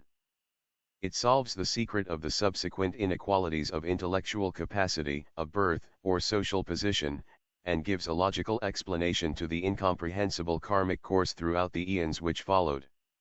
The best explanation which can be given, in view of the difficulties of the subject, shall now be attempted. A. Up to the fourth round, and even to the later part of the third race in this round, man if the ever-changing forms that clothed the monads during the first 3 rounds and the first 2.5 races of the present one can be given that misleading name is, so far, only an animal intellectually. It is only in the actual midway round that he develops in himself entirely the fourth principle as a fit vehicle for the 162 the secret doctrine. 5th. But manas will be relatively fully developed only in the following round, when it will have an opportunity of becoming entirely divine until the end of the rounds. As Christian Skoetkin says in Horde Hebraic, etc., the first terrestrial atom had only the breath of life, nefesh, but not the living soul. B. Here the inferior races, of which there are still some analogues left as the Australians, now fast dying out, and some African and Oceanic tribes are meant. They were not ready signifies that the karmic development of these monads had not yet fitted them to occupy the forms of men destined for incarnation in higher intellectual races. But this is explained later on. See, the Zohar speaks of black fire, which is absolute light wisdom. To those who, prompted by old theological prejudice, may say, but the Asuras are the rebel devas, the opponents of the gods hence devils, and the spirits of evil, it is answered, esoteric. Philosophy admits neither good nor evil per se, as existing independently in nature. The cause for both is found, as regards the cosmos, in the necessity of contraries or contrasts, and with respect to man, in his human nature, his ignorance and passions. There is no devil or the utterly depraved, as there are no angels absolutely perfect, though there may be spirits of light and of darkness. Thus Lucifer, the spirit of intellectual enlightenment and freedom of thought, is metaphorically the guiding beacon, which helps man to find his way through the rocks and sandbanks of life, for Lucifer is the logos in his highest, and the adversary in his lowest aspect, both of which are reflected in our ego. Lactantius, speaking of the nature of Christ, makes the logos, the Word, the firstborn brother of Satan, the first of all creatures. Inst. Div Book 2, c. 8, Kabbalah, 116. The Vishnu Purana describes these primeval creatures, the Arvaxrota, with crooked digestive canals. They were endowed with inward manifestations, but mutually in ignorance about their kind and nature. The 28 kinds of badha, or imperfections, do not apply, as Wilson thought, to the animals now known and specified by him *, for these did not exist in those geological periods. This is quite plain in the said work, in which the first created, on this globe, are the fivefold immovable creation, minerals and vegetables, then come those fabulous animals, Tiryax Rota, the monsters of the abyss slain by the lords, see stanzas 2 and 3, then the Urdhwas Rotas, the happy celestial beings, which feed on ambrosia, then lastly, the Aryax Rotas, human beings Brahmas *c book I, chap. v. p. 71 163 creators and sub-creators. Seventh creation so called.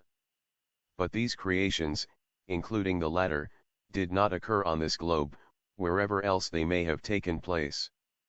It is not Brahma who creates things and men on this earth, but the chief and lord of the Prajapati, the lords of being and terrestrial creation * obeying the command of Brahma, Daksha, the synthesis, or the aggregate, of the terrestrial creators and progenitors, Pitris included, made superior and inferior, Vara and Avara, things.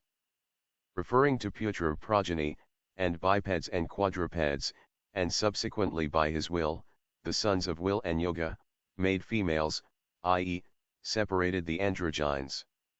Here again, we have bipeds or men, created before the quadrupeds as in the esoteric teachings. Vidi Supra and stanza 12 as explained. Since, in the exoteric accounts, the Asuras are the first beings created from the body of night, while the Pitris issue from that of twilight, the gods being placed by Parasara, Vishnu, Purana, between the two, and shown to evolve from the body of the day, it is easy to discover a determined purpose to veil the order of creation. Man is the Arvax Rota coming from the body of the dawn, and elsewhere, man is again referred to, when the creator of the world, Brahma, is shown creating fierce beings, denominated Buddhas and eaters of flesh, or as the text has it, fiends frightful from being monkey-colored and carnivorous whereas the Rakshasas are generally translated by evil spirits and the enemies of the gods, which identifies them with the Asuras. In the Ramayana, when Hanuman is reconnoitering the enemy in Lanka, he finds their Rakshasas, some hideous, while some were beautiful to look upon, and, in Vishnu Purana, there is a direct reference to their becoming the saviors of humanity, or of Brahma. The allegory is very ingenious. Great intellect and too much knowledge are a two-edged weapon in life, and instruments for evil as well as for good. When combined with selfishness, they will make of the whole of humanity a footstool for the elevation of him who possesses them, and a means for the attainment of his objects, while, applied to altruistic humanitarian purposes, they may become the means of the salvation of many. At all events, the absence of self-consciousness and intellect will make of man an idiot, a brute in human form. Brahma is Maha, the universal mind, hence the too selfish among the Rakshasas showing the desire to become possessed of it all to devour Maha. The allegory is transparent. At any rate, esoteric philosophy identifies the pre-Brahmanical * Vishnu Purana, Book I, Chapter 15. Of Vol. 2 Ephibid, Book I, Chapter V 164 The Secret Doctrine. Asuras, Rudras, * Rakshasas, and all the adversaries of the gods in the allegories, with the egos, which, by incarnating in the still witless man of the third race, made him consciously immortal. They are, then, during the cycle of incarnations, the true dual logos, the conflicting and two-faced divine principle in man. The commentary that follows, and the next stanzas may, no doubt, throw more light on this very difficult tenet, but the writer does not feel competent to give it out fully. Of the succession of races, however, they say, first come the self-existent on this earth. They are the spiritual lives projected by the absolute will and law, at the dawn of every rebirth of the worlds. These lives are the divine Sishta, the seed Manas, or the Prajapati and the Pitris. From these proceed 1. The first race, the self-born, which are the astral shadows of their progenitors. The body was devoid of all understanding, mind, intelligence, and will. The inner being, the higher self or monad, though within the earthly frame, was unconnected with it. The link, the manas, was not there as yet. 2. From the first race emanated the second, called the sweat-born dollar and asterisk whom Manu calls our paternal grandfathers, 284. The Rudras are the 7 manifestations of Rudra Siva, the destroying god, and also the grand yogi and ascetic. FC2, 1, Commentary. Dollar to speak of life as having arisen, and of the human race as having originated, in this absurdly unscientific way, in the face of the modern pedigrees of man, is to court instantaneous annihilation.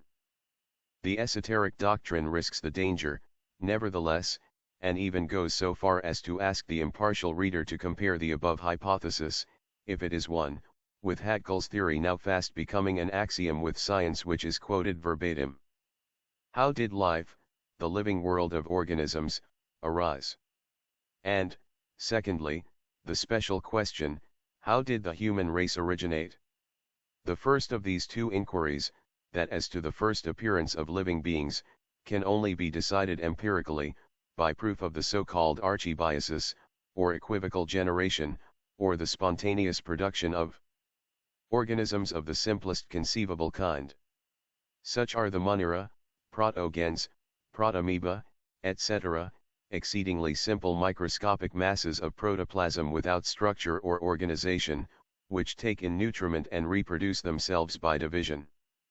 Such a moneran as that primordial organism discovered by the renowned English zoologist Huxley, and named Bathybius haeckelii, appears as a continuous thick protoplasmic covering at the greatest depths of the ocean, between 3,000 and 30,000 feet. It is true that the first appearance of such monera has not up to the present moment been actually observed, but there is nothing intrinsically improbable in such an evolution. The Pedigree of Man, Aveling's translation, p. 33. The Bathybius protoplasm having recently turned out to be no organic substance at all, there remains little to be said. Nor, after reading this, does one need to consume further time in refuting the further assertion that, in that case man also has beyond a doubt, to the minds of Haeckel and his like, arisen from the lower mammalia, apes and the earlier simian creatures, the still earlier marsupialia, amphibia. Pisces, by progressive transformations, all produced by a series of natural forces working blindly. Aim, without design. IP 36, the above quoted passage bears its criticism on its own face. Science is made to teach that which, up to the present time, has never been actually observed. She is made to deny the phenomenon of an intelligent nature and a vital force independent of form and matter, and to find it more scientific to teach the miraculous performance of natural forces working blindly without aim or design. If so, then we are led to think that the physico-mechanical forces of the brains of certain eminent scientists are leading them on as blindly to sacrifice logic and common sense on the altar of mutual admiration. Why should the protoplasmic moneran producing the first living creature through self-division be held as a very scientific hypothesis, and an ethereal pre-human race generating the primeval men in the same fashion be tabooed as unscientific superstition? Or has materialism obtained a sole monopoly in science? 165 To the moneran the creator. The boneless. This is the second root race, endowed by the preservers, Rakshasas, asterisk and the incarnating gods, Asuras and the Chimeras, with the first primitive and weak spark, the germ of intelligence. And from these in turn proceeds, 3. The third root race, the twofold, androgynes. The first races hereof are shells, till the last is inhabited, i.e., informed, by the dhysinus. The second race, as stated above, being also sexless, evolved out of itself, at its beginning, the third androgyne race by an analogous, but already more complicated process. As described in the commentary, the very earliest of that race were, the sons of passive yoga *, they issued from the second manus hyas *, the Rakshasas, regarded in Indian popular theology as demons, are called the preservers beyond the Himalayas. This double and contradictory meaning has its origin in a philosophical allegory, which is variously rendered in the Puranas. It is stated that when Brahira created the demons, yakshas, from yakshir, to eat, and the Rakshasas, both of which kinds of demons, as soon as born, wished to devour their creator, those among them that called out not so. Oh, let him be saved, preserved, were named Rakshasas, Vishnu Purdna Book I. Chv.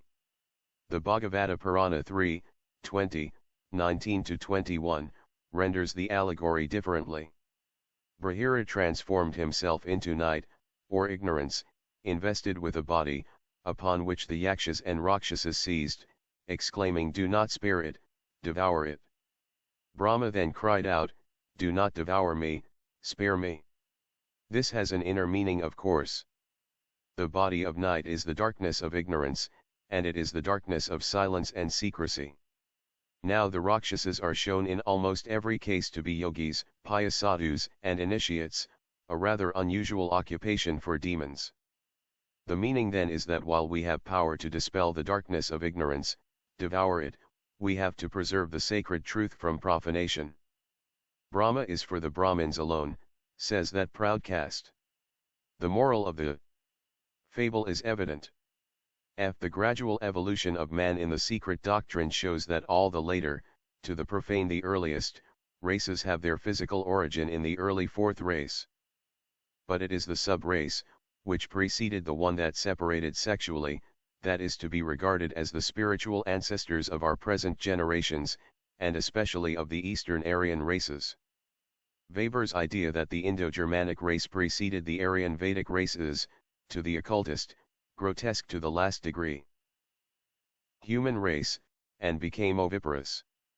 The emanations that came out of their bodies during the seasons of procreation were ovuli, the small spheroidal nuclei developing into a large soft, egg-like vehicle, gradually hardened, when, after a period of gestation, it broke and the young human animal issued from it uncted, as the fowls do in our race.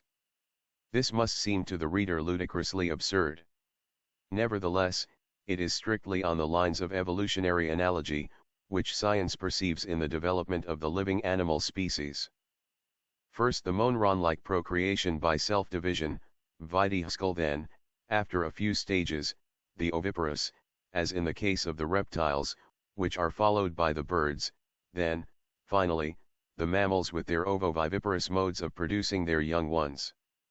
If the term ovoviviparous is applied to some fish and reptiles, which hatch their eggs within their bodies, why should it not be applied to female mammalians, including woman? The ovule, in which, after impregnation, the development of the fetus takes place, is an egg. At all events, this conception is more philosophical than that of Eve with a suddenly created placenta giving birth to Cain, because of the apple, when even the marsupial, the earliest of mammals, is not placental yet. Moreover, the progressive order of the methods of reproduction, as unveiled by science, is a brilliant confirmation of esoteric ethnology. It is only necessary to tabulate the data in order to prove our assertion. Cf. especially Schmidt's Doctrine of Descent and Darwinism, p. 39, L. Seq, and Liang's A Modern Zoroastrian, pages 102-111. Fission, A, as seen in the division of the homogeneous speck of protoplasm, known as moneron or amoeba, into two. B, as seen in the division of the nucleated cell, in which the cell nucleus splits into two subnuclei, which either develop within the original cell wall or burst it, and multiply outside as independent entities. Cf. the first root race. 2. Budding, a small portion of the parent structure swells out at the surface and finally parts company, growing to the size of the original organism, e.g., many vegetables, the sea anemone, etc. Cf. the second root race. Every process of healing and cicatrization in the higher animal groups, even in the case of reproduction of mutilated limbs with the amphibians, is affected by fission and gemation of the elementary morphological elements. Monads and rounds. L. Spores, a single cell thrown off by the parent organism, which develops into a multicellular organism reproducing the features of the latter, e.g., bacteria and mosses. 4. Intermediate hermaphroditism, male and female organs inhering in the same individual, e.g., the majority of plants, worms, and snails, etc., allied to budding. Cf. Second and early third root races. V. True sexual union, cf. later third root race. We now come to an important point with regard to the double evolution of the human race. The sons of wisdom, or the spiritual Dhyanis, had become intellectual through their contact with matter, because they had already reached, during previous cycles of incarnation, that degree of intellect which enabled them to become independent and self-conscious entities, on this plane of matter. They were reborn only by reason of karmic effects. They entered those who were ready, and became the arhats, or sages, alluded to above. This needs explanation. It does not mean that monads entered forms in which other monads already were. They were essences, intelligences, and conscious spirits, entities seeking to become still more conscious by uniting with more developed matter. Their essence was too pure to be distinct from the universal essence, but their egos, or manas, since they are called Manasaputra, born of Maha, or Brahma, had to pass through earthly human experiences to become all-wise, and be able to start on the returning ascending cycle. The monads are not discrete principles, limited or conditioned, but rays from that one universal absolute principle. The entrance into a dark room through the same aperture of one ray of sunlight following another will not constitute two rays, but one ray intensified. It is not in the course of natural law that man should become a perfect septenary being, before the seventh race in the seventh round. Yet he has all these principles latent in him from his birth. Nor is it part of the evolutionary law that the fifth principle, manas, should receive its complete development before the fifth round. All such prematurely developed intellects, on the spiritual plane, in our race are abnormal, they are those whom we call the fifth rounders. Even in the coming seventh race, at the close of this fourth round. While our four lower principles will be fully developed, that of manas will be only proportionately so. This limitation, however, refers solely to the spiritual development. The intellectual, on the physical plane, was reached during the fourth root race. Thus, those who were half-ready, who received but a spark, constitute the average humanity which has to acquire its intellectuality during the present manvantaric evolution, 168 The Secret Doctrine. After which they will be ready in the next for the full reception of the sons of wisdom. While those which were not ready at all, the latest monads, which had hardly evolved from their last transitional and lower animal forms at the close of the third round, remain the narrow-brained of the stanza. This explains the otherwise unaccountable degrees of intellectuality among the various races of men, the savage Bushman and the European even now. Those tribes of savages, whose reasoning powers are very little above the level of the animals, are not the unjustly disinherited, or the unfavoured, as some may think. Nothing of the kind. They are simply those latest arrivals among the human monads, which were not ready, which have to evolve during the present round, as on the three remaining globes, hence on four different planes of being, so as to arrive at the level of the average class when they reach the fifth round. One remark may prove useful, as food for thought to the student in this connection. The monads of the lowest specimens of humanity, the narrow-brained savage South Sea Islander, the African, the Australian, had no karma to work out when first born as men, as their more favored brethren in intelligence had. The former are spinning out karma only now, the latter are burdened with past, present, and future karma. In this respect the poor savage is more fortunate than the greatest genius of civilized countries.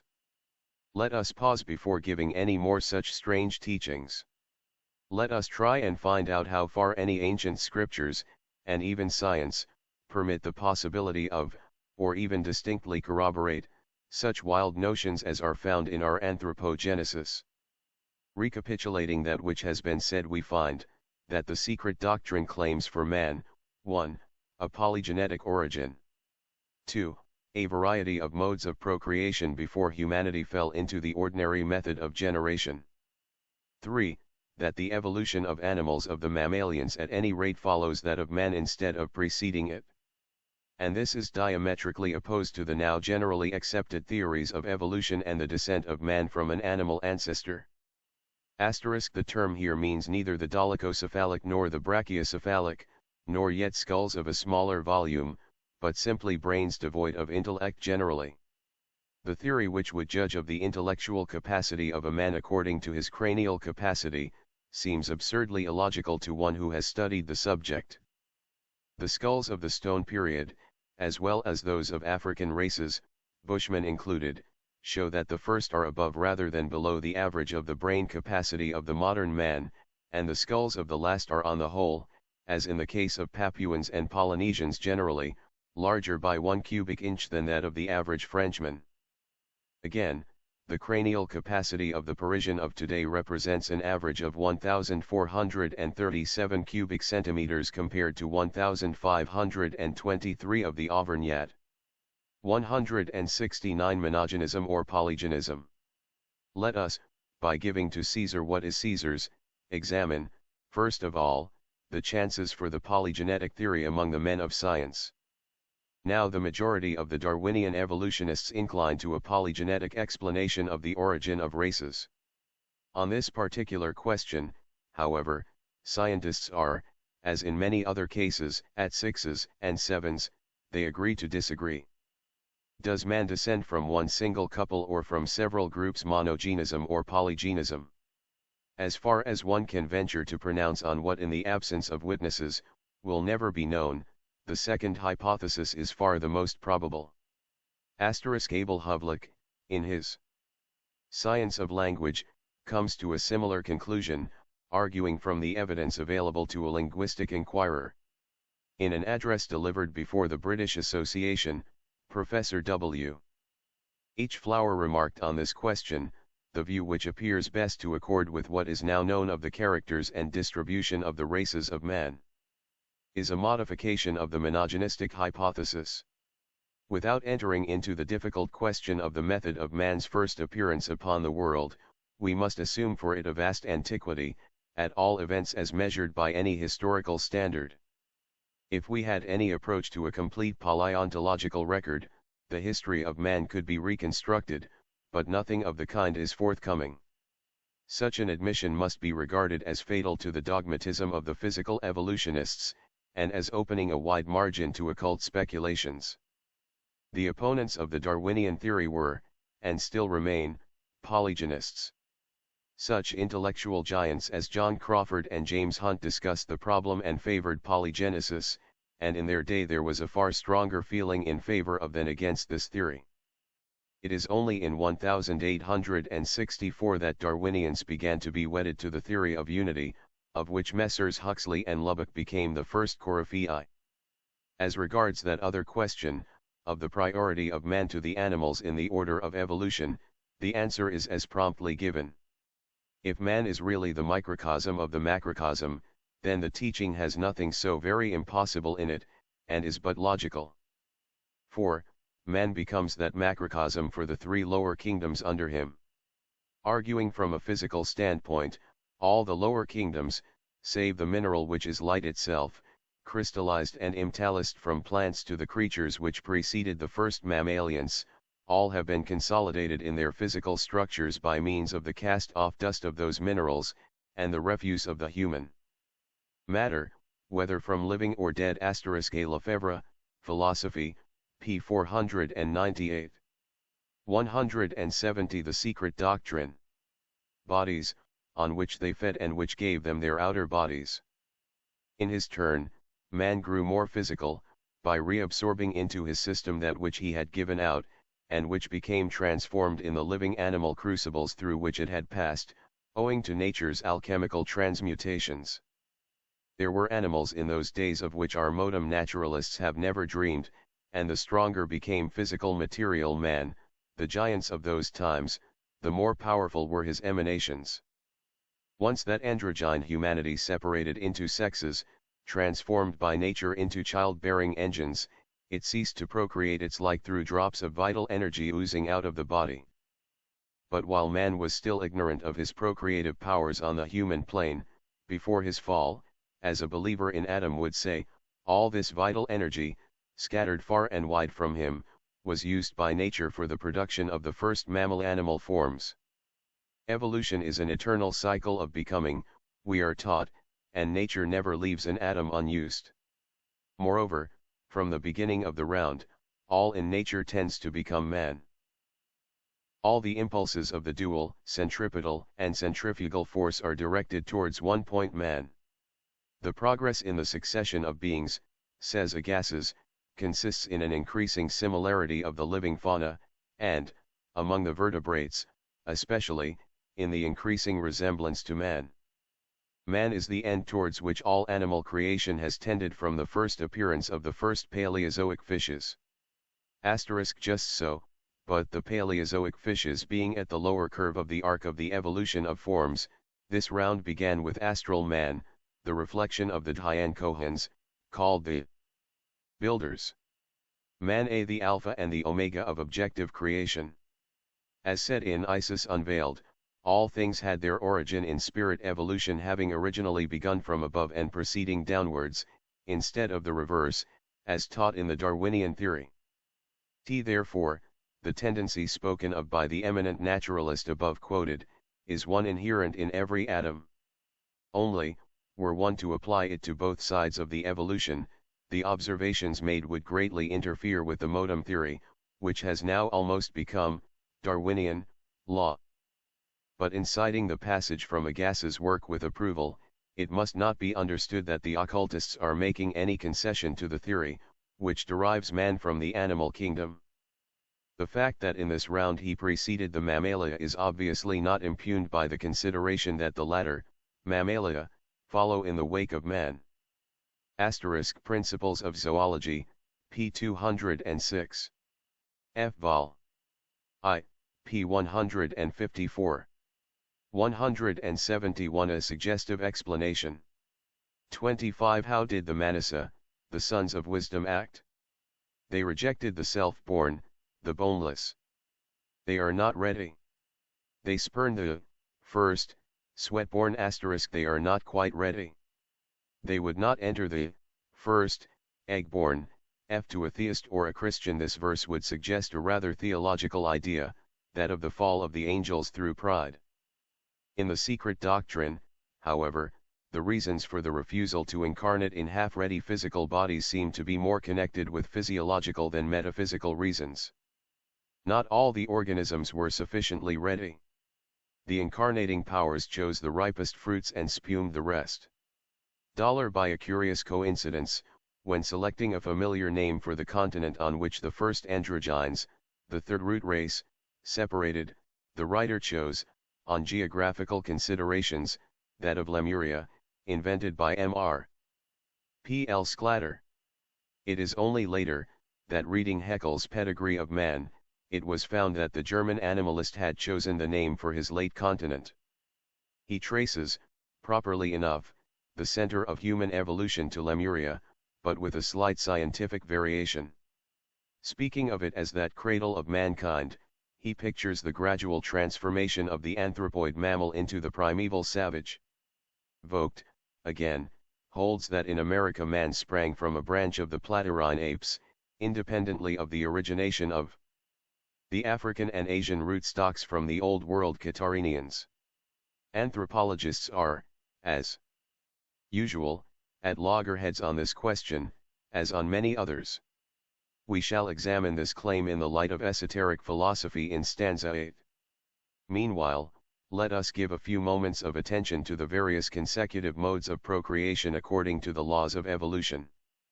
Let us begin by the mode of reproduction of the later subraces of the third human race, by those who found themselves endowed with the sacred fire from the spark of higher and then independent beings, who were the psychic and spiritual parents of man, as the lower Pitar Davida, the Pitris, were the progenitors of his physical body. That third and holy race consisted of men who, at their zenith, were described. This is explained in the section which follows the series of stanzas in the allegory from the Puranas concerning Kandu, the holy sage, and Pramlacha, the nymph alleged to have hypnotized him. Vide 2, commentary after. Saint I, a suggestive allegory, scientifically, as the drops of perspiration, which she exuded, are the symbols of the spores of science, vitae infra. This will be explained as we proceed. This unwillingness to fashion men, or create, is symbolized in the Puranas by Daksha having to deal with his opponent Narada, the strife-making ascetic. Vitae verse 24. 172 The secret doctrine. As, towering giants of godly strength and beauty, and the depositories of all the mysteries of heaven and earth. Have they likewise fallen, if, then, incarnation was the fall? Of this presently. The only thing now to be noted of these is, that the chief gods and heroes of the fourth and fifth races, as of later antiquity, are the deified images of Di's men of Di third. The days of their physiological purity, and those of their so-called fall, have equally survived in the hearts and memories of their descendants. Hence, the dual nature shown in those gods, both virtue and sin being exalted to their highest degree, in the biographies composed by posterity. They were the pre-Adamite and the divine races, with which even theology, in whose sight they are all the accursed Cainite races, now begins to busy itself. But the action of spiritual progenitors of that race has first to be disposed of. A very difficult and abstruse point has to be explained with regard to stanzas 26 and 27. These say, 26. When the sweat-born produced the egg-born, the twofold, androgyne third race *, the mighty, the powerful with bones, the lords of wisdom said, now shall we create, a. Why now and not earlier? This the following sloka explains. 27, then, the third, race, became the vahan, vehicle, of the lords of wisdom. It created sons of will and yoga, by Kriyasakti, b. It created them, the holy fathers, ancestors of the Arhats. A. How did they create, since the lords of wisdom are identical with the Hindu devas, who refuse to create? Clearly they are the *. The evolutionist Professor Schmidt alludes to the fact of the separation of sexes, as to the derivation of which from species once hermaphrodite all, the believers in creation naturally accepted, are assuredly of one accord. Such indeed is the incontestable evidence drawn from the presence of rudimentary organs. Cf. His Doctrine of Descent and Darwinism, p. 159. Apart from such palpable traces of a primeval hermaphroditism, the fact may be noted that, as Lang writes, a study of embryology shows that in the human higher animal species the distinction of sex is not developed until a considerable progress has been made in the growth of the embryo. A modern Zoroastrian, p. 106, the law of retardation operative alike in the case of human races, animal species, etc., when a higher type has once been evolved still preserves hermaphroditism as the reproductive method of the majority of plants and many lower animals. 173 The sons of Kriyasakti. Kumaras of the Hindu pantheon and Puranas, those elder sons of Brahma, Sanandana, and the other sons of Vidhas, who, previously created by him without desire or passion, remained chaste, full of holy wisdom and undesirous of progeny.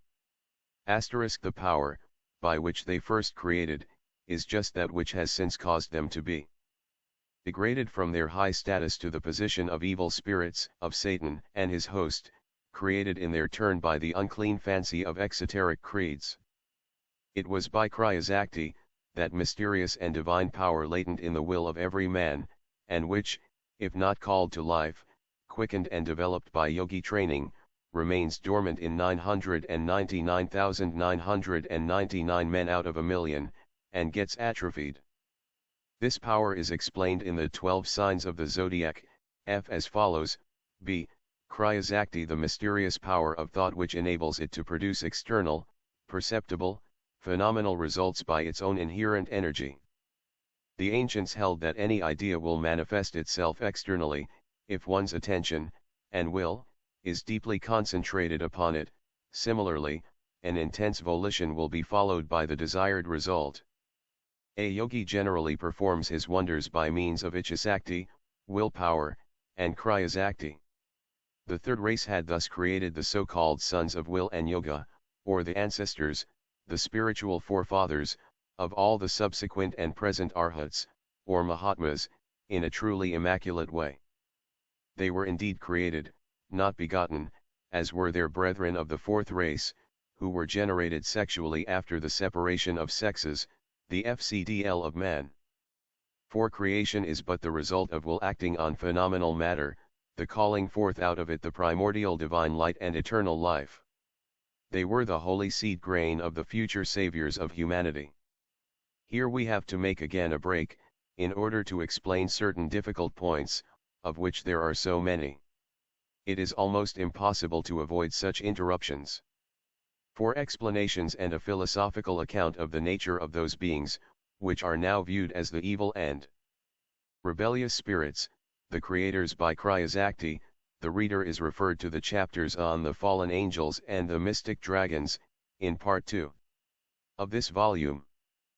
The order of the evolution of the human races stands thus in the fifth book of the commentaries, and was already given. The first men were Chayas, 1, the second, the sweat-born, 2, the third, egg-born, and the holy fathers born by the power of Cryasakti, 3, the fourth were the children of the Padmapani, Chenrezi, 4. See Vishnu Purana Book I, ch. 7, Para. 1 FC 5 Years of Theosophy, p. 777. 174 The Secret Doctrine. Of course such primeval modes of procreation by the evolution of one's image, through drops of perspiration, after that by yoga, and then by what people will regard as magic, Cryasakti, are doomed beforehand to be regarded as fairy tales. Nevertheless, beginning with the first and ending with the last, there is really nothing miraculous in them, nor anything which could not be shown natural. This must be proven.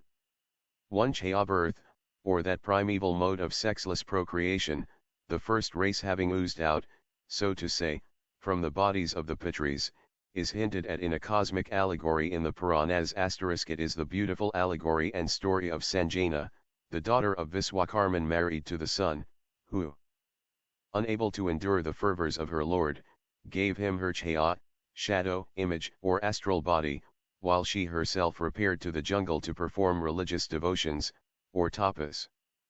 The sun, supposing the Chaya to be his wife, begot by her children, like Adam with Lilith, an ethereal shadow also, as in the legend, though an actual living female monster millions of years ago. But, perhaps, this instance proves little except the exuberant fancy of the Puranic authors. We have another proof ready. If the materialized forms, which are sometimes seen oozing out of the bodies of certain mediums, could, instead of vanishing, be fixed and made solid, the creation of the first race would become quite comprehensible. This kind of procreation cannot fail to be suggestive to the student. Neither the mystery nor the impossibility of such a mode is certainly any greater, while it is far more comprehensible to the mind of the true metaphysical thinker than the mystery of the conception of the fetus, its gestation and birth as a child, as we now know it. Now to the curious and little understood corroboration in the Puranas about the sweat-born. Kandu is a sage and a yogi, eminent in holy wisdom and pious austerities, which, finally, awaken the jealousy of the gods, who are represented in the Hindu scriptures as being in never-ending strife with the ascetics. Indra, the king of the gods, finally sends one of his female apsaras to tempt the sage. This is no worse than Jehovah sending Sarah, Abraham's wife, to tempt Pharaoh, but in truth it is those gods, and God, who are ever trying to disturb ascetics and thus make them lose the fruit of their austerities, who ought to be regarded as tempting. Demons, instead of applying the term to the Rudras, Kumaras, and Asuras, whose great sanctity and chastity seem a standing reproach to the Donjuanic gods of the pantheon. But it is *Vidi Vishnu Pumna, Book 3, Chapter 2. In the oldest myths of Vishnu Pumna in the possession of an initiate in southern India, the god is not Indra, but Kama, the god of love and desire. See text further on. 175 A saint hypnotized, the reverse that we find in all the Puranic allegories, and not without good esoteric reason. The king of the gods, or Indra, sends a beautiful Apsaras, nymph, named Pramlacha to seduce Kandu and disturb his penance. She succeeds in her unholy purpose, and 907 years 6 months and 3 days spent in her company seem to the sage as one day. When this psychological or hypnotic state ends, the Muni curses bitterly the creature who seduced him, thus disturbing his devotions. "Depart, begone," he cries, "vile bundle of illusions." And Pramlacha, terrified, flies away, wiping the perspiration from her body with the leaves of the trees as she passes through the air. She went from tree to tree, and as, with the dusky shoots that crowned their summits, she dried her limbs, the child she had conceived by the rishi came forth from the pores of her skin in drops of perspiration. The trees received the living dews, and the winds collected them into one mass. "This," said Soma, the moon, "I matured by my rays, and gradually it increased in size, till the exhalation that had rested on the tree tops became the lovely girl named Marisha F. Now Kandu stands here for the first race. He is a son of the Pitris, hence one devoid of mind, which is hinted at by his being unable to discern a period of nearly 1,000 years from one day, therefore he is shown to be so easily deluded and blinded. Here is a variant of the allegory in Genesis, of Adam, bomb, an image of clay, into which the Lord God breathes the breath of life but not of intellect and discrimination, which are developed only after he had tasted of the fruit of the tree of knowledge, in other words when he has acquired the first development of mind. And had implanted in him manas, whose terrestrial aspect is of the earth earthy, though its highest faculties connected with spirit and the divine soul. Pramlacha is the Hindu Lilith of the Aryan Adam, and Marisha, the daughter bomb of the perspiration from her pores, is the sweat bomb, and stands as a symbol for the second race of mankind. As remarked in the footnote, Vidi Supra, it is not Indra, who now figures in the Puranas, but Kamadeva, the god of love and desire, who sends Pramlacha on earth. Logic, besides the esoteric doctrine, shows that it must be so. For Kama is the king and lord of the Apsaras, of whom Pramlacha is one, and, therefore, when Kandu, in cursing her, these are the exoteric figures given in a purposely reversed and distorted way, being the figure of the duration of the cycle between the first and second human race. All Orientalists to the contrary, there is not a word in any of the Puranas that has not a special esoteric meaning. F. Vishnu Purana, Book I, ch. 15. Cf. also Vivian's Temptation of Merlin, Tennyson, the same legend in Irish tradition. 176 The Secret Doctrine exclaims, "Thou hast performed the office assigned by the monarch of the gods, go." He must mean by that monarch Kama and not Indra, to whom the Apsaras are not subservient. For Kama, again, is in the Rig Veda, X 129, the personification of that feeling which leads and propels to creation.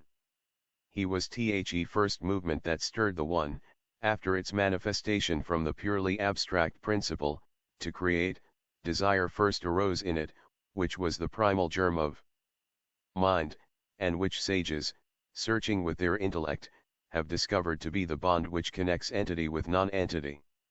A hymn in the Atharva Veda exalts Kama into a supreme god and creator, and says, Kama was Brahm the first. Him, neither gods nor fathers, Pitara, nor men have equaled.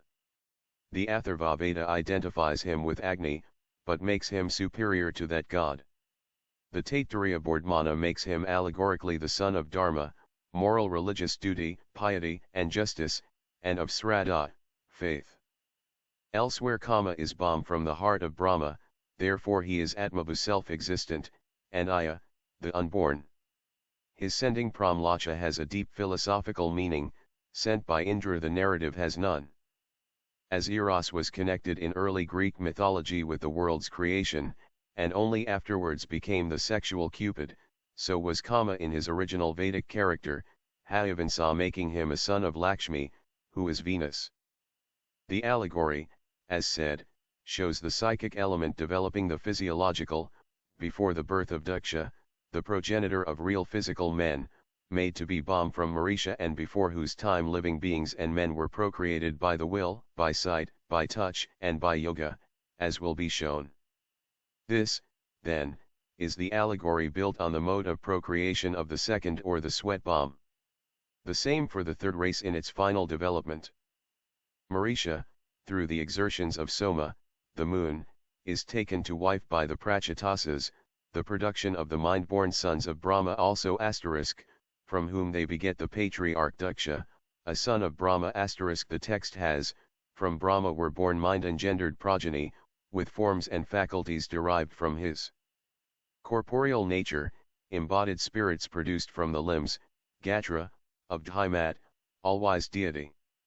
These beings were the abode of the three qualities of Devasargsi, divine creation, which, as the fivefold creation, is devoid of clearness of perception, without reflection, dull of nature.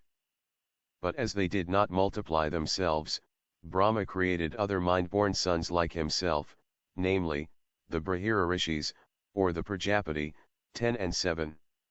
Sanandana and the other sons of Vidhas, Brarn, were previously created, but, as shown elsewhere, they were without desire or passion, inspired with holy wisdom, estranged from the universe and undesirous of progeny. Book I, ch. 7. These Sanandana and other Kumaras are then the gods, who after refusing to create progeny are forced to incarnate in senseless men. The reader must pardon unavoidable repetitions in view of the great number of the facts given. Sweatborn and androgynes. Also, in a former kalpa or life, explain and add the Puranas, in order to mislead, yet speaking the truth. 3. The early third race, then, is formed from drops of sweat, which, after many a transformation, grow into human bodies. This is not more difficult to imagine or realize than the growth of the fetus from an imperceptible germ, which first develops into a child, and then into a strong, heavy man. But this race again changes its mode of procreation according to the commentaries. It is said to have emanated of visformative psi, which changed the drops of perspiration into greater drops, which grew, expanded, and became ovoid bodies, huge eggs.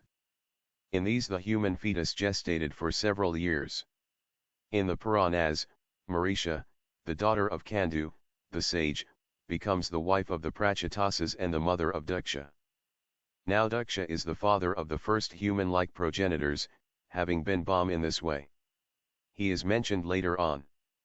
The evolution of man, the microcosm, is analogous to that of the universe, the macrocosm. His evolution stands between that of the latter and that of the animal, for which man, in his turn, is a macrocosm. Then the race becomes, 4. The androgyne, or hermaphrodite. This process of men-bearing explains, perhaps, why Aristophanes * describes the nature of the old race as androgynous, the form of every individual being rounded, having the back and sides as in a circle, whose manner of running was circular. Terrible in force and strength and with prodigious ambition. Therefore, to make them weaker, Zeus divided them, in the third root race, into two, and Apollo, the sun, under his direction, closed up the skin. The Madagascans, the island belonged to Lemuria, have a tradition about the first man, who lived at first without eating, and, having indulged in food, a swelling appeared in his leg. This bursting, there emerged from it a female, who became the mother of their race. Truly, we have our sciences of heterogenesis and parthenogenesis, showing that the field is yet open. The polyps produce their offspring from themselves, like the buds and ramifications of a tree. Why not the primitive human polyp? The very interesting polyp Staurodyum passes alternately from gemation into the sex method of reproduction. Curiously enough, though it grows merely as a polyp on a stalk, it produces gamules, which ultimately develop into a sea nettle or medusa. The medusa is utterly dissimilar to its parent organism, the Staurodyum. It also reproduces itself differently, by sexual method, and from the resulting extorically once more put in asterisk see Plato's Banquet. 178 The Secret Doctrine. An appearance. This striking fact may assist many to understand that a form may be evolved as in the sexual lemurians from hermaphrodite parentage quite unlike its immediate progenitors. It is, moreover, unquestionable that in the case of human incarnations the law of karma, racial or individual, overrides the subordinate tendencies of heredity, its servant. The meaning of the last sentence in the above quoted commentary on stanza 27, namely, that the fourth race were the children of Padmapani, may find its explanation in a certain letter from the inspirer of esoteric Buddhism quoted on p. 68. The majority of mankind belongs to the seventh sub-race of the fourth root race, the above-mentioned Chinamen and their offshoots and branchlets. Malayans, Mongolians, Tibetans, Hungarians, Finns, and even the Eskimo are all remnants of this last offshoot. Padmapani, or Avalokiteswara in Sanskrit, is, in Tibetan, Chenrezi. Now, Avalokiteswara is the great logos in its higher aspect and in the divine regions. But in the manifested planes, he is, like Daksha, the progenitor, in a spiritual sense, of men. Padmapani Avalokiteswara is called esoterically Bodhisattva, or Dhyan Kohan, Chenrezi Vanchug, the powerful and all-seeing. He is considered now as the greatest protector of Asia in general, and of Tibet in particular. In order to guide the Tibetans and Lamas in holiness, and preserve the great Arhats in the world, this heavenly being is credited with manifesting himself from age to age in human form. A popular legend has it that whenever faith begins to die out in the world, Padmapani Chenrezi, the lotus-bearer, emits a brilliant ray of light, and forthwith incarnates himself in one of the two great lamas, the Dalai and Tesku lamas. Finally, it is believed that he will incarnate as the most perfect Buddha in Tibet, instead of in India, where his predecessors, the great rishis and manas, had appeared in the beginning of our race, but now appear no longer. Even the exoteric appearance of Dhyani Chenrezi is suggestive of the esoteric teaching. He is evidently, Elaki Daksha, the synthesis of all the preceding races and the progenitor of all the human races after the third, the first complete one, and thus is represented as the culmination of the four primeval races in his 11-faced form. It is a column built in 4 rows, each series having 3 faces or heads of different complexions, the 3 faces for each race being typical of its 3 fundamental physiological transformations. The first is white, moon-colored, the second is yellow, the third, red-brown, the fourth, in which are only 2 faces, the third face being left a blank, a reference to the untimely end of the Atlanteans, is brown-black. Padmapani, Daksha, is seated on the column, and forms the apex. In this reference 179 the birthdays of the Dhyanis. Compare stanza 39. The Dhyan Kohan is represented with 4 arms, another allusion to the 4 races. Lore while 2 are folded, the third hand holds a lotus. Padmapani, the lotus bearer, this flower symbolizing generation, and the fourth holds a serpent, emblem of the wisdom in his power. On his neck is a rosary, and on his head the sign of water west-northwest matter, deluge, while on his brow rests the third eye, Siva's eye, that of spiritual insight. His name is Protector, of Tibet, Savior of humanity. On other occasions when he has only 2 arms, he is Chenrezi, the Dhyani and Bodhisattva, Chukna Padme Karpo, he who holds a lotus. His other name is Chantong, he of the 1,000 eyes, when he is endowed with 1,000 arms and hands, on the palm of each of which is represented an eye of wisdom, these arms radiating from his body like a forest of rays. Another of his names is Lokapati and Lokanatha, Sanskrit, Lord of the World, and Yigten Gonpo, Tibetan, Protector and Savior against evil of any kind. Padmapani, however, is the lotus bearer symbolically only for the profane. Esoterically, it means the supporter of the kulpas, the last of which, the present Mahakulpa, the Varaha, is called Padma, and represents 1/2 of the life of Brahma. Though a minor kulpa, it is called Maha, great, because it comprises the age in which Brahma sprang from a lotus. Theoretically, the kalpas are infinite, but practically they are divided and subdivided in space and time, each division down to the smallest having its own dhyani as patron or regent. Padmapani, Avalokiteswara, becomes, in China, in his female aspect, Kuan Yin, who assumes any form, at pleasure, in order to save mankind. The knowledge of the astrological aspect of the constellations on the respective birthdays of these Dhyanis Amitabha, the Omitufo, of China, included, e.g., on the 19th day of the second month, on the 17th day of the 11th month, and on the 7th day of the third month, etc., etc. gives the occultist the greatest facilities for performing what are called magic feats. The future of an individual is seen, with all its coming events marshaled in order, in a magic mirror placed under the ray of certain constellations. But beware of the reverse of the medal, sorcery. 180 The Secret Doctrine. Stanza 8. Evolution of the animal mammalians. The first fall. 28. How the first mammals were produced.